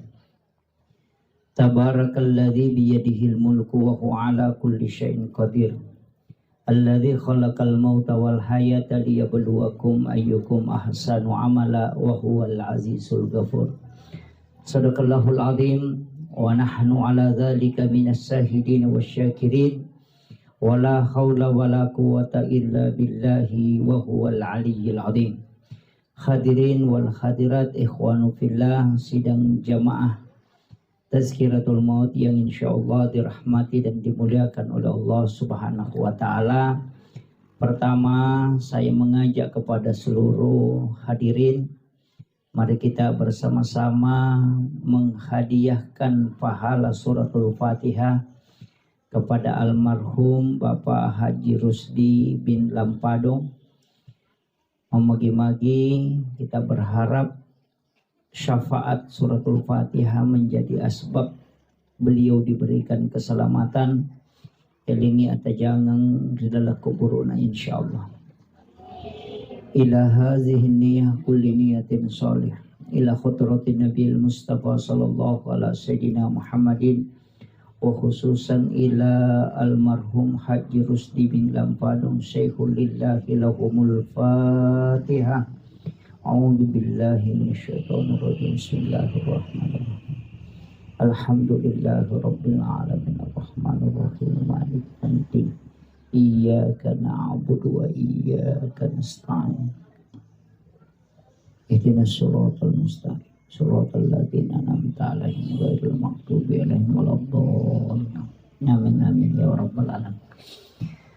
Terima kasih Bapak Ibu sekalian. Saya pakai bahasa Indonesia atau bahasa Bugis?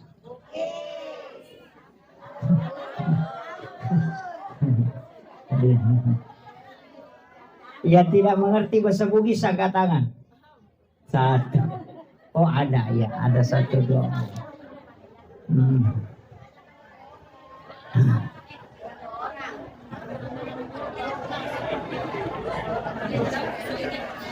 Yeah. Oh iya.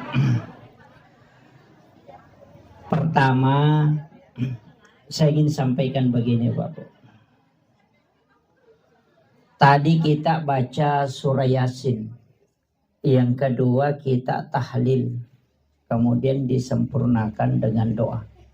Sekaligus ada sholawatan. Tahlil itu sebenarnya intinya ada dua. Yang pertama adalah doa, yang kedua adalah kiriman pahala. Itu yang dua inti tahlil itu. Jadi doa kepada orang yang meninggal. Kemudian yang kedua adalah nilai pahala yang terdapat di dalam bacaan-bacaan tahlil itu kita niatkan untuk almarhum. Sebenarnya setiap orang yang meninggal itu yang tertutup hanya usianya. Ini saya harus perjelas ini supaya kita paham. Setiap orang yang meninggal yang tertutup itu adalah usianya, umurnya yang tertutup. Tapi kitab catatan amal, tempat dicatatnya segala kebaikan orang yang meninggal dan maupun hidup, itu tidak tertutup. Hatta yaumil qiyamah. Kecuali dunia ini sudah kiamat. Alam kubur itu bukan alam akhirat.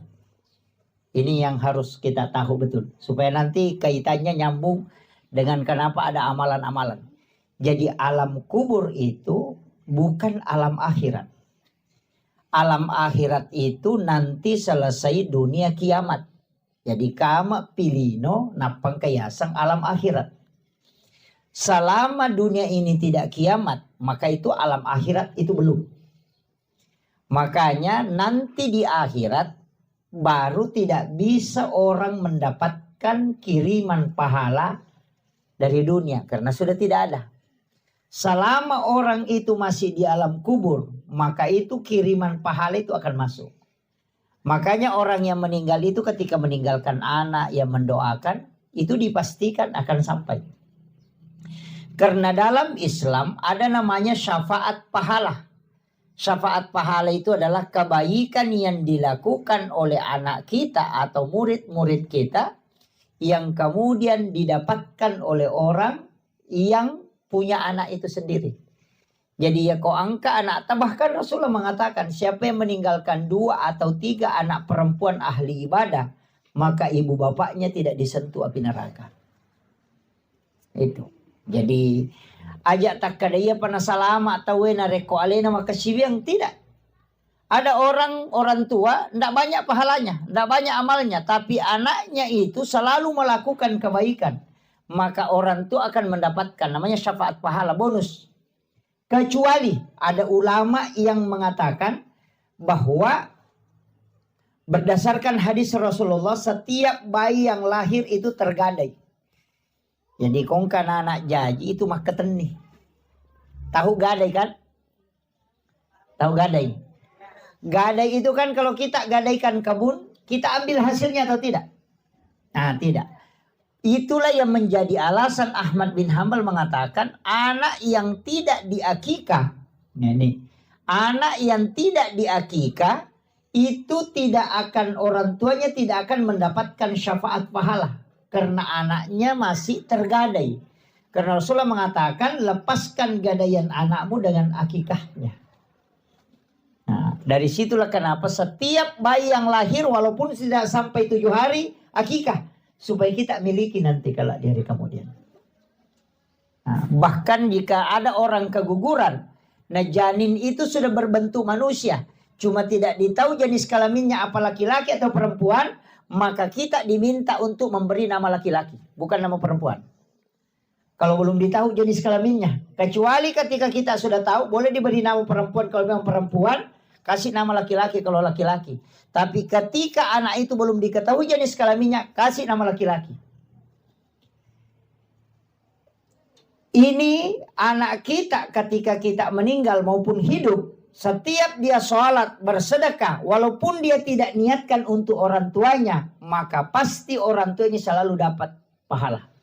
Itu bonus dari kebaikan yang dilakukan oleh anak-anaknya. Yana tu nasang itu matata makada semakin banyak anak itu semakin banyak rezeki.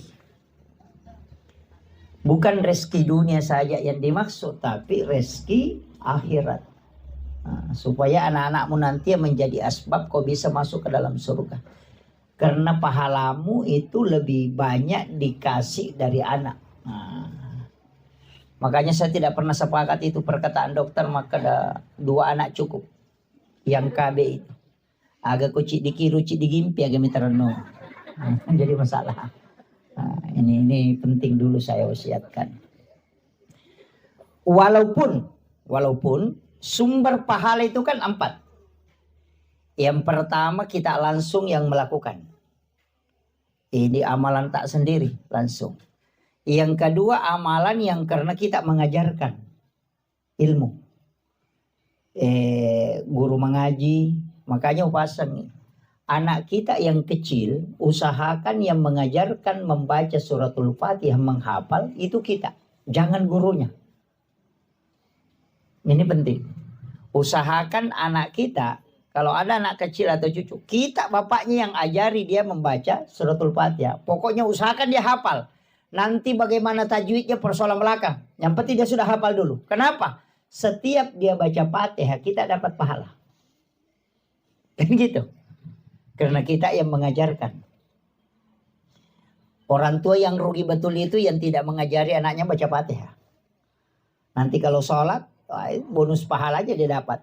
Nah, ini penting saya sampaikan ini supaya kita tahu. Apalagi yang mengajari mengaji. Makanya madrasah pertama anak itu sebenarnya adalah ibu. Ini penting ini. Kalau gurunya ngajarkan ya gurunya dapat, kita dapat bonusnya aja. Kan itu. Kemudian yang kedua ada pahala yang kita lakukan sekali tapi pahalanya berkesinambungan. Itulah amal jariah. Yang kayak sedekah.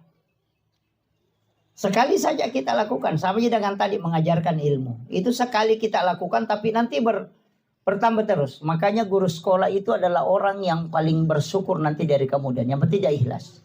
Karena dia ajari anaknya satu, ini nanti muridnya jadi guru. Itu muridnya punya guru murid 100. Nanti dia ajari lagi, kemudian dari 100 ini ada lagi jadi guru, nanti dia ajari lagi. Itu nanti ada orang kata Rasulullah kaget melihat amalnya karena dia tidak pernah lakukan tapi kok banyak sekali. Sehingga dia bertanya, dari mana ya Rasulullah? Saya tidak tahu dari mana, tidak pernah lakukan. Nabi mengatakan bahwa murid-muridmu itu jadi guru. Nah, itu orang bersyukur. Tapi kalau guru yang suka madareke ya sertifikasinya terlambat 1 hari langsung bikin status. Ini penting saya sampaikan. Makanya ujiannya itu berat, ya. Kemudian ada juga ini yang sebenarnya orang anggap sepele, tapi ini sangat besar pahalanya. Rasulullah itu dalam hadis Bukhari Muslim mengatakan pahala jariah yang paling besar adalah mengalirkan air. Itu sumur bor. Makanya kalau ada masjid belum ada sumur bornya, usahakan kita yang ongkosi. Ada madrasah, ada pondok pesantren, ada sekolah, belum ada sumur bornya, usahakan kita yang siapkan. Kenapa? Karena air itu ketika naik dijadikan orang air wudhu. Na pakai tema jenne, make pelame mene. Mas sampajang ina sabak ya rowe na pakai nama jenne malolongangi. Masikiri gara-gara yo malolongangi. Mangaji bi malolonga toki. Kemudian ketika dia makan atau dia minum air itu 40 hari baru habis di dalam perutnya. Setiap kebaikan yang dilakukan kita dapat sumbangan terus. Bayangkan air sumur bor berapa lama orang pakai. Ya kok mas sumbangi wesi kota. Paling ngasih sumina capu. Tapi kalau sumur bor itu bisa sampai puluhan tahun tidak akan habis. Dan berapa orang yang memakannya. Meminumnya itu.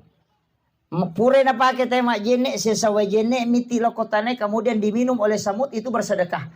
Turun lagi ke bawah diminum oleh cacing itu sedekah. Turun ke akar-akar kayu kemudian kayu itu berbuah itu menjadi sedekah. Makanya itu tidak pernah berhenti mengalir. Itulah orang yang paling beruntung. Menyiapkan air untuk digunakan orang. Itu luar biasa. Maka apa tuh kata maka seke. Ini. Karena begini Babu, amal itu kan dicari. Sekali berbuat sepanjang masa kita dapat. Atau sekali berbuat itu bisa dipertanyakan. Sekali berbuat kita dapat pahalanya. Tapi tidak akan bertambah. Mana itu? Baca Quran. Bapak ibu meninggal tidak mungkin bertambah. Kalau bapak ibu sholat 1000 rakaat kemudian meninggal, yang dicatat itu 1000 rakaat. Yang dinilai itu yang 1000 rakaat. Tidak pernah akan bertambah. Jangan tunggu bilang ke 1500, tidak ada itu. Kenapa? Karena kita sudah meninggal. Tidak ada tambahan. Atau umrah. Umrah itu sekali dikerjakan, itu pahalanya didapat, itu pun kalau sah. Kalau diterima, kan gitu. Resikonya kan besar. Bayar 30 juta, persiapkan waktu begitu besar, perjuangannya besar, kalau tidak diterima kan stres. Itu dan resiko tidak diterimanya besar. Itu ya. Jadi makanya, kan ada hadis. Man akalal haram lan tuqbalu sholata wa du'a arba'ina yawman mania. Siapa yang makan makanan haram, 40 hari 40 malam sholatnya tidak diterima. Kalau dia makan makanan haram baru berangkat umrah, itu 40 hari. Itu sudah pulang belum diterima itu. Jadi masalah. Makanya hati-hati. Atau la yakhillu lil muslimin an yahjura akhahu fawqa salasa layalin. Siapa yang tidak baku ngomong lebih dari 3 hari, maka Nabi tidak mengakuinya. Baru kita berangkat umrah, baru ada tetangga baku bombe. Jangan sampai, jangan. Sia-sia itu. Datang ke situ mengatakan labbaik Allahumma labbaik. Lalu mengatakan la labbaik lak. Tidak ada yang panggil kau ke sini. Itu kan jadi masalah. Makanya saya bilang resikonya besar. Iya. Makanya saya mengatakan cari betul. Sekali berbuat, itu ibadahnya jalan terus. Pahalanya. Sama tadi itu. Mengalirkan air. Mengajarkan ilmu. Sedekah ke masjid. Makanya kalau bangun masjid. Ada orang kaya biasa bangun satu masjid. Saya mengatakan rugi betul itu. Mestinya kau bagi. Kalau sudah banyak masjid di kampung itu. Tidak usah lagi bangun masjid. Iya, uangmu yang misalnya 500 juta kamu pakai bangun masjid, bagi Mika 5 masjid. Masjid ini kau belikan keramik, masjid sana kau nuka siapkan tempat wudhu, masjid sana kau siapkan sumur-sumurnya, masjid sana, bagi itu. Yang masjid yang sudah ada itu saja diperbaiki. Kenapa? Nanti kalau runtuh satu, kau masih dapat 4 jalur pahala. Kalau bangun masjid sendiri, nanti tidak ada orang datang sholat di situ. Atau ada cuma 10, lama-lama diruntuhkan lagi, sudah habis. Padahal 500 juta. Kalau dibagi 5 masjid, tidak mungkin 5 masjid itu runtuh semua. Kan begitu. Ini yang kadang orang tidak paham, Pak. Jadi mestinya kita cerdas dalam beribadah. Jangan bilang, oh yang penting keluar. Tidak, mesti cerdas. Makanya di mana kita singgah sholat, simpan sedekah di situ. Kalau satu di masjid tempati bersedekah, nah diruntuh kami itu masjid, mau ke apa? Mohon maaf, tidak bisa mereka, tidak jalan lagi. Kecuali di situ jadi timbunan, ya ada lagi bagiannya. Tapi kalau nak kasih keluar, selesai persoalan. Rugi maki. Coba kalau 10 masjid kita tempati sedekah. Sokoknya summa semen. Setiap satu masjid 5 sak semen. Pasti melekat di situ. Nah Nabi kan mengatakan, man bana masjidan fi dunya lillahi ta'ala banallahu lahu baitan fil jannah. Siapa yang membangun masjid di dunia karena Allah, pasti dibangunkan masjid di akhir, dibangunkan istana di dalam surga.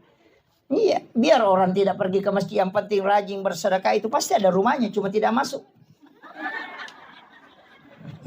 Iya, kan itu kuncinya. Iya. Jadi rumah di surga itu kan gampang saja dibangun, Pak. Yang penting ada sedekah tadi masjid. Karena setiap orang yang beribadah di dalamnya kita dapat. Makanya kan begitu. Makanya kalau orang bangun masjid, dia bangun tempat wudhu, ya bersumbah dia menyebaki sedekah di situ. Orang bangun beli karpet, sedekah di situ. Orang beli keramik, sedekah di situ. Supaya ada bagian, tak selalu kita dapat bagian. Kan begitu ya Bapak. Jangan kikir, jangan coba-coba kikir.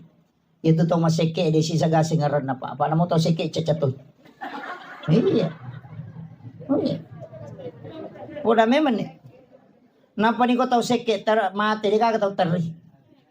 Lega kayo. Nama seke tayo na mate palingan sikat di ani laban. Paham itu? Lega ka. Iya. Iya. Orang kikir itu kan begitu. Tidak ada yang suka, Bapak. Iya, biar rajin sholat. Pemagala itu mas sampaja nama seke makanya pas sampaja bawang. Iya kan? Apa ya pas sampaja bawang? Pas sampaja lasuna. Bawang kan lasuna. Kenapa disebut bawang? Karena itu bawang merah, bukan bawang putih ya. Itu bawang merah. Itu bawang merah, itu tidak ada isinya. Mulai dari luar kulit sampai tengahnya. Makanya disebut orang yang beribadah tidak ada isinya. Makanya pakai lepas sempajak bawang. Ya nang katu makan ada bawang. Baja. Ustaz bawang. Iya. Tahu matoa bawang. Iya. Artinya tidak ada isinya. Makanya. Dan orang yang dermawan itu Pak yang selalu dikenang. Tak bayangkan nih. Ya kau tahu sekek mati. Orang kikir itu meninggal. Orang pergi ziarah kubur. Dia baca namanya di batu nisan. Itu tulang-tulangnya sudah hancur. Masih napa mau pakai tahu sepa sekek na tua. Ini pada tulang-tulang sudah hancur. Itu saking tidak baiknya. Iya. Dan itu sering saya ingatkan. Kita ini hidup, tidak usah terlalu ini. Dalam hidup ini kan berat sebenarnya kalau kita tidak punya amal. Karena kita mau ke sana semua. Iya. Anak-anak yang kita tinggalkan, kita memang butuh wasiat untuk dia. Meninggalkan harta juga itu penting. Supaya dia tidak jadi mengemis ke orang lain. Tapi mesti ada bekal yang kita bawa. Iya. Jangan sampai kita berangkat baru tidak ada bekal. Perjalanan akhirat itu sebenarnya orang di alam kubur itu kayak orang transit. Jadi misalnya dia mau ke Makkah tinggal di Jakarta. Mau kembali ke Mamuju tidak bisa. Mau kembali ke sini tidak bisa. Mau lanjut perjalanan amalnya belum cukup.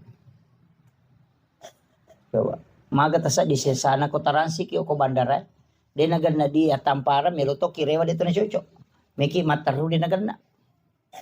Maka yang dia tunggu adalah kiriman. Maka orang di alam kubur itu yang dia tunggu adalah semua kebaikan yang pernah dia lakukan itu yang jariah. Kalau tadi puasa dengan shot, nggak bisa karena itu sudah paten, nggak ada tambahannya lagi. Makanya saya katakan orang yang berbolak-balik pergi umrah itu nggak usah. Cukup sekali berangkat 1 tahun itu sudah memadai maksimal sekali. Uang yang kau mau jadikan umrah misalnya 2 kali 1 tahun. Simpan itu yang 1 kali kau jadikan pembangunan untuk masjid. Jadikan pembangunan untuk madrasah. Untuk pondok pesantren. 30 juta itu tidak sedikit. Kalau kau berangkat pakai uang 30 juta itu sendiri kau nikmati. Itu pun untung kalau diterima. Tapi kalau itu disumbangkan ke 30 anak yatim atau 30 penghafal Al-Quran kita tanggung pembayarannya. Masa mana yang 30 itu tidak ada yang tunjuk masuk surga. Nah nanti diberi syafaat bisa memberi syafaat. Rugi betul kita itu. Itu aja kuncinya. Tidak susah Pak. Mau masuk surga itu banyak sekali jalurnya.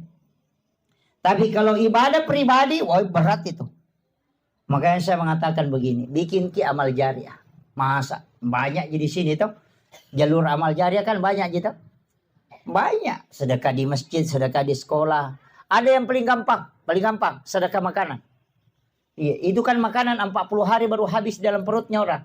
Tunggu Pak Imam. Kalau ada lewat depan rumah, sini Pak Imam dulu. Ini teh kotak kau ambil. Nah ini kerupuk, kau makan Pak Imam. Makan itu sampai, pokoknya makan itu. Yang penting makan Pak Imam. Oh ya selesai, 40 hari baru habis di perutnya Pak Imam. Tulis ini tanggal. Ini tanggal sekian, jadi nanti 40 hari tanggal sekian. Kalau lewat lagi Pak Imam, hei sini. Ini teh kotak lagi kau minum Pak Imam. Itu kan begitu. Kenapa? Makanya orang tua kita dulu itu pintar sekali. Mau pindah rumah, bikin baca doa. Supaya Pak Imam bisa makan. Dikasih makan. Mau turun sawah, baca doa lagi. Kenapa dia baca doa? Sebenarnya bukan itu baca doanya yang pokok. Supaya Pak Imam itu dia bisa kasih makan. Karena dia itu pasti sholat. Disebutkan khairul ar-rijalun soleh. Sebaik-baik amal. Sebaik-baik harta. Itu yang digunakan oleh orang soleh. Karena tidak mungkin dia main domino. Tidak mungkin dia main begini. Ya kan begitu. Tidak mungkin dia pakai pergi main judi. Tidak mungkin dia pakai pokoknya tidak mungkin. Karena dia orang soleh. Tapi kalau bukan orang soleh bisa saja dipakai untuk yang lain. Walaupun kita tidak dapat dosanya. Tapi kita tidak dapat barakahnya. Tambahan pahalanya. Kan begitu. Makanya orang tua dulu itu pasti Pak Imam petugas SARA yang dipanggil baca doa. Kenapa? Karena kalau dia pasti tidak mungkin melakukan kejahatan. Kan itu aja. Nah baca doa itu kan 3. Yang pertama makanannya. Yang kedua doanya. Yang ketiga amplop. Iya. Kenapa? Itu kan ulama dulu semua ada semua pakai dalil itu, Pak Bu. Tidak, jangan anggap bahwa apa yang dilakukan orang tua kita dulu itu tidak ada dalilnya. Yang pertama baca doa. Doa itu kepada orang, itu kita dianjurkan supaya malaikat yang mendoakan hal yang sama. Dan itu perintahnya, meminta orang mendoakan kita. Rasulullah ketika sahabat mau melaksanakan ibadah haji, itu minta supaya didoakan. Kurang apa doanya Nabi? Tapi kenapa dia masih titip doa? Kan gitu. Yang kedua, ini yang kedua. Kenapa disiapkan makanan? Karena kalau doanya tidak diterima, kalau dia makan 40 hari tidak berhenti itu dapat pahala. Kan gitu. Karena tidak selamanya doa diterima. Kalau bertengkar sama istrinya Pak Imam baru pergi baca doa, tidak diterima doanya. Terhijab itu. Makanya disuruh makan. Makanan itu bukan untuk orang meninggal, tapi untuk orang yang hidup. Cuma pahala makanan itu nanti pahalanya ke orang meninggal. Makanya kalau ada imam baca doa dan tidak makan, datek telinganya. Kan gitu. Kecuali dia puasa. Kemudian yang ketiga, kenapa pakai amplop? Tadi itu yang dipakai khairul mal ar-rijalun soleh. Sebaik-baik harta yang digunakan oleh orang soleh. Makanya kalau doanya tidak diterima, makanannya pun tidak dapat berkahnya. Nanti kalau Pak Imam pulang saya kasih uang, dia belikan sarung kemudian dia pakai sholat, maka saya akan dapat selamanya. Itu kuncinya. Makanya orang tua dulu itu sudah pakai 3 metode. Kalau gagal yang pertama masih ada yang kedua. Kalau gagal yang kedua masih ada yang ketiga. Kan begitu. Ini yang dilakukan turun-temurun. Tapi sekarang ada yang menyalahkan. Karena dasar yang mengerjakan juga tidak paham. Datang yang menyalahkan juga tidak tahu. Nabi bilang tidak boleh. Nabi bilang saya juga memang tidak tahu. Berhenti balik. Kan begitu. Makanya penting saya sampaikan. Tidak ada hubungannya itu makanan dengan orang meninggal, Pak Bu. Yang ada hubungannya itu doa dengan makanan yang kita makan. Pahalanya diniatkan untuk orang meninggal. Sama seperti ini. Semua orang yang datang ke sini. Bahkan 40 orang kata Nabi. 40 orang di kalangan umatku. Itu berdoa, itu setara dengan 1 waliullah. Coba. Makanya 40 orang berdoa itu. Setara dengan 1 waliullah. Nah kita lebih 100 di sini, Babu. Tadi tahlilan kemudian doa. Masa? Pasti ada yang diterima doanya. Itu aja kuncinya.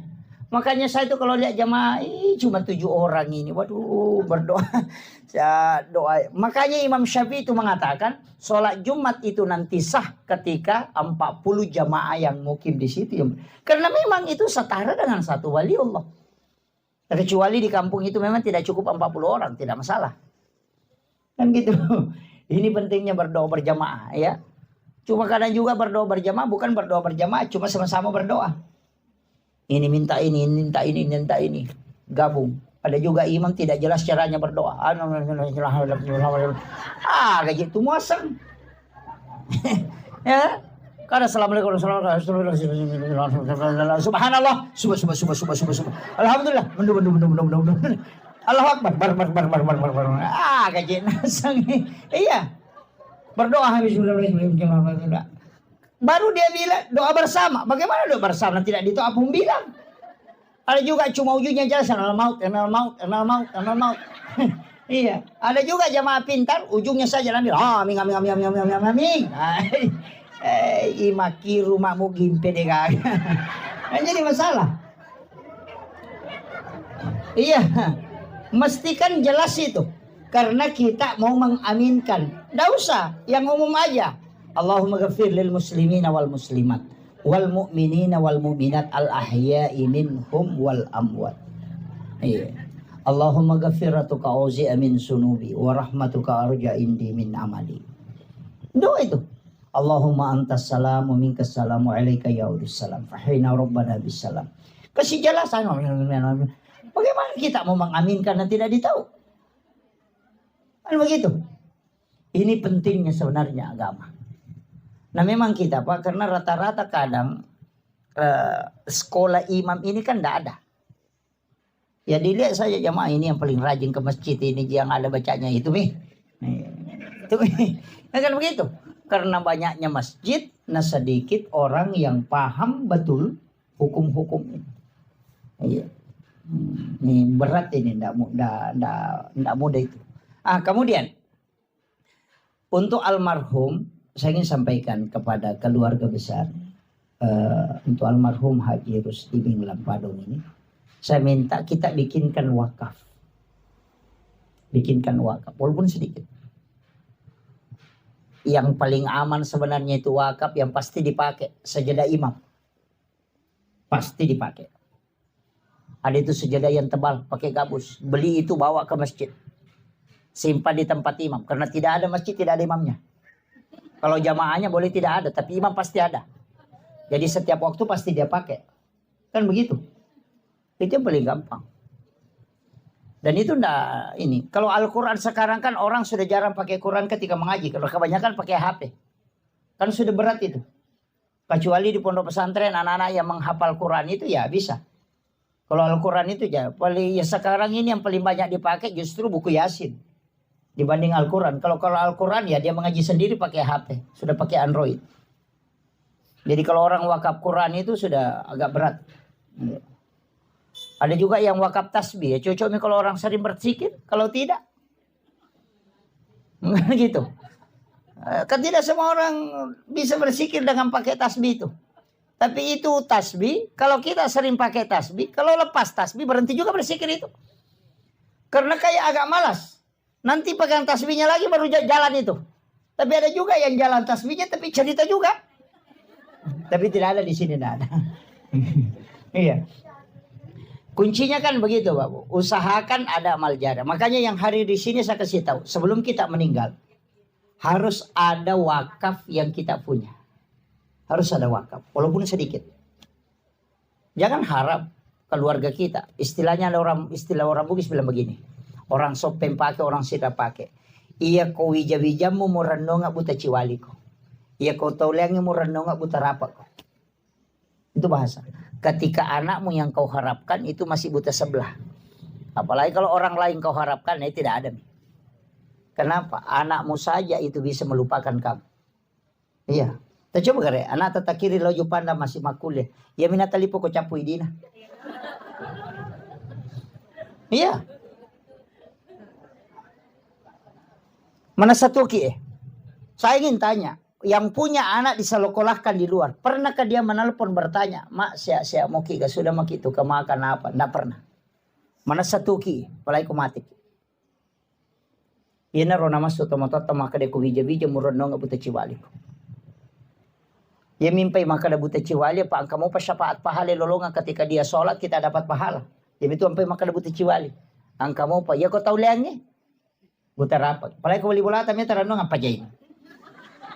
Dia mina magala mi cawa ketuli bawangin Andre ya kupajan di bawah Andre pajan.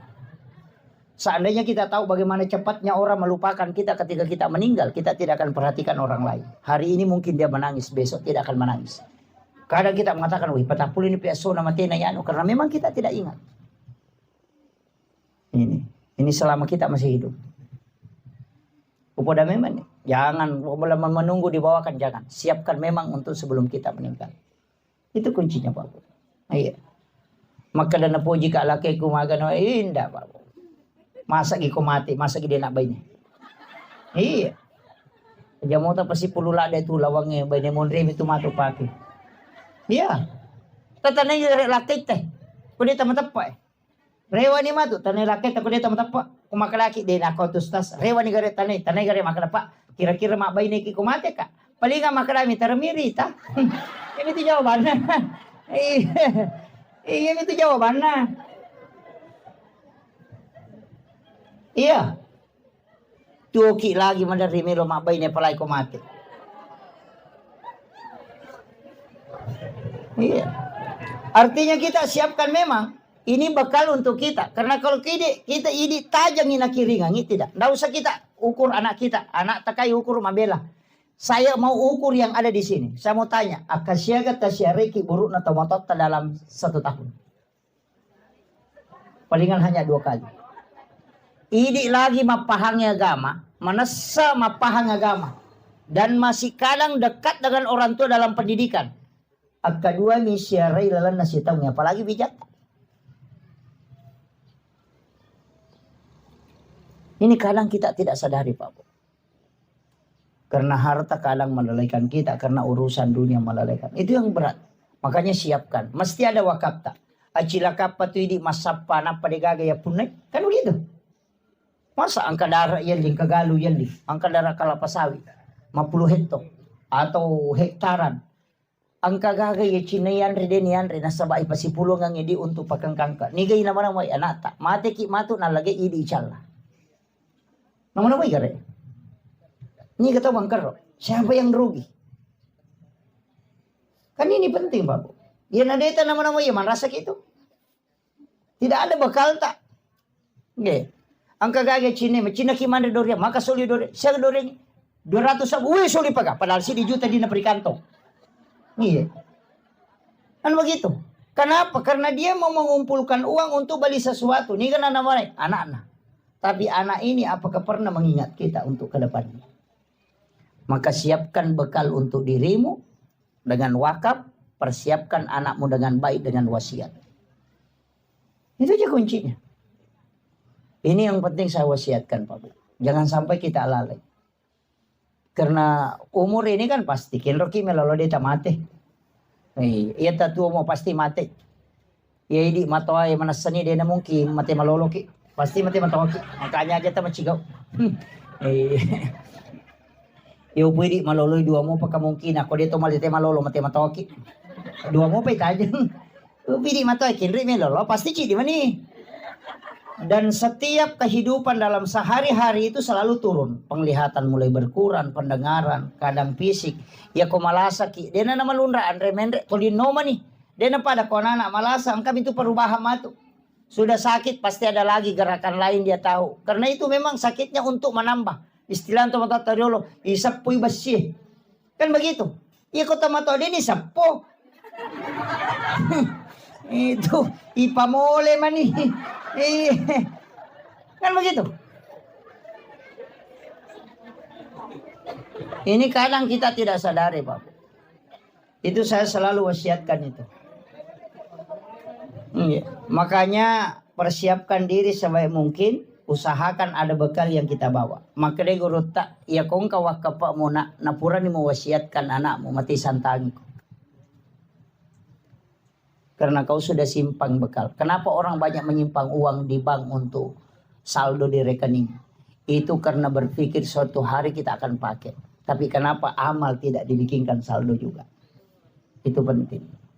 Asal sabi na napatami mi bank. Mati ki matu malagay temo di gaga. Makanya mo kumakanja ibija-bija. Tapi ako masalah ni de gaga. Palagi ko magaya ni de na nalokikiburo. Natiro kami na sukor kiburo na malapit sa rin. Kupanya kami harus sila. Hindi kaga. Iya. Ini penting saya usiatkan. Karena kita kan jarang sekali ziarah. Makanya pesantren saya itu di Sidrap. Saya memang kasih ultimatum ke anak-anak. Setiap hari Jumat pagi ziarah. Ziarah kubur. Datangi makamnya para ulama yang ada di situ yang dekat. Bisa kau jangkau. Itu biasakan. Karena ini yang hilang. Nabi itu setiap malam Jumat itu ke pekuburan. Untuk ziarah. Cuma kita tidak bisa ikuti itu. Karena jam 11 malam nanti subuh baru mau pulang. Angka kebarani macurir. Curi. Iya. Ikuti itu. Jam 11 malam Jumat baru pergi ziarah sendirian. Nanti subuh baru pulang. Ada gaya coba. Coba. Biar Pak Imam takut. Sana. Iya. Tapi kenapa kita ziarah di malam Jumat? Itu karena ruhnya orang muslim yang telah wafat itu dikembalikan ke kuburnya pada malam Jumat. Itu sampai hari Jumat masih ada.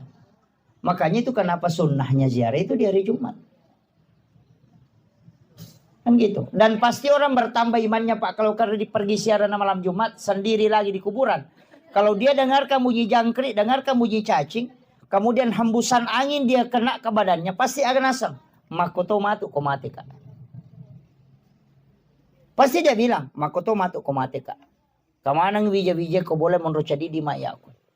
Makanya bagaimana perasaannya orang tua kita ketika diziarahi. Sama dengan orang tua yang selalu di SMS, kemudian kita datang langsung kepadanya. Itu persis sama. Dengan doa di rumah, sama ziarah ke kubur. Karena orang meninggal itu tidak buta Pak Bu. Tidak. Dia justru lebih tajam pendengarannya, lebih terang penglihatannya. Makanya kalau kita ziarah kubur itu persis ziarah orang hidup. Kalau kita ke rumahnya orang, pertama ihlan alaik, buka sandalmu. Jangan kau pakai sandal masuk ke dalam rumahnya orang. Ketika ziarah kubur, pertama buka sandalmu. Jangan pakai sandal masuk ke makam. Kecuali memang tidak aman. Karena banyak durinya. Yang kedua, ucapkan salam. Kita ke rumahnya orang, yang kedua itu ucapkan salam. Itu persis sama. Ucapkan salam. Cuma salamnya beda. Satu, assalamualaikum warahmatullahi wabarakatuh. Satu, assalamualaikum ya ahlal kubur. Tapi apakah mereka mendengar? Orang hidup bisa tidak mendengar karena mungkin dia di dalam. Tapi orang ahli kubur itu mendengar. Apa kata Rasulullah? 40 langkah kau tinggalkan tempat pemakaman. Itu bunyi sandalmu masih didengarkan oleh orang yang meninggal. Angka kataulino pak patapulun di jongkana jewi salina nakali ngamopi sandala. Degaga.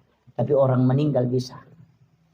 Itu saking tajamnya. Dari situlah Nabi melarang kita menyebut kekurangannya orang ketika kita ziarah. Karena pasti dia dengarkan itu. Deminen itu tomate tate linrota tuh. Iya. Karena ahli kubur itu pendengarannya semua tembus. Olo dena nis sangir atau leange atau mate leange. Ruh-ruh yang lain tidak tahu maka dah kalasi kopi ko watumo tu angkat iano maka dah aja dan ipakasiri sih karena semua kan mendengarkan. Dari situlah kenapa ahli kubur itu kita tidak boleh menyebut keburukannya tapi menyebut kebaikannya, kan begitu. Ini yang kadang kita tidak ingat, padahal itu hadis itu Bapak. Hadis, lepaskan sandalmu. Yang ketiga, jangan melangkahi batu nisan. Ya kau enggak tahu tudang aja tak julek kayu. Kan begitu. Yang keempat, jangan duduk di atas batu nisan. Maka kau enggak tahu tudang atau lo tidak kau saling kalah. Atau ada duduk di kursi baru kita naik di sini. Bagaimana? Itu kan isyarat-isyarat semua yang persis sama dengan orang hidup. Makanya Nabi cuma mengatakan an-naumu ahul maut. Mati itu saudara dengan tidur. Tidur itu saudara dengan mati. An-naum itu. Kalau kau tidur, ahul maut itu bersaudara dengan mati. Makanya coba, kalau banyak kan orang tidak percaya. Saya ambil sedikit gambaran. Kenapa Nabi pakai gambaran tidur? Kenapa bukan yang lain? Misalnya pinsang atau mati suri apa. Kenapa yang diambil adalah tidur? Begini. Orang yang tidur itu, kalau dia bermimpi, dia kan bisa melihat. Nah, lihat dirinya ke Jakarta. Bahkan lihat dirinya sampai Makassar belanja di mall. Nah, lihat dirinya silaturahmi dengan orang lain. Dan itu melihat. Saya mau tanya, apakah orang hidup, orang tidur itu matanya terbuka? Tidak. Orang tidur itu matanya tertutup. Tapi kenapa ketika dia bermimpi dia bisa melihat? Mata apa yang dipakai melihat orang yang bermimpi itu? Itu pandangan idhofi. Dan persis itu yang dipakai orang meninggal. Itu yang banyak orang tidak tahu. Yang kedua, orang ketika bermimpi 10 menit saja tidur, dia sudah bolak-balik dari Jakarta ke tempat. Padahal kalau perjalanan normal, orang bisa tempuh sampai 10 jam. Tapi dia bisa hanya 5 menit tidur, dia sudah dari sana. Itu artinya apa? Ruhnya orang muslim itu bisa kemana-mana. Karena ketika orang meninggal, itu jasad yang diatur oleh ruh. Ketika kita hidup, ruh ini diatur oleh jasad. Itu beda. Makanya orang meninggal itu ruhnya keluar. Sehingga ruh yang keluar itu bisa mengatur jasadnya. Tapi orang hidup, ruhnya tidak keluar. Makanya jasad yang mengatur ruhnya. Itu bedanya, Pak. Kemudian, ada yang tidak percaya dengan siksaan kubur. Apa yang dia bilang? Wah, apa yang hancur, apa yang disiksa, apa mau nerasakan, sudah mati, makan cacing. Tulang-tulangnya sudah lepas. Hanya ruhnya itu tidak. Coba saya kasih tahu. Kalau ada orang tidur kemudian bermimpi dikejar anjing gila.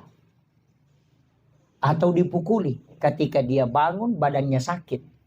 Bahkan ngos-ngosan. Padahal tidak ada yang pukul. Kenapa jasadnya bisa merasakan sakit padahal dia tidur di atas kasur? Tidak ada yang pukul. Tapi dia bisa merasakan sakit. Itu artinya ketika ruh tersiksa maka jasad akan ikut. Walaupun dia tidak disentuh. Jadi orang yang tidak percaya azab kubur itu tidak mengkaji hadis Nabi an-naumu akhul maut. Itu. Itu ngeri itu Pak. Makanya siapkan diri kita. Jangan baju yang selalu dibeli banyak. Itu baju Bu 40 hari tidak dipakai, itu minta pertanggungjawaban kelak dari kemudian. Gitu. Setiap pakaian yang tidak dipakai itu 40 hari begitu. Akan ditanyai kelak dari kemudian. Nah perempuan itu setiap ada cara bikin baju. Ya kan? Sepupunya menikah bikin seragam. Majelis taklim 3 bulan bikin seragam lagi. Ada yang tidak datang lagi majelis taklim karena belum lunas yang pertama. Tapi tidak ada di sini, tidak ada di sini. Iya kan? Dan itu kan pakaian itu kan begitu. Memang harus dipakai. Makanya ulama kita mengatakan pokoknya kalau ada pakaian langsung pakai sholat dulu. Supaya kelak bisa kau pertanggungjawabkan. Kan begitu. Ya. Pakai itu. Jangan hanya kayak begitu. Banyaknya baju dipakai baru kalau di rumah daster saja dipakai terus. Makanya. Sida pilakin itu 5 daster. Talumpulan ni dia nasasay itu dia mau pernah pakai. Tu 5 kali menyaman nasi pakai macakit. Peko na macakit na talo ni sabo na. Ngano gitu. Iya. Kadang kita kan, saya itu kadang pikiran ketawa itu Pak. Ini memang manusia agak lain ya. Kenapa? Pergi sholat lebaran Idul Adha, Idul Fitri itu beli talkum sampai 3 juta, 2 juta, 4 jutaan. Kapan dipakai? Sholat sunnah. Kalau sholat wajib itu saja. Ya mau kan dikang itu lina pakai. Ya bagaimana pikir ke? Masam paja perlui. Salisa pakadikan na pakai. Ya mau tu palasti lala lutu-lutu eko. Kalau gitu. Tapi kalau pergi lebaran itu yang mahal. Nah sampai sunnah nih itu ya. Coba kalian pikir ya. Mestinya kan dibalik. Bingung. Itu kan? Itu kan? Yang paling parah itu ala-ala dapur. Melipan neta 10 lo sino kimana san hajian kira tar pertama lamari. Ya kau memang relakaina pandai plastik.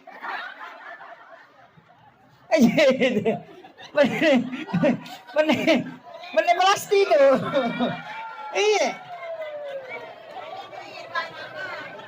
Tanda mana mikir deh. Malaysia nga panay yali, panay pincang makoro. Yali ni kami na masuli eh. Iya, hanya tulis nama masuk ke dalam lamari. Dia nak kena pakai. Yang itu panay plastik na pakai. Rapai panay plastik na toleh hadiah rinso. Iya. Hadiah sabun. Yang itu. Nama-nama ikare. Pada Malaysia nga panay. Aga nasak. Mapaboti pinipake. Sisa na mapaboti nasa simay baba no magampa. Dito sila na mapadiri. Dia sila pakai. Ini kan jadi masalah. Cerai kristal. Boleh jijau kalau Maria. Dia kagak pakai. Ya mau tuh cerai na pan. O si tuli na pakai. Sakbo yero na mawalo pa sana sulot tempele. Iya mau tuh na pakai mataru. Na mega bicara mega kena. Aja memang natasaka. Iya. Kita sebenarnya beli untuk apa? Kan begitu. Dan itu tidak dipakai. Dan setiap benda yang ada di rumah itu hisapnya berat, Pak. Ada orang itu punya cangkul. Itu sampai 300 tahun dihisap itu gara-gara cangkulnya. Maka Pak Idi. Anu munro wawangnya. Hindak. Mengatakan, dari Pak Ustaz. Si kiri na barangnya memang ketika dipakai. Ketika dia pecah lepas tanggung jawab. Kama kuamiro. Siko mematoni makana makanya tuh orang tua kita dulu makana siko metomi tuh muruna gangka mania itu aja itu susah. Karena begitu. Rapa panena dua naso rapa dua padahal talulo si pimonro. Ini kan kadang kita tidak sadari itu. Makanya saya wasiatkan siapkan ya. Mestinya dalam sehari makanya ke Bapak Guru atau Pandita itu makanya usahakan ada sedekah subuh supaya setiap subuh kita punya amalan. Kemudian yang kedua memang sedekah di waktu subuh itu maka dari Nabi tak. Ketika sedekah dengan musibah itu bersamaan maka sedekah tidak pernah didahului. Ya kumasabangnya bala isi bawa pas sedekah dia nang kenal yolo itu musibah. Tetap sedekah yang lebih dulu. Dari situlah makanya orang setiap mau jalan itu mesti sedekah. Ia komiki melakukan perjalanan asida kaki. Niatkan memang itu lah bala. Iya. Niatkan berapa saja. Iya. Makanya kalau tolak balik tuh, mau usuk bahaya, agak genting ini. Bekerja banyak-banyak. Langsung melui Palestina dosa budaya na semak buatan. Dosa bu. Iya kan? Iya. Analoginya sederhana Pak. Kalau ada batu na kayak begini besarnya, pas seri melo ipake na cidi mididi, tasoro tapi dia na kedo. Begitu. Tapi ketika besar kan magampang ipalese. Sebenarnya begitu. Karena sedekah itu adalah doa malaikat juga. Itu aja kuncinya. Jadi sederhana sebenarnya dalam hidup. Nggak susah itu. Makanya kata pandita kan, dia yang mana nanti pun nadi. Makanya cocoknya itu magampan itu. Kau kadimu masih sedekah itu di degaga. Makanya orang tua ngajarkan. Setiap kau keluar rumahmu, orang pertama kau lihat, orang kedua, orang ketiga, doakan semua. Bunga masuki. Nangka dia tahu masa sepeda. Mudah-mudahan kasih masempo dalik na nawat di malil motor. Angkat tahu malalang, mudah-mudahan kasih ke kendaraan wadi na pake. Angkat tahu balu-balu, po tapalancarkan kasih dalik na nang kawadi na pake na katui. Itu sedekah karena itu doa. Aja nak kada duit pabawa ya sedekah, tidak. Doa itu adalah sedekah. Ya na tu nak kada setiap 3 orang yang kau lihat langsung doakan supaya hidup berkah. Ya upi di motor, tapi kalau lu beli kecil tu beli boleh pak.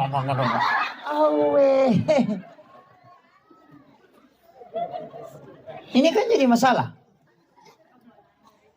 Oh ini sudah setengah 12 ini.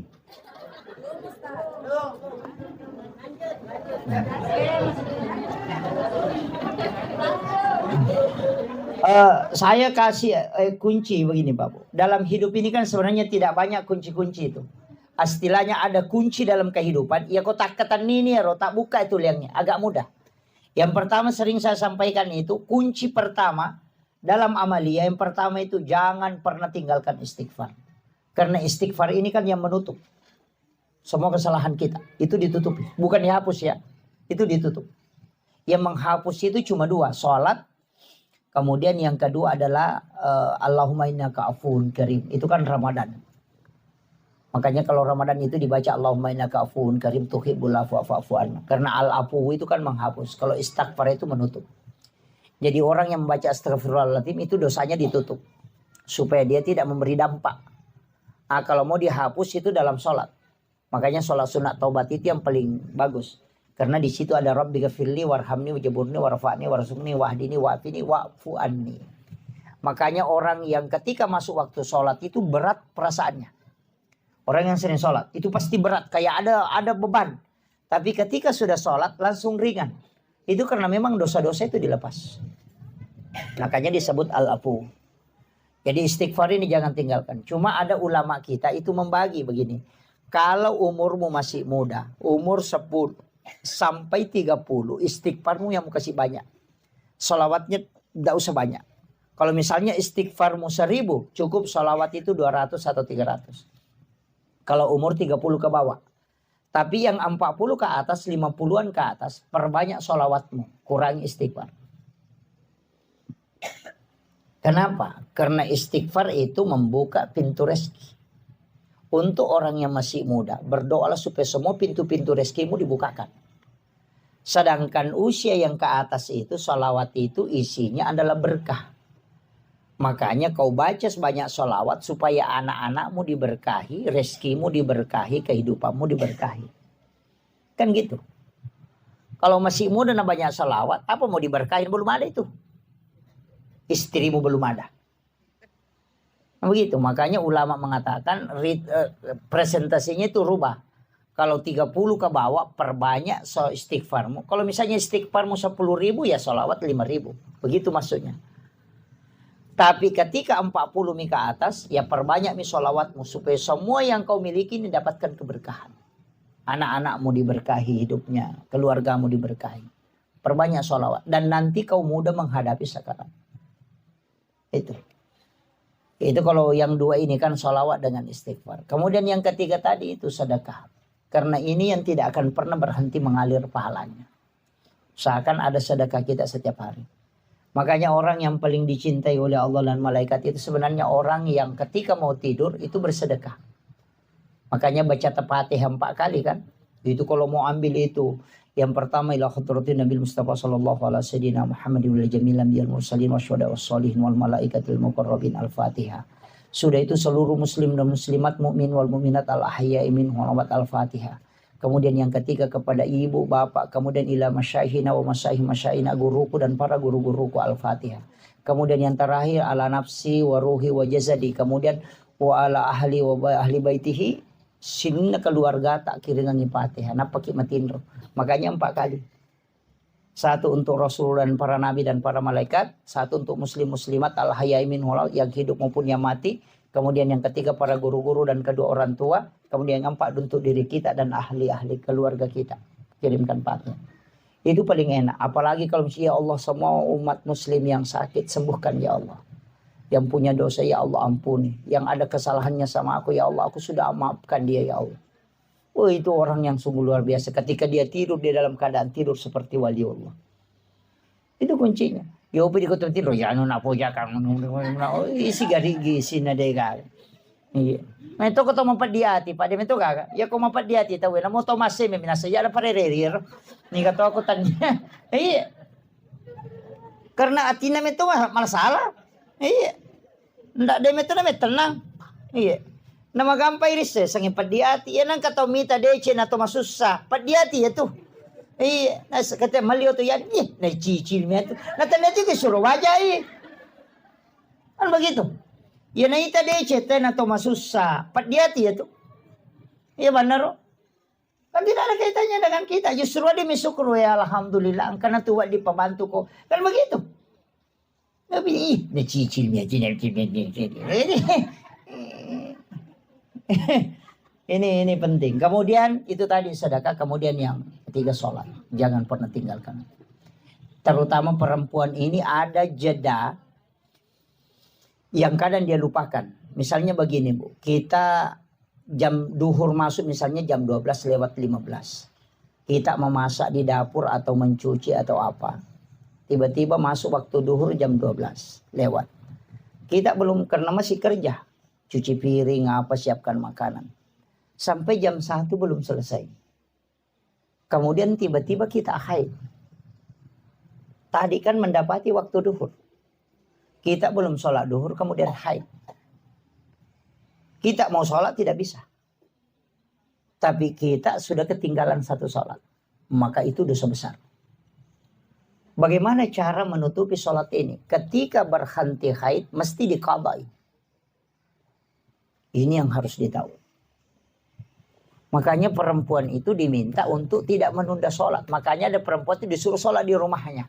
Supaya kalau dikhawatirkan kalau dia haid, makanya lewat. Itu jadi masalah. Dan itu banyak tidak disadari. Kadang masuk waktu maghrib. Sibuk ngurus ini. Atau masuk waktu isya. Sibuk. Langsung haid. Itu tidak bisa sholat. Maka dia harus qadha itu. Ketika berhenti haid, ganti itu. Jangan tunggu lagi waktu isya. Nah bilang, isya dulu. Nah ini baru subuh, nanti isya. Kalau mati kok kalau duhur ya bagaimana? Makanya sholat yang ditinggalkan dengan rentang waktu seperti itu diqadha ketika sudah bisa diqadha. Jangan menunggu. Cuma ada ulama fikih menggabungkan. Kalau sholat itu diganti di malam hari, maka dikeluarkan suara. Tapi kalau sholat itu dikerjakan di siang hari, maka tidak mengeluarkan suara. Jadi sholat duhur yang diqadha di malam hari itu mengeluarkan suara. Karena dikerjakan di malam hari. Tapi kalau sholat isya misalnya diqadha di siang hari, itu tidak keluarkan suara. Walaupun sholat isya itu adalah sholat yang dijaharkan. Tapi ketika dikerjakan di siang hari, maka itu tidak dijaharkan. Itu disir. Nah itu kalau fikihnya. Tapi mandar itu masalah kasi na baca mana ke jarak baru si kapangi mana ke masa pejalur rumah ke raja sana. Padahal itu mengqadha. Nah, kecuali sholat yang ditinggalkan, misalnya waktu anak muda, waktunya gadis masih kuliah tidak sholat. Nah, itu ada ulama mengatakan ganti semua itu. Bayangkan 10 tahun tidak sholat, 10 tahun diganti. Sekarang tahun 2024 jadi 2034 baru berhenti. Berapa? Ya, 2034. Jadi orang masuk duhur, kerjakan sholat duhur, nanti selesai sholat duhur, qada sholat duhur, atau dahulukan qadanya baru ikut berjamaah. Nah itu, ke asar begitu juga, semua sholat 5 waktu itu diganti. Nah, ada yang pakai itu bahwa seperti Ahmad Sarwat itu, semua sholat yang kau tinggalkan kau harus qada, karena itu adalah utang selamanya. Ada juga bilang tidak usah, cukup taubatkan baru perbanyak ibadah sunnah. Ada juga bilang tidak, begini, tidak usah diganti. Nanti kalau ke tanah suci, umrah atau haji, qada sholatmu di Masjidil Haram 1 kali. Itu bisa menggantikan puluhan tahun. Nah, ada juga pakai itu. Jadi kita mana kita pun pakai. Tapi jangan juga sengaja, tidak usah dulu sholat. Nanti umrah baru diqada. Itu jadi masalah lagi tuh. Iya. Jadi bukan begitu maksudnya. Jadi itu penting ya, saya wasiatkan. Kemudian ada hal juga dalam hidup ini Bapak Ibu sekalian, penting. Karena agama itu begitu.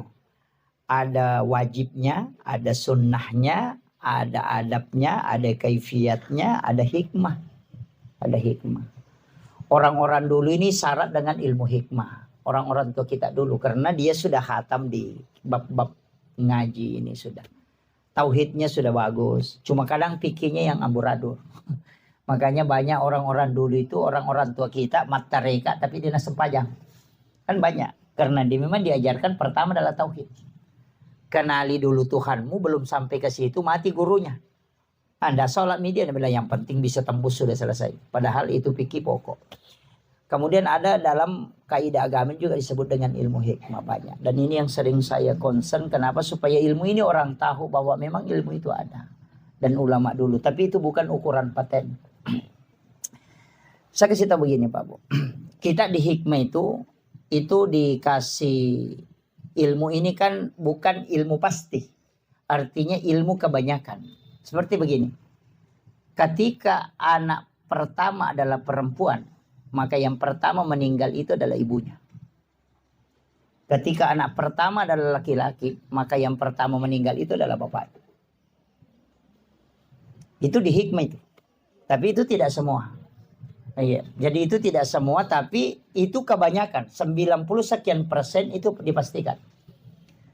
Yang kedua itu di hikmah ya, tapi ini jangan takut ya, saya cuma kasih tahu. Ini ilmu hikmah itu ilmu antara seperti itu, artinya itu hitung-hitungan. Kalau anak pertama itu sifat baik bapaknya diambil, tapi sifat buruk ibunya diambil. Jadi itu anak pertama itu sifat jelek bapaknya, sifat baik bapaknya ada di situ. Tapi sifat baik buruk ibunya diambil itu anak pertama. Nanti kebalikan. Kalau anak kedua sifat baik ibunya diambil, tapi sifat jelek bapaknya ada di situ. Itu kalau di hikmah Pak Bu. Jadi makanya bisa diteliti anak kita itu.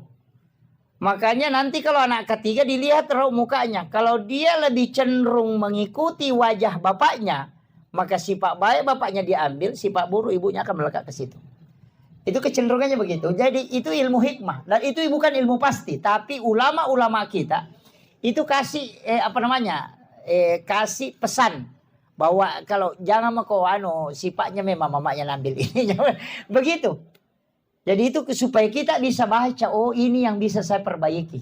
Ini yang bisa saya nasihati ke anakku. Jangan begini supaya tidak terbentuk karakternya. Itu hikmah Pak. Banyak. Sama dengan orang tua dulu. Kalau kayak bikin rumah begini kan, ada semua itu. Iya. Ada di hikmah itu Pak. Cuma banyak sekarang. Sekarang kan banyak itu muncul. Dan saya itu pantang sekali. Saya sering kasih tahu jamaah itu. Tapi jarang orang pakai. Tapi ini ada. Jangan sekali-kali bikin pintu. Satu besar, satu kecil. Besar sebelah kan. Ada biasa itu kan daun pintu. 1 meter, 1 70 cm. Kan sekarang banyak. Itu dilarang betul itu. Orang tua dulu bilang pamali. Kenapa?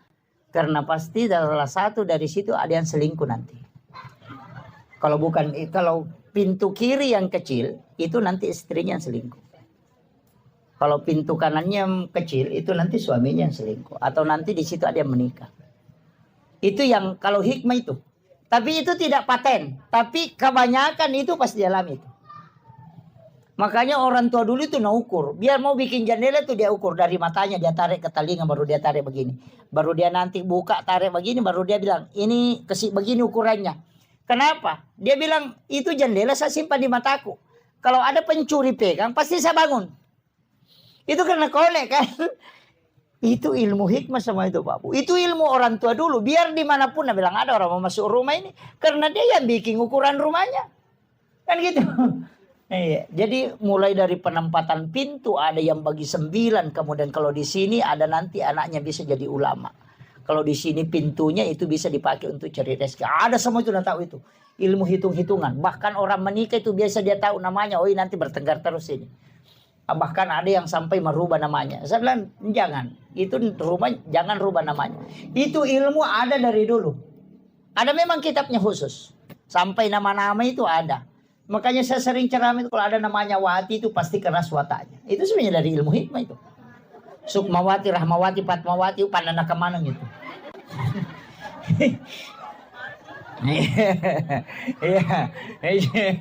Iya. Tapi jangan tersinggung Bu ya.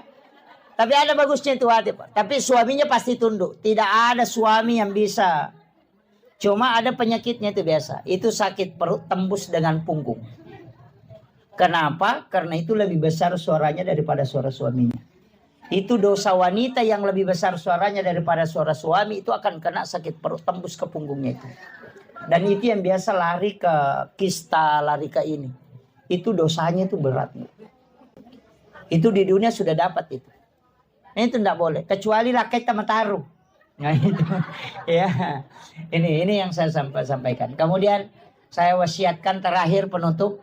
Untuk anak-anak almarhum. Saya wasiatkan.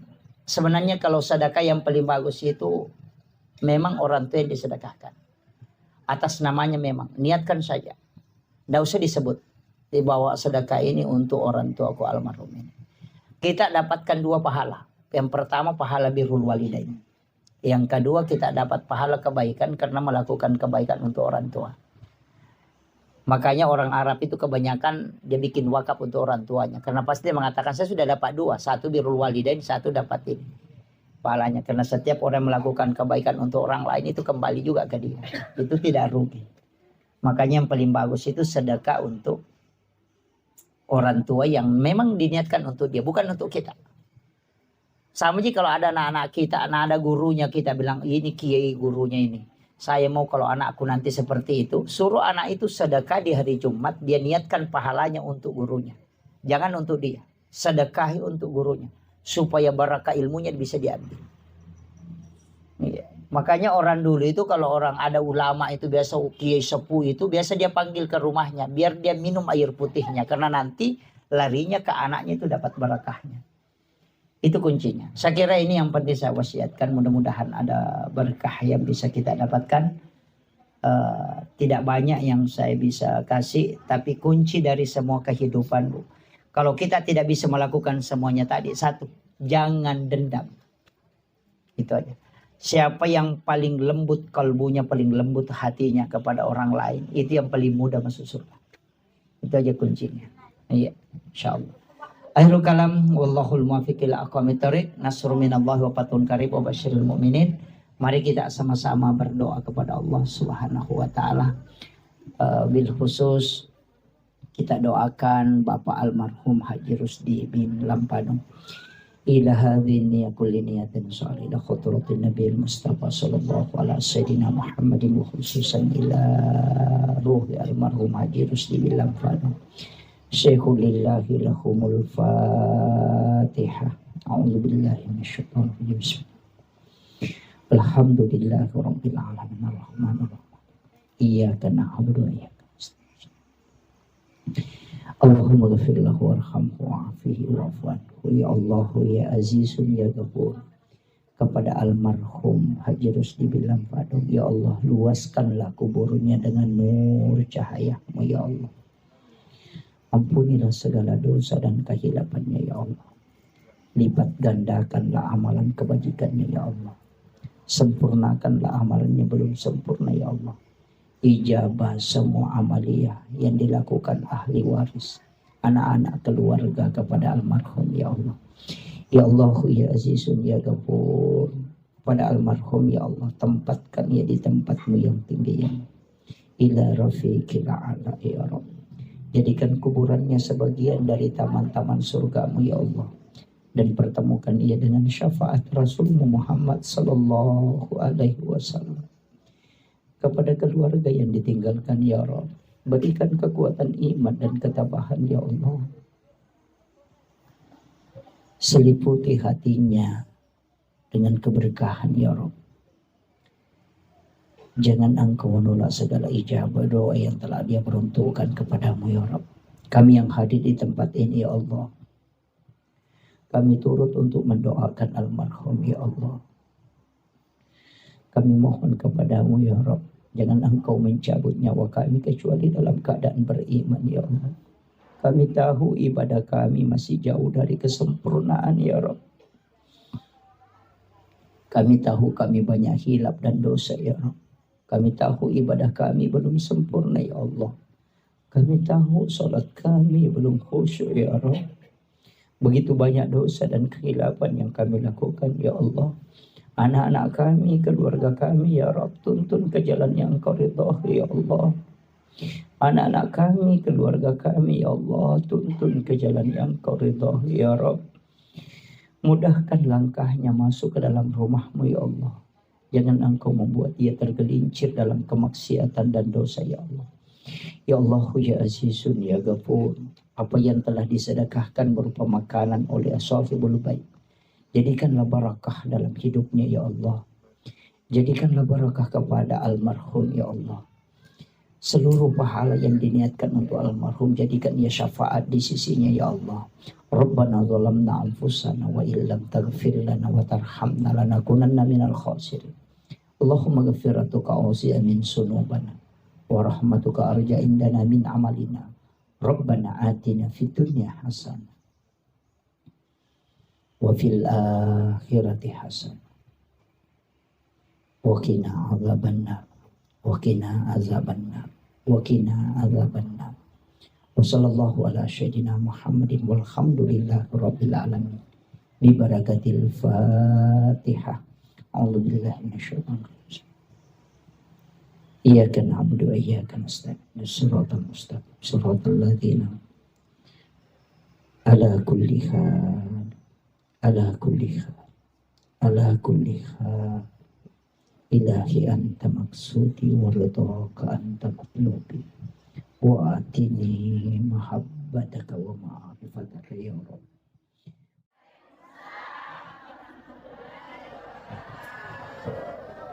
Alhamdulillah, alhamdulillahi rabbil alamin, wassalatu wassalamu ala asyrafil anbiya'i wal mursalin, sayyidina wa maulana wa habibina wa syafi'ina wa ala alihi wa ashabihi wa sahabatihi ajma'in.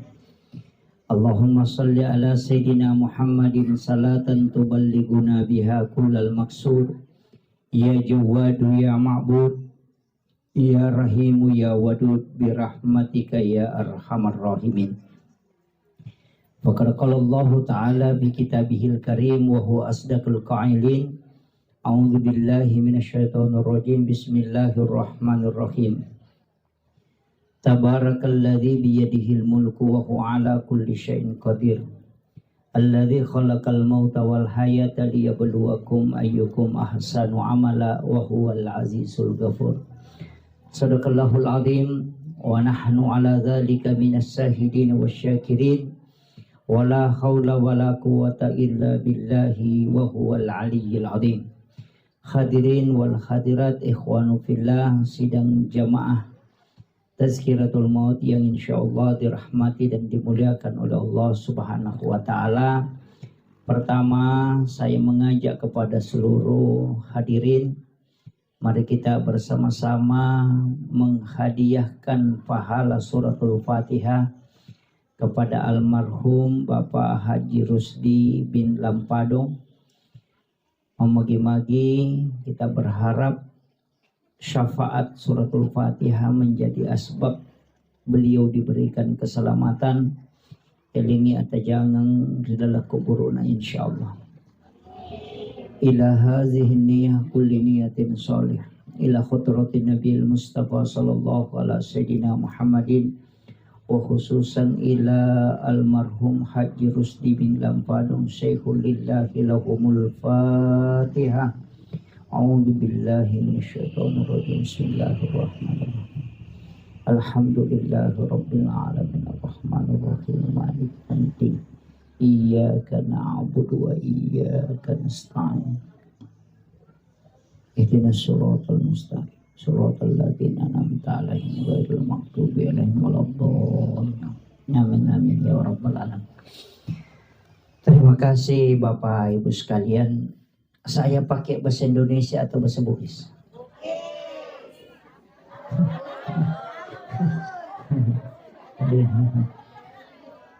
Yang tidak mengerti bahasa Bugis angkat tangan. Satu. Oh ada ya, ada satu dua.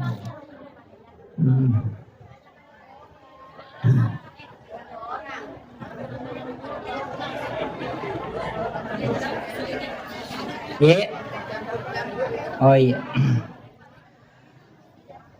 Pertama, saya ingin sampaikan begini Bapak. Tadi kita baca surah Yasin. Yang kedua kita tahlil. Kemudian disempurnakan dengan doa. Sekaligus ada sholawatan. Tahlil itu sebenarnya intinya ada dua.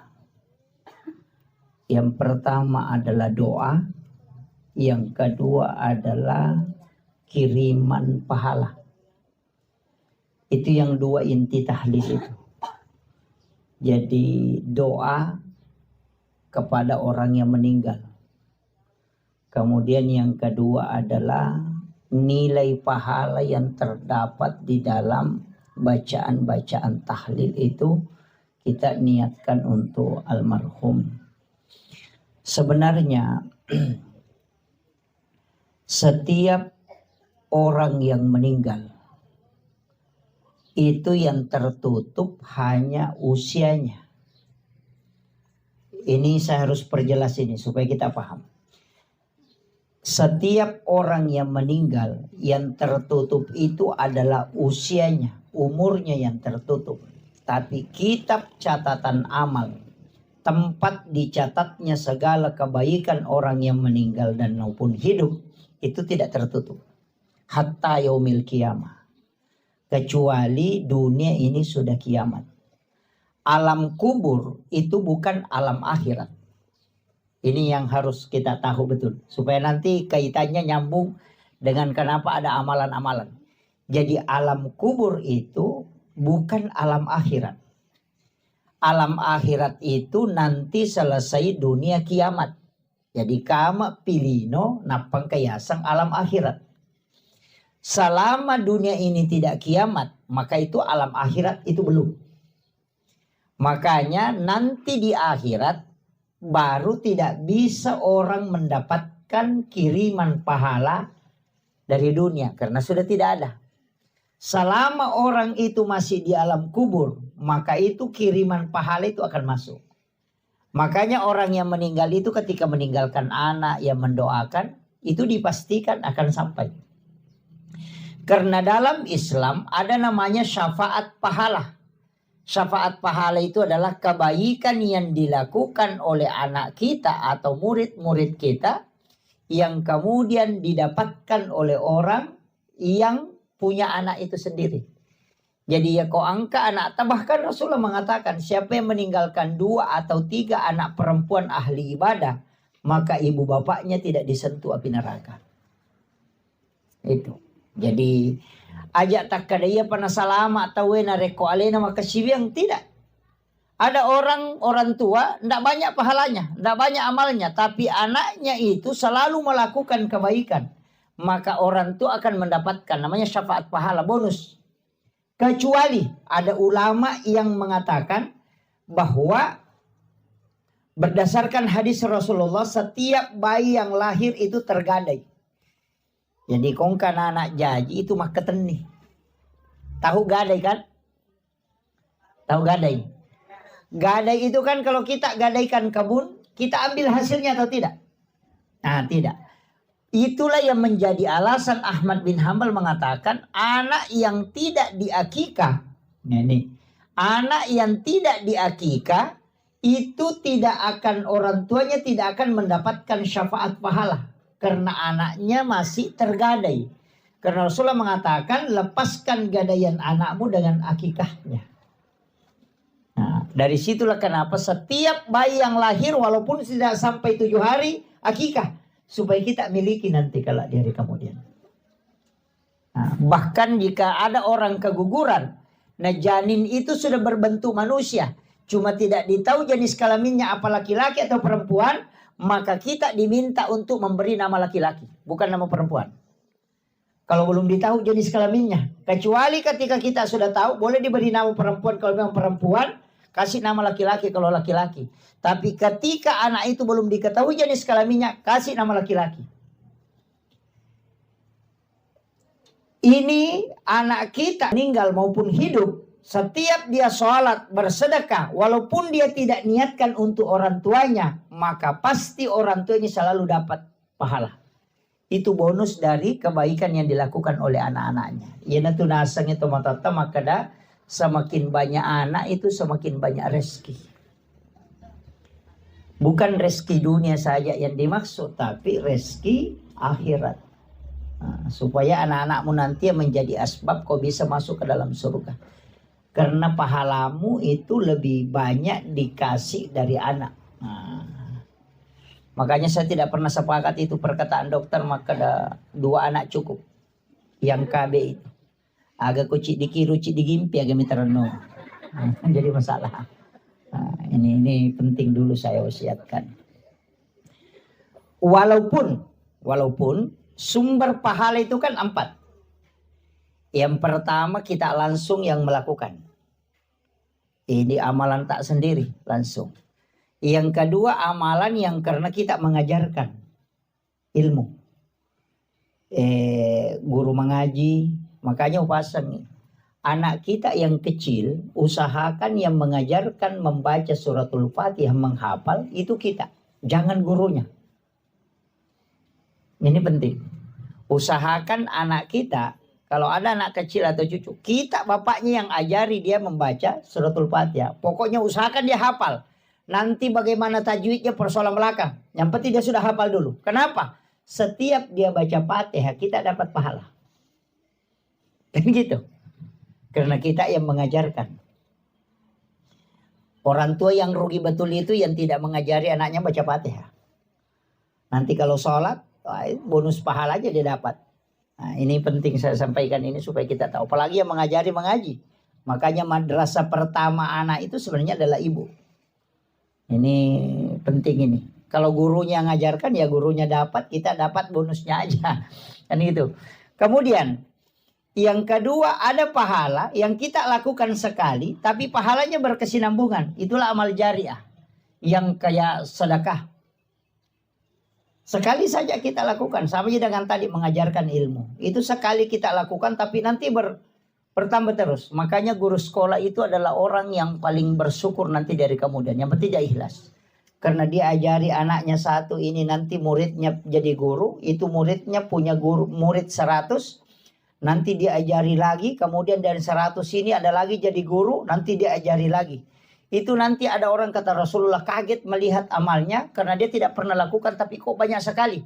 Sehingga dia bertanya, dari mana ya Rasulullah? Saya tidak tahu dari mana, tidak pernah lakukan. Nabi mengatakan bahwa murid-muridmu itu jadi guru. Nah, itu orang bersyukur. Tapi kalau guru yang suka madareke ya sertifikasinya terlambat 1 hari langsung bikin status. Ini penting saya sampaikan. Makanya ujiannya itu berat. Ya. Kemudian ada juga ini yang sebenarnya orang anggap sepele, tapi ini sangat besar pahalanya. Rasulullah itu dalam hadis Bukhari Muslim mengatakan pahala jariah yang paling besar adalah mengalirkan air. Itu sumur bor. Makanya kalau ada masjid, belum ada sumur bornya, usahakan kita yang ongkosi. Ada madrasah, ada pondok pesantren, ada sekolah, belum ada sumur bornya, usahakan kita yang siapkan. Kenapa? Karena air itu ketika naik dijadikan orang air wudhu. Napake te mak jenne, make palami man ni. Masampajang ina sa baya rowe napake nama jenne malolongangi. Masikiri gara-gara iyo malolongangi. Mangaji bi malolongan toki. Kemudian ketika dia makan atau dia minum air itu 40 hari baru habis di dalam perutnya. Setiap kebaikan yang dilakukan kita dapat sumbangan terus. Bayangkan air sumur bor berapa lama orang pakai. Ya kok mas sumbangi wesi kota, paling ngasih sumina capu. Tapi kalau sumur bor itu bisa sampai puluhan tahun tidak akan habis. Dan berapa orang yang memakannya, meminumnya itu. Pure na pakai tema jene, sesawa jene, miti lokotane, kemudian diminum oleh samut itu bersedekah. Turun lagi ke bawah, diminum oleh cacing itu sedekah. Turun ke akar-akar kayu, kemudian kayu itu berbuah itu menjadi sedekah. Makanya itu tidak pernah berhenti mengalir. Itulah orang yang paling beruntung. Menyiapkan air untuk digunakan orang. Itu luar biasa. Maka apa tuh kata maka seke? Ini.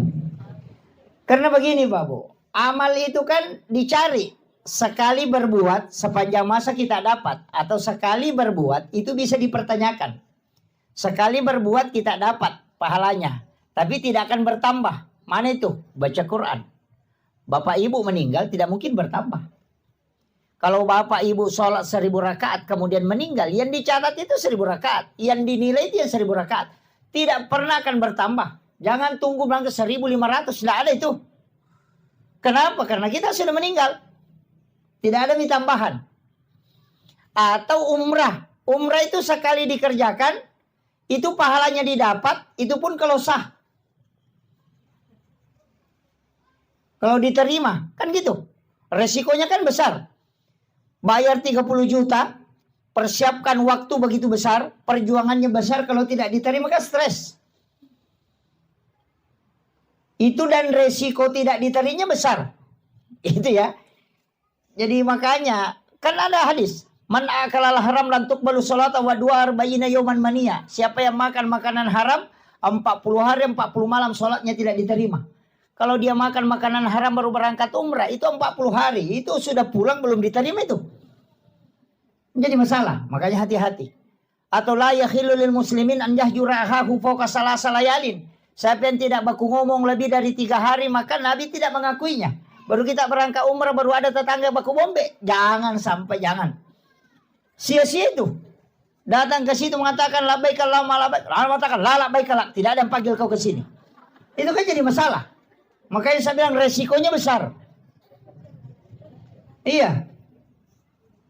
Makanya saya mengatakan cari betul. Sekali berbuat, itu ibadahnya jalan terus. Pahalanya. Nah, sama tadi itu. Mengalirkan air. Mengajarkan ilmu. Sedekah ke masjid. Makanya kalau bangun masjid. Ada orang kaya desa bangun satu masjid. Saya mengatakan rugi betul itu. Mestinya kau bagi. Kalau sudah banyak masjid di kampung itu. Tidak usah lagi bangun masjid. Iya, uangmu yang misalnya 500 juta kamu pakai bangun masjid, bagi Mika 5 masjid. Masjid ini kau belikan keramik, masjid sana kau nuka siapkan tempat wudhu, masjid sana kau siapkan sumur bornya, masjid sana, bagi itu. Yang masjid yang sudah ada itu saja diperbaiki. Kenapa? Nanti kalau runtuh satu, kau masih dapat 4 jalur pahala. Kalau bangun masjid sendiri, nah tidak ada orang datang sholat di situ. Atau ada cuma 10, lama-lama diruntuhkan lagi, sudah habis. Padahal 500 juta. Kalau dibagi 5 masjid, tidak mungkin 5 masjid itu runtuh semua. Kan begitu. Ini yang kadang orang tidak paham, Pak. Jadi mestinya kita cerdas dalam beribadah. Jangan bilang, oh yang penting keluar. Tidak, mesti cerdas.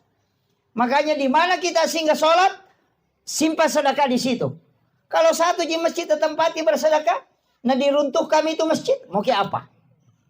Mohon maaf, tidak bisa kan, tidak jalan lagi.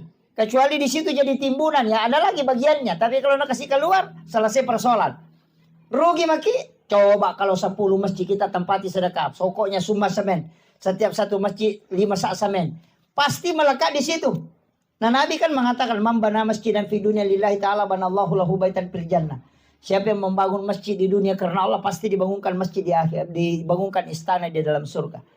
Iya, biar orang tidak pergi ke masjid, yang penting rajin bersedekah, itu pasti ada rumahnya, cuma tidak masuk. Iya, kan itu kuncinya. Iya. Jadi rumah di surga itu kan gampang saja dibangun, Pak. Yang penting ada sedekah tadi masjid.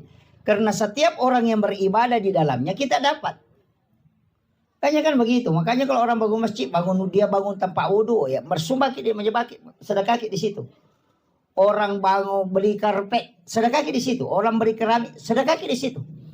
Supaya ada bagian, tak selalu kita dapat bagian. Kan begitu ya Bapak. Jangan kikir, jangan coba-coba kikir. Itu tau maseke di sisa gasing ngaran apa namu tau seke cecatuh. Iya. Oh iya. Udah memang nih. Napa nih kau tau seke mati dia kagak tau terri. Lega kayak. Nama seke tayo na mati paling sikat dia ani laban. Paham itu? Lega kagak. Iya. Iya. Orang kikir itu kan begitu. Tidak ada yang suka Bapak. Iya, biar rajin sholat. Magala itu masam paja nama seke makanya pasang pajak bawang.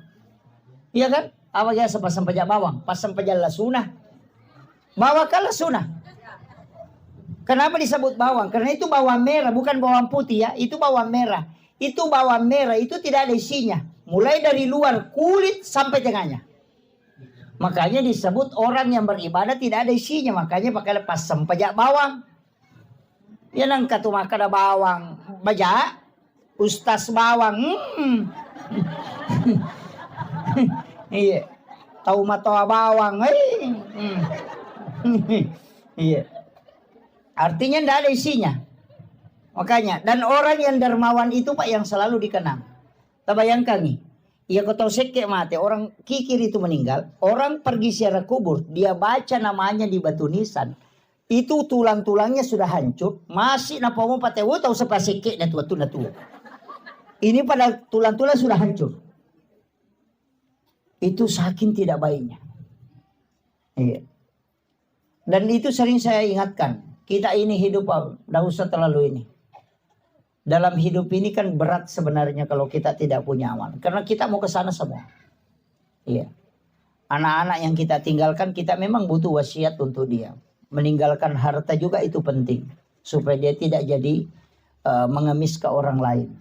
Tapi mesti ada bekal yang kita bawa. Iya. Jangan sampai kita berangkat baru tidak ada bekal. Perjalanan akhirat itu sebenarnya orang di alam kubur itu kayak orang transit. Jadi misalnya dia mau ke Makkah tinggal di Jakarta. Mau kembali ke Mamuju tidak bisa. Mau kembali ke sini tidak bisa. Mau lanjut perjalanan amalnya belum cukup. Coba. Maga tasa di sana ko taransi ko bandara. Dia nagan na dia tampara meluto kirewa dito na cocok. Meki mataru dia nagan na. Maka yang dia tunggu adalah kiriman. Maka orang di alam kubur itu yang dia tunggu adalah semua kebaikan yang pernah dia lakukan itu yang jariah. Kalau tadi puasa dengan shot, tidak bisa karena itu sudah paten, tidak ada tambahannya lagi. Makanya saya katakan orang yang berbolak-balik pergi umrah itu tidak usah. Cukup sekali berangkat 1 tahun itu sudah memadai maksimal sekali.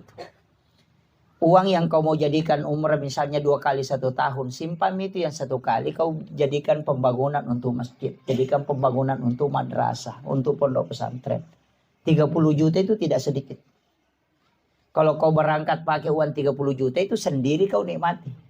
Itu pun untung kalau diterima. Tapi kalau itu disumbangkan ke 30 anak yatim atau 30 penghafal Al-Quran, kita tanggung pembayarannya. Masa mana yang 30 itu tidak ada yang tunjuk masuk surga. Nah nanti diberi syafaat, bisa memberi syafaat. Rugi betul kita itu. Itu aja kuncinya, tidak susah Pak. Mau masuk surga itu banyak sekali jalurnya. Tapi kalau ibadah pribadi, wah berat itu. Makanya saya mengatakan begini, bikin amal jariah. Masa banyak di sini tuh. Jalur amal jariah kan banyak gitu. Banyak. Sedekah di masjid, sedekah di sekolah. Ada yang paling gampang, sedekah makanan. Iya, itu kan makanan 40 hari baru habis dalam perutnya orang. Tunggu Pak Imam. Kalau ada lewat depan rumah, sini Pak Imam dulu. Ini teh kotak kau ambil. Nah ini kerupuk, kau makan Pak Imam. Makan itu sampai, pokoknya makan itu. Yang penting makan Pak Imam. Oh ya selesai, 40 hari baru habis di perutnya Pak Imam. Tulis ini tanggal. Ini tanggal sekian, jadi nanti 40 hari tanggal sekian. Kalau lewat lagi Pak Imam, hei sini. Ini teh kotak lagi kau minum Pak Imam. Itu kan begitu. Kenapa? Makanya orang tua kita dulu itu pintar sekali. Mau pindah rumah, bikin baca doa. Supaya Pak Imam bisa makan. Dikasih makan. Mau turun sawah, baca doa lagi. Kenapa dia baca doa? Sebenarnya bukan itu baca doanya yang pokok. Supaya Pak Imam itu dia bisa kasih makan. Karena dia itu pasti sholat. Disebutkan khairul mar'ar rijalun soleh. Sebaik-baik amal, sebaik-baik harta, itu yang digunakan oleh orang soleh. Karena tidak mungkin dia main domino, tidak mungkin dia main begini.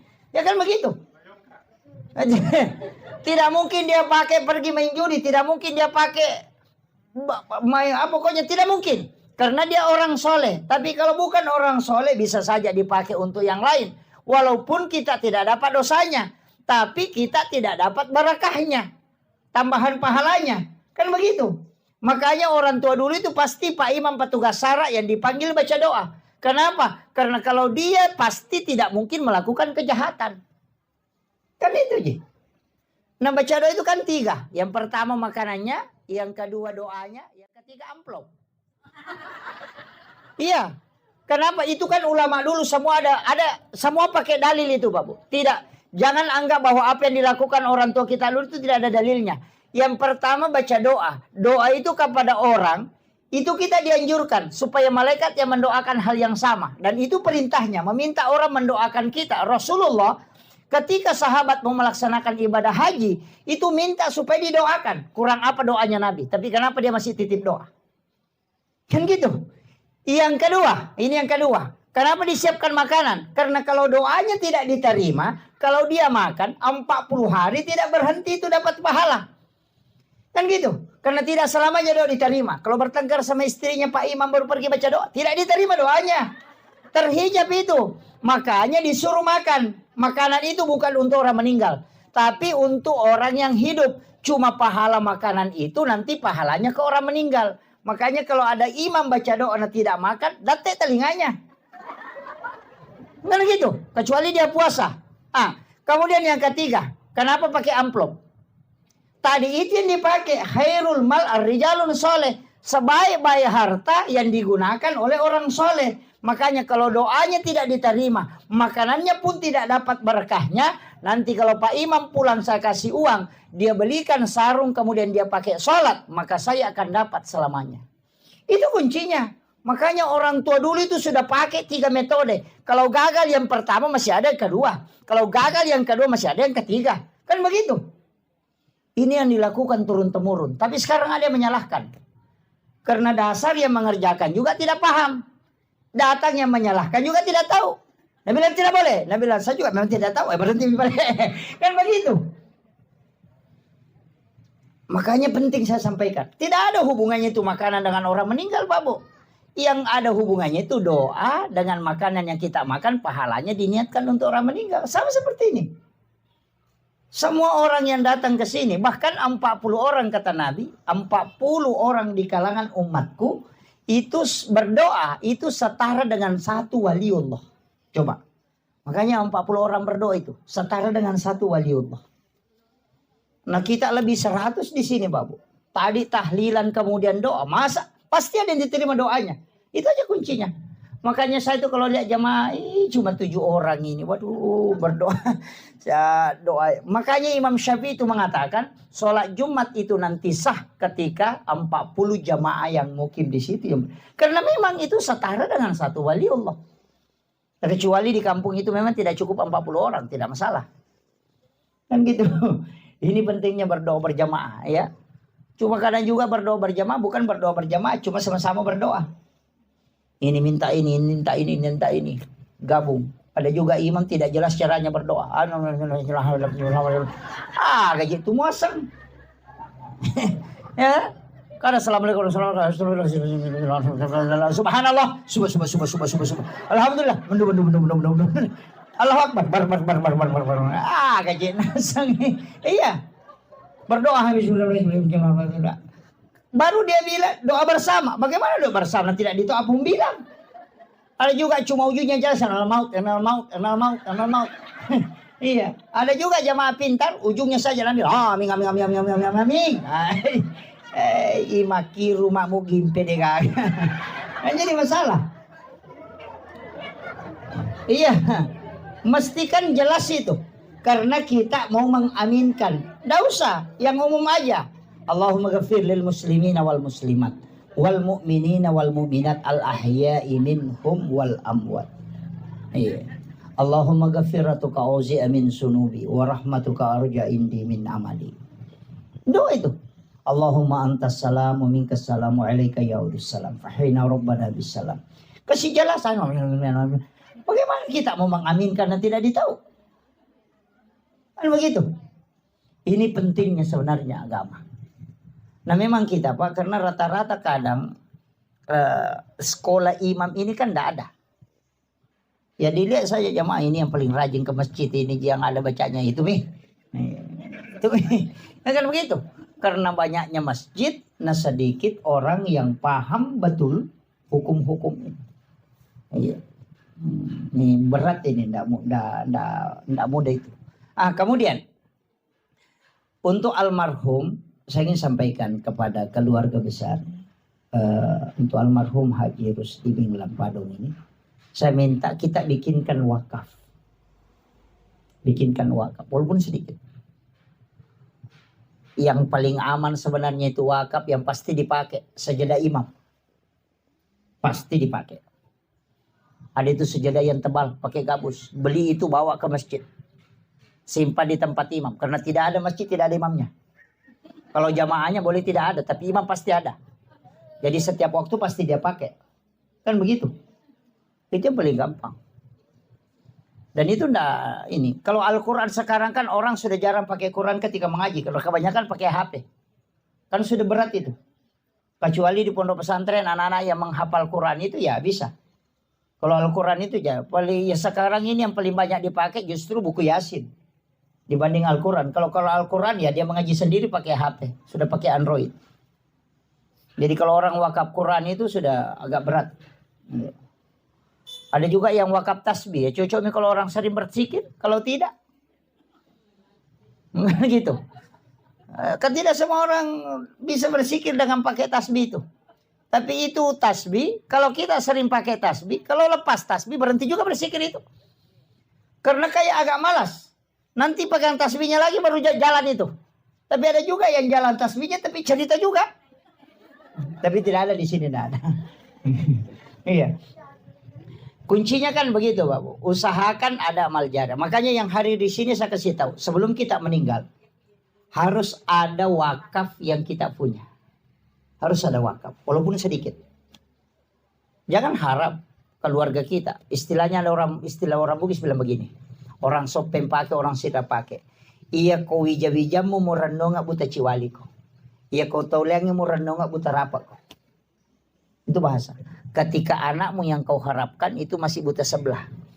Apalagi kalau orang lain kau harapkan, ya tidak ada.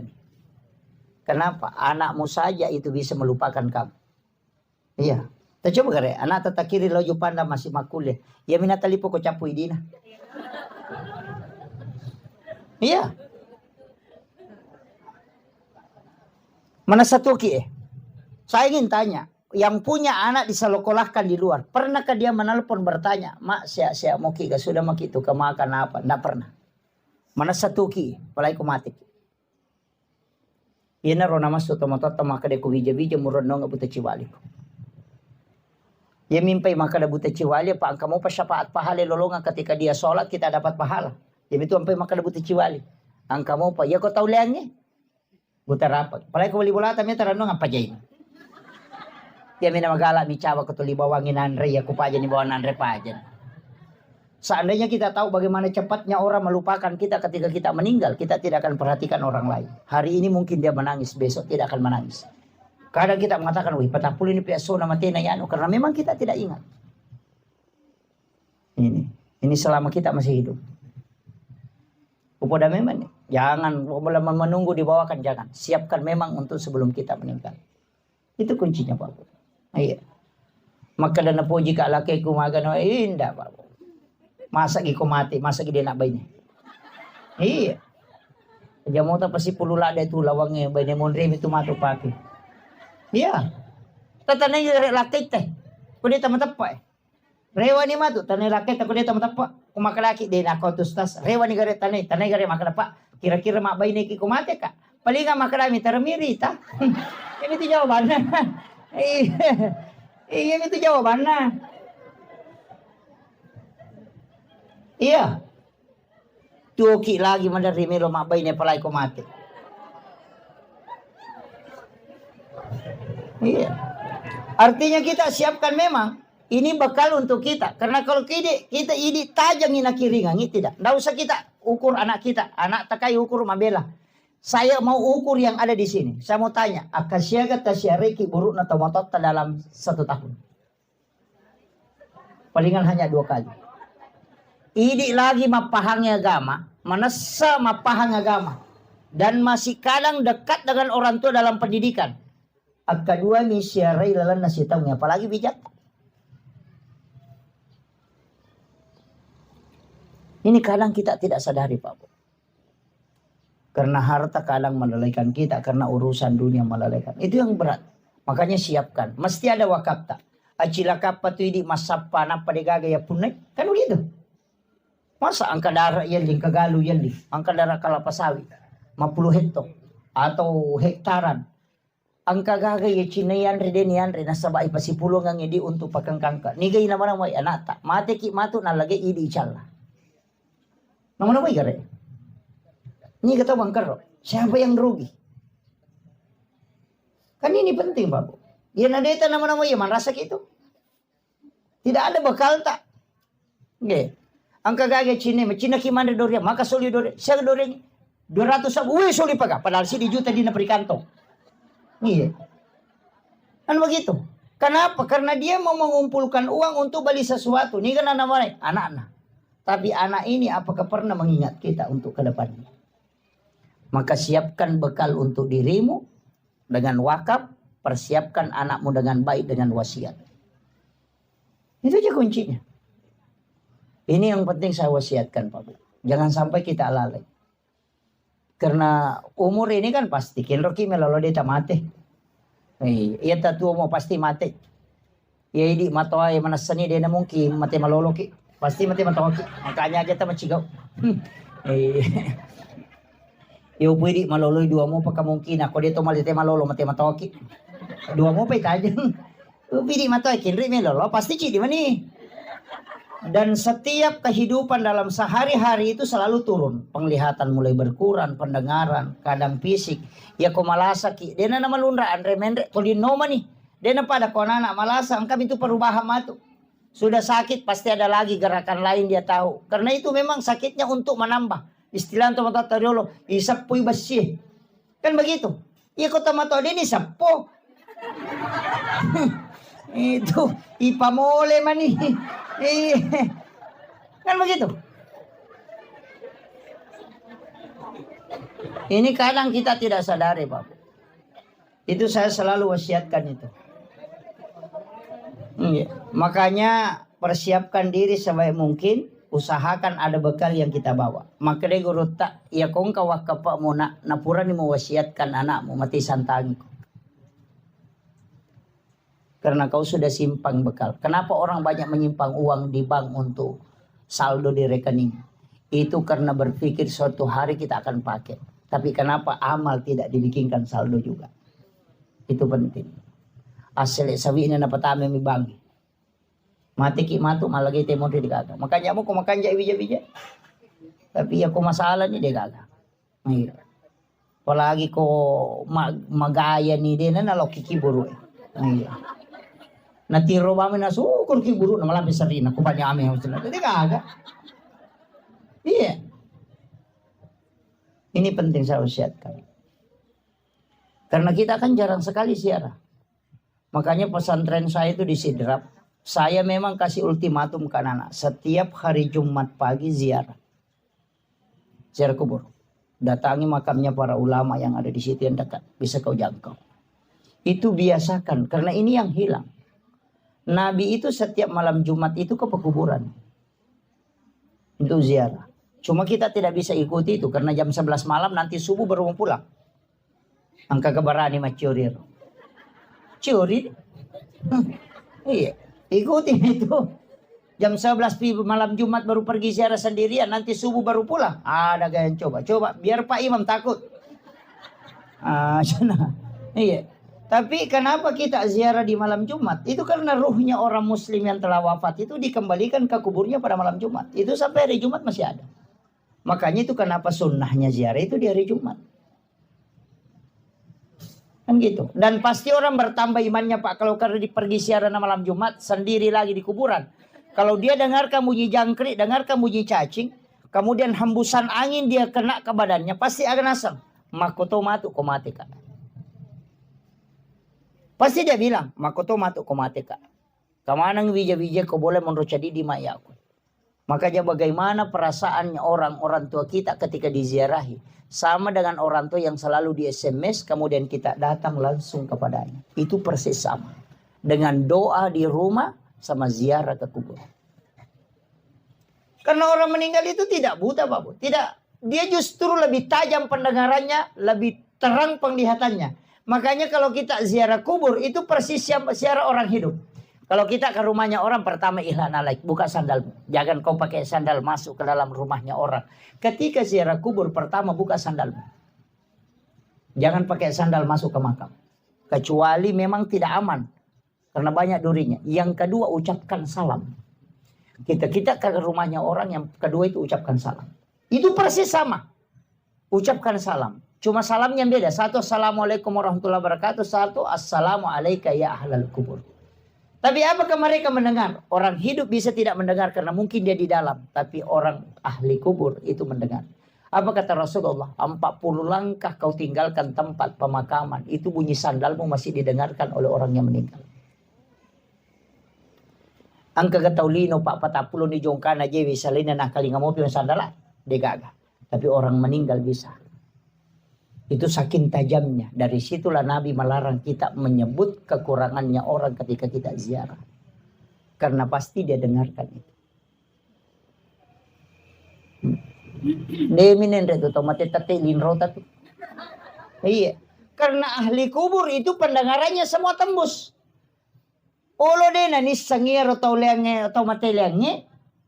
Ruh-ruh yang lain tidak tahu maka kalasi kopi ko watumo tu.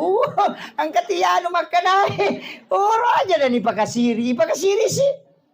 Karena semua kan mendengarkan. Dari situlah kenapa ahli kubur itu kita tidak boleh menyebut keburukannya tapi menyebut kebaikannya. Kan begitu? Ini yang kadang kita tidak ingat. Padahal itu hadis itu Bapak. Hadis. Lepaskan sandalmu. Yang ketiga. Jangan melangkahi batu nisan. Ya kau enggak tahu tudang aja tak julek kaiwi. Kan begitu. Yang keempat. Jangan duduk di atas batu nisan. Maka kau enggak tahu tudang atau lo tidak kau saling kanan. Atau ada duduk di kursi baru kita naik di sini. Bagaimana? Itu kan isyarat-isyarat semua yang persis sama dengan orang hidup. Makanya Nabi cuma mengatakan an-naumu ahul maut. Mati itu saudara dengan mati. Tidur itu saudara dengan mati. An-naum itu. Kalau kau tidur, ahul maut itu bersaudara dengan mati. Makanya coba kalau banyak kan orang tidak percaya. Saya ambil sedikit gambaran. Kenapa Nabi pakai gambaran tidur? Kenapa bukan yang lain? Misalnya pinsang atau mati suri apa. Kenapa yang diambil adalah tidur? Begini. Orang yang tidur itu, kalau dia bermimpi, dia kan bisa melihat. Nah, lihat dirinya ke Jakarta. Bahkan nah, lihat dirinya sampai Makassar belanja di mall. Nah, lihat dirinya silaturahmi dengan orang lain. Dan itu melihat. Saya mau tanya, apakah orang hidup, orang tidur itu matanya terbuka? Tidak. Orang tidur itu matanya tertutup. Tapi kenapa ketika dia bermimpi dia bisa melihat? Mata apa yang dipakai melihat orang yang bermimpi itu? Itu pandangan idhofi. Dan persis itu yang dipakai orang meninggal. Itu yang banyak orang tidak tahu. Yang kedua. Orang ketika bermimpi. 10 menit saja tidur. Dia sudah bolak-balik dari Jakarta ke tempat. Padahal kalau perjalanan normal. Orang bisa tempuh sampai 10 jam. Tapi dia bisa hanya 5 menit tidur. Dia sudah dari sana. Itu artinya apa? Ruhnya orang muslim itu bisa kemana-mana. Karena ketika orang meninggal, itu jasad yang diatur oleh ruh. Ketika kita hidup, ruh ini diatur oleh jasad. Itu beda. Makanya orang meninggal itu ruhnya keluar. Sehingga ruh yang keluar itu bisa mengatur jasadnya. Tapi orang hidup ruhnya tidak keluar. Makanya jasad yang mengatur ruhnya. Itu bedanya, Pak. Kemudian ada yang tidak percaya dengan siksaan kubur. Apa dia bilang? Wah, apa yang hancur, apa yang disiksa, apa mau nerasakan, sudah mati, makan cacing. Tulang-tulangnya sudah lepas. Hanya ruhnya itu tidak. Coba saya kasih tahu. Kalau ada orang tidur kemudian bermimpi dikejar anjing gila. Atau dipukuli. Ketika dia bangun badannya sakit. Bahkan ngos-ngosan. Padahal tidak ada yang pukul. Kenapa jasadnya bisa merasakan sakit padahal dia tidur di atas kasur? Tidak ada yang pukul. Tapi dia bisa merasakan sakit. Itu artinya ketika ruh tersiksa maka jasad akan ikut. Walaupun dia tidak disentuh. Jadi orang yang tidak percaya azab kubur itu tidak mengkaji hadis Nabi an-naumu akhul maut. Itu ngeri itu, Pak. Makanya siapkan diri kita. Jangan baju yang selalu dibeli banyak. Itu baju Bu 40 hari tidak dipakai itu minta pertanggungjawaban kelak dari kemudian. Setiap pakaian yang tidak dipakai itu 40 hari begitu akan ditanyai kelak dari kemudian. Nah, perempuan itu setiap ada acara bikin baju. Ya kan?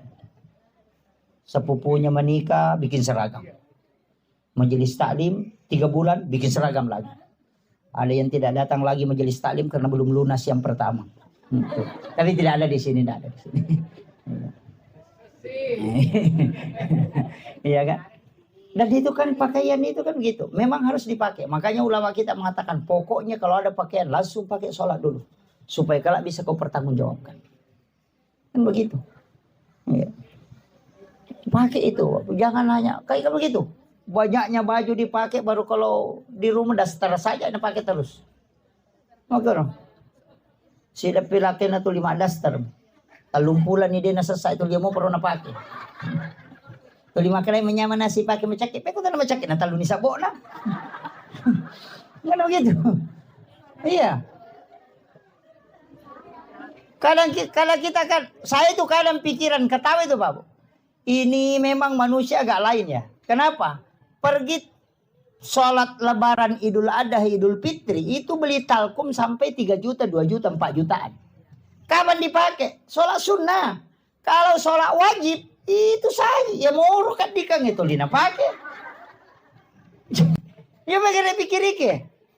Masam paja perlui salisa pakadikan na pakai. Ya mau tu palasti lala lutu-lutu eko. Kan gitu. Tapi kalau pergi lebaran itu yang mahal. Nah sampai aja sunnah nih itu ya. Coba kalian pikir ya. Mestinya kan dibalik. Bingung. Itu kan? Itu kan? Yang paling parah itu alat-alat dapur. Melipan neta 10 lo sinoki mana sana hajian kira tar patama lamari. Ya kau memang relakain pane plastik.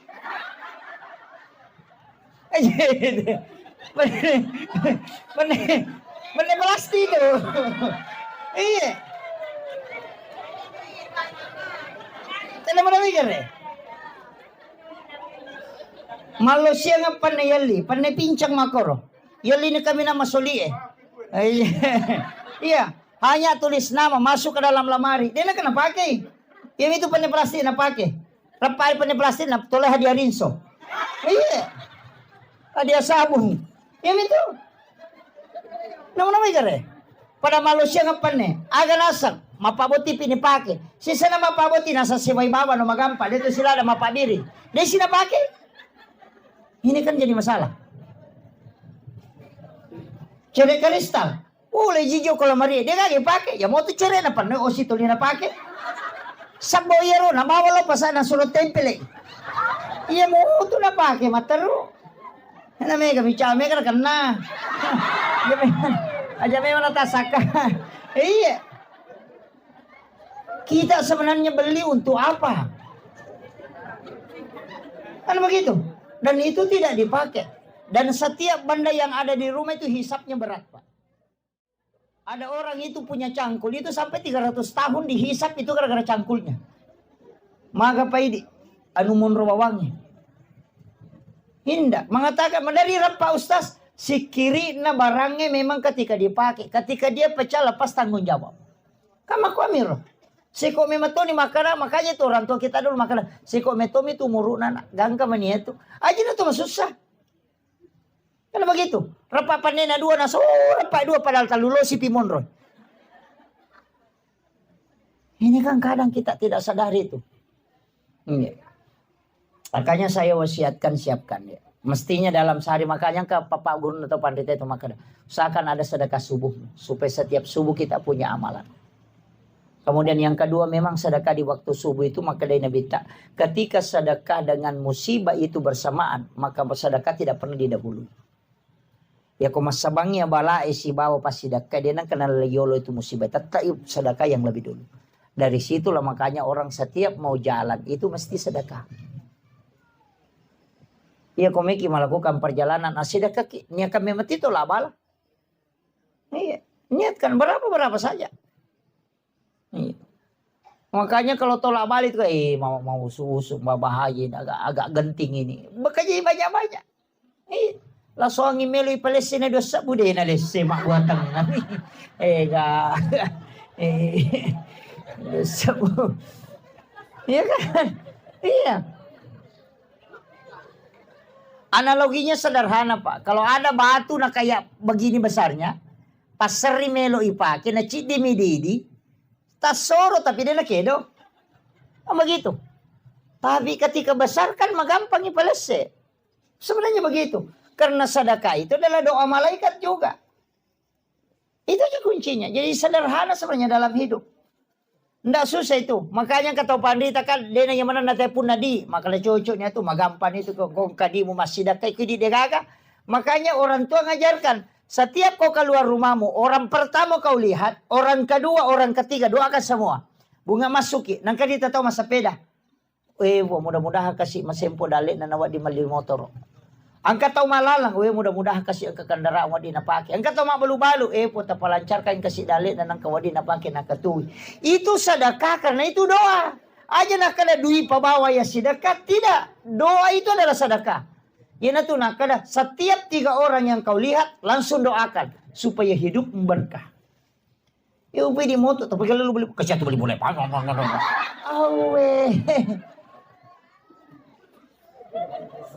Ini kan jadi masalah. Oh ini sudah setengah 12 ini.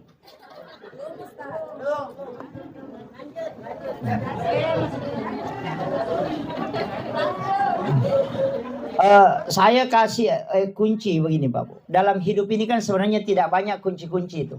Istilahnya ada kunci dalam kehidupan. Ya kau tak ketan ini ya tak buka itu liangnya. Agak mudah. Yang pertama sering saya sampaikan itu. Kunci pertama dalam amalia. Yang pertama itu jangan pernah tinggalkan istighfar.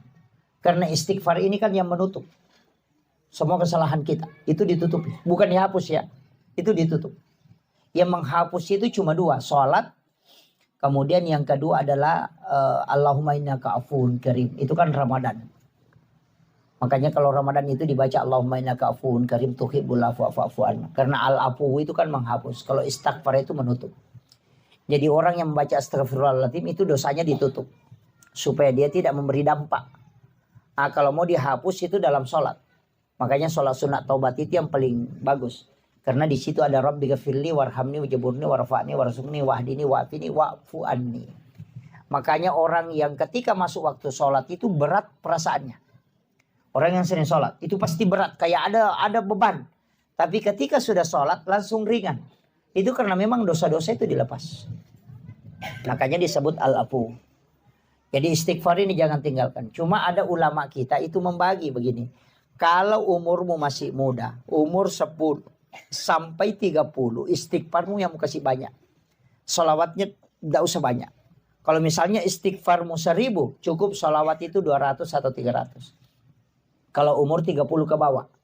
Tapi yang 40 ke atas, 50-an ke atas, perbanyak salawatmu, kurangi istighfar. Kenapa? Karena istighfar itu membuka pintu rezeki. Untuk orang yang masih muda, berdoalah supaya semua pintu-pintu rezekimu dibukakan. Sedangkan usia yang ke atas itu, sholawat itu isinya adalah berkah. Makanya kau baca sebanyak sholawat supaya anak-anakmu diberkahi, rezekimu diberkahi, kehidupanmu diberkahi. Kan gitu. Kalau masih muda dan banyak sholawat, apa mau diberkahin? Belum ada itu. Istrimu belum ada. Begitu. Makanya ulama mengatakan presentasinya itu rubah. Kalau 30 ke bawah, perbanyak istighfarmu. Kalau misalnya istighfarmu 10.000, ya sholawat 5.000. Begitu maksudnya. Tapi ketika 40 ke atas, ya perbanyak sholawatmu supaya semua yang kau miliki ini dapatkan keberkahan. Anak-anakmu diberkahi hidupnya, keluargamu diberkahi. Perbanyak sholawat. Dan nanti kau mudah menghadapi sakarat. Itu kalau yang dua ini kan sholawat dengan istighfar. Kemudian yang ketiga tadi itu sedekah. Karena ini yang tidak akan pernah berhenti mengalir pahalanya. Seakan ada sedekah kita setiap hari. Makanya orang yang paling dicintai oleh Allah dan malaikat itu sebenarnya orang yang ketika mau tidur itu bersedekah. Makanya baca Al-Fatihah 4 kali kan. Itu kalau mau ambil itu. Yang pertama ila khadratin Nabi Mustafa sallallahu alaihi wasallam Muhammadin wal jamilan bil mursalin wasyuhada wassalihin wal malaikatil muqarrabin Al-Fatihah. Sudah itu seluruh muslim dan muslimat, mukmin wal mukminat al-ahya'i minhum Al-Fatihah. Kemudian yang ketiga kepada ibu, bapak, kemudian ila masyaihina wa masyaihina guruku dan para guru-guruku Al-Fatihah. Kemudian yang terakhir ala nafsi wa ruhi wa jazadi. Kemudian wa ala ahli wa ahli baitihi sinna keluarga tak kiringan Fatihah. Napa ki matindro. Makanya 4 kali. 1 untuk Rasul dan para nabi dan para malaikat, 1 untuk muslim muslimat al-hayai minhum yang hidup maupun yang mati. Kemudian yang ketiga para guru-guru dan kedua orang tua. Kemudian yang 4 untuk diri kita dan ahli-ahli keluarga kita. Kirimkan Fatihah. Itu paling enak. Apalagi kalau misalnya ya Allah semua umat muslim yang sakit sembuhkan ya Allah. Yang punya dosa ya Allah ampuni. Yang ada kesalahannya sama aku ya Allah. Aku sudah maafkan dia ya Allah. Oh itu orang yang sungguh luar biasa. Ketika dia tidur dia dalam keadaan tidur seperti wali Allah. Itu kuncinya. Ya upi di kota tidur ya anu nak puja kan isi gari gisi na dega. Iya. Nah itu ko to mampat di ati pa de to gaga. Ya ko mampat di ati tawe na mo to masse me minasa ya na parererir. Ni ka to ako tanya. Iya. Karena ati na to masalah. Iya. Ndak de me to na me tenang. Iya. Na magampay ris sang padiati yan ang katomita deche na to masusa. Padiati ito. Nasa kata maliw to yan.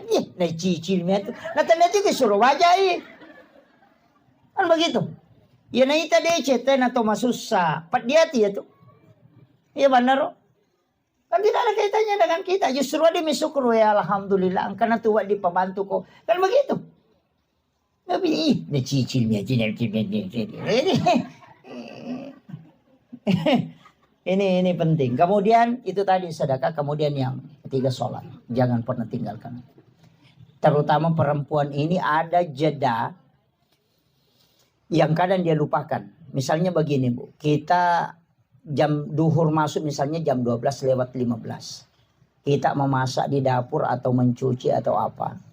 Tiba-tiba masuk waktu duhur jam 12 lewat. Kita belum karena masih kerja.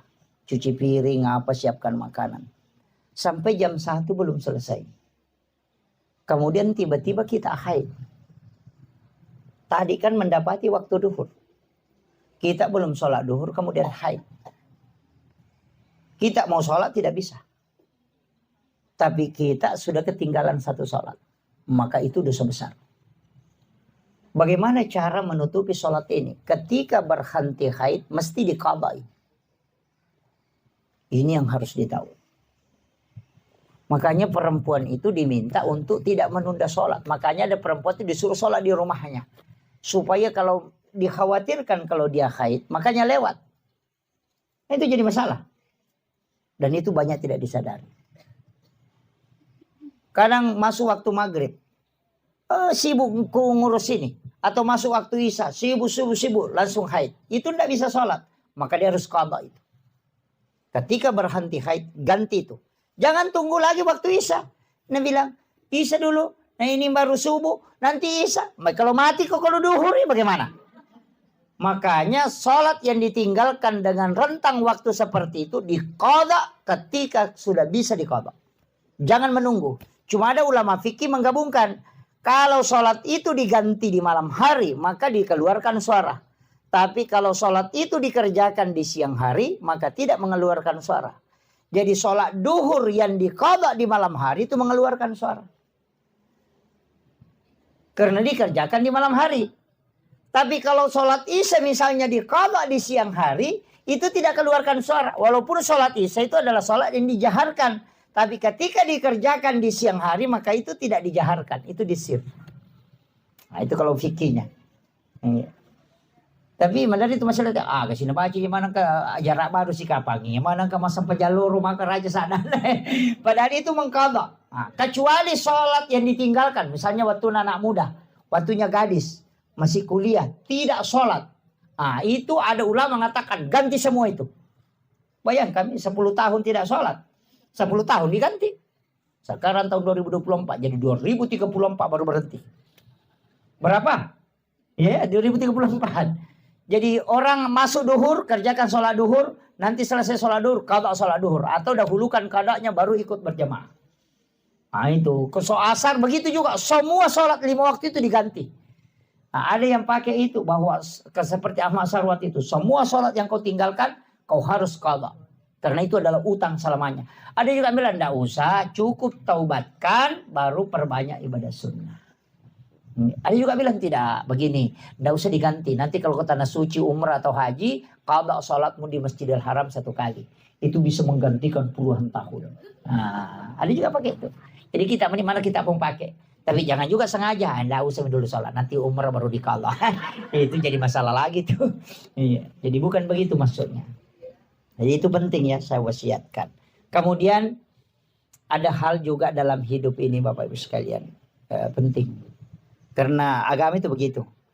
Ada wajibnya, ada sunnahnya, ada adabnya, ada kaifiatnya, ada hikmah. Ada hikmah.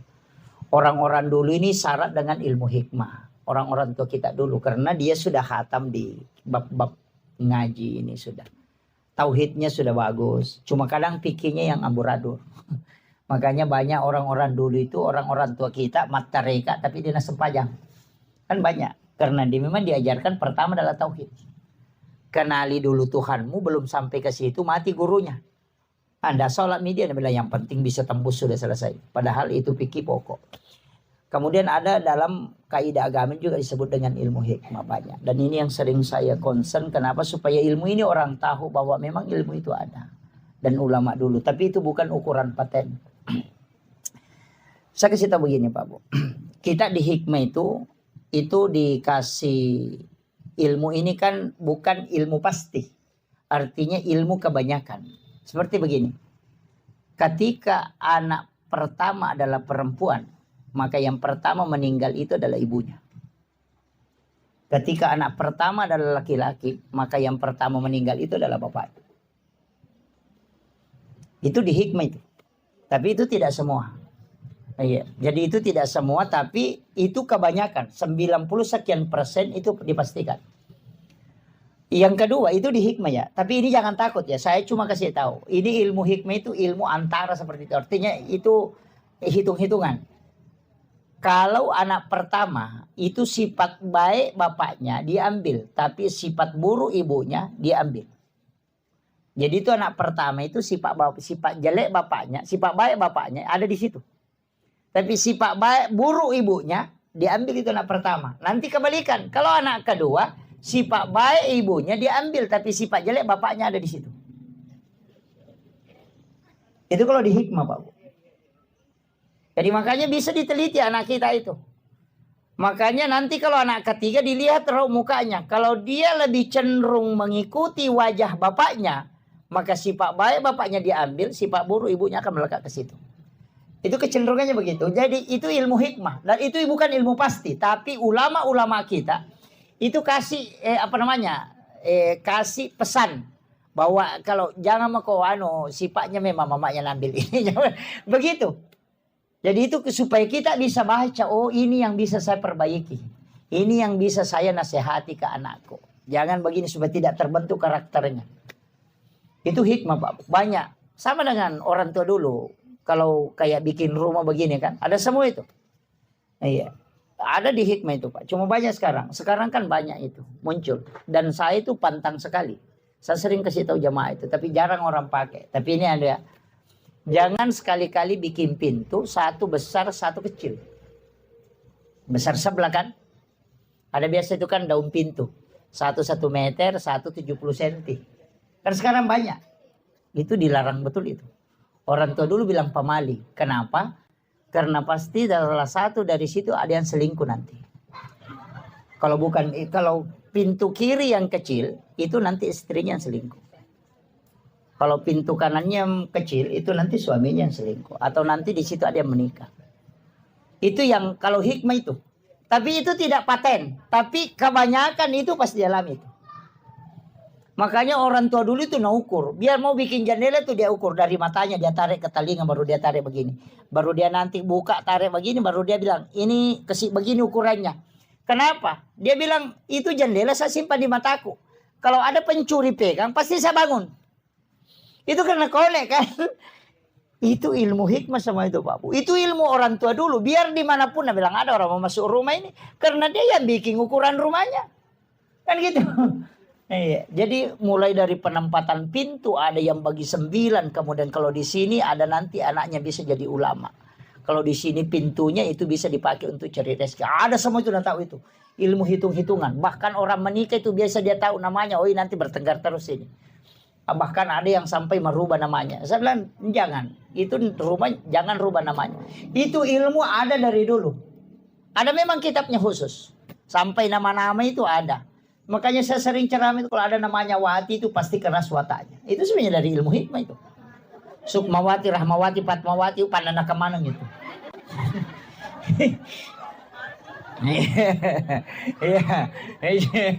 Iya. Tapi jangan tersinggung Bu ya. Tapi ada bagusnya itu Wati Pak. Tapi suaminya pasti tunduk. Tidak ada suami yang bisa. Cuma ada penyakitnya itu biasa. Itu sakit perut tembus dengan punggung. Kenapa? Karena itu lebih besar suaranya daripada suara suaminya. Itu dosa wanita yang lebih besar suaranya daripada suara suami itu akan kena sakit perut tembus ke punggungnya itu. Dan itu yang biasa lari ke kista, lari ke ini. Itu dosanya itu berat. Itu di dunia sudah dapat itu. Nah, itu tidak boleh. Kecuali rakyat Tamataru. Nah itu. Ya. Ini yang saya sampaikan. Kemudian saya wasiatkan terakhir penutup. Untuk anak-anak almarhum, saya wasiatkan sebenarnya kalau sedekah yang paling bagus itu memang orang tua yang disedekahkan. Atas namanya memang, niatkan saja. Tidak usah disebut. Dibawa sedekah ini untuk orang tua aku almarhum ini. Kita dapatkan 2 pahala. Yang pertama pahala birrul walidain. Yang kedua kita dapat pahala kebaikan karena melakukan kebaikan untuk orang tua. Makanya orang Arab itu kebanyakan dia bikin wakaf untuk orang tuanya. Karena pasti dia mengatakan saya sudah dapat 2. 1 birrul walidain, 1 dapat ini. Pahalanya. Karena setiap orang melakukan kebaikan untuk orang lain itu kembali juga ke dia. Itu tidak rugi. Makanya yang paling bagus itu sedekah untuk orang tua yang memang diniatkan untuk dia. Bukan untuk kita. Sama aja kalau ada anak-anak kita, ada gurunya kita bilang ini kiai gurunya ini. Saya mau kalau anakku nanti seperti itu, suruh anak itu sedekah di hari Jumat, dia niatkan pahalanya untuk gurunya. Jangan untuk dia, sedekahi untuk gurunya. Supaya barakah ilmunya bisa diambil. Ya. Makanya orang dulu itu kalau orang ada ulama itu biasa kiai sepuh itu, biasa dia panggil ke rumahnya, biar dia minum air putihnya. Karena nanti larinya ke anaknya itu dapat barakahnya. Itu kuncinya. Saya kira ini yang penting saya wasiatkan. Mudah-mudahan ada berkah yang bisa kita dapatkan. Tidak banyak yang saya bisa kasih. Tapi kunci dari semua kehidupan. Kalau kita tidak bisa melakukan semuanya tadi. 1. Jangan dendam. Itu aja. Siapa yang paling lembut kalbunya, paling lembut hatinya kepada orang lain. Itu yang paling mudah masuk surga. Itu aja kuncinya. Iya. InsyaAllah. Akhirul kalam wallahul muwaffiq ila aqwamit thoriq. Nasrun minallahi wa fathun qarib wa basyiril mu'minin. Mari kita sama-sama berdoa kepada Allah Subhanahu wa taala bil khusus Kita doakan Bapak almarhum Haji Rusdi bin Lampanu ila hadhihi kulli niyatin shalihah khutratin nabiyil mustafa sallallahu ala sayyidina Muhammadin wa khususan ila ruhi almarhum Haji Rusdi bin Lampanu syekhulillahi lahumul fatihah. A'udzu billahi minasyaitonir rajim. Alhamdulillahi rabbil alamin arrahmanir rahim. Iyyaka na'budu wa iyyaka Allahumma ghafir lahu warhamhu wa'afihi wa'fu anhu ya Allah ya Azizun ya Ghafur. Kepada almarhum Haji Rusdi bin Lampanu, ya Allah luaskanlah kuburnya dengan nur cahaya-Mu ya Allah. Ampunilah segala dosa dan kehilafannya ya Allah. Lipat gandakanlah amalan kebajikannya ya Allah. Sempurnakanlah amalannya belum sempurna ya Allah. Ijabah semua amaliyah yang dilakukan ahli waris, anak-anak keluarga kepada almarhum ya Allah. Ya Allah ya Azizun ya Ghafur. Pada almarhum ya Allah, tempatkan ia di tempat-Mu yang tinggi yang ila rafiqil a'la ya Rabb. Jadikan kuburannya sebagian dari taman-taman surga-Mu ya Allah. Dan pertemukan ia dengan syafaat Rasulmu Muhammad sallallahu alaihi wasallam. Kepada keluarga yang ditinggalkan ya Rabb, berikan kekuatan iman dan ketabahan ya Allah. Seliputi hatinya dengan keberkahan ya Rabb. Jangan Engkau menolak segala ijabah doa yang telah Dia peruntukkan kepadamu ya Rabb. Kami yang hadir di tempat ini ya Allah, kami turut untuk mendoakan almarhum ya Allah. Kami mohon kepadamu ya Rabb, jangan Engkau mencabut nyawa kami kecuali dalam keadaan beriman ya Allah. Kami tahu ibadah kami masih jauh dari kesempurnaan ya Rabb. Kami tahu kami banyak hilaf dan dosa ya Rabb. Kami tahu ibadah kami belum sempurna ya Allah. Kami tahu salat kami belum khusyuk ya Rabb. Begitu banyak dosa dan kehilafan yang kami lakukan ya Allah. Anak-anak kami, keluarga kami ya Rabb, tuntun ke jalan yang Engkau ridhai ya Allah. Anak-anak kami, keluarga kami ya Allah, tuntun ke jalan yang Engkau ridhai ya Rabb. Mudahkan langkahnya masuk ke dalam rumah-Mu ya Allah. Jangan Engkau membuat dia tergelincir dalam kemaksiatan dan dosa ya Allah. Ya Allah ya Azizun ya Ghafur. Apa yang telah disedekahkan berupa makanan oleh Ashhabul Bait, jadikanlah barakah dalam hidupnya ya Allah. Jadikanlah barakah kepada almarhum ya Allah. Seluruh pahala yang diniatkan untuk almarhum, jadikan ia syafaat di sisinya ya Allah. Rabbana zalamna anfusana wa illam taghfir lana wa tarhamna lanakunanna minal khasirin. Allahumma ghafiratuka ausi'a min sunubana wa rahmatuka arja indana min amalina. Rabbana atina fid dunya hasanah wa fil akhirati hasanah wa qina adzabannar wa qina azabannar wa qina azabannar. Wa sallallahu ala sayyidina Muhammadin walhamdulillahi rabbil alamin. Bi barakatil Fatihah. A'udzu billahi minasyaitonir rajim. Iyyaka na'budu wa iyyaka nasta'in. Shiratal mustaqim. Shiratal ladzina ala kulli hal ala kulli hal ala kulli hal ilahi anta maksudi wa ridhaka anta matlubi wa atini mahabbataka wa ma'rifataka ya Rabb.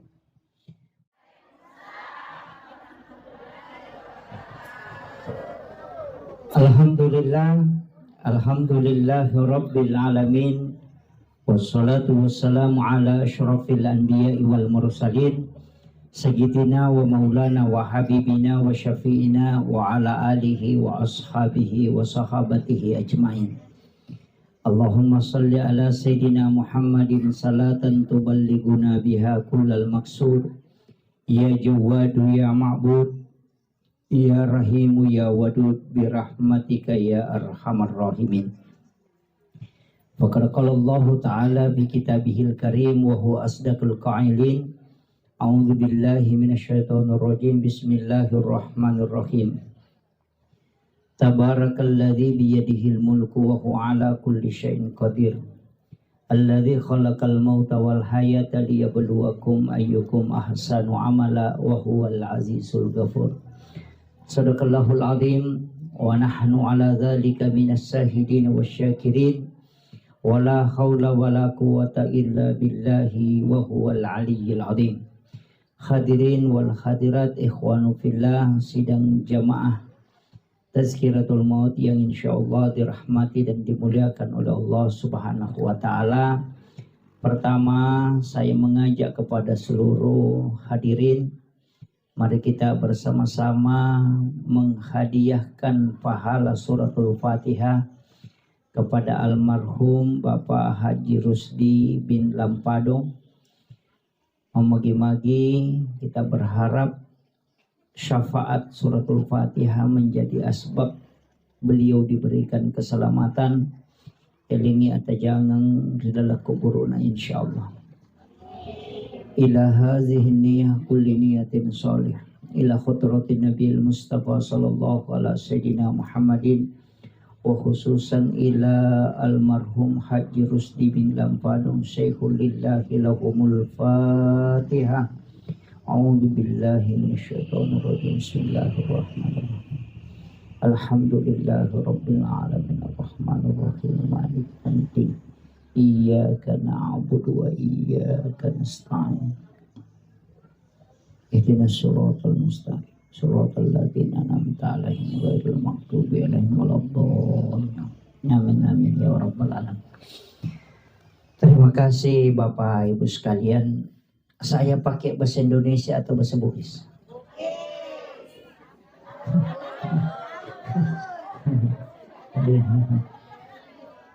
Yang tidak mengerti bahasa Bugis angkat tangan. Satu. Oh ada ya, ada satu dua.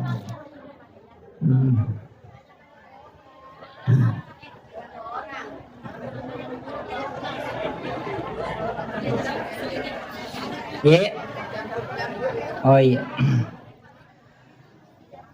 Pertama, saya ingin sampaikan begini Bapak. Tadi kita baca surah Yasin. Yang kedua kita tahlil. Kemudian disempurnakan dengan doa. Sekaligus ada sholawatan. Tahlil itu sebenarnya intinya ada dua. Yang pertama adalah doa, yang kedua adalah kiriman pahala. Itu yang dua inti tahlil itu.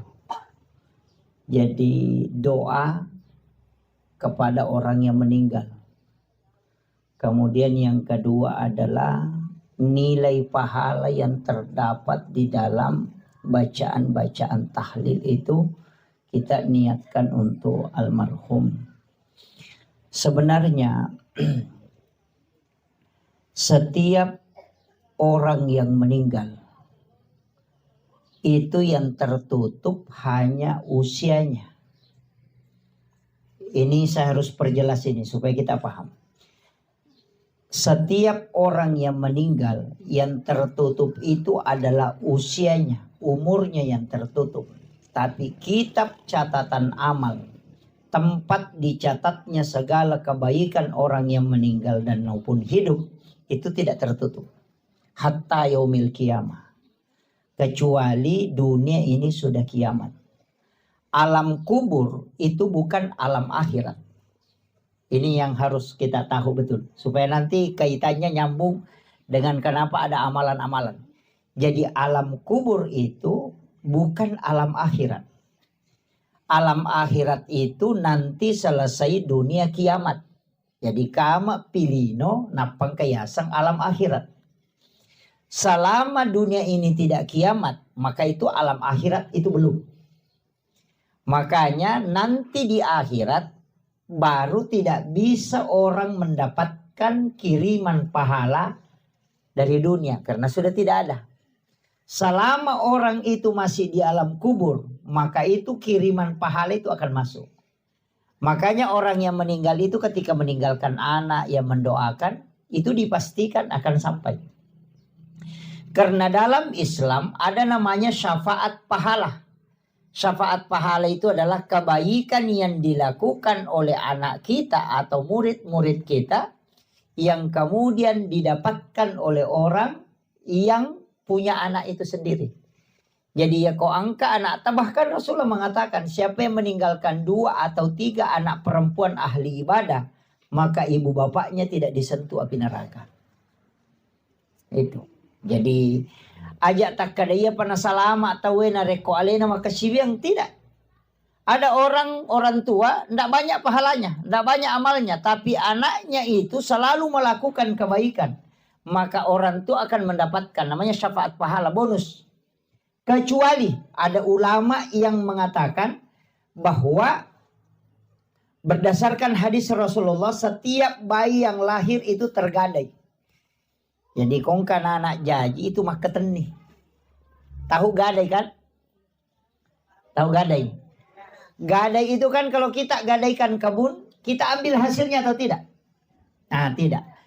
Itulah yang menjadi alasan Ahmad bin Hanbal mengatakan anak yang tidak diakikah, anak yang tidak diakikah itu tidak akan, orang tuanya tidak akan mendapatkan syafaat pahala karena anaknya masih tergadai. Karena Rasulullah mengatakan lepaskan gadaian anakmu dengan akikahnya. Nah, dari situlah kenapa setiap bayi yang lahir walaupun tidak sampai 7 hari akikah. Supaya kita miliki nanti kalau di hari kemudian. Nah, bahkan jika ada orang keguguran, nah janin itu sudah berbentuk manusia, cuma tidak ditahu jenis kelaminnya apa laki-laki atau perempuan, maka kita diminta untuk memberi nama laki-laki, bukan nama perempuan. Kalau belum ditahu jenis kelaminnya, kecuali ketika kita sudah tahu, boleh diberi nama perempuan kalau memang perempuan, kasih nama laki-laki kalau laki-laki. Tapi ketika anak itu belum diketahui jenis kelaminnya, kasih nama laki-laki. Ini anak kita ketika kita meninggal maupun hidup, setiap dia sholat, bersedekah, walaupun dia tidak niatkan untuk orang tuanya, maka pasti orang tuanya selalu dapat pahala. Itu bonus dari kebaikan yang dilakukan oleh anak-anaknya. Ia tu nasang itu matata maka dah semakin banyak anak itu semakin banyak rezeki. Bukan rezeki dunia saja yang dimaksud, tapi rezeki akhirat. Nah, supaya anak-anakmu nanti menjadi asbab kau bisa masuk ke dalam surga. Karena pahalamu itu lebih banyak dikasih dari anak. Nah, makanya saya tidak pernah sepakat itu perkataan dokter maka ada 2 anak cukup. Yang KB itu. Agak kucik dikiru, cik digimpi, agak miterno. Jadi masalah. Nah, ini penting dulu saya wasiatkan. Walaupun sumber pahala itu kan 4. Yang pertama kita langsung yang melakukan. Ini amalan tak sendiri langsung. Yang kedua amalan yang karena kita mengajarkan ilmu. Guru mengaji, makanya pasang nih. Anak kita yang kecil, usahakan yang mengajarkan membaca suratul Fatihah, menghafal, itu kita. Jangan gurunya. Ini penting. Usahakan anak kita, kalau ada anak kecil atau cucu, kita bapaknya yang ajari dia membaca suratul Fatihah. Pokoknya usahakan dia hafal.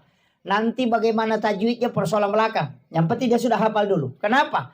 Setiap dia baca Fatihah, kita dapat pahala. Kan gitu. Karena kita yang mengajarkan. Orang tua yang rugi betul itu yang tidak mengajari anaknya baca Fatihah. Nanti kalau sholat, bonus pahala aja dia dapat. Nah, ini penting saya sampaikan ini supaya kita tahu. Apalagi yang mengajari mengaji. Makanya madrasah pertama anak itu sebenarnya adalah ibu. Ini penting ini. Kalau gurunya ngajarkan ya gurunya dapat, kita dapat bonusnya aja. Kan gitu. Kemudian yang kedua, ada pahala yang kita lakukan sekali, tapi pahalanya berkesinambungan. Itulah amal jariah. Yang kayak sedekah. Sekali saja kita lakukan. Sama dengan tadi mengajarkan ilmu. Itu sekali kita lakukan, tapi nanti bertambah terus. Makanya guru sekolah itu adalah orang yang paling bersyukur nanti dari kemudian. Yang penting dia ikhlas. Karena dia ajari anaknya satu, ini nanti muridnya jadi guru. Itu muridnya punya guru murid 100. nanti diajari lagi, kemudian dari 100 ini ada lagi jadi guru, nanti diajari lagi. Itu nanti ada orang kata Rasulullah kaget melihat amalnya karena dia tidak pernah lakukan tapi kok banyak sekali. Sehingga dia bertanya, dari mana ya Rasulullah? Saya tidak tahu dari mana, tidak pernah lakukan. Nabi mengatakan bahwa murid-muridmu itu jadi guru. Nah, itu orang bersyukur. Tapi kalau guru yang suka madareke ya sertifikasinya terlambat 1 hari langsung bikin status. Ini penting saya sampaikan. Makanya ujiannya itu berat. Ya. Kemudian ada juga ini yang sebenarnya orang anggap sepele, tapi ini sangat besar pahalanya. Rasulullah itu dalam hadis Bukhari Muslim mengatakan pahala jariah yang paling besar adalah mengalirkan air. Itu sumur bor. Makanya kalau ada masjid belum ada sumur bornya, usahakan kita yang ongkosi. Ada madrasah, ada pondok pesantren, ada sekolah, belum ada sumur bornya, usahakan kita yang siapkan. Kenapa? Karena air itu ketika naik dijadikan orang air wudhu. Na pakai tema jenne, make pelami meni. Masampajang ina sabak air roe na pakai nama jenne malolongangi. Masikiri gara-gara yor malolongangi. Mengaji bi malolongatoki. Kemudian ketika dia makan atau dia minum air itu 40 hari baru habis di dalam perutnya. Setiap kebaikan yang dilakukan kita dapat sumbangan terus. Bayangkan air sumur bor berapa lama orang pakai. Ya kok mas sumbangi wesi kota, paling ngasih sumina capu. Tapi kalau sumur bor itu bisa sampai puluhan tahun tidak akan habis. Dan berapa orang yang memakannya. Meminumnya itu. Pure na pakai tema jene, sesawa jene, miti lokotane, kemudian diminum oleh samut itu bersedekah. Turun lagi ke bawah, diminum oleh cacing itu sedekah. Turun ke akar-akar kayu, kemudian kayu itu berbuah itu menjadi sedekah. Makanya itu tidak pernah berhenti mengalir. Itulah orang yang paling beruntung. Menyiapkan air untuk digunakan orang. Itu luar biasa. Maka apa itu gato maka seke? Ini. Karena begini Pak Bu, amal itu kan dicari. Sekali berbuat sepanjang masa kita dapat. Atau sekali berbuat itu bisa dipertanyakan. Sekali berbuat kita dapat pahalanya. Tapi tidak akan bertambah. Mana itu? Baca Quran. Bapak ibu meninggal tidak mungkin bertambah. Kalau bapak ibu sholat 1000 rakaat kemudian meninggal, yang dicatat itu 1000 rakaat. Yang dinilai itu yang 1000 rakaat. Tidak pernah akan bertambah. Jangan tunggu bilang ke 1500. Tidak ada itu. Kenapa? Karena kita sudah meninggal. Tidak ada tambahan. Atau umrah. Umrah itu sekali dikerjakan. Itu pahalanya didapat. Itu pun kalau sah. Kalau diterima. Kan gitu. Resikonya kan besar. Bayar 30 juta. Persiapkan waktu begitu besar. Perjuangannya besar. Kalau tidak diterima kan stres. Itu dan resiko tidak diterimanya besar. Itu ya. Jadi makanya kan ada hadis. Man akalal haram lan tuqbalu sholata wa du'a arba'ina yawman mania. Siapa yang makan makanan haram 40 hari 40 malam sholatnya tidak diterima. Kalau dia makan makanan haram baru berangkat umrah itu 40 hari. Itu sudah pulang belum diterima itu. Menjadi masalah. Makanya hati-hati. Atau la yakhillu lil muslimin an yahjura akhahu fawqa salasa layalin. Siapa yang tidak baku ngomong lebih dari 3 hari maka Nabi tidak mengakuinya. Baru kita berangkat umrah baru ada tetangga baku bombe. Jangan sampai jangan. Sia-sia itu. Datang ke situ mengatakan labbaik Allahumma labbaik. Lalu mengatakan la labbaik la. Tidak ada yang panggil kau ke sini. Itu kan jadi masalah. Makanya saya bilang resikonya besar. Iya. Makanya saya mengatakan cari betul. Sekali berbuat itu ibadahnya jalan terus. Pahalanya. Nah, sama tadi itu mengalirkan air. Mengajarkan ilmu. Sedekah ke masjid. Makanya kalau bangun masjid, ada orang kaya desa bangun satu masjid. Saya mengatakan rugi betul itu. Mestinya kau bagi. Kalau sudah banyak masjid di kampung itu, tidak usah lagi bangun masjid. Iya, uangmu yang misalnya 500 juta kamu pakai bangun masjid. Bagi Mika 5 masjid.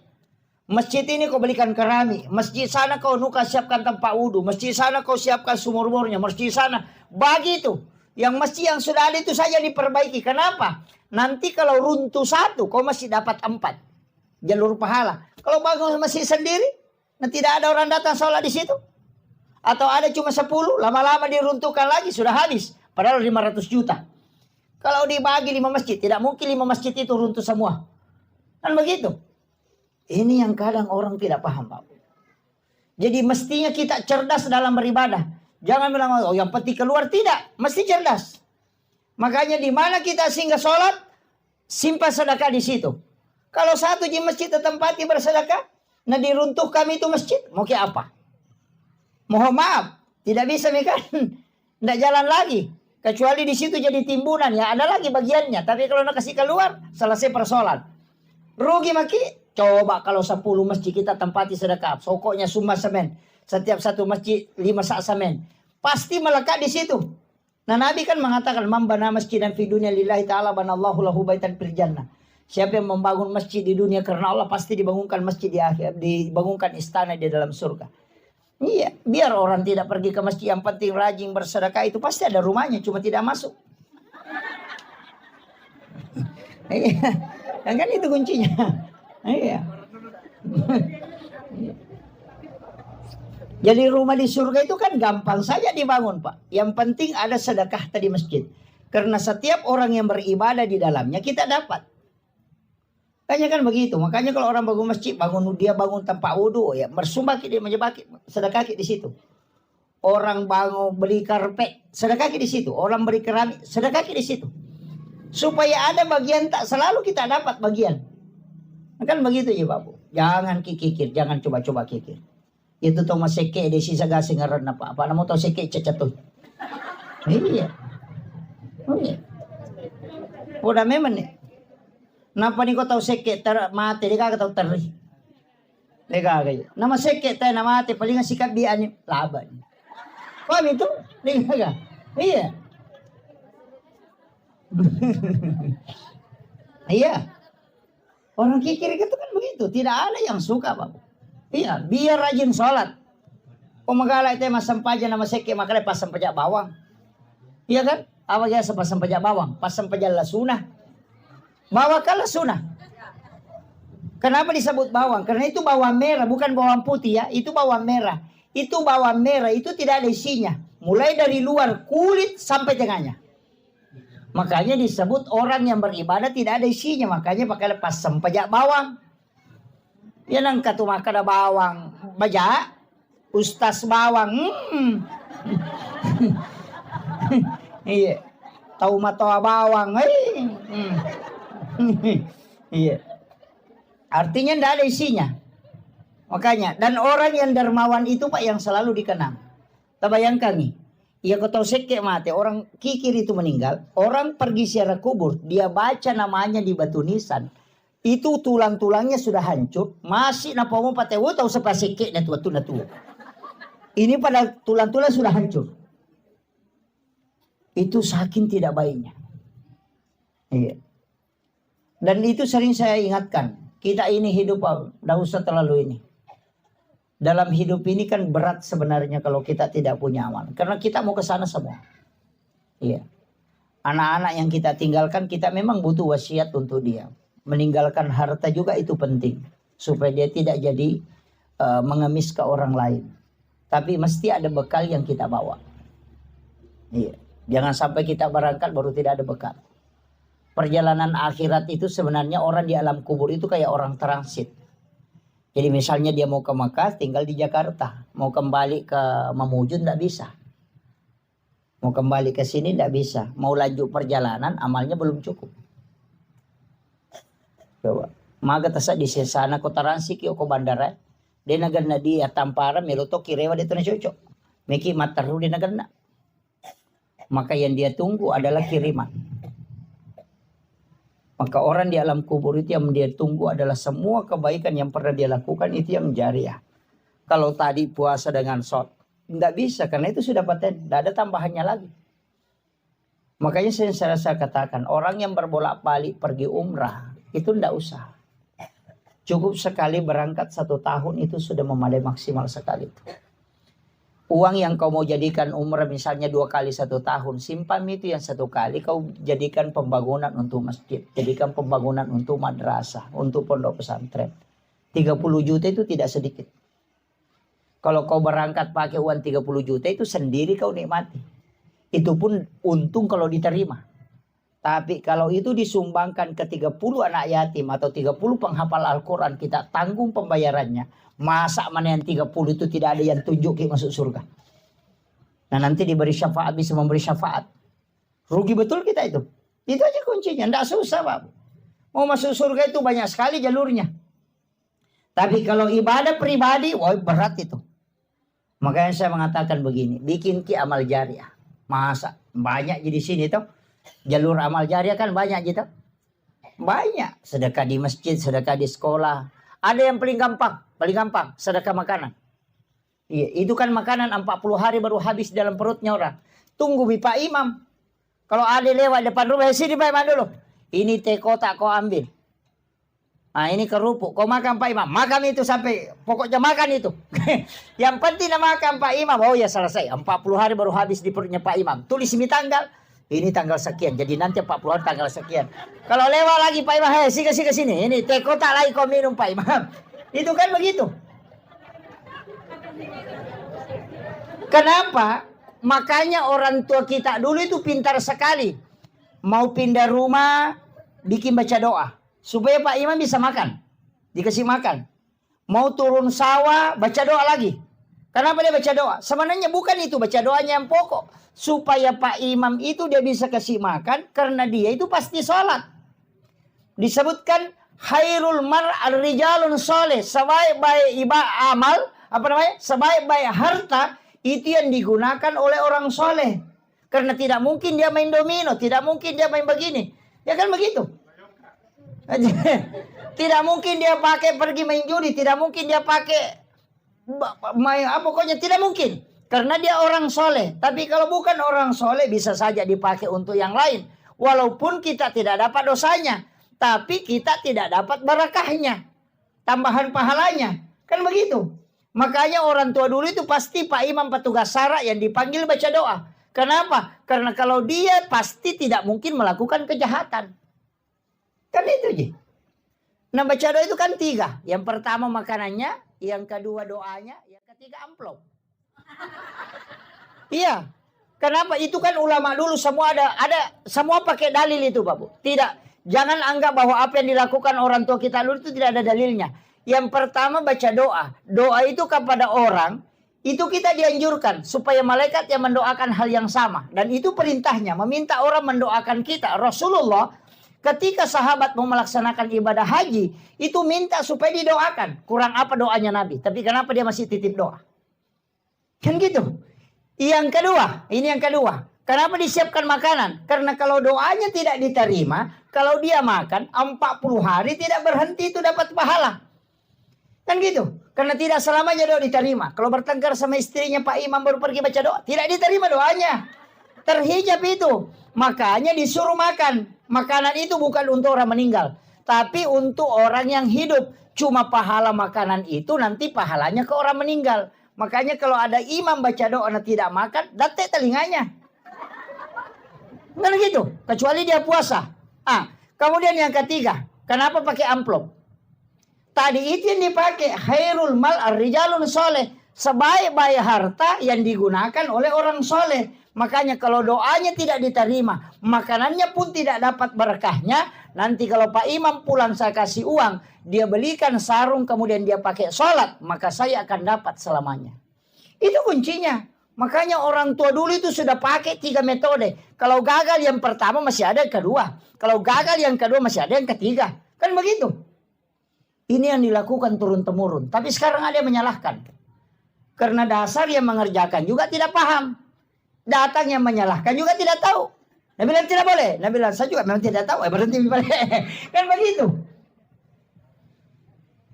Makanya penting saya sampaikan. Tidak ada hubungannya itu makanan dengan orang meninggal Pak Bu. Yang ada hubungannya itu doa dengan makanan yang kita makan. Pahalanya diniatkan untuk orang meninggal. Sama seperti ini. Semua orang yang datang ke sini. Bahkan 40 orang kata Nabi. 40 orang di kalangan umatku.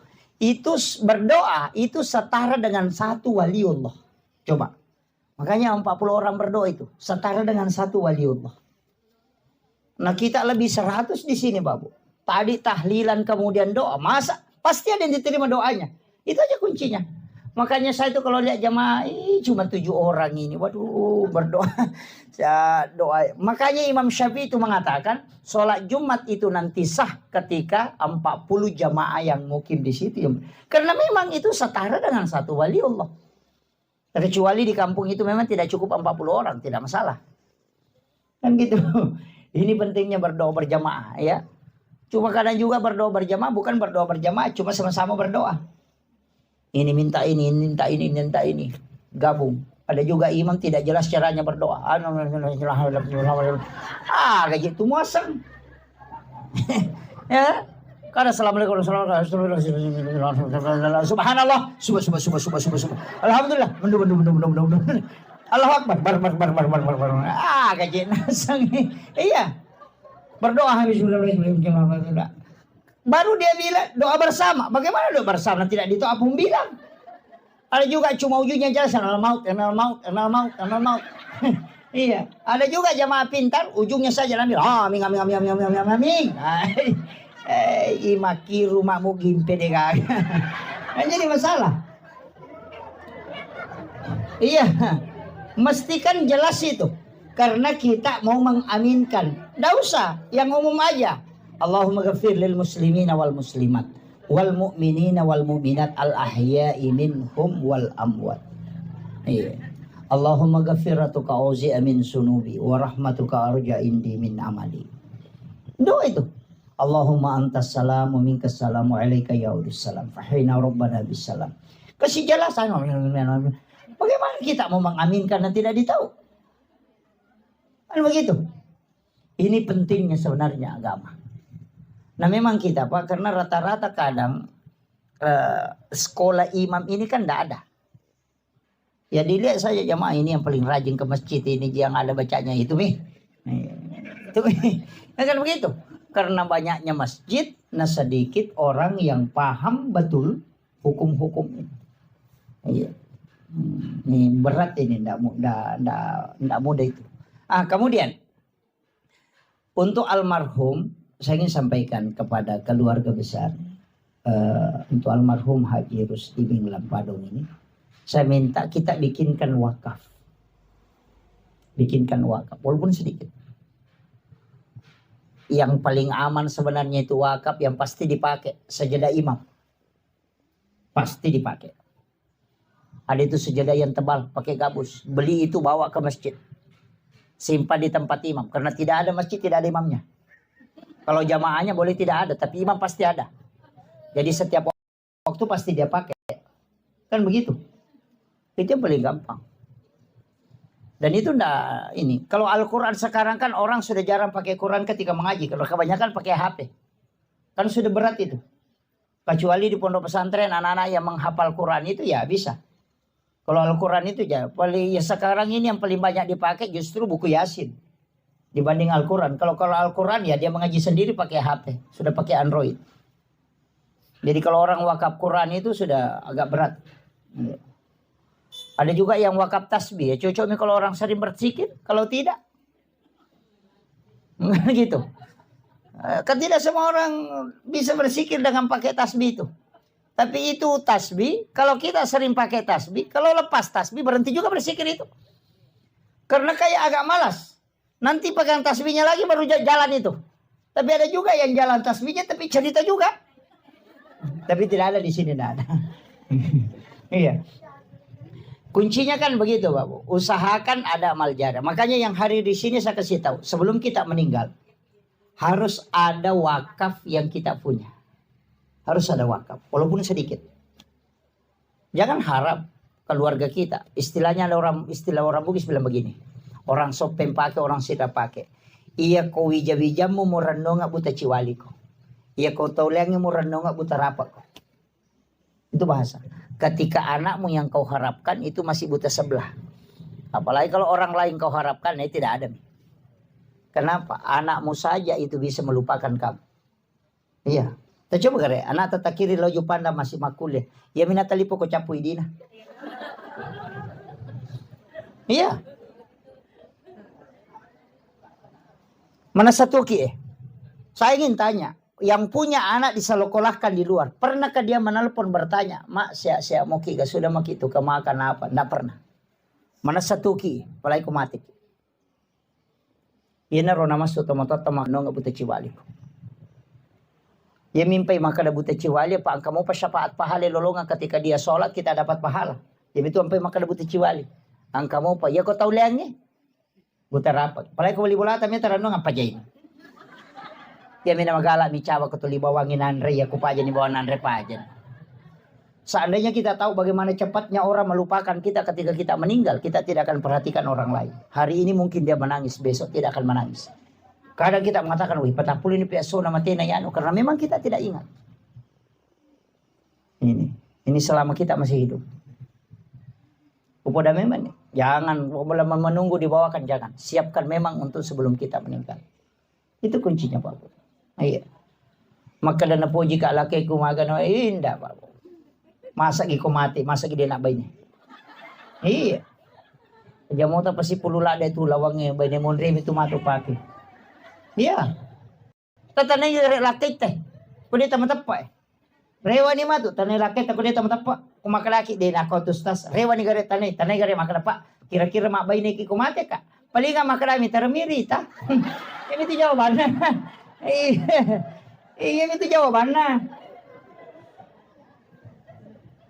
Iya. Tuki lagi menerima lo mak bayi palai ko mati. Iya. Artinya kita siapkan memang ini bekal untuk kita. Karena kalau kita ini tajam ina kiringan tidak. Nggak usah kita ukur anak kita. Anak takai ukur mabela. Saya mau ukur yang ada di sini. Saya mau tanya, akasyaga tasyariki buruk na tomatot dalam 1 tahun. Palingan hanya 2 kali. Ini lagi mapahang agama, manasa mapahang agama. Dan masih kadang dekat dengan orang tua dalam pendidikan. Kedua misyarai lalan nasi tahunya, apalagi bijak.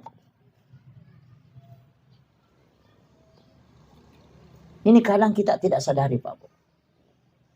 Karena harta kadang melalaikan kita, karena urusan dunia melalaikan. Itu yang berat. Makanya siapkan. Mesti ada wakaf tak. Acila kapatu idi masapa napa degaga ya punai. Kan begitu. Masa angka darah yan di kagalu yan di. Angka darah kalapasawi. 50 hektar. Atau hektaran. Angka gaga ya cinayan reden yan rin. Nasabay pasipulong ang idi untuk pakangkangka. Nigay naman ang may anak tak. Mati ki matu nalagay idi ichala. Naman ang may gare. Ini kata Bang Karo, siapa yang rugi? Kan ini penting Bapak. Ya nadeta nama-nama ya merasa gitu. Tidak ada bekal tak. Nggih. Angka gage Cina kimande doria, maka soli doria. Saya doria 200 sabu, weh soli paga. Padahal si di juta di napri kantong. Iya. Kan begitu. Kenapa? Karena dia mau mengumpulkan uang untuk beli sesuatu. Ini kan namanya anak-anak.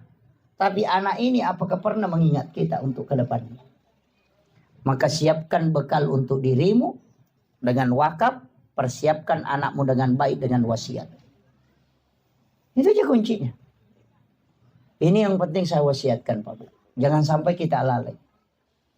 Karena umur ini kan pasti kinroki melolo deta mati. Iya tatu mau pasti mati. Ya ini matoa yang mana seni dia mungkin mati malolo ki. Pasti mati matoa ki. Makanya aja ta macigau. Yo pwede maloloy dua mo pagkamungkin ako dito malite malolo mati matoki. Dua mo pa itajang. Pwede matoki kinri melolo pasti cidi mani. Dan setiap kehidupan dalam sehari-hari itu selalu turun. Penglihatan mulai berkurang, pendengaran, kadang fisik. Ya ko malasa ki. Dena na malundra andre mendre tolino mani. Dena pada konana malasa angkam itu perubahan matu. Sudah sakit pasti ada lagi gerakan lain dia tahu. Karena itu memang sakitnya untuk menambah. Istilah untuk mata teriolo, isapoy basi. Kan begitu. Iko tamato din isapo. Itu ipamole man kan begitu. Ini kadang kita tidak sadari, Pak. Itu saya selalu wasiatkan itu. Iya. Makanya persiapkan diri sebaik mungkin, usahakan ada bekal yang kita bawa. Maka dia guru tak, ya kong kawak kapak mo na napura ni mewasiatkan anakmu mati santangku. Karena kau sudah simpang bekal. Kenapa orang banyak menyimpang uang di bank untuk saldo di rekening? Itu karena berpikir suatu hari kita akan pakai. Tapi kenapa amal tidak dibikinkan saldo juga? Itu penting. Asal sawi ini dapat ame mi bangi. Mati ki matu malah kita mau di gaga. Makanya mo kumakan jai bija-bija. Tapi aku masalah ni dia gaga. Iya. Apalagi ko magaya ni dia na loki kiburu. Iya. Natiro ba na sukun kiburu na malapit sa rin ako pa niya ame host na. Dia gaga. Iya. Ini penting saya usiatkan. Karena kita kan jarang sekali ziarah. Makanya pesantren saya itu di Sidrap. Saya memang kasih ultimatum ke anak-anak. Setiap hari Jumat pagi ziarah. Ziarah kubur. Datangi makamnya para ulama yang ada di situ yang dekat. Bisa kau jangkau. Itu biasakan. Karena ini yang hilang. Nabi itu setiap malam Jumat itu ke pekuburan. Itu ziarah. Cuma kita tidak bisa ikuti itu. Karena jam 11 malam nanti subuh baru mau pulang. Angka kebarani macurir. Curi. Iya. Ikutin itu. Jam 11 malam Jumat baru pergi ziarah sendirian. Nanti subuh baru pulang. Ada gaya coba. Coba. Biar Pak Imam takut. Sana. Iya. Tapi kenapa kita ziarah di malam Jumat? Itu karena ruhnya orang muslim yang telah wafat itu dikembalikan ke kuburnya pada malam Jumat. Itu sampai hari Jumat masih ada. Makanya itu kenapa sunnahnya ziarah itu di hari Jumat. Kan gitu. Dan pasti orang bertambah imannya Pak. Kalau karena pergi siaran malam Jumat. Sendiri lagi di kuburan. Kalau dia dengarkan bunyi jangkrik. Dengarkan bunyi cacing. Kemudian hembusan angin dia kena ke badannya. Pasti akan asam. Makoto matu komate kak. Pasti dia bilang. Makoto matu komate kak. Kamanang wija-wija kau boleh menurut jadi di mayaku. Makanya bagaimana perasaannya orang tua kita ketika diziarahi. Sama dengan orang tua yang selalu di SMS. Kemudian kita datang langsung kepadanya. Itu persis sama. Dengan doa di rumah. Sama ziarah ke kubur. Karena orang meninggal itu tidak buta Pak Bu. Tidak. Dia justru lebih tajam pendengarannya. Lebih terang penglihatannya. Makanya kalau kita ziarah kubur. Itu persis ziarah orang hidup. Kalau kita ke rumahnya orang, pertama ihlan alaik, buka sandalmu. Jangan kau pakai sandal masuk ke dalam rumahnya orang. Ketika ziarah kubur, pertama buka sandalmu. Jangan pakai sandal masuk ke makam. Kecuali memang tidak aman. Karena banyak durinya. Yang kedua, ucapkan salam. Kita ke rumahnya orang, yang kedua itu ucapkan salam. Itu persis sama.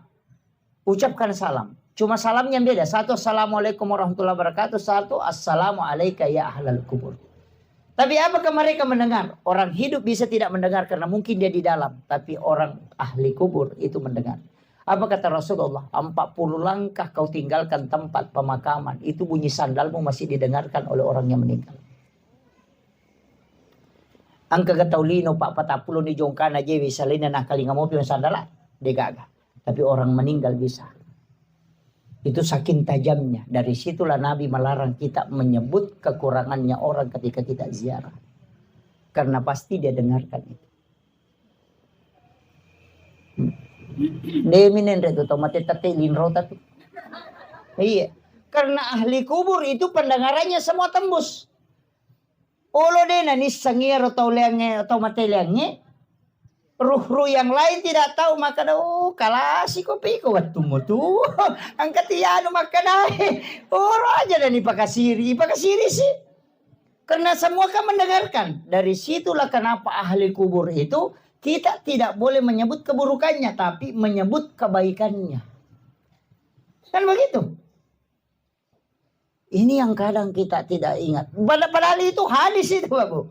Hadis lepaskan sandalmu. Yang ketiga, jangan melangkahi batu nisan. Ya kau enggak tahu tudang aja tak julek kayu. Kan begitu. Yang keempat, jangan duduk di atas batu nisan. Maka kau enggak tahu tudang atau lo tidak kau saling kanan. Atau ada duduk di kursi baru kita naik di sini. Bagaimana? Itu kan isyarat-isyarat semua yang persis sama dengan orang hidup. Makanya Nabi cuma mengatakan an-naumu ahul maut. Mati itu saudara dengan mati.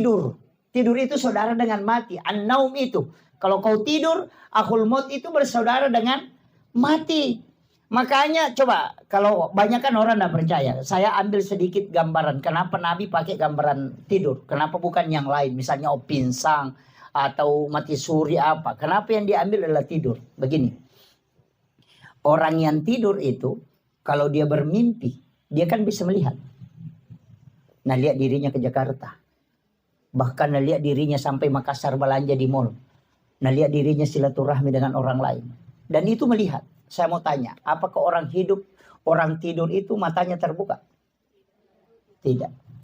Orang tidur itu matanya tertutup. Tapi kenapa ketika dia bermimpi dia bisa melihat? Mata apa yang dipakai melihat orang yang bermimpi itu? Itu pandangan idhofi. Dan persis itu yang dipakai orang meninggal.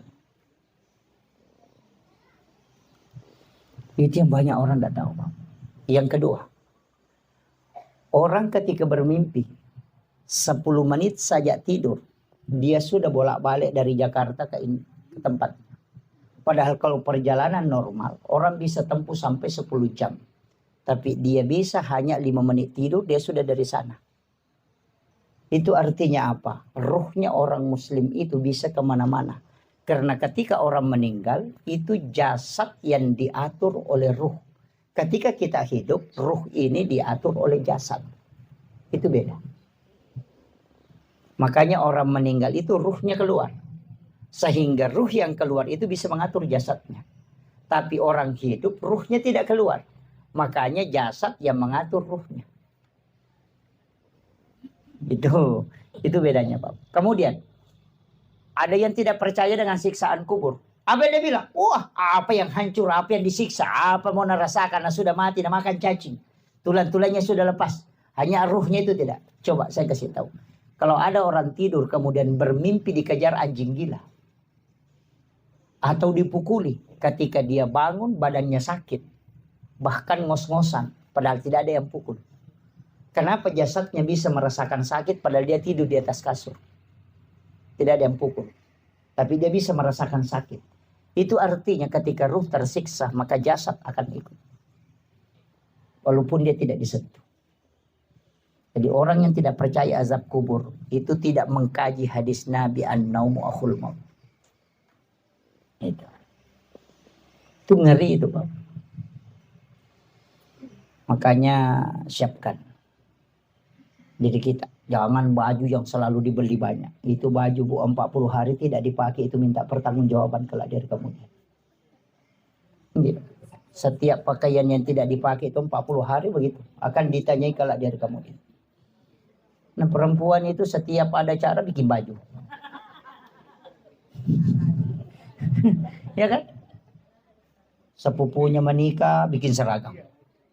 Majelis taklim 3 bulan bikin seragam lagi. Ada yang tidak datang lagi majelis taklim karena belum lunas yang pertama. Tapi tidak ada di sini, tidak ada di sini. Iya kan? Dan itu kan pakaian itu kan begitu. Memang harus dipakai. Makanya ulama kita mengatakan pokoknya kalau ada pakaian langsung pakai sholat dulu. Supaya kelak bisa kau pertanggungjawabkan. Kan begitu. Ya. Pakai itu. Jangan hanya kayak begitu.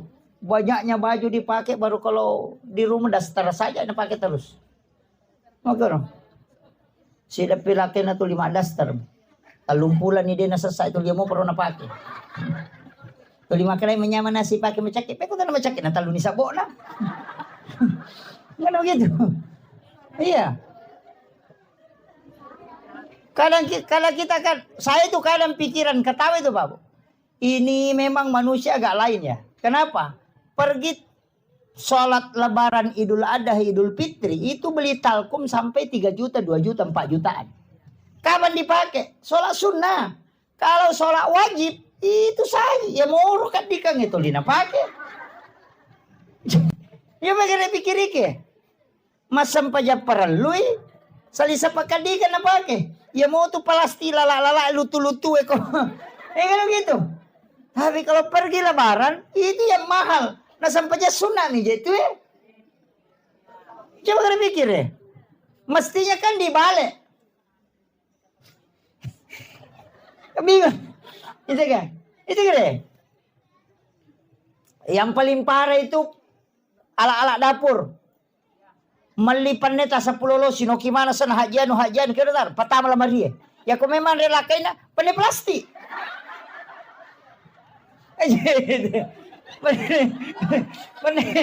Pandai plastik tu. Iya. Tanda mana mikir deh. Malaysia nga panay yali, panay pincang makoro. Yali ni kami na masuli eh. Iya, hanya tulis nama masuk ke dalam lamari. Dia nak kena pakai. Yang itu panay plastik na pakai. Rapai panay plastik na toleh hadiah rinso. Iya. Hadiah sabun. Yang itu. Nama mikir deh. Pada Malaysia nga panay, aga nasak. Mapaboti pinipake. Sisa na mapaboti nasa simay baba no magampa. Dito sila na mapadiri. Dia sila pakai. Ini kan jadi masalah. Cerai kristal. Boleh jijo kalau Maria. Dia kagak pakai. Ya mau tuh cerai na pan. O si tuli na pakai. Sakbo yero na mawala pa sana sulot tempele. Iya mau tuh na pakai mataru. Na mega bicara mega kena. Aja memang natasaka. Iya. Kita sebenarnya beli untuk apa? Kan begitu. Dan itu tidak dipakai. Dan setiap benda yang ada di rumah itu hisapnya berat, Pak. Ada orang itu punya cangkul. Itu sampai 300 tahun dihisap itu gara-gara cangkulnya. Maka Pak Idi. Anu munro wawangnya. Hindak. Mengatakan, dari Pak Ustaz. Si kiri na barangnya memang ketika dipakai. Ketika dia pecah lepas tanggung jawab. Kama kuamiro. Siko mematoni makana, makanya itu orang tua kita dulu makana. Siko metomi itu muruna gangka mania itu. Aja itu susah. Karena begitu. Rapa panena dua naso, rapa dua padahal talulo si pimonro. Ini kan kadang kita tidak sadar itu. Makanya saya wasiatkan siapkan ya. Mestinya dalam sehari makanya ke Bapak Guru atau Pandita itu makanya usahakan ada sedekah subuh supaya setiap subuh kita punya amalan. Kemudian yang kedua memang sedekah di waktu subuh itu maka dari Nabi tak. Ketika sedekah dengan musibah itu bersamaan maka sedekah tidak pernah didahului. Ya kau masabangnya bala isi bawa pas sedekah dia nak kenal yolo itu musibah. Tetap sedekah yang lebih dulu. Dari situlah makanya orang setiap mau jalan itu mesti sedekah. Ya kau meki melakukan perjalanan sedekah niatkan memang itu lah bala. Iya, niatkan berapa saja. Iya. Makanya kalau tolak balik itu mau usuk bahaya agak genting ini. Bekerja banyak-banyak. La soangi melu Palestina dosa bude na lesse mak buatan nami. Dosa bu. Iya kan? Iya. Analoginya sederhana Pak. Kalau ada batu na kayak begini besarnya, pas seri melo ipake na cidi mididi. Tasoro tapi dia nak kedo. Begitu. Tapi ketika besar kan magampang ipalese. Sebenarnya begitu. Karena sedekah itu adalah doa malaikat juga. Itu aja kuncinya. Jadi sederhana sebenarnya dalam hidup. Nggak susah itu. Makanya kata pandita kan dia yang mana nanti pun nadi. Makanya cocoknya itu magampang itu kau kadimu masih sedekah itu di degaga.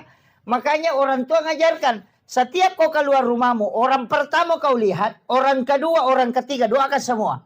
Bunga masuki, nangka dia tahu masa peda.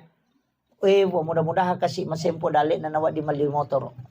Angkat tahu malalang, mudah-mudahan kasih angka kendaraan wadi na pake. Angkat tahu mak balu-balu, puta palancarkan kasih dalik na nangka wadi na pake na katui. Itu sedekah karena itu doa. Aja nak kada duit pabawa ya sedekah, tidak. Doa itu adalah sedekah. Yana tuh nak kada setiap 3 orang yang kau lihat langsung doakan supaya hidup berkah. Ya ubi di motor tapi kalau lu beli kecil tuh beli boleh pak.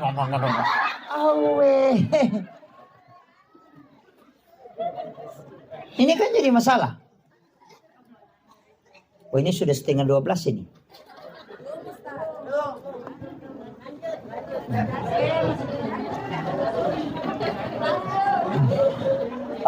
Saya kasih kunci begini Bapak. Dalam hidup ini kan sebenarnya tidak banyak kunci-kunci itu. Istilahnya ada kunci dalam kehidupan. Ya kau tak ketan ini ya tak buka itu liangnya. Agak mudah.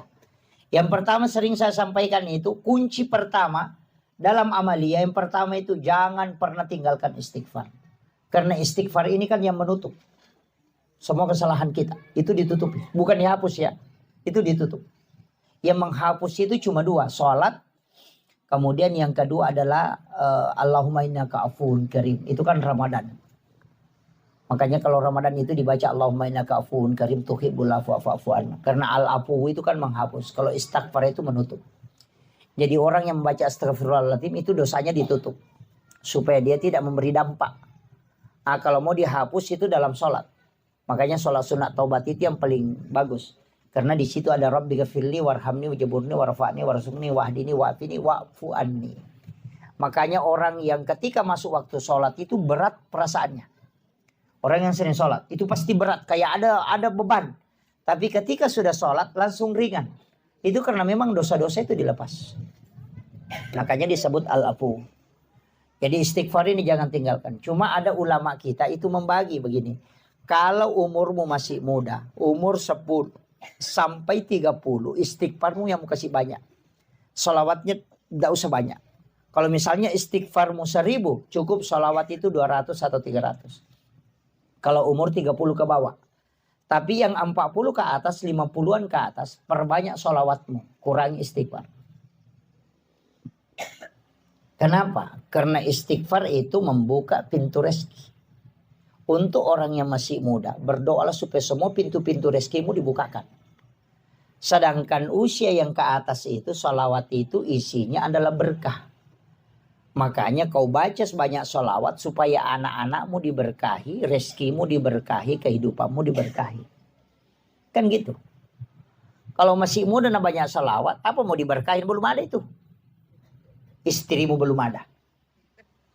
Nah, begitu. Makanya ulama mengatakan presentasinya itu rubah. Kalau 30 ke bawah, perbanyak istighfarmu. Kalau misalnya istighfarmu 10.000, ya sholawat 5.000. Begitu maksudnya. Tapi ketika 40 ke atas, ya perbanyak sholawatmu supaya semua yang kau miliki mendapatkan keberkahan. Anak-anakmu diberkahi hidupnya, keluargamu diberkahi. Perbanyak sholawat. Dan nanti kau mudah menghadapi sakarat. Itu kalau yang dua ini kan sholawat dengan istighfar. Kemudian yang ketiga tadi itu sedekah. Karena ini yang tidak akan pernah berhenti mengalir pahalanya. Seakan ada sedekah kita setiap hari. Makanya orang yang paling dicintai oleh Allah dan malaikat itu sebenarnya orang yang ketika mau tidur itu bersedekah. Makanya baca Al-Fatihah 4 kali kan. Itu kalau mau ambil itu. Yang pertama ila khadratin Nabi Mustafa sallallahu alaihi wasallam Muhammadin wal jamilan bil mursalin wasyuhada wassalihin wal malaikatil muqarrabin Al-Fatihah. Sudah itu seluruh muslim dan muslimat mukmin wal mukminat al-ahya'i minhum Al-Fatihah. Kemudian yang ketiga kepada ibu, bapak, kemudian ila masyaihina wa masyaihina guruku dan para guru-guruku Al-Fatihah. Kemudian yang terakhir ala nafsi wa ruhi wa jazadi. Kemudian wa ala ahli wa ahli baitihi sinna keluarga tak kiringan Fatihah. Napa kimatindro. Makanya 4 kali. 1 untuk Rasul dan para nabi dan para malaikat. 1 untuk muslim muslimat al-hayai min hulal yang hidup maupun yang mati. Kemudian yang ketiga para guru-guru dan kedua orang tua. Kemudian yang 4 untuk diri kita dan ahli-ahli keluarga kita. Kirimkan Fatihah. Itu paling enak. Apalagi kalau misalnya ya Allah semua umat muslim yang sakit sembuhkan ya Allah. Yang punya dosa ya Allah ampuni. Yang ada kesalahannya sama aku ya Allah. Aku sudah maafkan dia ya Allah. Oh itu orang yang sungguh luar biasa. Ketika dia tidur dia dalam keadaan tidur seperti wali Allah. Itu kuncinya. Ya upi di kota tidur. Ya anu nak puja kamu. Isi garigi isi nadega. Iya. Nah itu kau mampat di hati. Pada itu kagak. Ya kau mampat di hati. Tahu ya. Namo Tomase meminasa. Ya ada parerir. Nih kata aku tanya. Iya. Karena hati nama itu malah salah. Iya. Ndak dia itu nama tenang. Iya. Nama gampang iris sangin padiati. Yan ang katomita dece na to masusah. Padiati ya tuh. Iya. Kata malio to yan. Iya. Na cicil niya to. Natanda juga suruh wajah. Kan begitu. Yan na ita dece na to masusah. Padiati ya tuh. Iya benar. Kan tidak ada kaitannya dengan kita. Justru dia misukro ya alhamdulillah. Ang kana tuwa di pembantu ko. Kan begitu. Tapi cicil niya. Ini penting. Kemudian itu tadi sedekah. Kemudian yang ketiga sholat. Jangan pernah tinggalkan. terutama perempuan ini ada jeda yang kadang dia lupakan. Misalnya begini Bu, kita jam duhur masuk misalnya jam 12:15. Kita memasak di dapur atau mencuci atau apa. Tiba-tiba masuk waktu duhur jam 12 lewat. Kita belum, karena masih kerja. Cuci piring apa, siapkan makanan. Sampai jam 1 belum selesai. Kemudian tiba-tiba kita haid. Tadi kan mendapati waktu duhur. Kita belum sholat duhur kemudian haid. Kita mau sholat tidak bisa. Tapi kita sudah ketinggalan satu sholat. Maka itu dosa besar. Bagaimana cara menutupi sholat ini? Ketika berhenti haid mesti diqadai. Ini yang harus ditahu. Makanya perempuan itu diminta untuk tidak menunda sholat. Makanya ada perempuan itu disuruh sholat di rumahnya. Supaya kalau dikhawatirkan kalau dia haid, makanya lewat. Nah, itu jadi masalah. Dan itu banyak tidak disadari. Kadang masuk waktu maghrib, sibuk ngurus ini. Atau masuk waktu isya, sibuk, langsung haid. Itu tidak bisa sholat. Maka dia harus qadha itu. Ketika berhenti haid, ganti itu. Jangan tunggu lagi waktu isya. Nah bilang, isya dulu. Nah ini baru subuh, nanti isya. Kalau mati kok kalau duhur ya bagaimana? Makanya sholat yang ditinggalkan dengan rentang waktu seperti itu diqadha ketika sudah bisa diqadha. Jangan menunggu. Cuma ada ulama fikih menggabungkan. Kalau sholat itu diganti di malam hari, maka dikeluarkan suara. Tapi kalau sholat itu dikerjakan di siang hari, maka tidak mengeluarkan suara. Jadi sholat duhur yang diqadha di malam hari itu mengeluarkan suara. Karena dikerjakan di malam hari. Tapi kalau sholat isya misalnya diqadha di siang hari, itu tidak keluarkan suara. Walaupun sholat isya itu adalah sholat yang dijaharkan. Tapi ketika dikerjakan di siang hari, maka itu tidak dijaharkan. Itu disir. Nah itu kalau fikihnya. Tapi mana itu masalah. Kasih baca gimana ke jarak baru si kapangi. Mana ke masa pejalur rumah ke raja sana. Padahal itu mengqadha. Nah, kecuali sholat yang ditinggalkan. Misalnya waktu anak muda. Waktunya gadis. Masih kuliah. Tidak sholat. Nah, itu ada ulama mengatakan ganti semua itu. Bayangkan 10 tahun tidak sholat. 10 tahun diganti. Sekarang tahun 2024. Jadi 2034 baru berhenti. Berapa? Ya 2034. Jadi orang masuk duhur. Kerjakan sholat duhur. Nanti selesai sholat duhur. Qadha sholat duhur. Atau dahulukan qadhanya baru ikut berjamaah. Nah itu. Asar begitu juga. Semua sholat 5 waktu itu diganti. Nah, ada yang pakai itu. Bahwa seperti Ahmad Sarwat itu. Semua sholat yang kau tinggalkan. Kau harus qadha. Karena itu adalah utang selamanya. Ada juga bilang, tidak usah, cukup taubatkan, baru perbanyak ibadah sunnah. Ada juga bilang tidak, begini, tidak usah diganti. Nanti kalau ke tanah suci, umrah atau haji, qadha sholatmu di Masjidil Haram 1 kali. Itu bisa menggantikan puluhan tahun. Nah, ada juga pakai itu. Jadi kita mana kita pun pakai. Tapi jangan juga sengaja, tidak usah dulu sholat. Nanti umrah baru diqadha. Itu jadi masalah lagi tuh. Iya. Jadi bukan begitu maksudnya. Jadi itu penting ya, saya wasiatkan. Kemudian ada hal juga dalam hidup ini Bapak Ibu sekalian. Penting. Karena agama itu begitu. Ada wajibnya, ada sunnahnya, ada adabnya, ada kaifiatnya, ada hikmah. Ada hikmah. Orang-orang dulu ini syarat dengan ilmu hikmah. Orang-orang tua kita dulu. Karena dia sudah khatam di bab-bab ngaji ini sudah. Tauhidnya sudah bagus. Cuma kadang pikirnya yang amburadul. Makanya banyak orang-orang dulu itu, orang-orang tua kita, mata reka, tapi dia sempajang. Kan banyak. Karena dia memang diajarkan pertama adalah tauhid.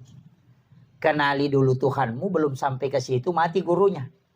Anda sholat media, Anda bilang yang penting bisa tembus, sudah selesai. Padahal itu fikih pokok. Kemudian ada dalam kaidah agama juga disebut dengan ilmu hikmah banyak. Dan ini yang sering saya concern. Kenapa? Supaya ilmu ini orang tahu bahwa memang ilmu itu ada. Dan ulama dulu. Tapi itu bukan ukuran paten. Saya kasih tahu begini Pak Bu.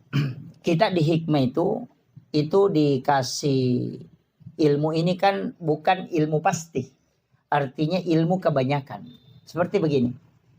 Ketika anak pertama adalah perempuan. Maka yang pertama meninggal itu adalah ibunya. Ketika anak pertama adalah laki-laki, maka yang pertama meninggal itu adalah bapak. Itu di hikmah itu. Tapi itu tidak semua. Iya. Jadi itu tidak semua, tapi itu kebanyakan. 90 sekian persen itu dipastikan. Yang kedua itu di hikmah ya. Tapi ini jangan takut ya. Saya cuma kasih tahu. Ini ilmu hikmah itu ilmu antara seperti itu. Artinya itu hitung-hitungan. Kalau anak pertama itu sifat baik bapaknya diambil, tapi sifat buruk ibunya diambil. Jadi itu anak pertama itu sifat jelek bapaknya, sifat baik bapaknya ada di situ. Tapi sifat baik buruk ibunya diambil itu anak pertama. Nanti kebalikan. Kalau anak kedua sifat baik ibunya diambil, tapi sifat jelek bapaknya ada di situ. Itu kalau di hikmah, Pak Bu.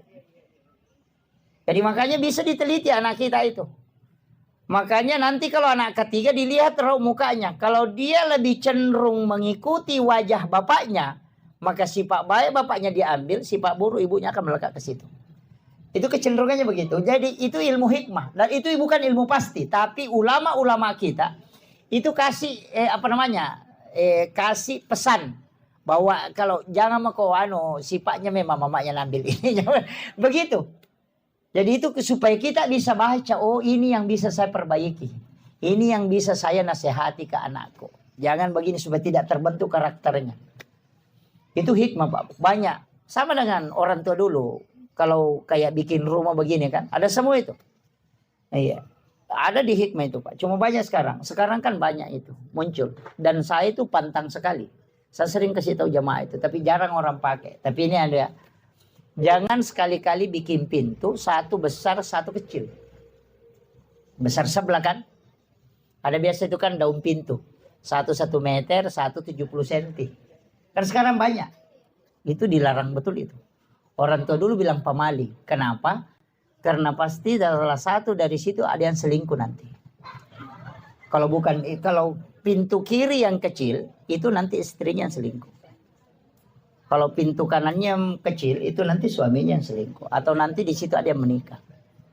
Itu yang kalau hikmah itu. Tapi itu tidak paten. Tapi kebanyakan itu pasti dialami itu. Makanya orang tua dulu itu ukur. Biar mau bikin jendela itu dia ukur. Dari matanya dia tarik ke telinga baru dia tarik begini. Baru dia nanti buka tarik begini baru dia bilang. Ini begini ukurannya. Kenapa? Dia bilang itu jendela saya simpan di mataku. Kalau ada pencuri pegang pasti saya bangun. Itu karena kolek kan. Itu ilmu hikmah sama itu Pak Bu. Itu ilmu orang tua dulu. Biar dimanapun dia bilang ada orang mau masuk rumah ini. Karena dia yang bikin ukuran rumahnya. Kan gitu. Iya. Jadi mulai dari penempatan pintu ada yang bagi 9. Kemudian kalau di sini ada nanti anaknya bisa jadi ulama. Kalau di sini pintunya itu bisa dipakai untuk cari rezeki. Ada semua itu udah tahu itu. Ilmu hitung-hitungan. Bahkan orang menikah itu biasa dia tahu namanya. Oh nanti bertengkar terus ini. Bahkan ada yang sampai merubah namanya. Saya bilang jangan. Itu rumah jangan rubah namanya. Itu ilmu ada dari dulu. Ada memang kitabnya khusus. Sampai nama-nama itu ada. Makanya saya sering ceramah itu kalau ada namanya Wati itu pasti keras wataknya. Itu sebenarnya dari ilmu hikmah itu. Sukmawati, Rahmawati, Fatmawati, pandana kemana gitu.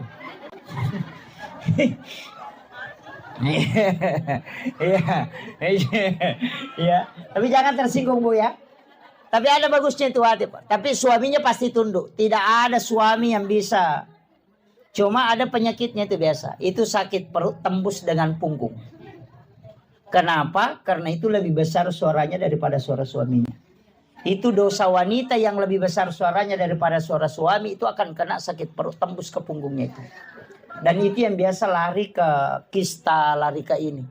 Itu dosanya itu berat. Itu di dunia sudah dapat itu. Itu tidak boleh. Kecuali laki sama taruh. Nah itu. Ya. Ini yang saya sampaikan. Kemudian saya wasiatkan terakhir penutup. Untuk anak-anak almarhum, saya wasiatkan. Sebenarnya kalau sedekah yang paling bagus itu memang orang tua yang disedekahkan. Atas namanya memang. Niatkan saja. Tidak usah disebut. Dibawa sedekah ini untuk orang tuaku almarhum ini. Kita dapatkan 2 pahala. Yang pertama pahala birrul walidain. Yang kedua kita dapat pahala kebaikan karena melakukan kebaikan untuk orang tua. Makanya orang Arab itu kebanyakan dia bikin wakaf untuk orang tuanya. Karena pasti dia mengatakan saya sudah dapat dua. Satu birrul walidain, satu dapat ini pahalanya. Karena setiap orang melakukan kebaikan untuk orang lain itu kembali juga ke dia. Itu tidak rugi. Makanya yang paling bagus itu sedekah untuk orang tua yang memang diniatkan untuk dia, bukan untuk kita. Sama aja kalau ada anak-anak kita, ada gurunya, kita bilang ini kiai gurunya ini. Saya mau kalau anakku nanti seperti itu, suruh anak itu sedekah di hari Jumat, dia niatkan pahalanya untuk gurunya. Jangan untuk dia, sedekahi untuk gurunya. Supaya barakah ilmunya bisa diambil. Iya. Makanya orang dulu itu kalau orang ada ulama itu biasa kiai sepuh itu biasa dia panggil ke rumahnya biar dia minum air putihnya karena nanti larinya ke anaknya itu dapat barakahnya. Itu kuncinya. Saya kira ini yang penting saya wasiatkan, mudah-mudahan ada berkah yang bisa kita dapatkan. Tidak banyak yang saya bisa kasih, tapi kunci dari semua kehidupan, Bu. Kalau kita tidak bisa melakukan semuanya tadi, satu, jangan dendam. Itu aja. Siapa yang paling lembut kalbunya, paling lembut hatinya kepada orang lain, itu yang paling mudah masuk surga. Itu aja kuncinya. Iya, insyaallah. Akhirul kalam, wallahul muwaffiq ila aqwamit thoriq. Nasrun minallahi wa fathun qarib wa basyiril mu'minin. Mari kita sama-sama berdoa kepada Allah Subhanahu wa taala. Bil khusus kita doakan Bapak almarhum Haji Rusdi bin Lampanu. Ila hadhini kulli niyatin salih ila khutratin Nabi Mustafa sallallahu alaihi sayyidina Muhammadin wa khususan ila ruhi almarhum Haji Rusdi bin Lampanu. Syekhulillahi lahumul Fatihah. A'udzu billahi minasyaitonir rajim. Alhamdulillahi rabbil alamin arrahmanir rahim. Iyyaka na'budu wa iyyaka nasta'in. Allahumma ghfir lahu warhamhu wa'afihi wa'fu anhu. Ya Allah ya Azizun ya Ghafur. Kepada almarhum Haji Rusdi bin Lampanu, ya Allah luaskanlah kuburnya dengan nur cahaya-Mu ya Allah. Ampunilah segala dosa dan kehilafannya ya Allah. Lipat gandakanlah amalan kebajikannya ya Allah. Sempurnakanlah amalannya belum sempurna ya Allah. Ijabah semua amaliyah yang dilakukan ahli waris, anak-anak keluarga kepada almarhum ya Allah. Ya Allah ya Azizun ya Ghafur. Pada almarhum ya Allah, tempatkan ia di tempat-Mu yang tinggi yang ila rafiqil a'la ya Rabb. Jadikan kuburannya sebagian dari taman-taman surga-Mu ya Allah. Dan pertemukan ia dengan syafaat Rasulmu Muhammad sallallahu alaihi wasallam. Kepada keluarga yang ditinggalkan ya Rabb, berikan kekuatan iman dan ketabahan ya Allah. Seliputi hatinya dengan keberkahan ya Rabb. Jangan Engkau menolak segala ijabah doa yang telah Dia peruntukkan kepadamu ya Rabb. Kami yang hadir di tempat ini ya Allah, kami turut untuk mendoakan almarhum ya Allah. Kami mohon kepadamu ya Rabb, jangan Engkau mencabut nyawa kami kecuali dalam keadaan beriman ya Allah. Kami tahu ibadah kami masih jauh dari kesempurnaan ya Rabb. Kami tahu kami banyak hilap dan dosa ya Rabb. Kami tahu ibadah kami belum sempurna ya Allah.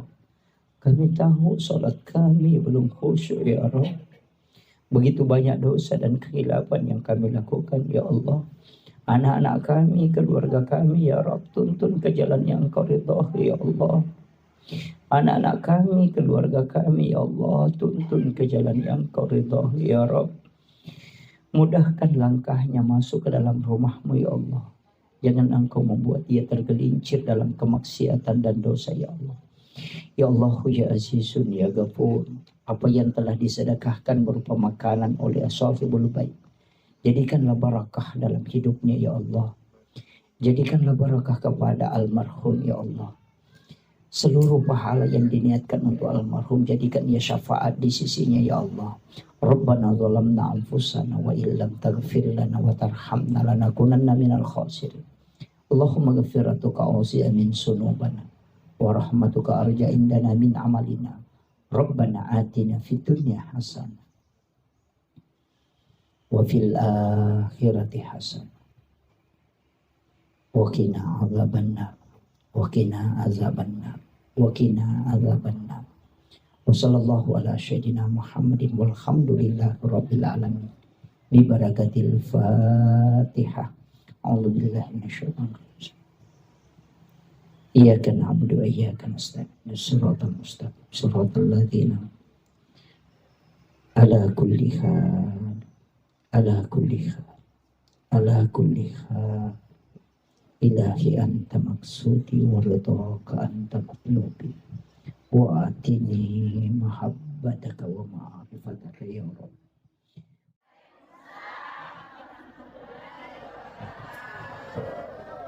Alhamdulillah, alhamdulillahi rabbil alamin. Wassalatu wassalamu ala asyrafil anbiya'i wal mursalin sayyidina wa maulana wa habibina wa syafi'ina wa ala alihi wa ashabihi wa sahabatihi ajma'in. Allahumma salli ala sayyidina Muhammadin salatan tuballighuna biha kullal maqsud.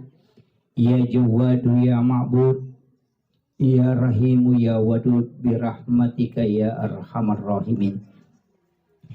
Faqad qala Allah Ta'ala bi kitabihil karim wa huwa asdaqul qa'ilin. A'udzu billahi minasyaitonir rajim. Bismillahirrahmanirrahim.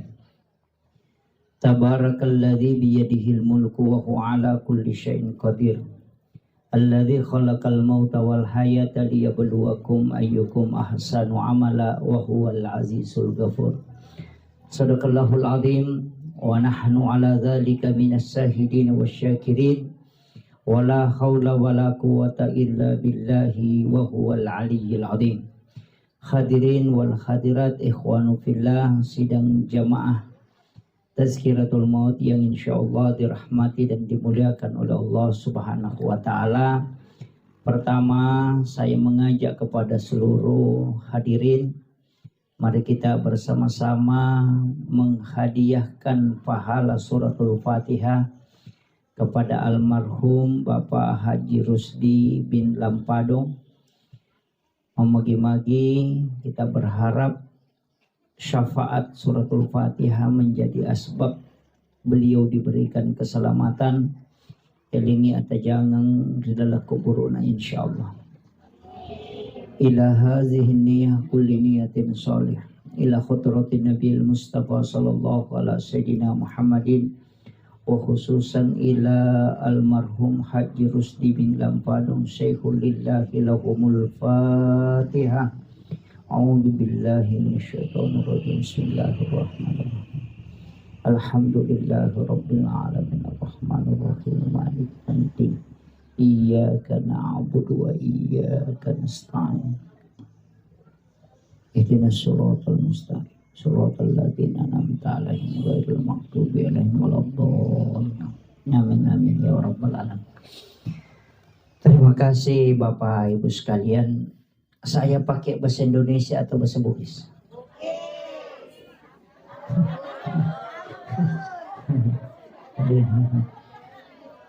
Yang tidak mengerti bahasa Bugis angkat tangan. Satu. Oh ada ya, ada satu dua.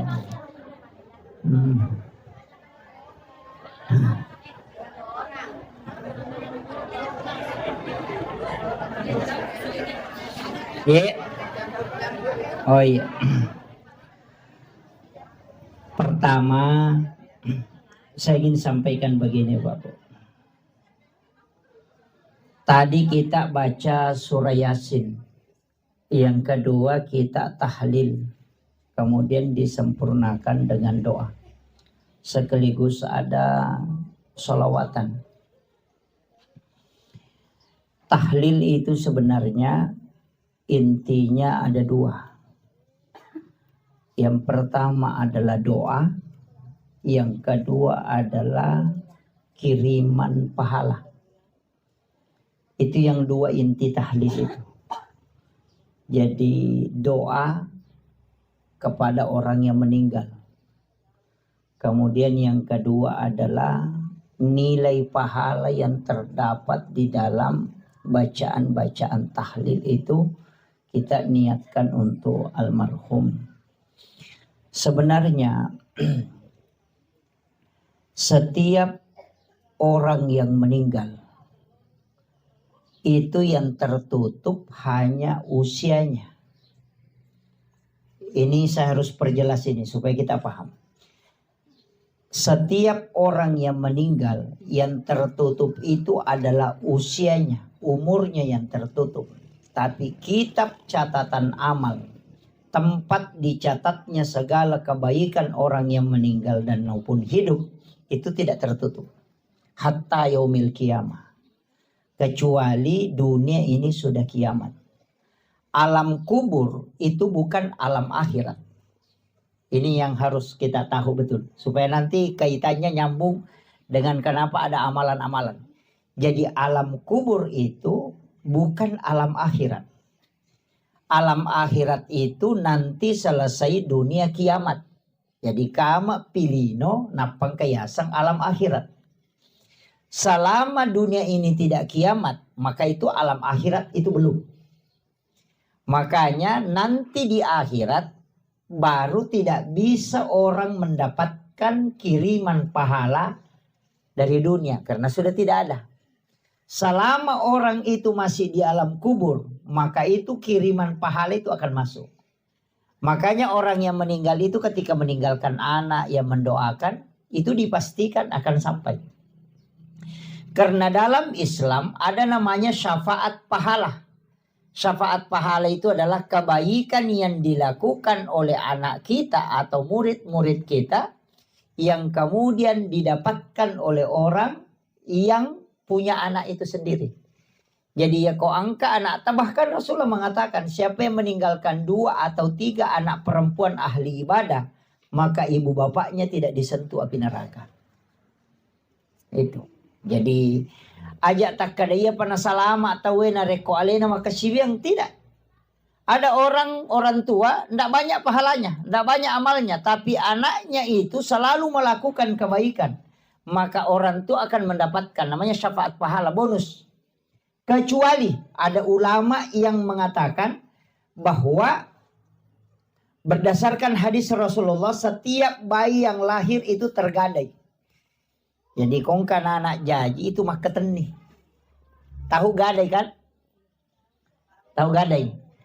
Gadai itu kan kalau kita gadaikan kebun, kita ambil hasilnya atau tidak? Nah, tidak.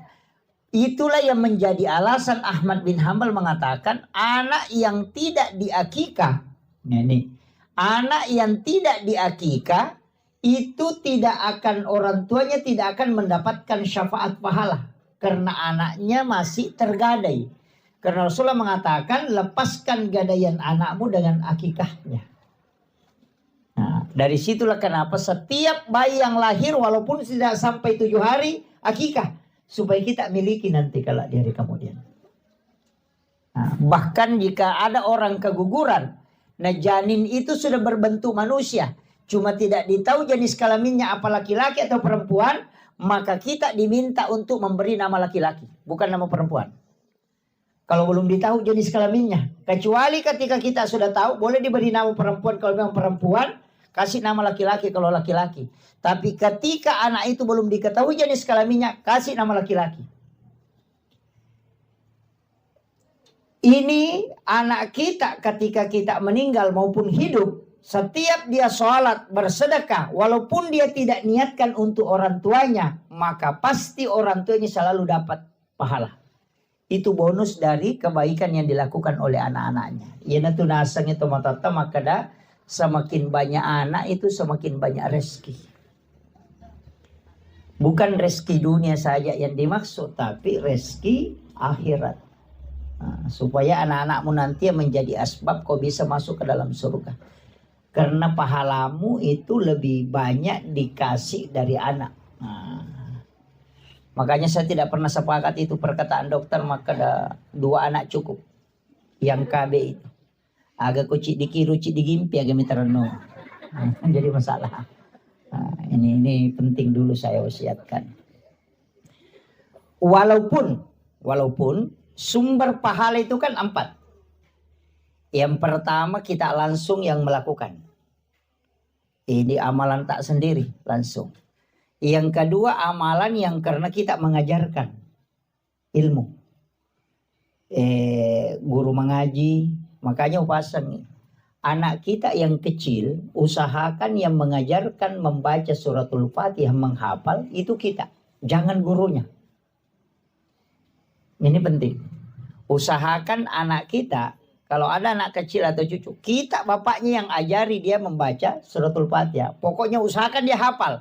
Nanti bagaimana tajwidnya persoalan belakang. Yang penting dia sudah hafal dulu. Kenapa? Setiap dia baca Fatihah, kita dapat pahala. Kan gitu.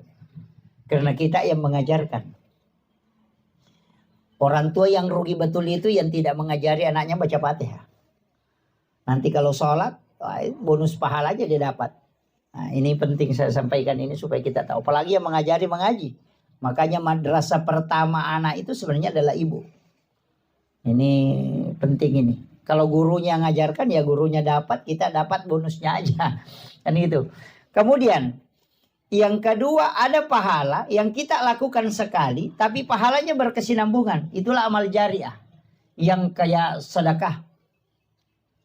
Sekali saja kita lakukan. Sama dengan tadi mengajarkan ilmu. Itu sekali kita lakukan, tapi nanti bertambah terus. Makanya guru sekolah itu adalah orang yang paling bersyukur nanti dari kemudian. Yang penting dia ikhlas. Karena dia ajari anaknya satu ini, nanti muridnya jadi guru. Itu muridnya punya guru murid 100. Nanti dia ajari lagi, kemudian dari 100 ini ada lagi jadi guru, nanti dia ajari lagi. Itu nanti ada orang kata Rasulullah kaget melihat amalnya, karena dia tidak pernah lakukan, tapi kok banyak sekali. Sehingga dia bertanya, dari mana ya Rasulullah? Saya tidak tahu dari mana, tidak pernah lakukan. Nabi mengatakan bahwa murid-muridmu itu jadi guru. Nah, itu orang bersyukur. Tapi kalau guru yang suka madareke ya, sertifikasinya terlambat 1 hari langsung bikin status. Ini penting saya sampaikan. Makanya ujiannya itu berat, ya. Kemudian ada juga ini yang sebenarnya orang anggap sepele, tapi ini sangat besar pahalanya. Rasulullah itu dalam hadis Bukhari Muslim mengatakan pahala jariah yang paling besar adalah mengalirkan air.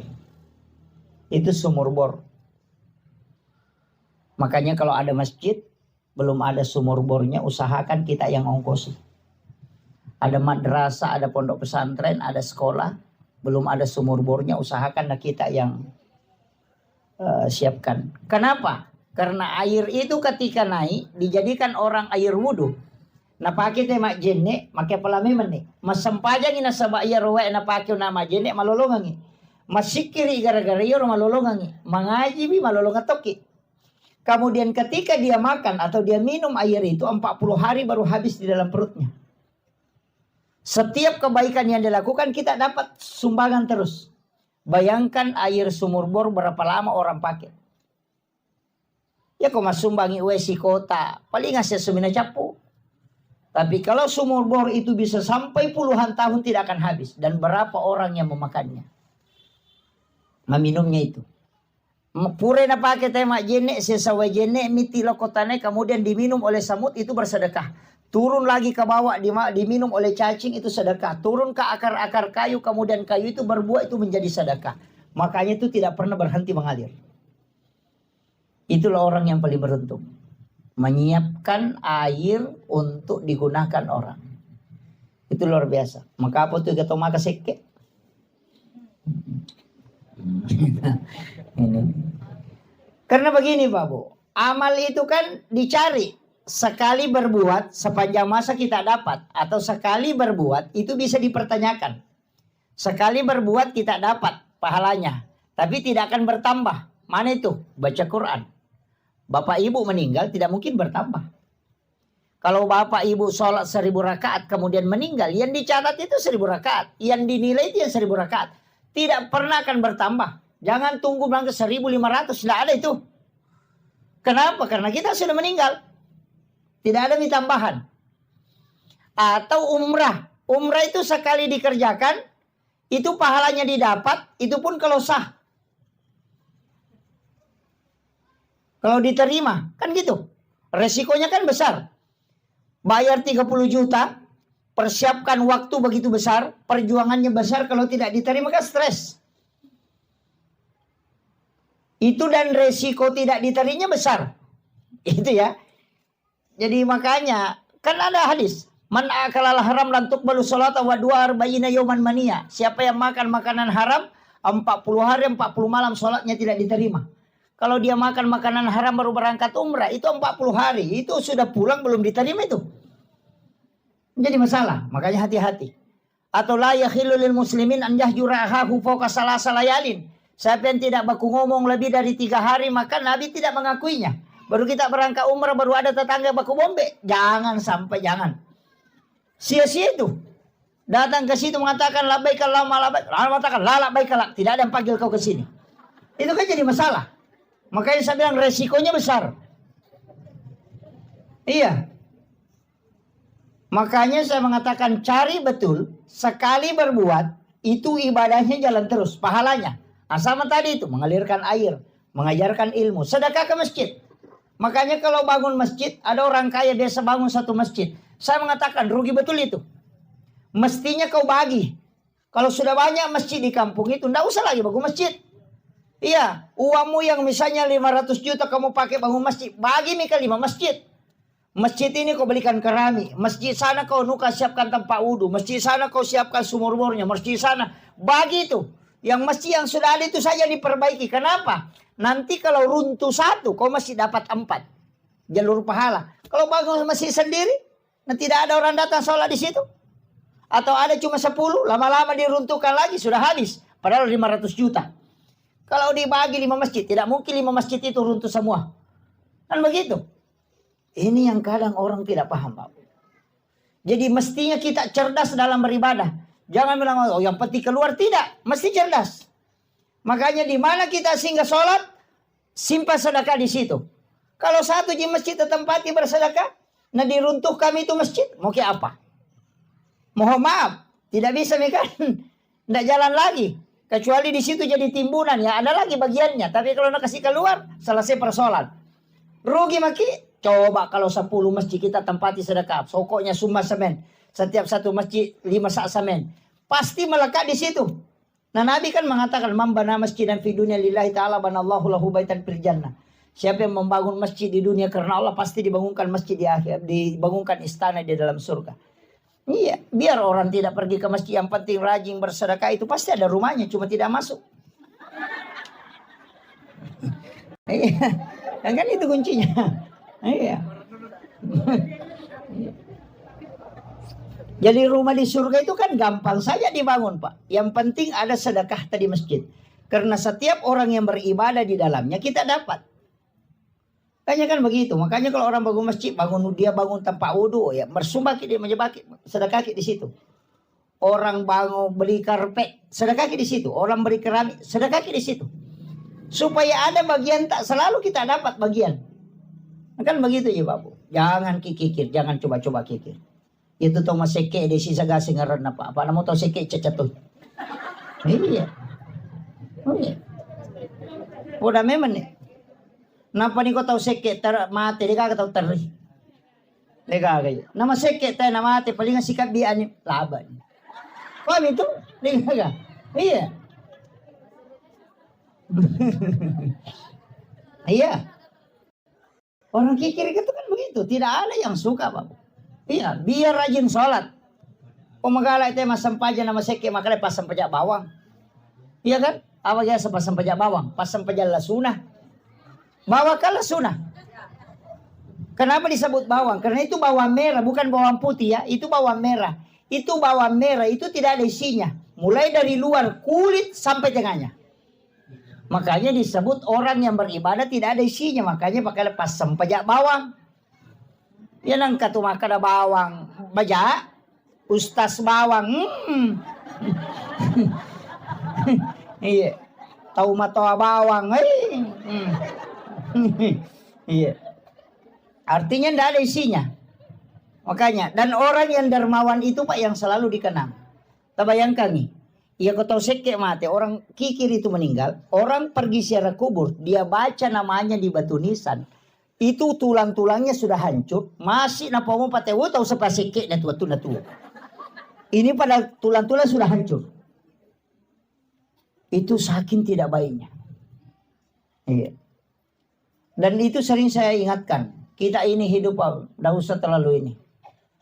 Dalam hidup ini kan berat sebenarnya kalau kita tidak punya amal. Karena kita mau ke sana semua. Iya. Anak-anak yang kita tinggalkan, kita memang butuh wasiat untuk dia. Meninggalkan harta juga itu penting. Supaya dia tidak jadi mengemis ke orang lain. Tapi mesti ada bekal yang kita bawa. Iya.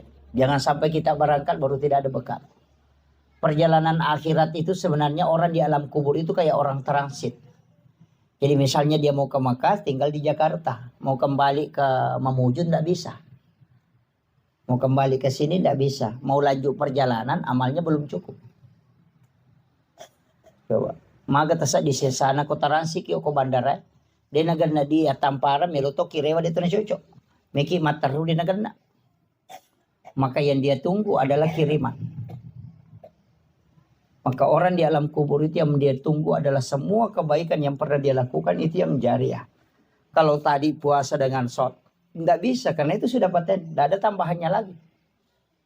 Makanya saya katakan orang yang berbolak-balik pergi umrah itu tidak usah. Cukup sekali berangkat 1 tahun itu sudah memadai maksimal sekali itu. Uang yang kau mau jadikan umrah misalnya 2 kali 1 tahun. Simpan itu yang 1 kali kau jadikan pembangunan untuk masjid. Jadikan pembangunan untuk madrasah. Untuk pondok pesantren. 30 juta itu tidak sedikit. Kalau kau berangkat pakai uang 30 juta itu sendiri kau nikmati. Itu pun untung kalau diterima. Tapi kalau itu disumbangkan ke 30 anak yatim atau 30 penghafal Al-Quran kita tanggung pembayarannya. Masa mana yang 30 itu tidak ada yang tunjuk masuk surga. Nah nanti diberi syafaat bisa memberi syafaat. Rugi betul kita itu. Itu aja kuncinya. Tidak susah Pak. Mau masuk surga itu banyak sekali jalurnya. Tapi kalau ibadah pribadi, wah berat itu. Makanya saya mengatakan begini. Bikin ki amal jariah. Masa banyak di sini tuh. Jalur amal jariah kan banyak gitu. Banyak. Sedekah di masjid, sedekah di sekolah. Ada yang paling gampang, sedekah makanan. Iya, itu kan makanan 40 hari baru habis dalam perutnya orang. Tunggu Pak Imam.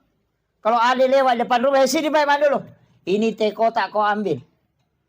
Nah ini kerupuk, kau makan Pak Imam. Makan itu sampai, pokoknya makan itu. Yang penting makan Pak Imam. Oh ya selesai, 40 hari baru habis di perutnya Pak Imam. Tulis ini tanggal. Ini tanggal sekian, jadi nanti 40 hari tanggal sekian. Kalau lewat lagi Pak Imam, hei sini sini. Ini teh kotak lagi kau minum Pak Imam. Itu kan begitu. Kenapa? Makanya orang tua kita dulu itu pintar sekali. Mau pindah rumah, bikin baca doa. Supaya Pak Imam bisa makan. Dikasih makan. Mau turun sawah, baca doa lagi. Kenapa dia baca doa? Sebenarnya bukan itu baca doanya yang pokok. Supaya Pak Imam itu dia bisa kasih makan. Karena dia itu pasti sholat. Disebutkan khairul mar'al rijalun soleh. Sebaik-baik amal. Sebaik-baik harta. Itu yang digunakan oleh orang soleh. Karena tidak mungkin dia main domino. Tidak mungkin dia main begini. Ya kan begitu. Tidak mungkin dia pakai pergi main judi. Tidak mungkin dia pakai pokoknya tidak mungkin. Karena dia orang soleh. Tapi kalau bukan orang soleh bisa saja dipakai untuk yang lain. Walaupun kita tidak dapat dosanya. Tapi kita tidak dapat barakahnya. Tambahan pahalanya. Kan begitu. Makanya orang tua dulu itu pasti Pak Imam petugas SARA yang dipanggil baca doa. Kenapa? Karena kalau dia pasti tidak mungkin melakukan kejahatan. Kan itu aja. Nah baca doa itu kan 3. Yang pertama makanannya. Yang kedua doanya. Yang ketiga amplop. Iya. Kenapa? Itu kan ulama dulu semua ada semua pakai dalil itu Bapak. Tidak. Jangan anggap bahwa apa yang dilakukan orang tua kita dulu itu tidak ada dalilnya. Yang pertama baca doa. Doa itu kepada orang. Itu kita dianjurkan. Supaya malaikat yang mendoakan hal yang sama. Dan itu perintahnya. Meminta orang mendoakan kita. Rasulullah ketika sahabat mau melaksanakan ibadah haji. Itu minta supaya didoakan. Kurang apa doanya Nabi. Tapi kenapa dia masih titip doa? Kan gitu. Yang kedua. Ini yang kedua. Kenapa disiapkan makanan? Karena kalau doanya tidak diterima. Kalau dia makan 40 hari tidak berhenti itu dapat pahala. Kan gitu. Karena tidak selamanya doa diterima. Kalau bertengkar sama istrinya Pak Imam baru pergi baca doa. Tidak diterima doanya. Terhijab itu. Makanya disuruh makan. Makanan itu bukan untuk orang meninggal. Tapi untuk orang yang hidup. Cuma pahala makanan itu nanti pahalanya ke orang meninggal. Makanya kalau ada imam baca doa tidak makan, datek telinganya. Kan gitu. Kecuali dia puasa. Kemudian yang ketiga. Kenapa pakai amplop? Tadi itu yang dipakai. Khairul mal ar-rijalun soleh. Sebaik-baik harta yang digunakan oleh orang soleh. Makanya kalau doanya tidak diterima, makanannya pun tidak dapat berkahnya. Nanti kalau Pak Imam pulang saya kasih uang, dia belikan sarung kemudian dia pakai sholat, maka saya akan dapat selamanya. Itu kuncinya. Makanya orang tua dulu itu sudah pakai 3 metode. Kalau gagal yang pertama masih ada yang kedua. Kalau gagal yang kedua masih ada yang ketiga. Kan begitu. Ini yang dilakukan turun-temurun. Tapi sekarang ada yang menyalahkan. Karena dasar yang mengerjakan juga tidak paham. Datang yang menyalahkan juga tidak tahu. Nabi bilang tidak boleh. Nabi bilang saya juga memang tidak tahu. Berhenti boleh. Kan begitu. Makanya penting saya sampaikan. Tidak ada hubungannya itu makanan dengan orang meninggal, Pak Bu. Yang ada hubungannya itu doa dengan makanan yang kita makan. Pahalanya diniatkan untuk orang meninggal. Sama seperti ini. Semua orang yang datang ke sini. Bahkan 40 orang kata Nabi. 40 orang di kalangan umatku. Itu berdoa, itu setara dengan 1 waliullah. Coba. Makanya 40 orang berdoa itu. Setara dengan 1 waliullah. Nah kita lebih 100 di sini Bapak. Tadi tahlilan kemudian doa. Masa? Pasti ada yang diterima doanya. Itu aja kuncinya. Makanya saya itu kalau lihat jamaah, cuma 7 orang ini. Waduh berdoa. Doa. Makanya Imam Syafi'i itu mengatakan. Sholat Jumat itu nanti sah ketika 40 jamaah yang mukim di situ. Karena memang itu setara dengan 1 waliullah. Kecuali di kampung itu memang tidak cukup 40 orang. Tidak masalah. Kan gitu. Ini pentingnya berdoa berjamaah ya. Cuma kadang juga berdoa berjamaah. Bukan berdoa berjamaah. Cuma sama-sama berdoa. Ini minta ini, minta ini, minta ini. Gabung. Ada juga imam tidak jelas caranya berdoa. Kayak gitu muasem. Ya. Karena assalamualaikum subhanallah. Subhanallah. Alhamdulillah. Bendu. Allahu akbar. Bar. Kayak gitu. Iya. Berdoa habis baru dia bilang doa bersama. Bagaimana doa bersama tidak ditoa pun bilang. Ada juga cuma ujungnya jelas enal maut. Iya, ada juga jamaah pintar ujungnya saja ambil. Amin. Imaki rumahmu gimpe deh kan. Jadi masalah. Iya. Mesti kan jelas itu. Karena kita mau mengaminkan. Nggak usah, yang umum aja. Allahumma ghafir lil muslimina wal muslimat wal mu'minina wal mu'minat al ahya'i minhum wal amwat. Iya. Allahumma ghafiratuka auzi'a min sunubi wa rahmatuka arja indi min amali. Doa itu. Allahumma antas salam wa minkas salam wa alaika yaudus salam fahina rabbana bis salam. Kasih jelasan. Bagaimana kita mau mengaminkan dan tidak ditahu? Kan begitu. Ini pentingnya sebenarnya agama. Nah memang kita Pak, karena rata-rata kadang sekolah imam ini kan tidak ada. Ya dilihat saja jamaah ini yang paling rajin ke masjid ini yang ada bacanya itu nih. Itu nah, kan begitu. Karena banyaknya masjid, nah sedikit orang yang paham betul hukum-hukum ini. Iya. Ini berat ini, tidak mudah itu. Kemudian untuk almarhum, saya ingin sampaikan kepada keluarga besar untuk almarhum Haji Rusdi bin Lampadong ini, saya minta kita bikinkan wakaf, walaupun sedikit. Yang paling aman sebenarnya itu wakaf yang pasti dipakai sejadah imam, pasti dipakai. Ada itu sejadah yang tebal, pakai gabus, beli itu bawa ke masjid, simpan di tempat imam, karena tidak ada masjid tidak ada imamnya. Kalau jamaahnya boleh tidak ada, tapi imam pasti ada. Jadi setiap waktu pasti dia pakai. Kan begitu. Itu yang paling gampang. Dan itu enggak ini. Kalau Al-Quran sekarang kan orang sudah jarang pakai Quran ketika mengaji. Kalau kebanyakan pakai HP. Kan sudah berat itu. Kecuali di pondok pesantren anak-anak yang menghafal Quran itu ya bisa. Kalau Al-Quran itu ya sekarang ini yang paling banyak dipakai justru buku Yasin. dibanding Al-Quran. Kalau Al-Quran ya dia mengaji sendiri pakai HP, sudah pakai Android. Jadi kalau orang wakaf Quran itu sudah agak berat. Ada juga yang wakaf tasbih ya, cocoknya kalau orang sering berzikir, kalau tidak gitu. Kan tidak semua orang bisa berzikir dengan pakai tasbih itu. Tapi itu tasbih, kalau kita sering pakai tasbih, kalau lepas tasbih berhenti juga berzikir itu. Karena kayak agak malas. Nanti pegang tasbihnya lagi baru jalan itu. Tapi ada juga yang jalan tasbihnya tapi cerita juga. Tapi tidak ada di sini, tidak ada. Iya. Kuncinya kan begitu, Bapak. Usahakan ada amal jariah. Makanya yang hari di sini saya kasih tahu, sebelum kita meninggal harus ada wakaf yang kita punya. Harus ada wakaf, walaupun sedikit. Jangan harap keluarga kita. Istilahnya ada istilah orang Bugis bilang begini. Orang sopem pakai, orang sida pakai. Iya kau wija-wijamu murandonga buta ciwaliko. Iya kau tauliangi murandonga buta rapak. Itu bahasa. Ketika anakmu yang kau harapkan itu masih buta sebelah. Apalagi kalau orang lain kau harapkan, ya tidak ada. Kenapa? Anakmu saja itu bisa melupakan kamu. Iya. Kita coba kare, anak tata kiri lojo panda masih makule. Ya minata lipo ko capu idina. Iya. Mana satu ki Saya ingin tanya, yang punya anak disalokolahkan di luar, pernahkah dia menelpon bertanya, "Mak, saya mau ki, sudah mau ki itu makan apa?" Tidak pernah. Mana satu ki, palai ko mati. Ina rona masu tomatota maka de ko bija-bija muronno buta ciwali.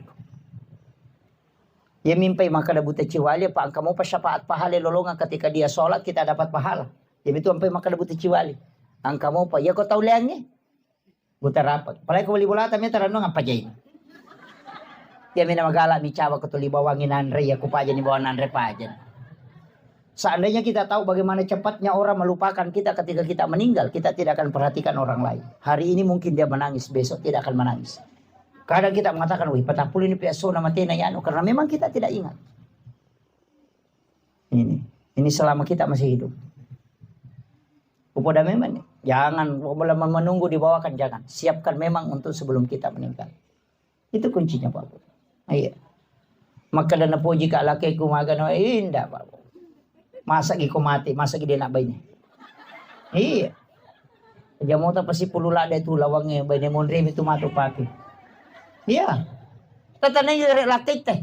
Kundi tamatapa Rewa ni matu tanay lakit kundi tamatapa. Kumakalaki din ako tustas. Rewa ni gare tanay gare makalapa. Kira-kira mabay ni kikumate ka. Palinga makalami taramirita. Yan itu jawaban na. Yan itu jawaban na. Iya.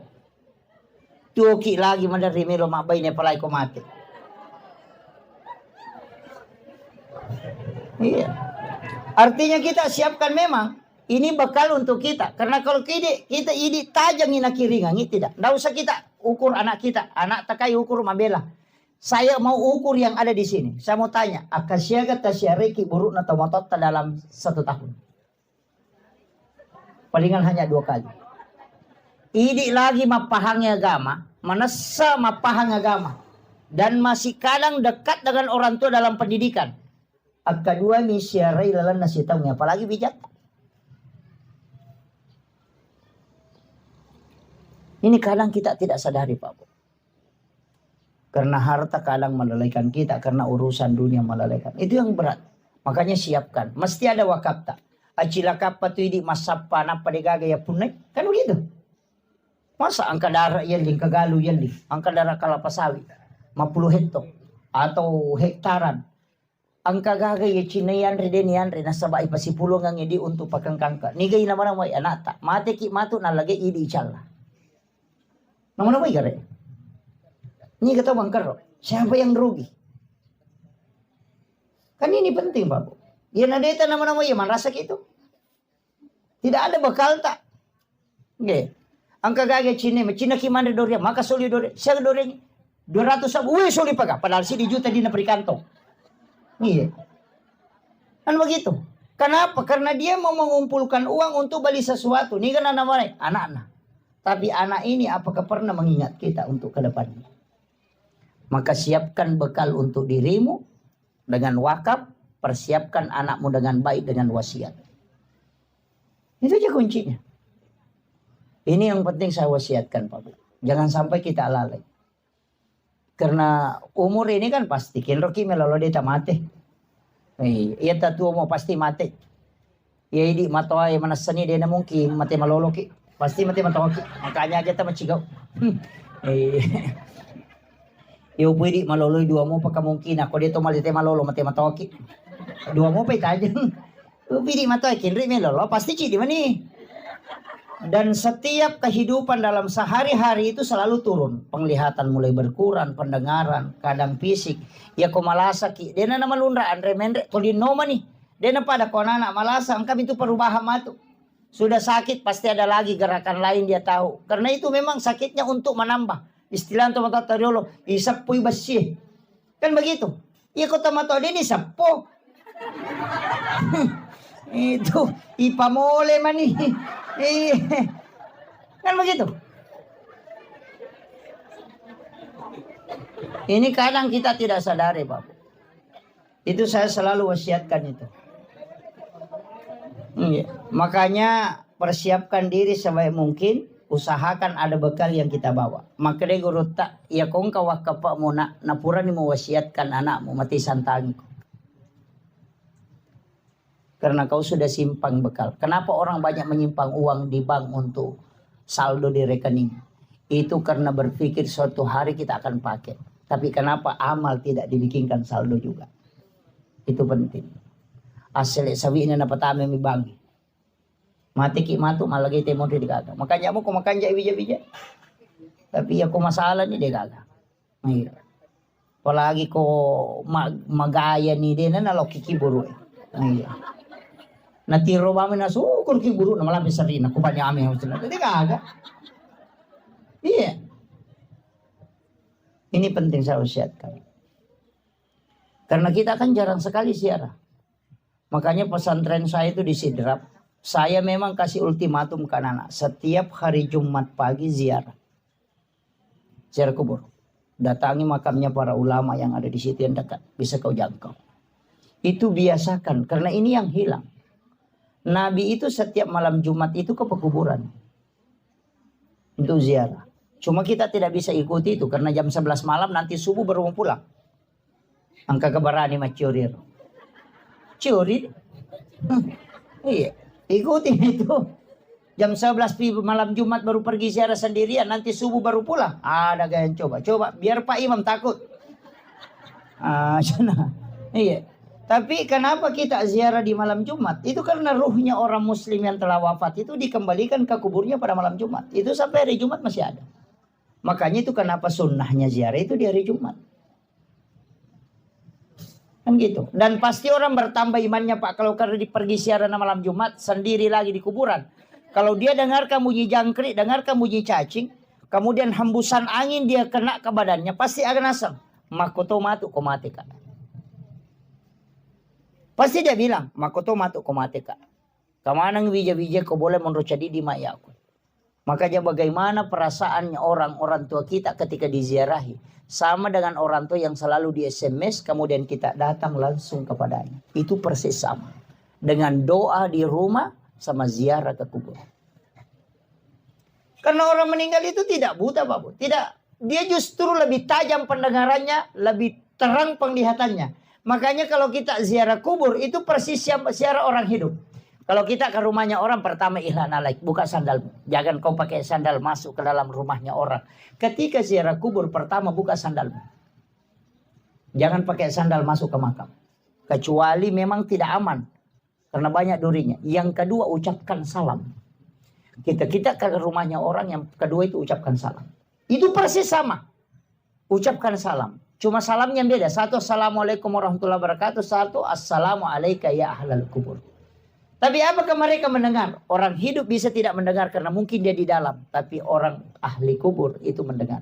Apa kata Rasulullah? 40 langkah kau tinggalkan tempat pemakaman. Itu bunyi sandalmu masih didengarkan oleh orang yang meninggal. Angka kataulino Pak 40 ni jongkana jewi salina nak kalinga mopi sandala. Degaga. Tapi orang meninggal bisa. Itu saking tajamnya. Dari situlah Nabi melarang kita menyebut kekurangannya orang ketika kita ziarah. Karena pasti dia dengarkan itu. Deminen itu tomate tete linrota tuh. Iya. Karena ahli kubur itu pendengarannya semua tembus. Olo dena ni sangir atau lenge atau mate lenge. Ruh-ruh yang lain tidak tahu maka kalasi kopi ko waktu mutu angkat ianu maka aja dan ipakasiri sih karena semua kan mendengarkan. Dari situlah kenapa ahli kubur itu kita tidak boleh menyebut keburukannya tapi menyebut kebaikannya, kan begitu. Ini yang kadang kita tidak ingat, padahal itu hadis itu Bapak. Hadis, lepaskan sandalmu. Yang ketiga, jangan melangkahi batu nisan. Ya kau nggak tahu tudang aja tak julek kayu. Kan begitu. Yang keempat, jangan duduk di atas batu nisan. Maka kau nggak tahu tudang atau lo tidak kau saling kanan. Atau ada duduk di kursi baru kita naik di sini. Bagaimana? Itu kan isyarat-isyarat semua yang persis sama dengan orang hidup. Makanya Nabi cuma mengatakan an-naumu ahul maut. Mati itu saudara dengan tidur. Tidur itu saudara dengan mati. An-naum itu. Kalau kau tidur, akhul maut itu bersaudara dengan mati. Makanya coba, kalau banyak kan orang tidak percaya. Saya ambil sedikit gambaran. Kenapa Nabi pakai gambaran tidur? Kenapa bukan yang lain? Misalnya pinsang atau mati suri apa. Kenapa yang diambil adalah tidur? Begini. Orang yang tidur itu, kalau dia bermimpi, dia kan bisa melihat. Nah, lihat dirinya ke Jakarta. Bahkan lihat dirinya sampai Makassar belanja di mall. Nah, lihat dirinya silaturahmi dengan orang lain. Dan itu melihat. Saya mau tanya, apakah orang tidur itu matanya terbuka? Tidak. Orang tidur itu matanya tertutup. Tapi kenapa ketika dia bermimpi dia bisa melihat? Mata apa yang dipakai melihat orang yang bermimpi itu? Itu pandangan idhofi. Dan persis itu yang dipakai orang meninggal. Itu yang banyak orang tidak tahu. Yang kedua, orang ketika bermimpi 10 menit saja tidur, dia sudah bolak-balik dari Jakarta ke tempat. Padahal kalau perjalanan normal, orang bisa tempuh sampai 10 jam. Tapi dia bisa hanya 5 menit tidur, dia sudah dari sana. Itu artinya apa? Ruhnya orang muslim itu bisa kemana-mana. Karena ketika orang meninggal, itu jasad yang diatur oleh ruh. Ketika kita hidup, ruh ini diatur oleh jasad. Itu beda. Makanya orang meninggal itu ruhnya keluar. Sehingga ruh yang keluar itu bisa mengatur jasadnya. Tapi orang hidup, ruhnya tidak keluar. Makanya jasad yang mengatur ruhnya. Itu bedanya, Pak. Kemudian, ada yang tidak percaya dengan siksaan kubur. Apa dia bilang? Wah, apa yang hancur, apa yang disiksa, apa mau merasakan, sudah mati, makan cacing. Tulang-tulangnya sudah lepas. Hanya ruhnya itu tidak. Coba saya kasih tahu. Kalau ada orang tidur kemudian bermimpi dikejar anjing gila. Atau dipukuli. Ketika dia bangun badannya sakit. Bahkan ngos-ngosan. Padahal tidak ada yang pukul. Kenapa jasadnya bisa merasakan sakit padahal dia tidur di atas kasur? Tidak ada yang pukul. Tapi dia bisa merasakan sakit. Itu artinya ketika ruh tersiksa maka jasad akan ikut. Walaupun dia tidak disentuh. Jadi orang yang tidak percaya azab kubur itu tidak mengkaji hadis Nabi an-naumu akhul maut.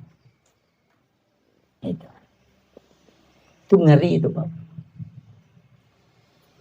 Makanya siapkan diri kita. Jangan baju yang selalu dibeli banyak. Itu baju 40 hari tidak dipakai, itu minta pertanggungjawaban kelak dari kemudian.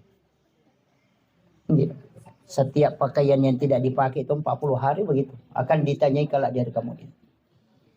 Nah, perempuan itu setiap ada acara bikin baju. Ya kan? Sepupunya menikah bikin seragam. Majelis taklim 3 bulan bikin seragam lagi. Ada yang tidak datang lagi majelis taklim karena belum lunas yang pertama. Tapi tidak ada di sini, tidak ada di sini. Iya kan?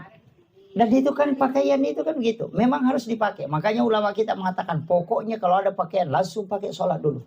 Supaya kelak bisa kau pertanggungjawabkan. Kan begitu. Ya. Pakai itu. Jangan hanya kayak begitu. Banyaknya baju dipakai baru kalau di rumah daster saja dipakai terus. Oke. Sida pilakin itu 5 daster.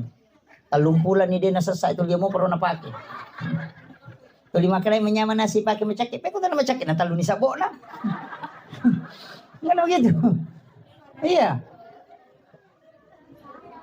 Kadang kita kan, saya itu kadang pikiran ketawa itu Pak. Ini memang manusia agak lain ya. Kenapa? Pergi sholat lebaran Idul Adha, Idul Fitri itu beli talkum sampai 3 juta, 2 juta, 4 jutaan.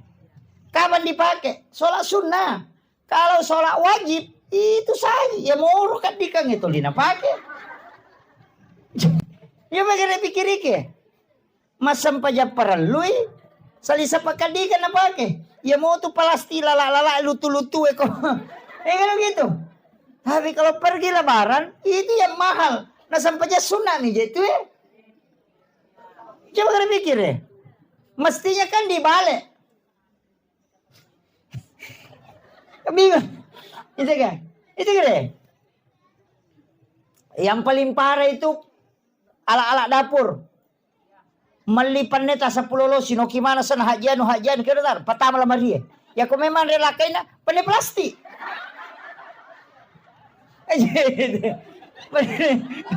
Pane plastik itu. Iya. Kenapa mikir deh? Malaysia nga panay yali, panay pincang makoro. Yali ni kami na masuli eh. Iya, hanya tulis nama masuk ke dalam lamari. Dia nak kena pakai. Yang itu panay plastik na pakai. Rapai panay plastik na toleh hadiah rinso. Iya. Hadiah sabun. Yang itu. Nama-nama ikare. Pada Malaysia nga panay. Aga nasang. Mapaboti pinipake. Sisa na mapaboti nasa simay baba no magampa. Dito sila na mapabiri. Dia sila pakai. Ini kan jadi masalah. Cere kristal. Boleh jijo kalau Maria. Dia gak pakai. Ya mau tuh cere na pernah. O si tuli na pakai. Sakboyero na mawala pa sa nasunod tempele. Iya mo tuh na pakai. Mataro. Ano may kami kan kena. Aja may natasaka. Iya.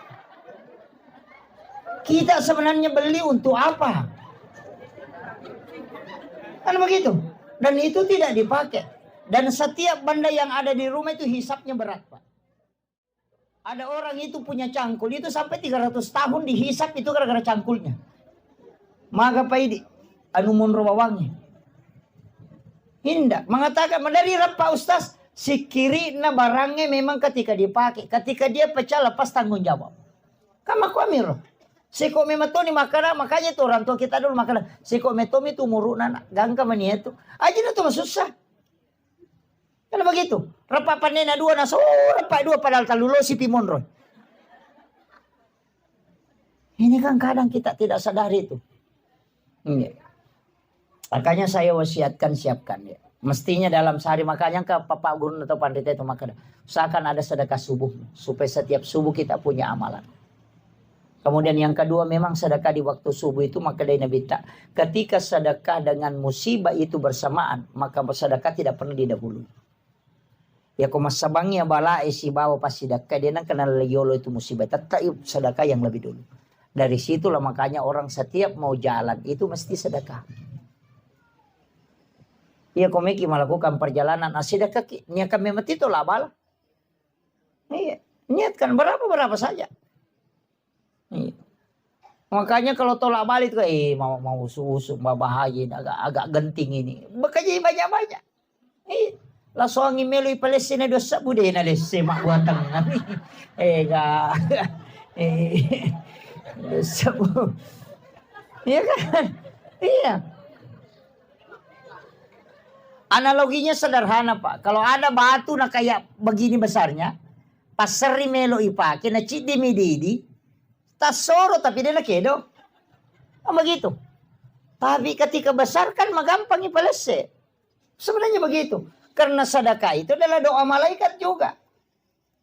Itu aja kuncinya. Jadi sederhana sebenarnya dalam hidup. Nggak susah itu. Makanya kata pandita kan, dia yang mana nanti pun nadi. Makanya cocoknya tuh magampan itu. Kau kadimu masih dakai kudi degaga. Makanya orang tua ngajarkan. Setiap kau keluar rumahmu, orang pertama kau lihat, orang kedua, orang ketiga, doakan semua. Bunga masuki. Nangka dia tahu masa peda. Mudah-mudahan kasih masempo dalik na nawat di mali motor. Angkat tahu malalang, mudah-mudahan kasih angka kendaraan wadi na pakai. Angkat tahu mak balu-balu, puta palancarkan kasih dalik na nang kawadi na pakai na katui. Itu sedekah karena itu doa. Aja nak kada duit pabawa ya sedekah, tidak. Doa itu adalah sedekah. Ya na tuh nak kada setiap 3 orang yang kau lihat langsung doakan supaya hidup berkah. Ya ubi di motor, tapi kalau lu beli kasih tuh beli boleh. Awe. Ini kan jadi masalah. Oh ini sudah setengah 12 ini.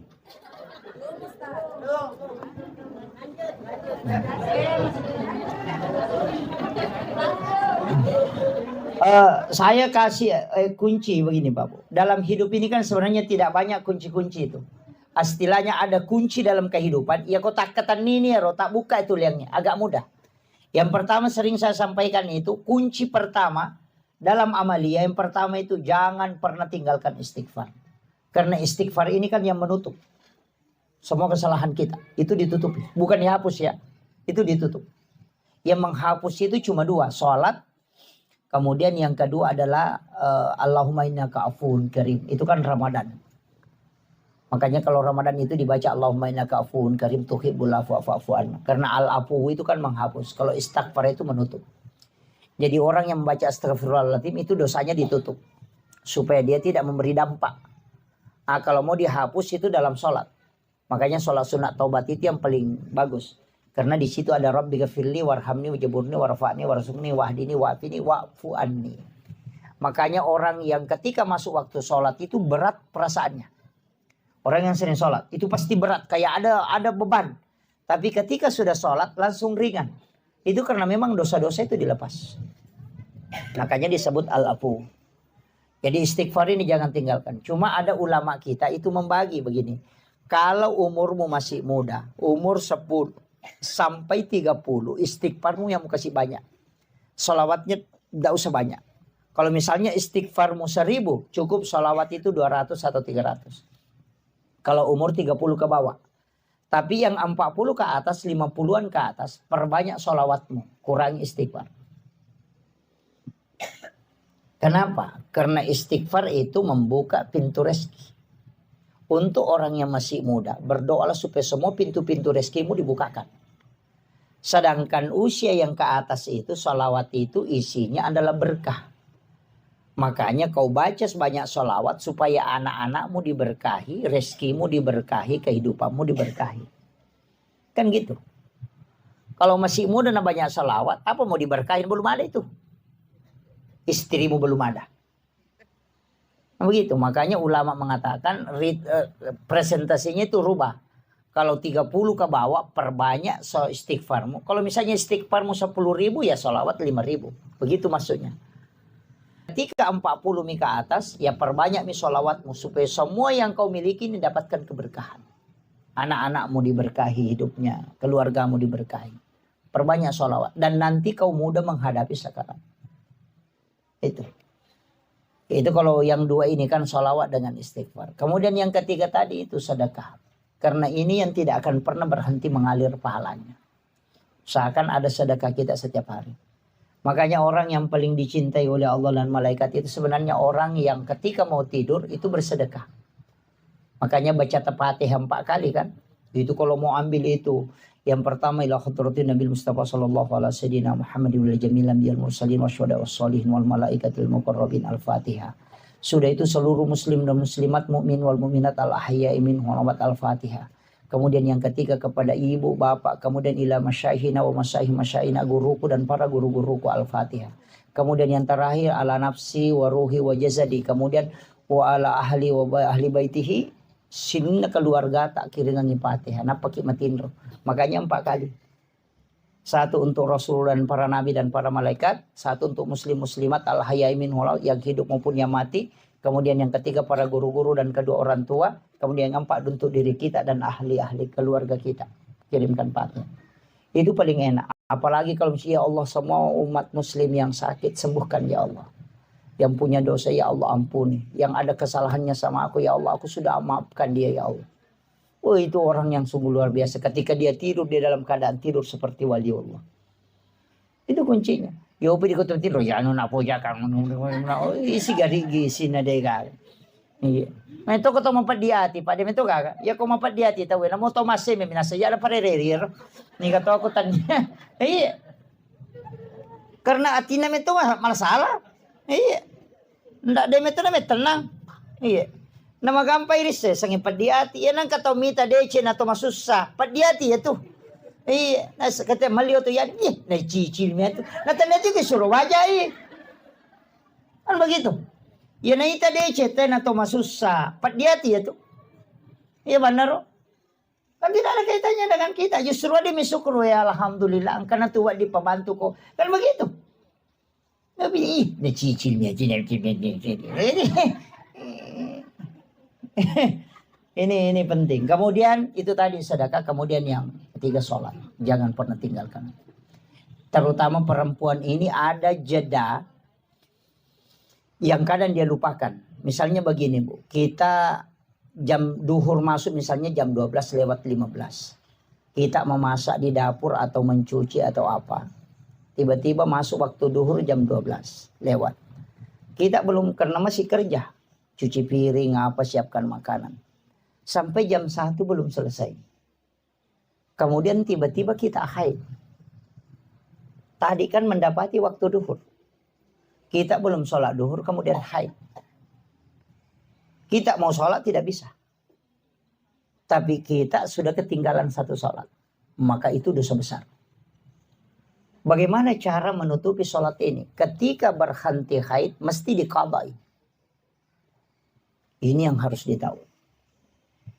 Makanya perempuan itu diminta untuk tidak menunda sholat. Makanya ada perempuan itu disuruh sholat di rumahnya. Supaya kalau dikhawatirkan kalau dia haid, makanya lewat. Itu jadi masalah. Dan itu banyak tidak disadari. Kadang masuk waktu maghrib. Sibuk ngurus ini. Atau masuk waktu isya. Sibuk. Langsung haid. Itu tidak bisa sholat. Maka dia harus qadha itu. Ketika berhenti haid, ganti itu. Jangan tunggu lagi waktu isya. Nah bilang, isya dulu. Nah ini baru subuh, nanti isya. Kalau mati kok kalau duhur ya bagaimana? Makanya sholat yang ditinggalkan dengan rentang waktu seperti itu diqadha ketika sudah bisa diqadha. Jangan menunggu. Cuma ada ulama fikih menggabungkan. Kalau sholat itu diganti di malam hari, maka dikeluarkan suara.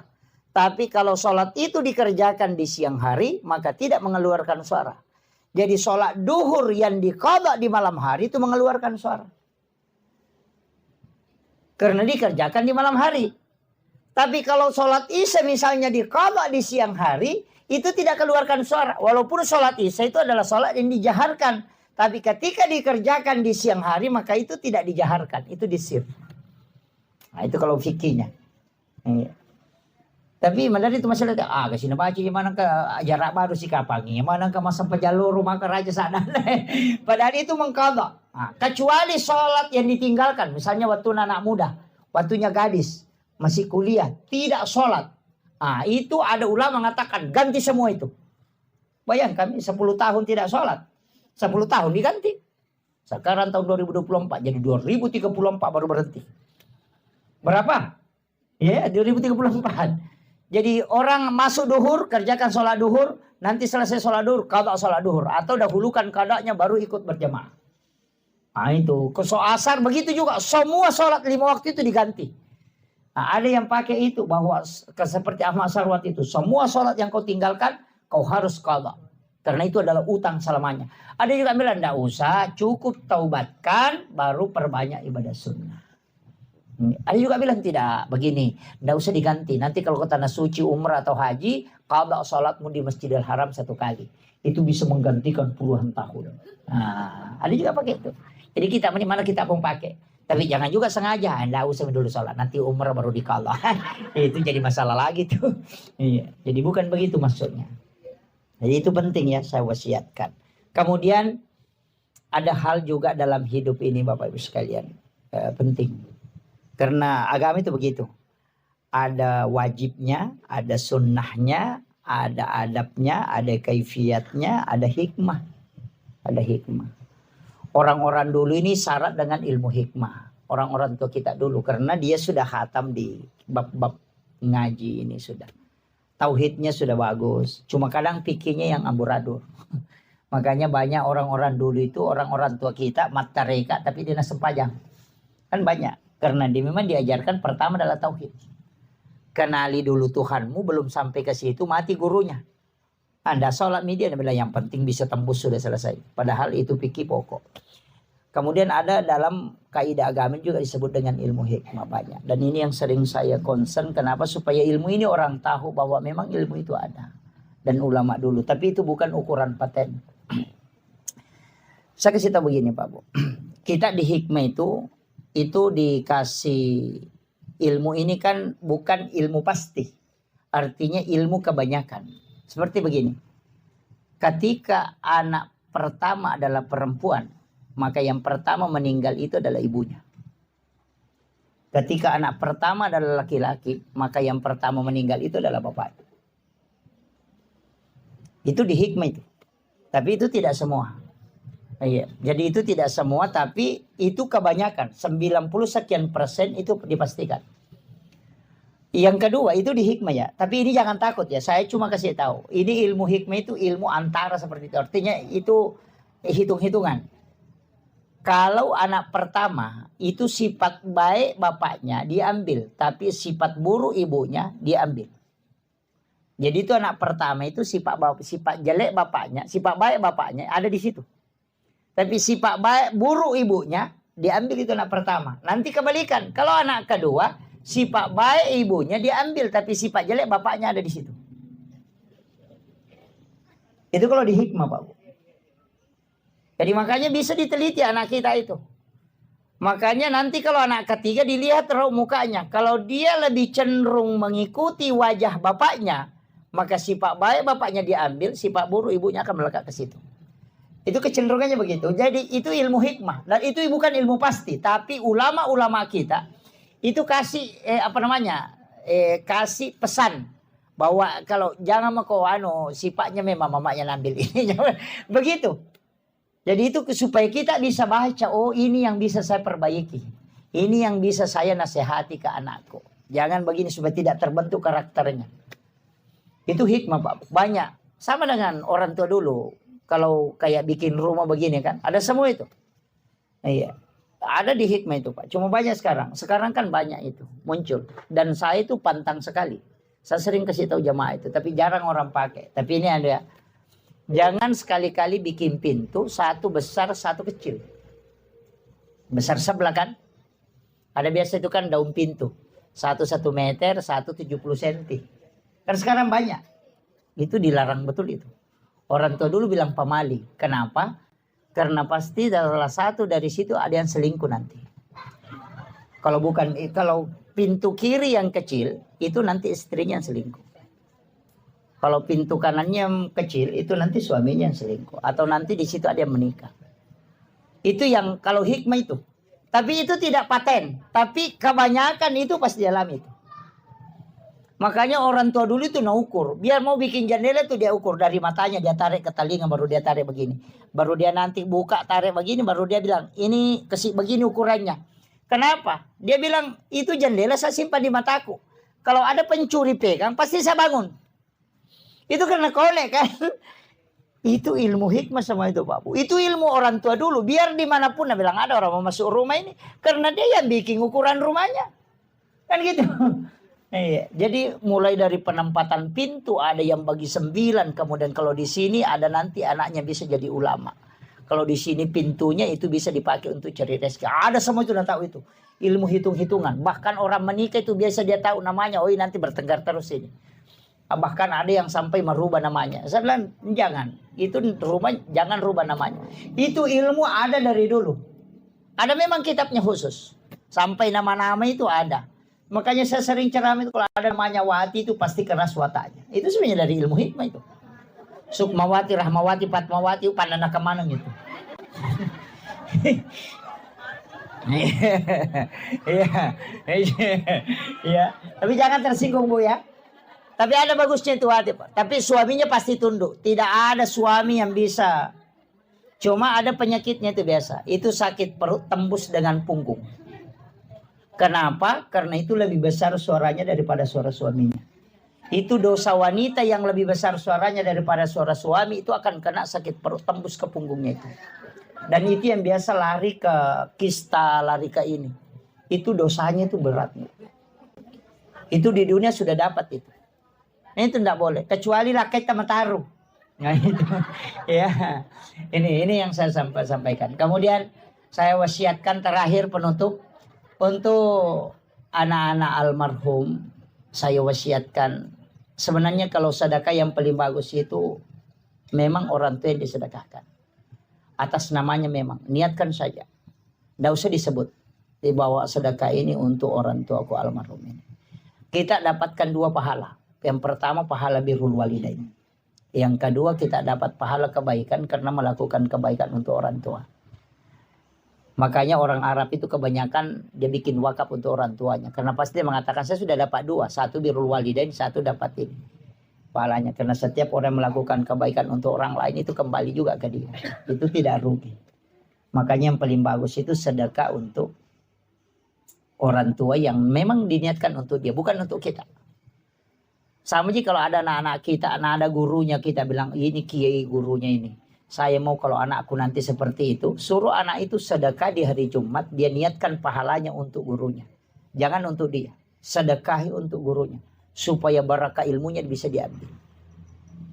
Iya. Makanya orang dulu itu kalau orang ada ulama itu biasa kiai sepuh itu, biasa dia panggil ke rumahnya, biar dia minum air putihnya. Karena nanti larinya ke anaknya itu dapat barakahnya.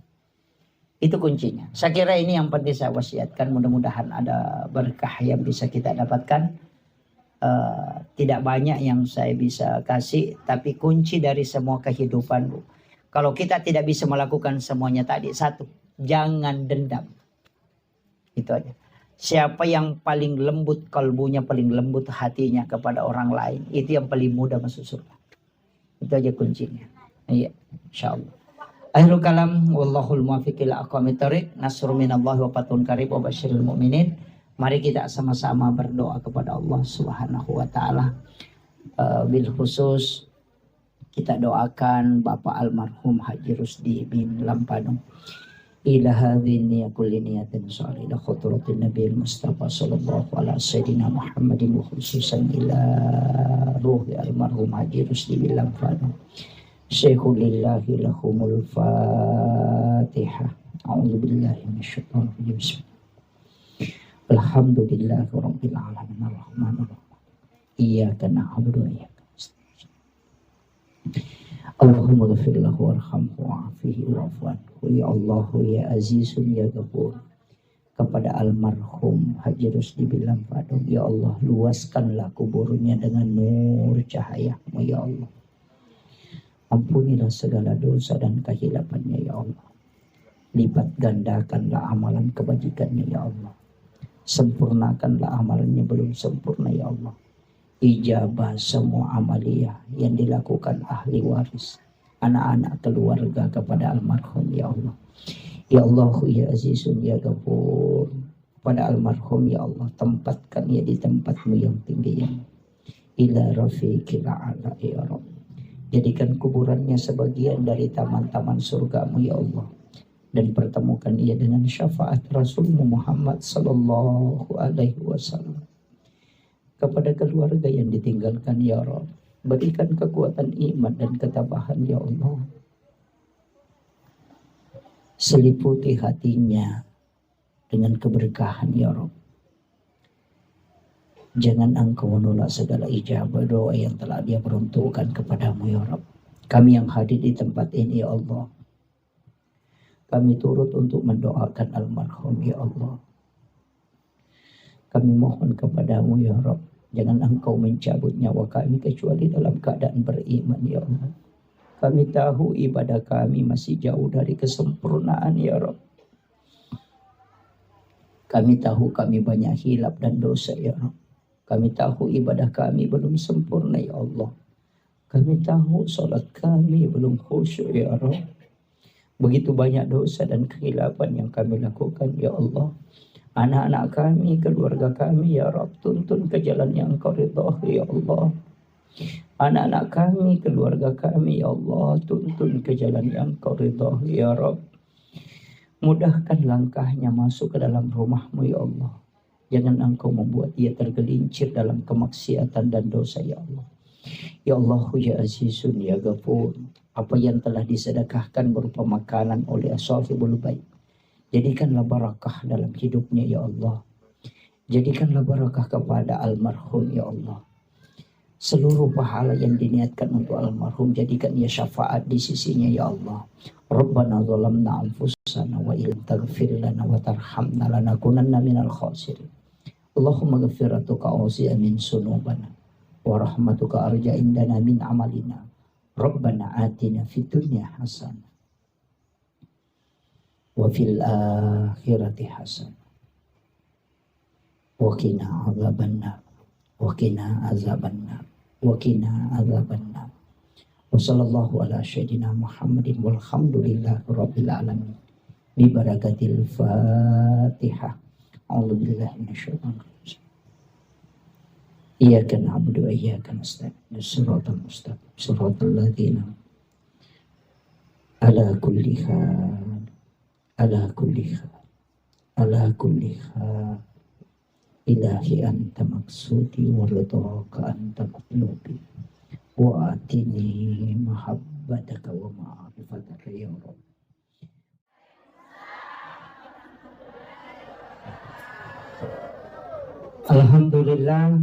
Alhamdulillahi rabbil alamin.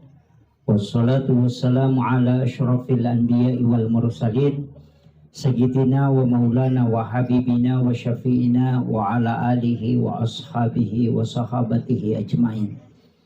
Allahumma salli ala sayyidina Muhammadin salatan tuballighuna biha kullal maqsud.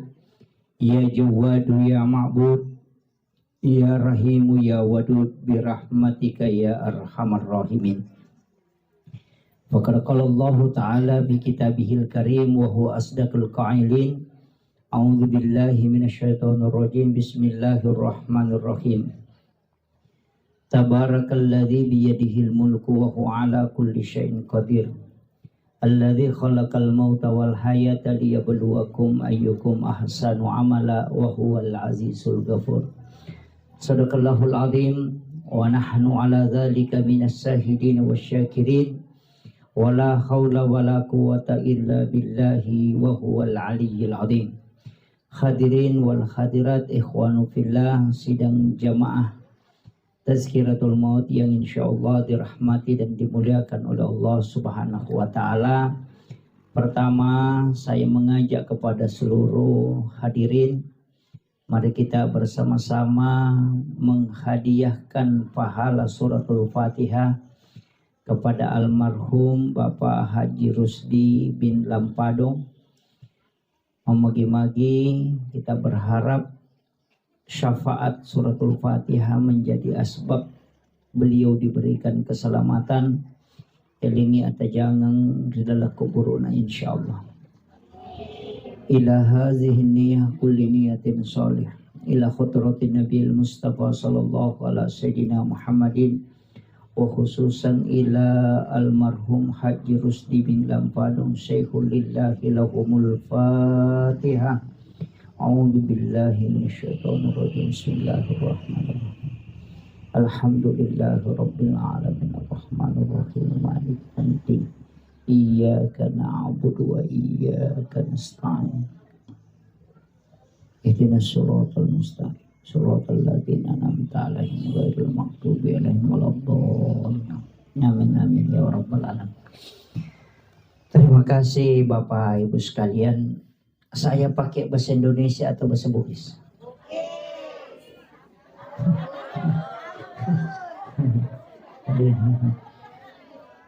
Yang tidak mengerti bahasa Bugis angkat tangan. Satu. Oh ada ya, ada satu dua.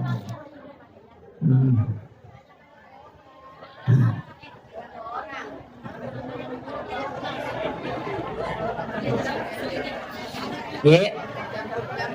Oh iya. Pertama, saya ingin sampaikan begini Bapak. Tadi kita baca surah Yasin. Yang kedua kita tahlil. Kemudian disempurnakan dengan doa.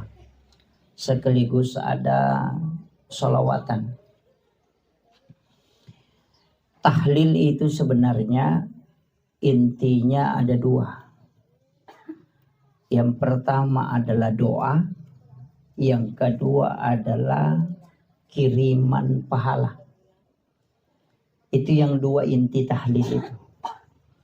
Jadi doa kepada orang yang meninggal.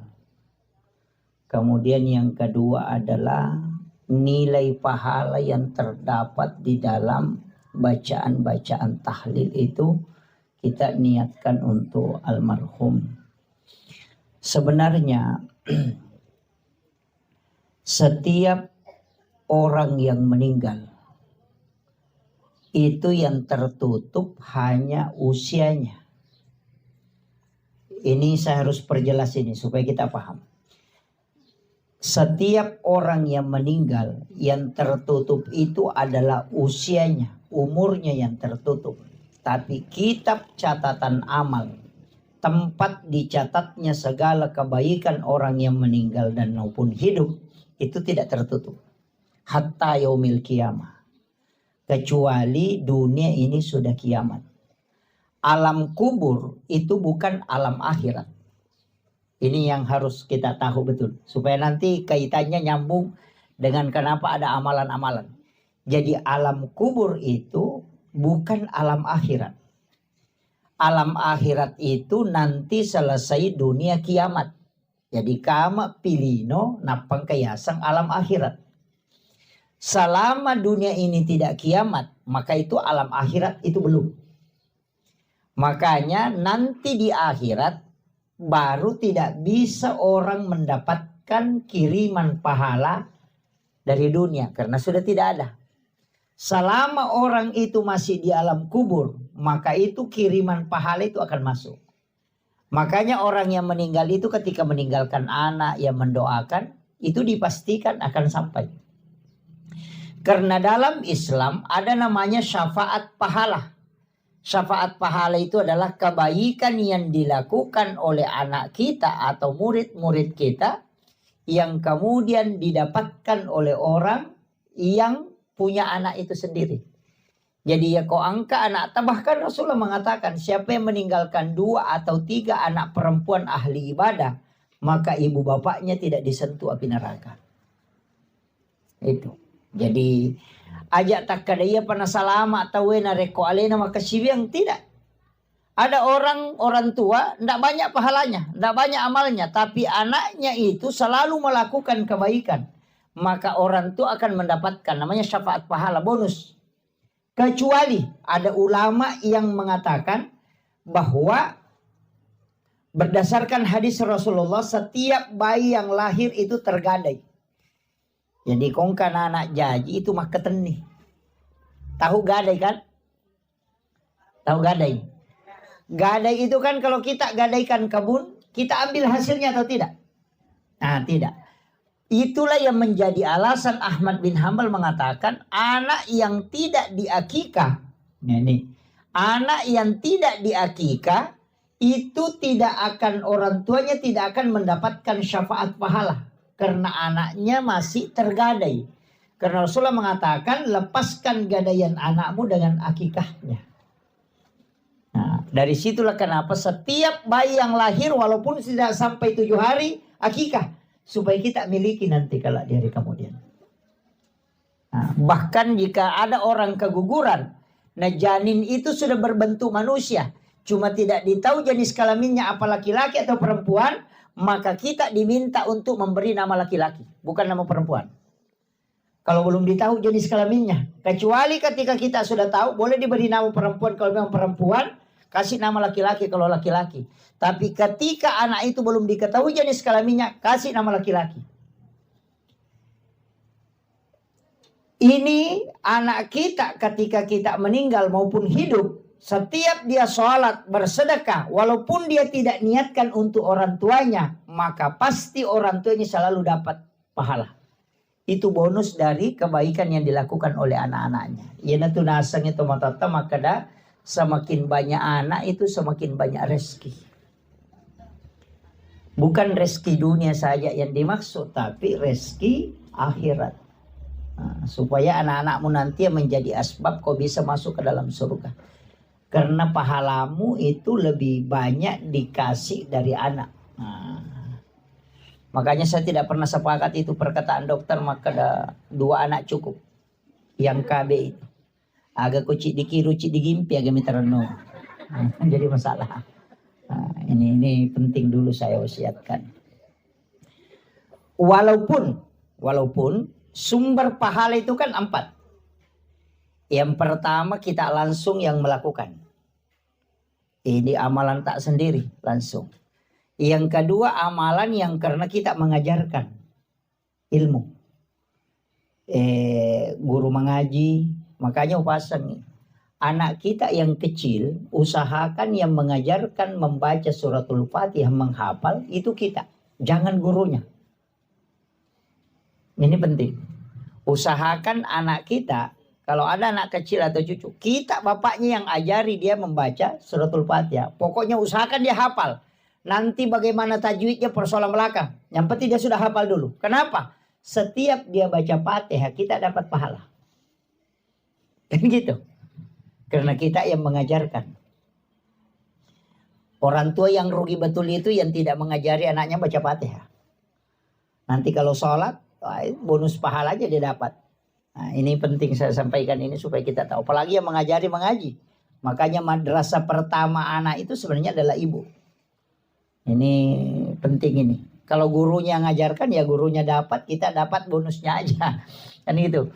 Kemudian yang kedua ada pahala yang kita lakukan sekali tapi pahalanya berkesinambungan. Itulah amal jariah. Yang kayak sedekah.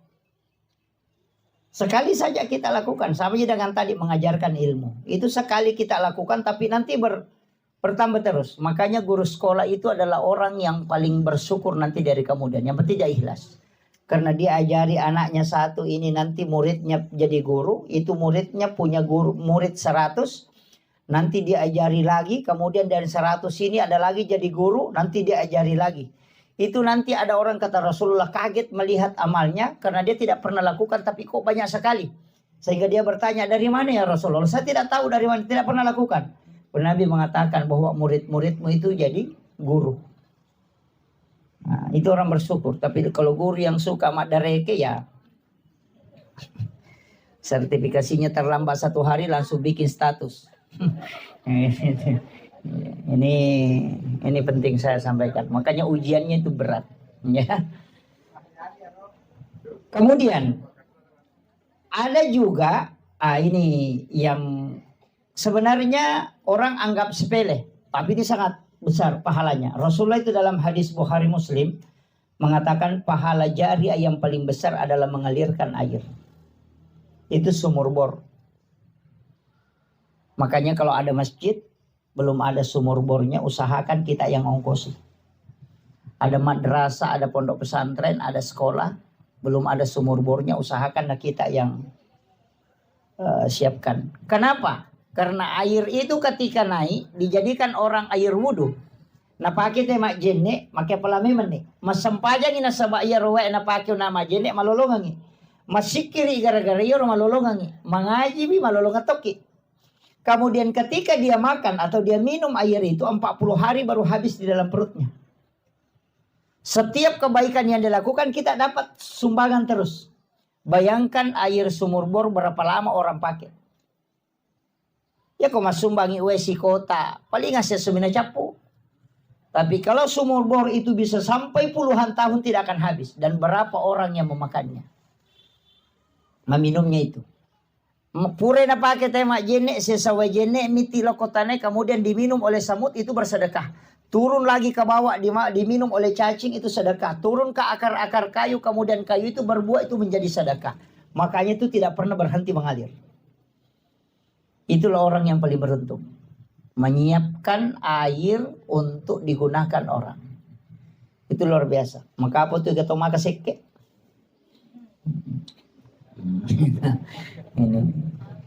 Karena begini Pak Bu, amal itu kan dicari. Sekali berbuat sepanjang masa kita dapat, atau sekali berbuat itu bisa dipertanyakan. Sekali berbuat kita dapat pahalanya, tapi tidak akan bertambah. Mana itu? Baca Quran. Bapak ibu meninggal tidak mungkin bertambah.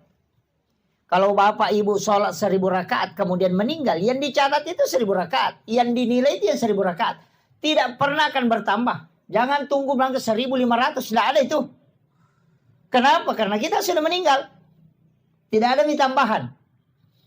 Atau umrah. Umrah itu sekali dikerjakan, itu pahalanya didapat, itu pun kalau sah.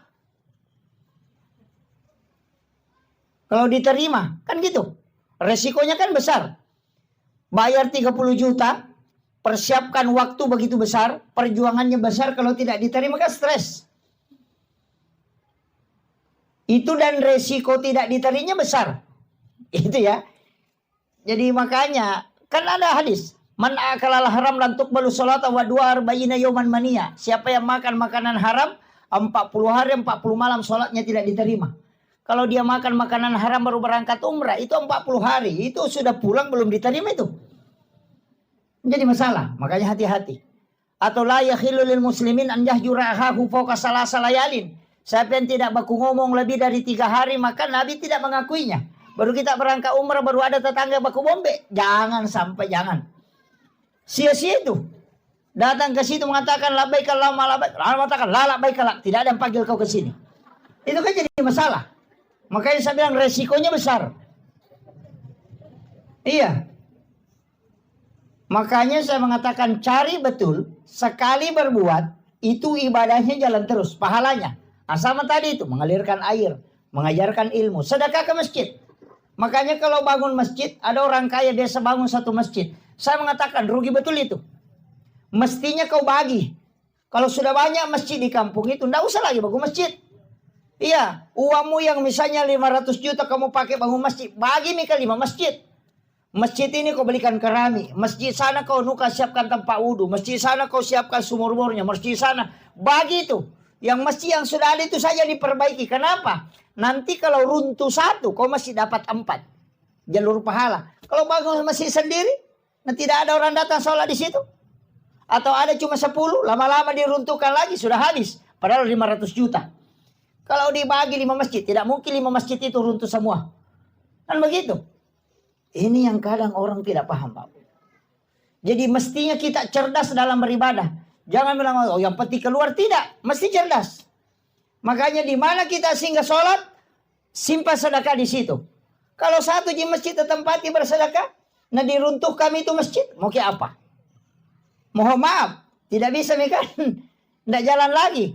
Kecuali di situ jadi timbunan, ya ada lagi bagiannya. Tapi kalau nak kasih keluar, selesai persoalan. Rugi maki. Coba kalau 10 masjid kita tempati sedekah, pokoknya summa semen. Setiap satu masjid 5 sak semen. Pasti melekat di situ. Nah Nabi kan mengatakan mambana masjidan fi dunya lillahi ta'ala banallahu lahu baitan fil jannah. Siapa yang membangun masjid di dunia karena Allah pasti dibangunkan masjid di akhir, dibangunkan istana di dalam surga. Iya, biar orang tidak pergi ke masjid, yang penting rajin bersedekah itu pasti ada rumahnya, cuma tidak masuk. Iya, kan itu kuncinya. Iya. Jadi rumah di surga itu kan gampang saja dibangun, Pak. Yang penting ada sedekah tadi masjid. Karena setiap orang yang beribadah di dalamnya kita dapat. Kayaknya kan begitu. Makanya kalau orang bangun masjid, dia bangun tempat wudhu, ya bersumbah dia menyebaki sedekah di situ. Orang bangun beli karpet, sedekah di situ. Orang beli keramik, sedekah di situ. Supaya ada bagian, tak selalu kita dapat bagian. Kan begitu ya, Pak. Jangan kikir, jangan coba-coba kikir. Itu to maseke de sisa gasing ngaran na pa. Paano mo to seke chachatoy? Iya. Oh iya. Udah memang nih. Napa ni ko tau seke tar mate di ka tau tari. Lega kayo. Nama seke tayo na mate palingan sikap di ani laban. Paham itu? Lega ka. Iya. Iya. Orang kikir itu kan begitu. Tidak ada yang suka, Bapak. Iya, biar rajin sholat. Magala itu masam paja nama seke makanya pasang pajak bawang. Iya kan? Apa biasa pasang pajak bawang? Pasang pajak lasuna. Bawang kan lasuna.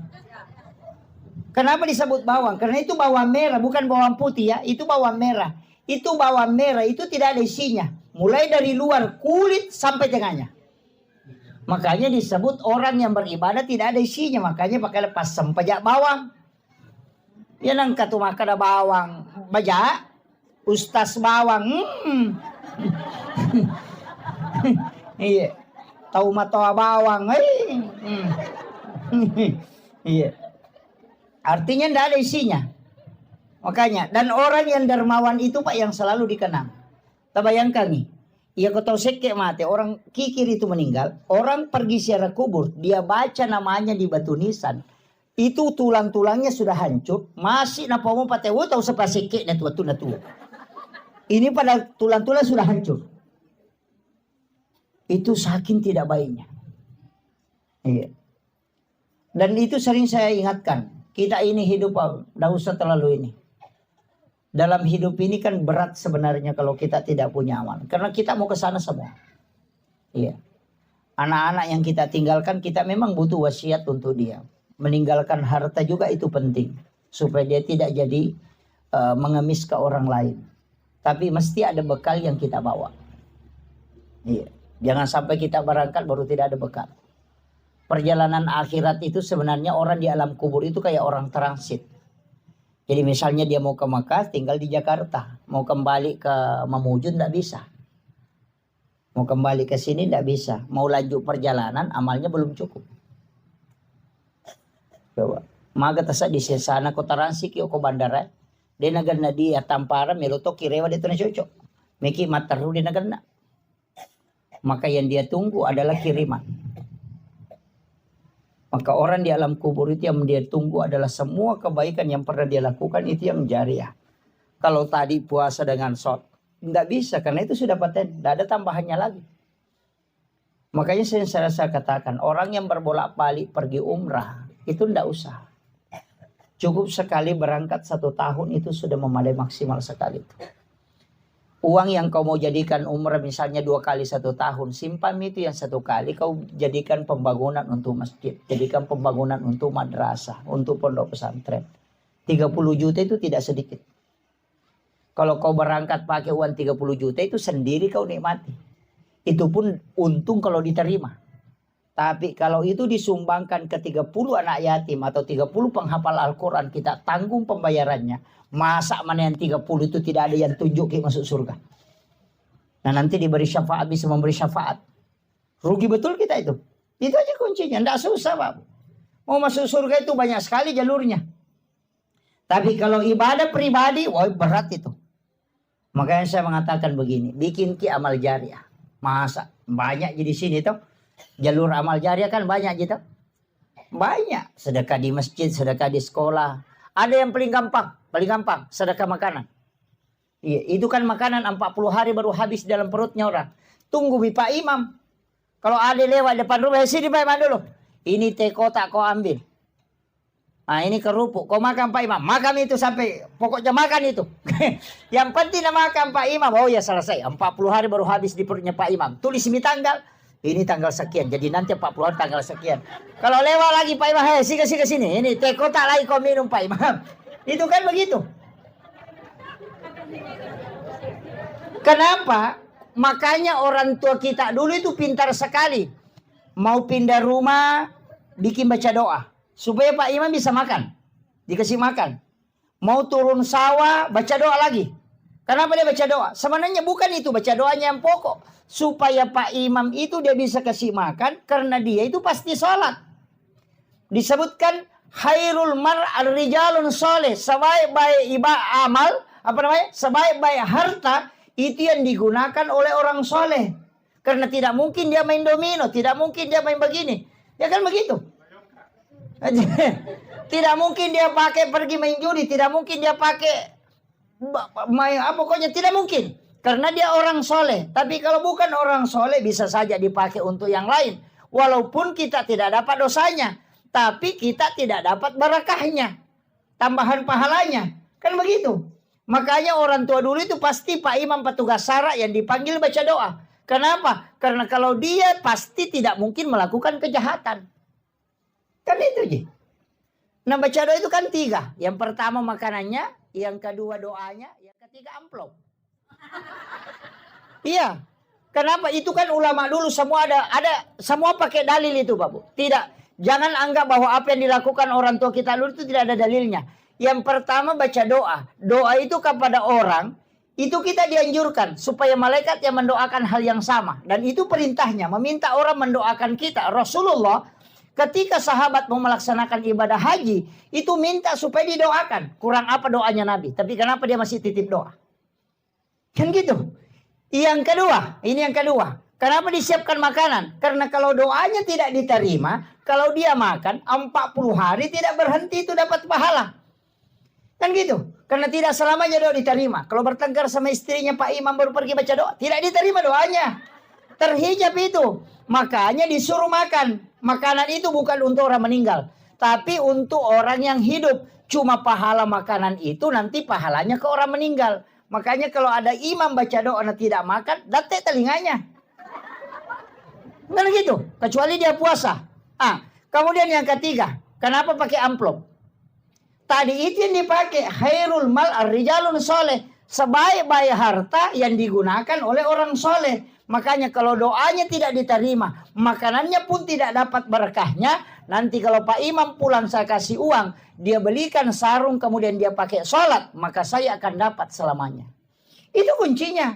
Makanya orang tua dulu itu sudah pakai 3 metode. Kalau gagal yang pertama masih ada yang kedua. Kalau gagal yang kedua masih ada yang ketiga. Kan begitu. Ini yang dilakukan turun-temurun. Tapi sekarang ada yang menyalahkan. Karena dasar yang mengerjakan juga tidak paham. Datang yang menyalahkan juga tidak tahu. Nabi bilang tidak boleh. Nabi bilang saya juga memang tidak tahu. Berhenti boleh. Kan begitu. Makanya penting saya sampaikan. Tidak ada hubungannya itu makanan dengan orang meninggal, Pak Bu. Yang ada hubungannya itu doa dengan makanan yang kita makan. Pahalanya diniatkan untuk orang meninggal. Sama seperti ini. Semua orang yang datang ke sini, bahkan 40 orang kata Nabi, 40 orang di kalangan umatku, itu berdoa, itu setara dengan 1 waliullah. Coba. Makanya 40 orang berdoa itu, setara dengan 1 waliullah. Nah kita lebih 100 di sini, Bapak. Tadi tahlilan kemudian doa, masa? Pasti ada yang diterima doanya. Itu aja kuncinya. Makanya saya itu kalau lihat jamaah, cuma 7 orang ini. Waduh, berdoa. Saya doa. Makanya Imam Syafi'i itu mengatakan, sholat Jumat itu nanti sah ketika 40 jamaah yang mukim di situ. Karena memang itu setara dengan 1 wali Allah. Kecuali di kampung itu memang tidak cukup 40 orang, tidak masalah. Kan gitu. Ini pentingnya berdoa berjamaah ya. Cuma kadang juga berdoa berjamaah, bukan berdoa berjamaah, cuma sama-sama berdoa. Ini minta ini, minta ini, minta ini. Gabung. Ada juga imam tidak jelas caranya berdoa. Kayak gitu muasang. Ya. Karena assalamualaikum warahmatullahi wabarakatuh. Subhanallah. Subhanallah. Alhamdulillah. Bendu. Allahu Akbar. Bar. Kayak gitu nasang. Iya. Berdoa habis baru dia bilang doa bersama. Bagaimana doa bersama? Tidak ditoa pun bilang. Ada juga cuma ujungnya jelas enal maut. Iya. Ada juga jamaah pintar ujungnya saja ambil. Amin. Imaki rumahmu gimpe deh kagak. Jadi masalah. Iya. Mestikan jelas itu. Karena kita mau mengaminkan. Tidak usah. Yang umum aja. Allahumma ghafir lil muslimina wal muslimat wal mu'minina wal mu'minat al ahya'i minhum wal amwat. Iya. Allahumma ghafiratuka auzi'a min sunubi wa rahmatuka arja indi min amali. Doa itu. Allahumma antas salam wa minkas salam wa alaika yaudus salam fahina rabbana bis salam. Kasih jelasan. Bagaimana kita mau mengaminkan dan tidak ditahu? Kan begitu. Ini pentingnya sebenarnya agama. Nah memang kita Pak, karena rata-rata kadang sekolah imam ini kan tidak ada. Ya dilihat saja jamaah ini yang paling rajin ke masjid ini yang ada bacanya itu Mi. Itu ya kan begitu. Karena banyaknya masjid, nah sedikit orang yang paham betul hukum-hukum ini. Iya. Ini berat ini, enggak mudah itu. Kemudian untuk almarhum saya ingin sampaikan kepada keluarga besar untuk almarhum Haji Rusdi bin Lampadong ini, saya minta kita bikinkan wakaf walaupun sedikit. Yang paling aman sebenarnya itu wakaf yang pasti dipakai sejadah imam, pasti dipakai. Ada itu sejadah yang tebal pakai gabus, beli itu bawa ke masjid, simpan di tempat imam, karena tidak ada masjid tidak ada imamnya. Kalau jamaahnya boleh tidak ada, tapi imam pasti ada. Jadi setiap waktu pasti dia pakai, kan begitu. Itu yang paling gampang. Dan itu enggak ini. Kalau Al-Quran sekarang kan orang sudah jarang pakai Quran ketika mengaji. Kalau kebanyakan pakai HP. Kan sudah berat itu. Kecuali di pondok pesantren anak-anak yang menghafal Quran itu ya bisa. Kalau Al-Quran itu ya sekarang ini yang paling banyak dipakai justru buku Yasin. Dibanding Al-Quran. Kalau Al-Quran ya dia mengaji sendiri pakai HP. Sudah pakai Android. Jadi kalau orang wakaf Quran itu sudah agak berat. Ada juga yang wakaf tasbih. Ya cocoknya kalau orang sering berzikir. Kalau tidak. Gitu.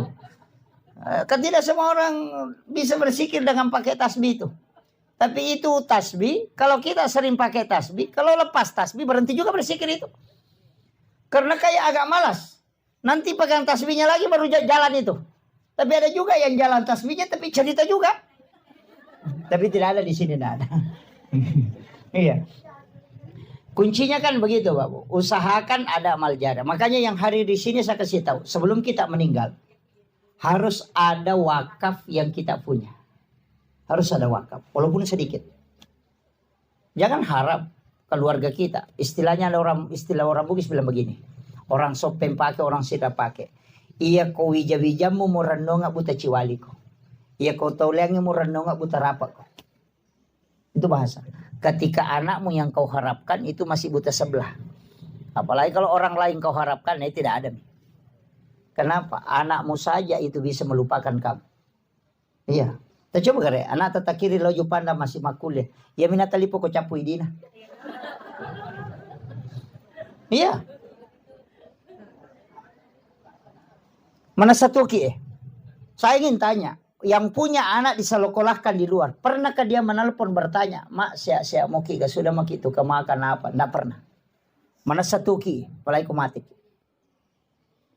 Ina rona masuk tomatota maka dia kubija-bija murono nggak buta ciwali. Dia mimpi maka ada buta ciwali, pak kamu pas syafaat pahala lolongan ketika dia sholat kita dapat pahala. Dia itu sampai maka ada buta ciwali. Angkamu pak, ya kau tahu liangnya? Buta rapat. Palai kubali bola tamnya terano ngapa jain. Dia mina magala bicawa ketuli bawangin Andre ya kupajan di bawah Andre pajan. Seandainya kita tahu bagaimana cepatnya orang melupakan kita ketika kita meninggal, kita tidak akan perhatikan orang lain. Hari ini mungkin dia menangis, besok tidak akan menangis. Kadang kita mengatakan, wih patapul ini piaso nama tena ya, karena memang kita tidak ingat. Ini selama kita masih hidup. Upoda memang jangan menunggu dibawakan, jangan. Siapkan memang untuk sebelum kita meninggal. Itu kuncinya Pak. Iya. Maka dana puji ka laki ko magano indah Pak. Masa gi ko mati, masa gi dia nak bayi. Iya. Jamu ta pasi pulula da itu lawange bayi monre itu matu paki. Iya. Tatanay laki teh. Kundi ta matapa. Rewa ni matu tanay laki ta kundi ta matapa. Kumakalaki din ako tustas. Rewa ni gare tanay gare makalapa. Kira-kira mak bayi ni ki ko mati ka. Palinga makarami taramiri ta. Ini itu jawabannya. Iya, itu jawabannya. Iya. Tuki lagi menerima lo mak bayinya palai ko mati. Iya. Artinya kita siapkan memang. Ini bekal untuk kita. Karena kalau kita ini tajam ina kiringan, tidak. Nggak usah kita ukur anak kita. Anak takai ukur mabela. Saya mau ukur yang ada di sini. Saya mau tanya, akasyaga tasyariki buruk na tomatot dalam 1 tahun. Palingan hanya 2 kali. Ini lagi mapahangnya agama. manasa mapahang agama. Dan masih kadang dekat dengan orang tua dalam pendidikan. At kedua misyarai lalan nasi tahu apalagi bijak. Ini kadang kita tidak sadari Pak Bu. Karena harta kadang melalaikan kita. Karena urusan dunia melalaikan. Itu yang berat. Makanya siapkan. Mesti ada wakaf tak. Acila kapa tu idi masapa napa degaga ya punai. Kan begitu. Masa angka darah yang di kagalu yang di. Angka darah kalapa sawit. 50 hektar. Atau hektaran. Angka gaga ya Cina yanre deni yanre. Nasabay pasipulong ang idi untuk pakang kangka. Nigay naman ang may anak tak. Mate ki matu nalagay idi ichala. Naman ang may gare. Ini kata Bang Karo, siapa yang rugi? Kan ini penting Pak Bu. Ya nadeta nama-nama ya man rasa gitu. Tidak ada bekal tak. Oke. Angka gage Cina kimanda doria, maka soli doria. Siapa doria ini? 200 sabu, soli paga. Padahal si di juta di napri kantong. Iya. Kan begitu. Kenapa? Karena dia mau mengumpulkan uang untuk beli sesuatu. Ini kan namanya anak-anak. Tapi anak ini apakah pernah mengingat kita untuk ke depannya? Maka siapkan bekal untuk dirimu dengan wakaf, persiapkan anakmu dengan baik dengan wasiat. Itu aja kuncinya. Ini yang penting saya wasiatkan Pak Bu. Jangan sampai kita lalai. Karena umur ini kan pasti. Kinroki melolo deta mati. Iya tatu mau pasti mati. Ya ini matoa yang mana seni dia mungkin mati malolo ki. Pasti mati matoa ki. Makanya aja ta macigau.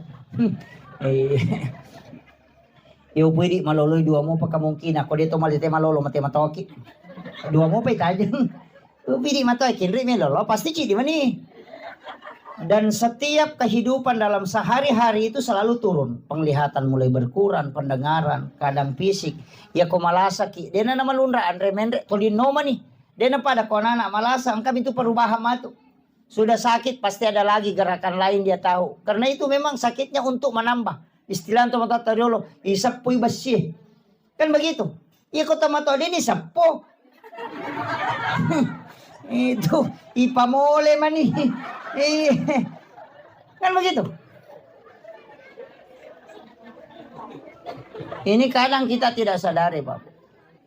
Itu saya selalu wasiatkan itu. Makanya persiapkan diri sebaik mungkin. Usahakan ada bekal yang kita bawa. Maka dia guru tak, ya kong kawak kapak mo na napura ni mo wasiatkan anakmu mati santangi ko. Karena kau sudah simpang bekal. Kenapa orang banyak menyimpang uang di bank untuk saldo di rekening? Itu karena berpikir suatu hari kita akan pakai. Tapi kenapa amal tidak dibikinkan saldo juga? Itu penting. Asal sabi na napatami mi bangi. Mati ki matu malagi temo di gaga. Makanya mo kumakan ja bija-bija. Tapi ako masalah ni de gaga. Mahirap. Palagi ko magaya ni de na nalo kikiburu. Natiro ba na sukor kiburu na malapit sa rina. Kupanya amin hotel. De gaga. Iya. Ini penting saya usiatkan. Karena kita kan jarang sekali ziarah. Makanya pesantren saya itu di Sidrap. Saya memang kasih ultimatum ke anak. Setiap hari Jumat pagi ziarah. Ziarah kubur. Datangi makamnya para ulama yang ada di situ yang dekat. Bisa kau jangkau. Itu biasakan. Karena ini yang hilang. Nabi itu setiap malam Jumat itu ke pekuburan. Untuk ziarah. Cuma kita tidak bisa ikuti itu. Karena jam 11 malam nanti subuh baru mau pulang. Angka kebarani mah curi. Curi. Iya. Ikutin itu. Jam 11 malam Jumat baru pergi ziarah sendirian. Nanti subuh baru pulang. Ada gaya yang coba. Coba biar Pak Imam takut. Iya. Tapi kenapa kita ziarah di malam Jumat? Itu karena ruhnya orang muslim yang telah wafat itu dikembalikan ke kuburnya pada malam Jumat. Itu sampai hari Jumat masih ada. Makanya itu kenapa sunnahnya ziarah itu di hari Jumat. Kan gitu. Dan pasti orang bertambah imannya Pak. Kalau karena pergi siaran malam Jumat. Sendiri lagi di kuburan. Kalau dia dengarkan bunyi jangkrik. Dengarkan bunyi cacing. Kemudian hembusan angin dia kena ke badannya. Pasti akan asam. Makoto matu komate ka. Pasti dia bilang. Makoto matu komate ka. Kamanang bija-bija ko boleh menurut di mayaku. Makanya bagaimana perasaannya orang tua kita ketika diziarahi. Sama dengan orang tua yang selalu di SMS, kemudian kita datang langsung kepadanya. Itu persis sama. Dengan doa di rumah, sama ziarah ke kubur. Karena orang meninggal itu tidak buta, Pak Bu. Tidak. Dia justru lebih tajam pendengarannya, lebih terang penglihatannya. Makanya kalau kita ziarah kubur, itu persis ziarah orang hidup. Kalau kita ke rumahnya orang, pertama ihlan alaik, buka sandalmu. Jangan kau pakai sandal masuk ke dalam rumahnya orang. Ketika ziarah kubur, pertama buka sandalmu. Jangan pakai sandal masuk ke makam. Kecuali memang tidak aman. Karena banyak durinya. Yang kedua, ucapkan salam. Kita ke rumahnya orang, yang kedua itu ucapkan salam. Itu persis sama. Ucapkan salam. Cuma salamnya beda. Satu, assalamualaikum warahmatullahi wabarakatuh. Satu, assalamualaikum ya ahlal kubur. Tapi apakah mereka mendengar? Orang hidup bisa tidak mendengar karena mungkin dia di dalam. Tapi orang ahli kubur itu mendengar. Apa kata Rasulullah? 40 langkah kau tinggalkan tempat pemakaman. Itu bunyi sandalmu masih didengarkan oleh orang yang meninggal. Angka gataulino pak patapulo ni jongkana jewi salina na kalinga mobil sandala. Degaga. Tapi orang meninggal bisa. Itu saking tajamnya. Dari situlah Nabi melarang kita menyebut kekurangannya orang ketika kita ziarah. Karena pasti dia dengarkan itu. Deminen reto tomate tate linrota tuh. Iya. Karena ahli kubur itu pendengarannya semua tembus. Olo dena ni sangiro tau mate liange. Ruh-ruh yang lain tidak tahu maka kalasi kopi ko watumo tu angkat iano maka oro aja dan ipakasiri sih karena semua kan mendengarkan. Dari situlah kenapa ahli kubur itu kita tidak boleh menyebut keburukannya tapi menyebut kebaikannya, kan begitu. Ini yang kadang kita tidak ingat, padahal itu hadis itu Bapak. Hadis, lepaskan sandalmu. Yang ketiga, jangan melangkahi batu nisan. Ya kau enggak tahu tudang aja tak juleh kaiwi. Kan begitu. Yang keempat, jangan duduk di atas batu nisan. Maka kau enggak tahu tudang atau lo tidak kau saling kanan. Atau ada duduk di kursi baru kita naik di sini. Bagaimana? Itu kan isyarat-isyarat semua yang persis sama dengan orang hidup. Makanya Nabi cuma mengatakan an-naumu ahul maut. Mati itu saudara dengan mati. Tidur itu saudara dengan mati. An-naum itu.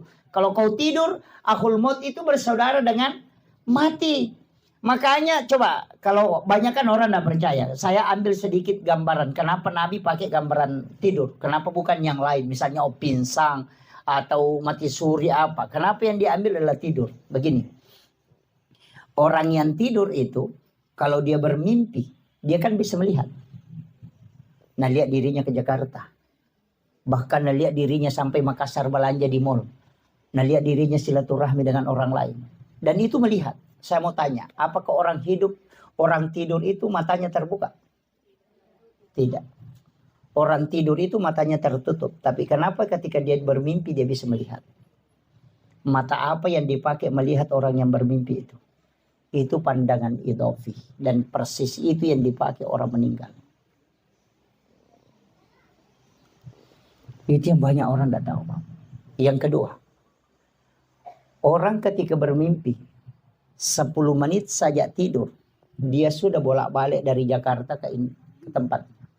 Padahal kalau perjalanan normal, orang bisa tempuh sampai 10 jam. Tapi dia bisa hanya 5 menit tidur, dia sudah dari sana. Itu artinya apa? Ruhnya orang muslim itu bisa kemana-mana. Karena ketika orang meninggal, itu jasad yang diatur oleh ruh. Ketika kita hidup, ruh ini diatur oleh jasad. Itu beda. Makanya orang meninggal itu ruhnya keluar. Sehingga ruh yang keluar itu bisa mengatur jasadnya. Tapi orang hidup, ruhnya tidak keluar. Makanya jasad yang mengatur ruhnya. Itu bedanya, Pak. Kemudian, ada yang tidak percaya dengan siksaan kubur. Apa yang dia bilang? Wah, apa yang hancur, apa yang disiksa, apa mau nerasakan, sudah mati, makan cacing. Tulang-tulangnya sudah lepas. Hanya ruhnya itu tidak. Coba saya kasih tahu. Kalau ada orang tidur kemudian bermimpi dikejar anjing gila. Atau dipukuli. Ketika dia bangun badannya sakit. bahkan ngos-ngosan, padahal tidak ada yang pukul. Kenapa jasadnya bisa merasakan sakit padahal dia tidur di atas kasur? Tidak ada yang pukul, tapi dia bisa merasakan sakit. Itu artinya ketika ruh tersiksa, maka jasad akan ikut, walaupun dia tidak disentuh. Jadi orang yang tidak percaya azab kubur itu tidak mengkaji hadis Nabi an-naumu akhul maut. Itu ngeri itu, Pak. Makanya siapkan diri kita. Jangan baju yang selalu dibeli banyak. Itu baju Bu 40 hari tidak dipakai, itu minta pertanggungjawaban kelak dari kemudian. Gitu. Setiap pakaian yang tidak dipakai itu 40 hari begitu akan ditanyai kelak dari kemudian. Nah, perempuan itu setiap ada cara bikin baju. Ya kan? Sepupunya menikah bikin seragam. Majelis taklim 3 bulan bikin seragam lagi. Ada yang tidak datang lagi majelis taklim karena belum lunas yang pertama. Tapi tidak ada di sini, tidak ada di sini. Iya kan? Dan itu kan pakaian itu kan begitu. Memang harus dipakai. Makanya ulama kita mengatakan pokoknya kalau ada pakaian langsung pakai sholat dulu. Supaya kelak bisa kau pertanggungjawabkan. Kan begitu. Ya. Pakai itu. Jangan hanya kayak begitu. Banyaknya baju dipakai baru kalau di rumah daster saja dipakai terus. Maka sida pilakin itu 5 daster. Talumpulan ni dia nasasay itu dia mau pernah pakai. Tuh 5 kali menyama nasi pakai macakit. Peko tak macakit na talun ni sabo na. Ngano gitu. Iya. Kadang kita kan, saya itu kadang pikiran ketawa itu Pak. Ini memang manusia agak lain ya. Kenapa? Pergi sholat lebaran Idul Adha, Idul Fitri itu beli talkum sampai 3 juta, 2 juta, 4 jutaan. Kapan dipakai? Sholat sunnah. Kalau sholat wajib itu saya ya mau kan dikang itu lina pakai. Ya bagaimana pikir ke? Masam paja perlui salisa pakadikan na pakai. Ya mau tu palasti lala lutu-lutu eko. Kan gitu. Tapi kalau pergi lebaran itu yang mahal. Nah sampai aja sunnah nih gitu ya. Coba kalian pikir ya. Mestinya kan dibalik. Bingung. Itu kan? Itu kan? Yang paling parah itu ala-ala dapur. Melipan neta 10 lo sino kimana san hajian kira tar patama lamari. Ya kok memang relakain na pane plastik.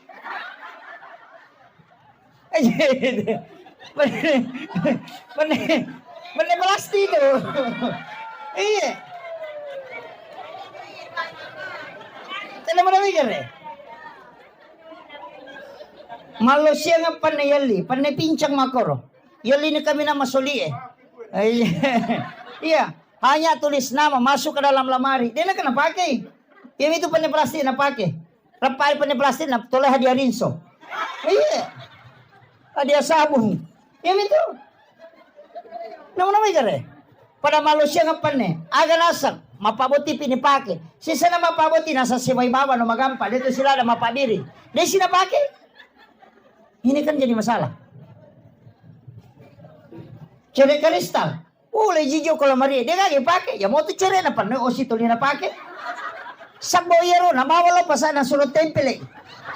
Iya mau tu na pakai mataru. Na mega bicara mega kena. Aja memang natasaka. Iya. Kita sebenarnya beli untuk apa? Kan begitu. Dan itu tidak dipakai. Dan setiap benda yang ada di rumah itu hisapnya berat, Pak.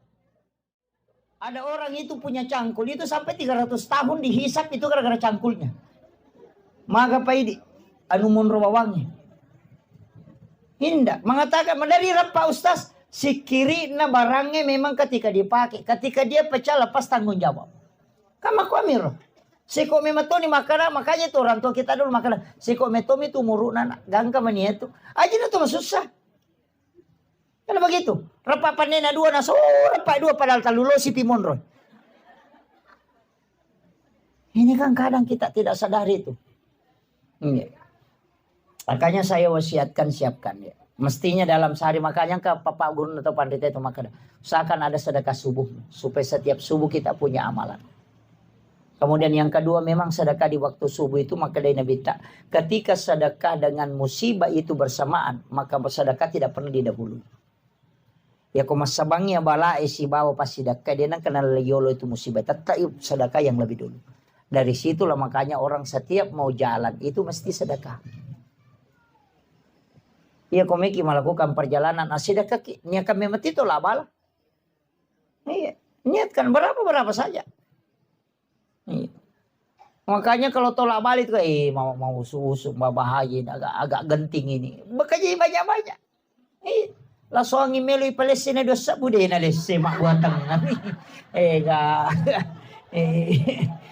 Dosa bu. Iya kan? Iya.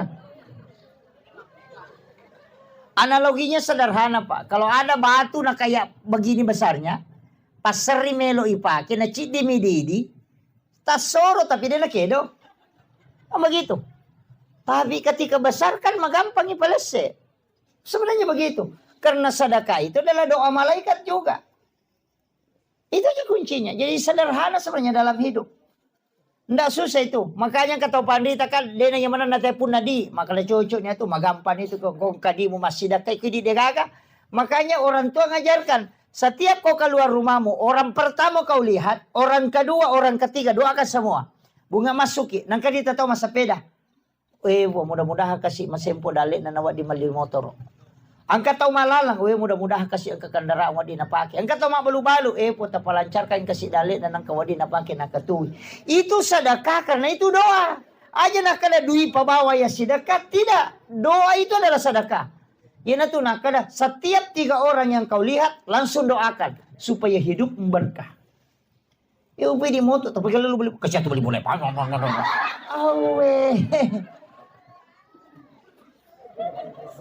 Ini kan jadi masalah. Ini sudah setengah 12 ini.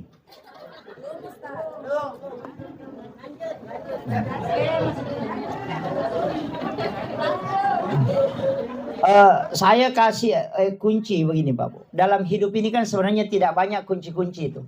Istilahnya ada kunci dalam kehidupan. Ya kotak ketan ini ya tak buka itu liangnya. Agak mudah. Yang pertama sering saya sampaikan itu. Kunci pertama.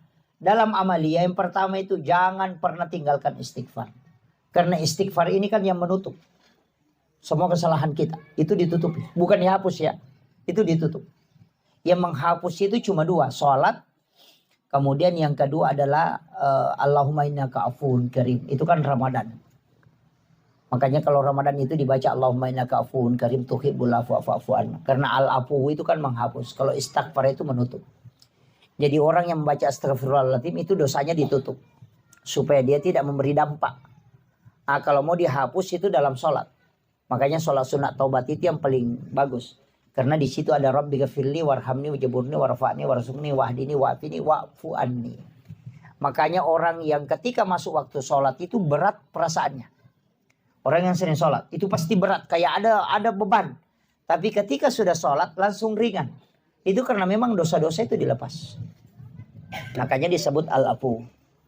Jadi istighfar ini jangan tinggalkan. Cuma ada ulama kita itu membagi begini. Kalau umurmu masih muda, umur 10 sampai 30, istighfarmu yang mau kasih banyak. Salawatnya tidak usah banyak. Kalau misalnya istighfarmu 1000, cukup salawat itu 200 atau 300. Kalau umur 30 ke bawah. Tapi yang 40 ke atas, 50-an ke atas, perbanyak sholawatmu. Kurangi istighfar. Kenapa? Karena istighfar itu membuka pintu rezeki. Untuk orang yang masih muda, berdoalah supaya semua pintu-pintu rezekimu dibukakan. Sedangkan usia yang ke atas itu, sholawat itu isinya adalah berkah. Makanya kau baca sebanyak sholawat supaya anak-anakmu diberkahi, rezekimu diberkahi, kehidupanmu diberkahi. Kan gitu. Kalau masih muda dan banyak sholawat, apa mau diberkahin? Belum ada itu. Istrimu belum ada. Nah, begitu. Makanya ulama mengatakan presentasinya itu rubah. Kalau 30 ke bawah, perbanyak istighfarmu. Kalau misalnya istighfarmu 10.000, ya sholawat 5.000. Begitu maksudnya. Tapi ketika 40 mi ke atas, ya perbanyak mi sholawatmu supaya semua yang kau miliki ini dapatkan keberkahan. Anak-anakmu diberkahi hidupnya, keluargamu diberkahi. Perbanyak sholawat. Dan nanti kau mudah menghadapi sakarat. Itu kalau yang dua ini kan sholawat dengan istighfar. Kemudian yang ketiga tadi itu sedekah. Karena ini yang tidak akan pernah berhenti mengalir pahalanya. Usahakan ada sedekah kita setiap hari. Makanya orang yang paling dicintai oleh Allah dan malaikat itu sebenarnya orang yang ketika mau tidur itu bersedekah. Makanya baca Al-Fatihah 4 kali kan. Itu kalau mau ambil itu. Yang pertama ila khadratin Nabi Mustafa sallallahu alaihi wasallam Muhammadin wal jamilan bil mursalin wasyuhada wassalihin wal malaikatil muqarrabin Al-Fatihah. Sudah itu seluruh muslim dan muslimat, mukmin wal mukminat al ahya'i minhum Al-Fatihah. Kemudian yang ketiga kepada ibu, bapak, kemudian ila masyaihina wa masyaihina guruku dan para guru-guruku Al-Fatihah. Kemudian yang terakhir ala nafsi wa ruhi wa jazadi, kemudian wa ala ahli wa ahli baitihi, sinna keluarga tak kiringan Fatihah. Napa kimatinro. Makanya 4 kali. Satu untuk Rasul dan para nabi dan para malaikat, satu untuk muslim muslimat al hayai min hulal yang hidup maupun yang mati. Kemudian yang ketiga para guru-guru dan kedua orang tua. Kemudian yang keempat untuk diri kita dan ahli-ahli keluarga kita. Kirimkan Fatihah. Itu paling enak. Apalagi kalau ya Allah semua umat muslim yang sakit sembuhkan ya Allah. Yang punya dosa ya Allah ampuni. Yang ada kesalahannya sama aku ya Allah aku sudah maafkan dia ya Allah.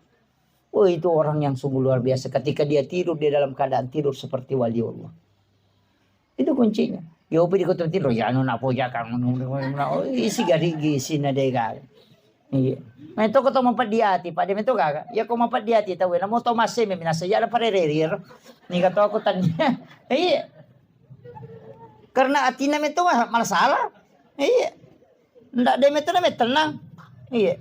Nama gampang iris sange pat di hati. Ya nang kata mita dece na to masusah. Pat di hati ya tuh. Iya, nas kata malio tu ya, na cicil mi tu. Na tanda tu ke suruh wajah kan begitu. Ya na ita de cete na to masusah. Pat dia ya tu. Iya benar. Kan tidak ada kaitannya dengan kita. Justru dia misukru ya alhamdulillah. Karena tuwa di pembantu ko. Kan begitu. Tapi na cicil mi aja Ini penting. Kemudian itu tadi sedekah. Kemudian yang ketiga sholat. Jangan pernah tinggalkan. Terutama perempuan ini ada jeda yang kadang dia lupakan. Misalnya begini Bu. Kita jam duhur masuk misalnya jam 12:15. Kita memasak di dapur atau mencuci atau apa. Tiba-tiba masuk waktu duhur jam 12 lewat. Kita belum karena masih kerja. Cuci piring apa siapkan makanan. Sampai jam 1 belum selesai. Kemudian tiba-tiba kita haid. Tadi kan mendapati waktu duhur. Kita belum sholat duhur kemudian haid. Kita mau sholat tidak bisa. Tapi kita sudah ketinggalan satu sholat. Maka itu dosa besar. Bagaimana cara menutupi sholat ini? Ketika berhenti haid mesti diqadai. Ini yang harus ditahu. Makanya perempuan itu diminta untuk tidak menunda sholat. Makanya ada perempuan itu disuruh sholat di rumahnya. Supaya kalau dikhawatirkan kalau dia haid, makanya lewat. Itu jadi masalah. Dan itu banyak tidak disadari. Kadang masuk waktu maghrib. Sibuk ngurus ini. Atau masuk waktu isya. Sibuk. Langsung haid. Itu tidak bisa sholat. Maka dia harus qadha itu. Ketika berhenti haid, ganti itu. Jangan tunggu lagi waktu isya. Nah bilang, isya dulu. Nah ini baru subuh. Nanti isya. Kalau mati kok kalau duhur ya bagaimana? Makanya sholat yang ditinggalkan dengan rentang waktu seperti itu diqadha ketika sudah bisa diqadha. Jangan menunggu. Cuma ada ulama fikih menggabungkan. Kalau sholat itu diganti di malam hari, maka dikeluarkan suara. Tapi kalau sholat itu dikerjakan di siang hari, maka tidak mengeluarkan suara. Jadi sholat duhur yang diqadha di malam hari itu mengeluarkan suara. Karena dikerjakan di malam hari. Tapi kalau sholat isya misalnya diqadha di siang hari, itu tidak keluarkan suara. Walaupun sholat isya itu adalah sholat yang dijaharkan. Tapi ketika dikerjakan di siang hari, maka itu tidak dijaharkan. Itu disir. Nah itu kalau fikihnya. Tapi madari itu masalah kasi na baca mana ka jarak baru si kapangi, mana ka masa pejalur rumah ke raja sana. Padahal itu mengqadha. Kecuali sholat yang ditinggalkan, misalnya waktu anak muda, waktunya gadis, masih kuliah, tidak sholat. Itu ada ulama mengatakan ganti semua itu. Bayangkan kami 10 tahun tidak sholat, 10 tahun diganti. Sekarang tahun 2024, jadi 2034 baru berhenti. Berapa? Ya, 2034. Jadi orang masuk duhur, kerjakan sholat duhur, nanti selesai sholat duhur, qadha sholat duhur. Atau dahulukan qadhanya baru ikut berjamaah. Itu. Ke asar begitu juga, semua sholat 5 waktu itu diganti. Ada yang pakai itu, bahwa seperti Ahmad Sarwat itu, semua sholat yang kau tinggalkan, kau harus qadha. Karena itu adalah utang selamanya. Ada juga bilang, tidak usah, cukup taubatkan, baru perbanyak ibadah sunnah. Ada juga bilang tidak, begini, tidak usah diganti. Nanti kalau ke tanah suci, umrah atau haji, qadha sholatmu di Masjidil Haram 1 kali. Itu bisa menggantikan puluhan tahun. Ada juga pakai itu. Jadi kita mana kita pun pakai. Tapi jangan juga sengaja, tidak usah dulu sholat. Nanti umrah baru di-qadha. Itu jadi masalah lagi tuh. Iya. Jadi bukan begitu maksudnya. Jadi itu penting ya, saya wasiatkan. Kemudian ada hal juga dalam hidup ini Bapak Ibu sekalian. Penting. Karena agama itu begitu. Ada wajibnya, ada sunnahnya, ada adabnya, ada kaifiatnya, ada hikmah. Ada hikmah. Orang-orang dulu ini syarat dengan ilmu hikmah. Orang-orang tua kita dulu. Karena dia sudah khatam di bab-bab ngaji ini sudah. Tauhidnya sudah bagus. Cuma kadang pikirnya yang amburadul. Makanya banyak orang-orang dulu itu, orang-orang tua kita, mata reka tapi dia sempajang. Kan banyak. Karena dia memang diajarkan pertama adalah tauhid. Kenali dulu Tuhanmu, belum sampai ke situ mati gurunya. Anda sholat media, Anda bilang yang penting bisa tembus sudah selesai. Padahal itu fikih pokok. Kemudian ada dalam kaidah agama juga disebut dengan ilmu hikmah banyak. Dan ini yang sering saya concern, kenapa? Supaya ilmu ini orang tahu bahwa memang ilmu itu ada. Dan ulama dulu. Tapi itu bukan ukuran paten. Saya kasih tahu begini Pak Bu. Kita di hikmah itu dikasih ilmu ini kan bukan ilmu pasti. Artinya ilmu kebanyakan. Seperti begini. Ketika anak pertama adalah perempuan, maka yang pertama meninggal itu adalah ibunya. Ketika anak pertama adalah laki-laki, maka yang pertama meninggal itu adalah bapaknya. Itu di hikmah itu. Tapi itu tidak semua. Iya, jadi itu tidak semua, tapi itu kebanyakan. 90 sekian persen itu dipastikan. Yang kedua itu di hikmah ya. Tapi ini jangan takut ya. Saya cuma kasih tahu. Ini ilmu hikmah itu ilmu antara seperti itu. Artinya itu hitung-hitungan. Kalau anak pertama itu sifat baik bapaknya diambil. Tapi sifat buruk ibunya diambil. Jadi itu anak pertama itu sifat jelek bapaknya. Sifat baik bapaknya ada di situ. Tapi sifat baik buruk ibunya diambil itu anak pertama. Nanti kebalikan. Kalau anak kedua, sifat baik ibunya diambil. Tapi sifat jelek bapaknya ada di situ. Itu kalau di hikmah Pak Bu. Jadi makanya bisa diteliti anak kita itu. Makanya nanti kalau anak ketiga dilihat raut mukanya. Kalau dia lebih cenderung mengikuti wajah bapaknya, maka sifat baik bapaknya diambil, sifat buruk ibunya akan melekat ke situ. Itu kecenderungannya begitu. Jadi itu ilmu hikmah. Dan itu bukan ilmu pasti. Tapi ulama-ulama kita itu kasih kasih pesan bahwa kalau jangan sifatnya memang mamanya ngambil ini. Begitu. Jadi itu supaya kita bisa baca, oh ini yang bisa saya perbaiki. Ini yang bisa saya nasihati ke anakku. Jangan begini supaya tidak terbentuk karakternya. Itu hikmah Pak. Banyak. Sama dengan orang tua dulu. Kalau kayak bikin rumah begini kan, ada semua itu. Iya. Ada di hikmah itu Pak. Cuma banyak sekarang. Sekarang kan banyak itu muncul. Dan saya itu pantang sekali. Saya sering kasih tahu jamaah itu. Tapi jarang orang pakai. Tapi ini ada. Jangan sekali-kali bikin pintu. Satu besar, satu kecil. Besar sebelah kan. Ada biasa itu kan daun pintu. 1 meter, 1 70 cm. Kan sekarang banyak. Itu dilarang betul itu. Orang tua dulu bilang pamali. Kenapa? Karena pasti salah satu dari situ ada yang selingkuh nanti. Kalau pintu kiri yang kecil, itu nanti istrinya yang selingkuh.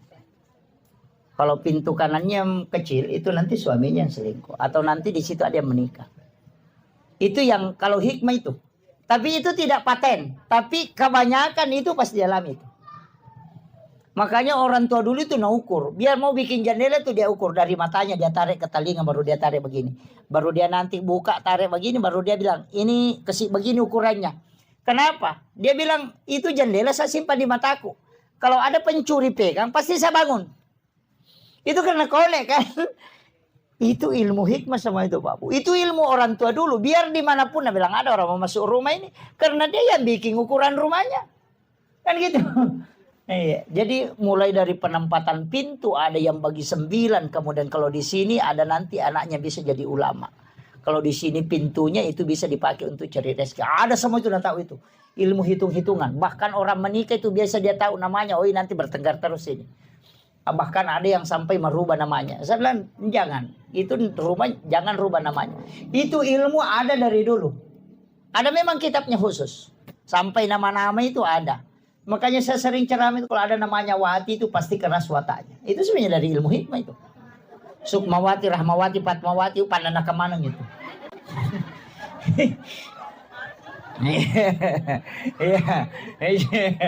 Iya. Tapi jangan tersinggung Bu ya. Tapi ada bagusnya itu Wati. Tapi suaminya pasti tunduk. Tidak ada suami yang bisa. Cuma ada penyakitnya itu biasa. Itu sakit perut tembus dengan punggung. Kenapa? Karena itu lebih besar suaranya daripada suara suaminya. Itu dosa wanita yang lebih besar suaranya daripada suara suami itu akan kena sakit perut tembus ke punggungnya itu. Dan itu yang biasa lari ke kista, lari ke ini. Itu dosanya itu berat. Itu di dunia sudah dapat itu. Itu tidak boleh. Kecuali rakyat tamataru. Nah itu. Ya. Ini yang saya sampaikan. Kemudian saya wasiatkan terakhir penutup. Untuk anak-anak almarhum, saya wasiatkan, sebenarnya kalau sedekah yang paling bagus itu memang orang tua yang disedekahkan. Atas namanya memang, niatkan saja. Tidak usah disebut, dibawa sedekah ini untuk orang tuaku almarhum ini. Kita dapatkan 2 pahala. Yang pertama pahala birrul walidain. Yang kedua kita dapat pahala kebaikan karena melakukan kebaikan untuk orang tua. Makanya orang Arab itu kebanyakan dia bikin wakaf untuk orang tuanya. Karena pasti dia mengatakan saya sudah dapat 2. 1 birrul walidain, 1 dapat ini. Pahalanya. Karena setiap orang melakukan kebaikan untuk orang lain itu kembali juga ke dia. Itu tidak rugi. Makanya yang paling bagus itu sedekah untuk orang tua yang memang diniatkan untuk dia. Bukan untuk kita. Sama aja kalau ada anak-anak kita, ada gurunya kita bilang ini kiai gurunya ini. Saya mau kalau anakku nanti seperti itu, suruh anak itu sedekah di hari Jumat, dia niatkan pahalanya untuk gurunya. Jangan untuk dia, sedekahi untuk gurunya.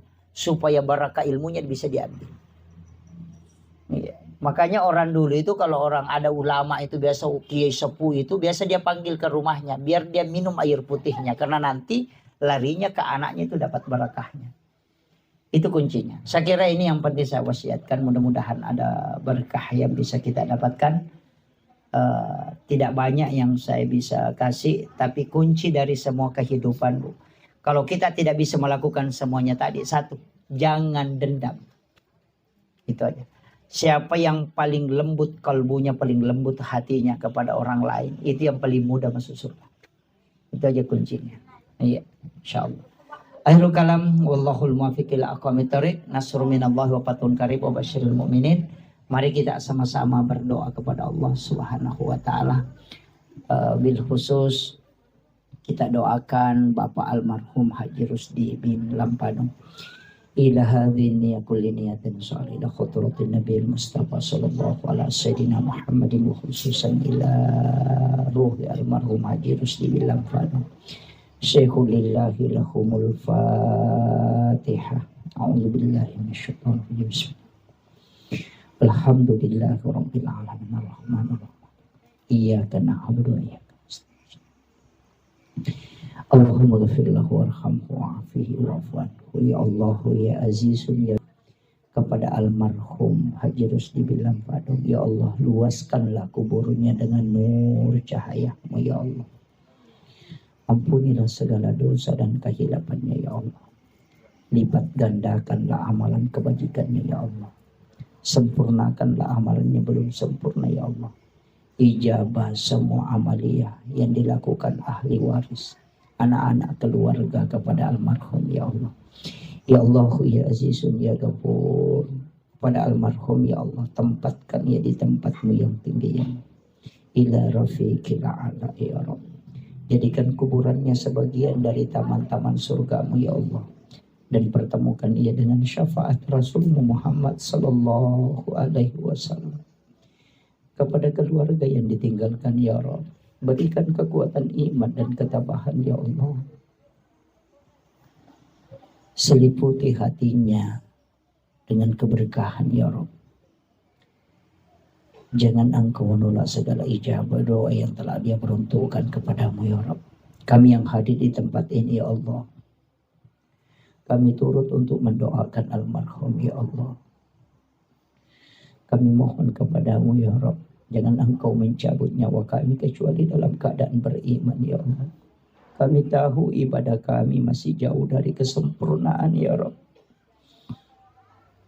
Kami tahu kami banyak hilaf dan dosa ya Rabb. Kami tahu ibadah kami belum sempurna ya Allah. Kami tahu salat kami belum khusyuk ya Rabb.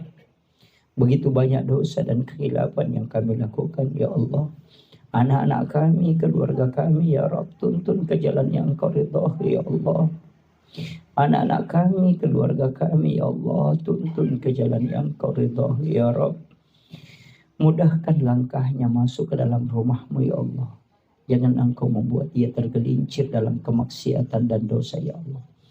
Ya Allah ya Azizun ya Ghafur, apa yang telah disedekahkan berupa makanan oleh Ashafibul Bait, jadikanlah barakah dalam hidupnya ya Allah. Jadikanlah barakah kepada almarhum ya Allah. Seluruh pahala yang diniatkan untuk almarhum, jadikan ia syafaat di sisinya ya Allah. Rabbana zalamna anfusana wa illam taghfir lana wa tarhamna lanakunanna minal khasirin. Allahumma ghafiratuka awsi'a min sunubana wa rahmatuka arja indana min amalina. Rabbana atina fid dunya hasanah wa fil akhirati hasanah wa qina adzabannar wa qina azabannar wa qina azabannar.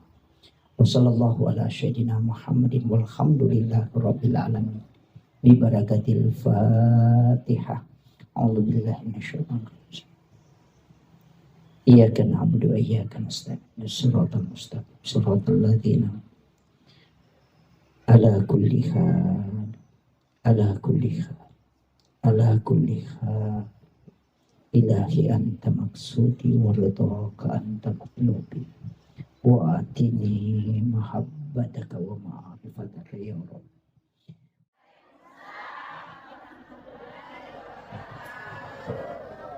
Alhamdulillah, alhamdulillahi rabbil alamin.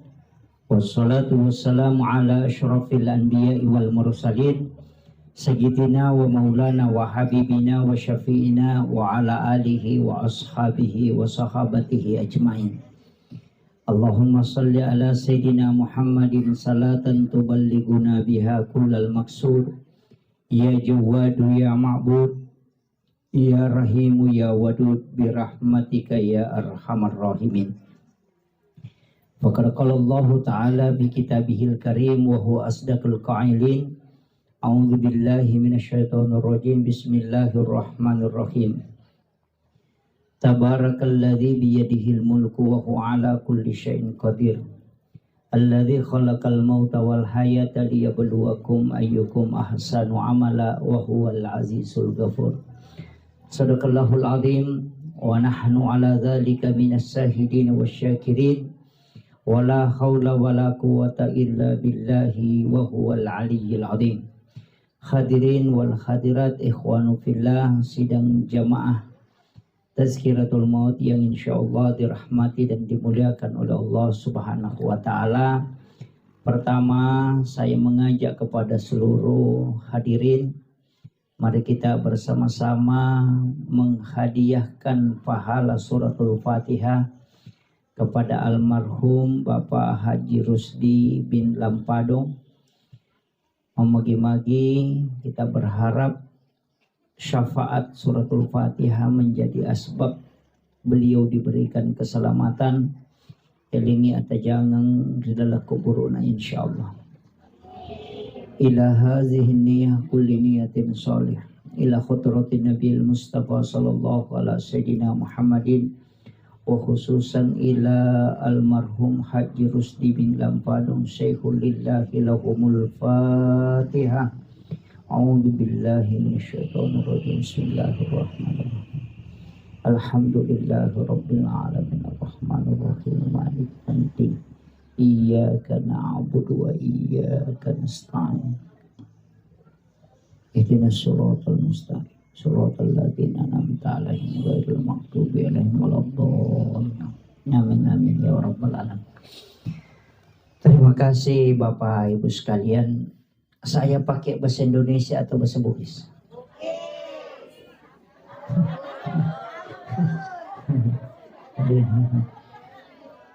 Yang tidak mengerti bahasa Bugis angkat tangan. Satu. Oh ada ya, ada satu dua.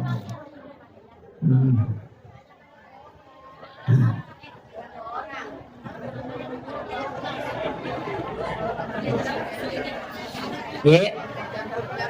Oh iya. Pertama, saya ingin sampaikan begini Bapak. Tadi kita baca surah Yasin. Yang kedua kita tahlil.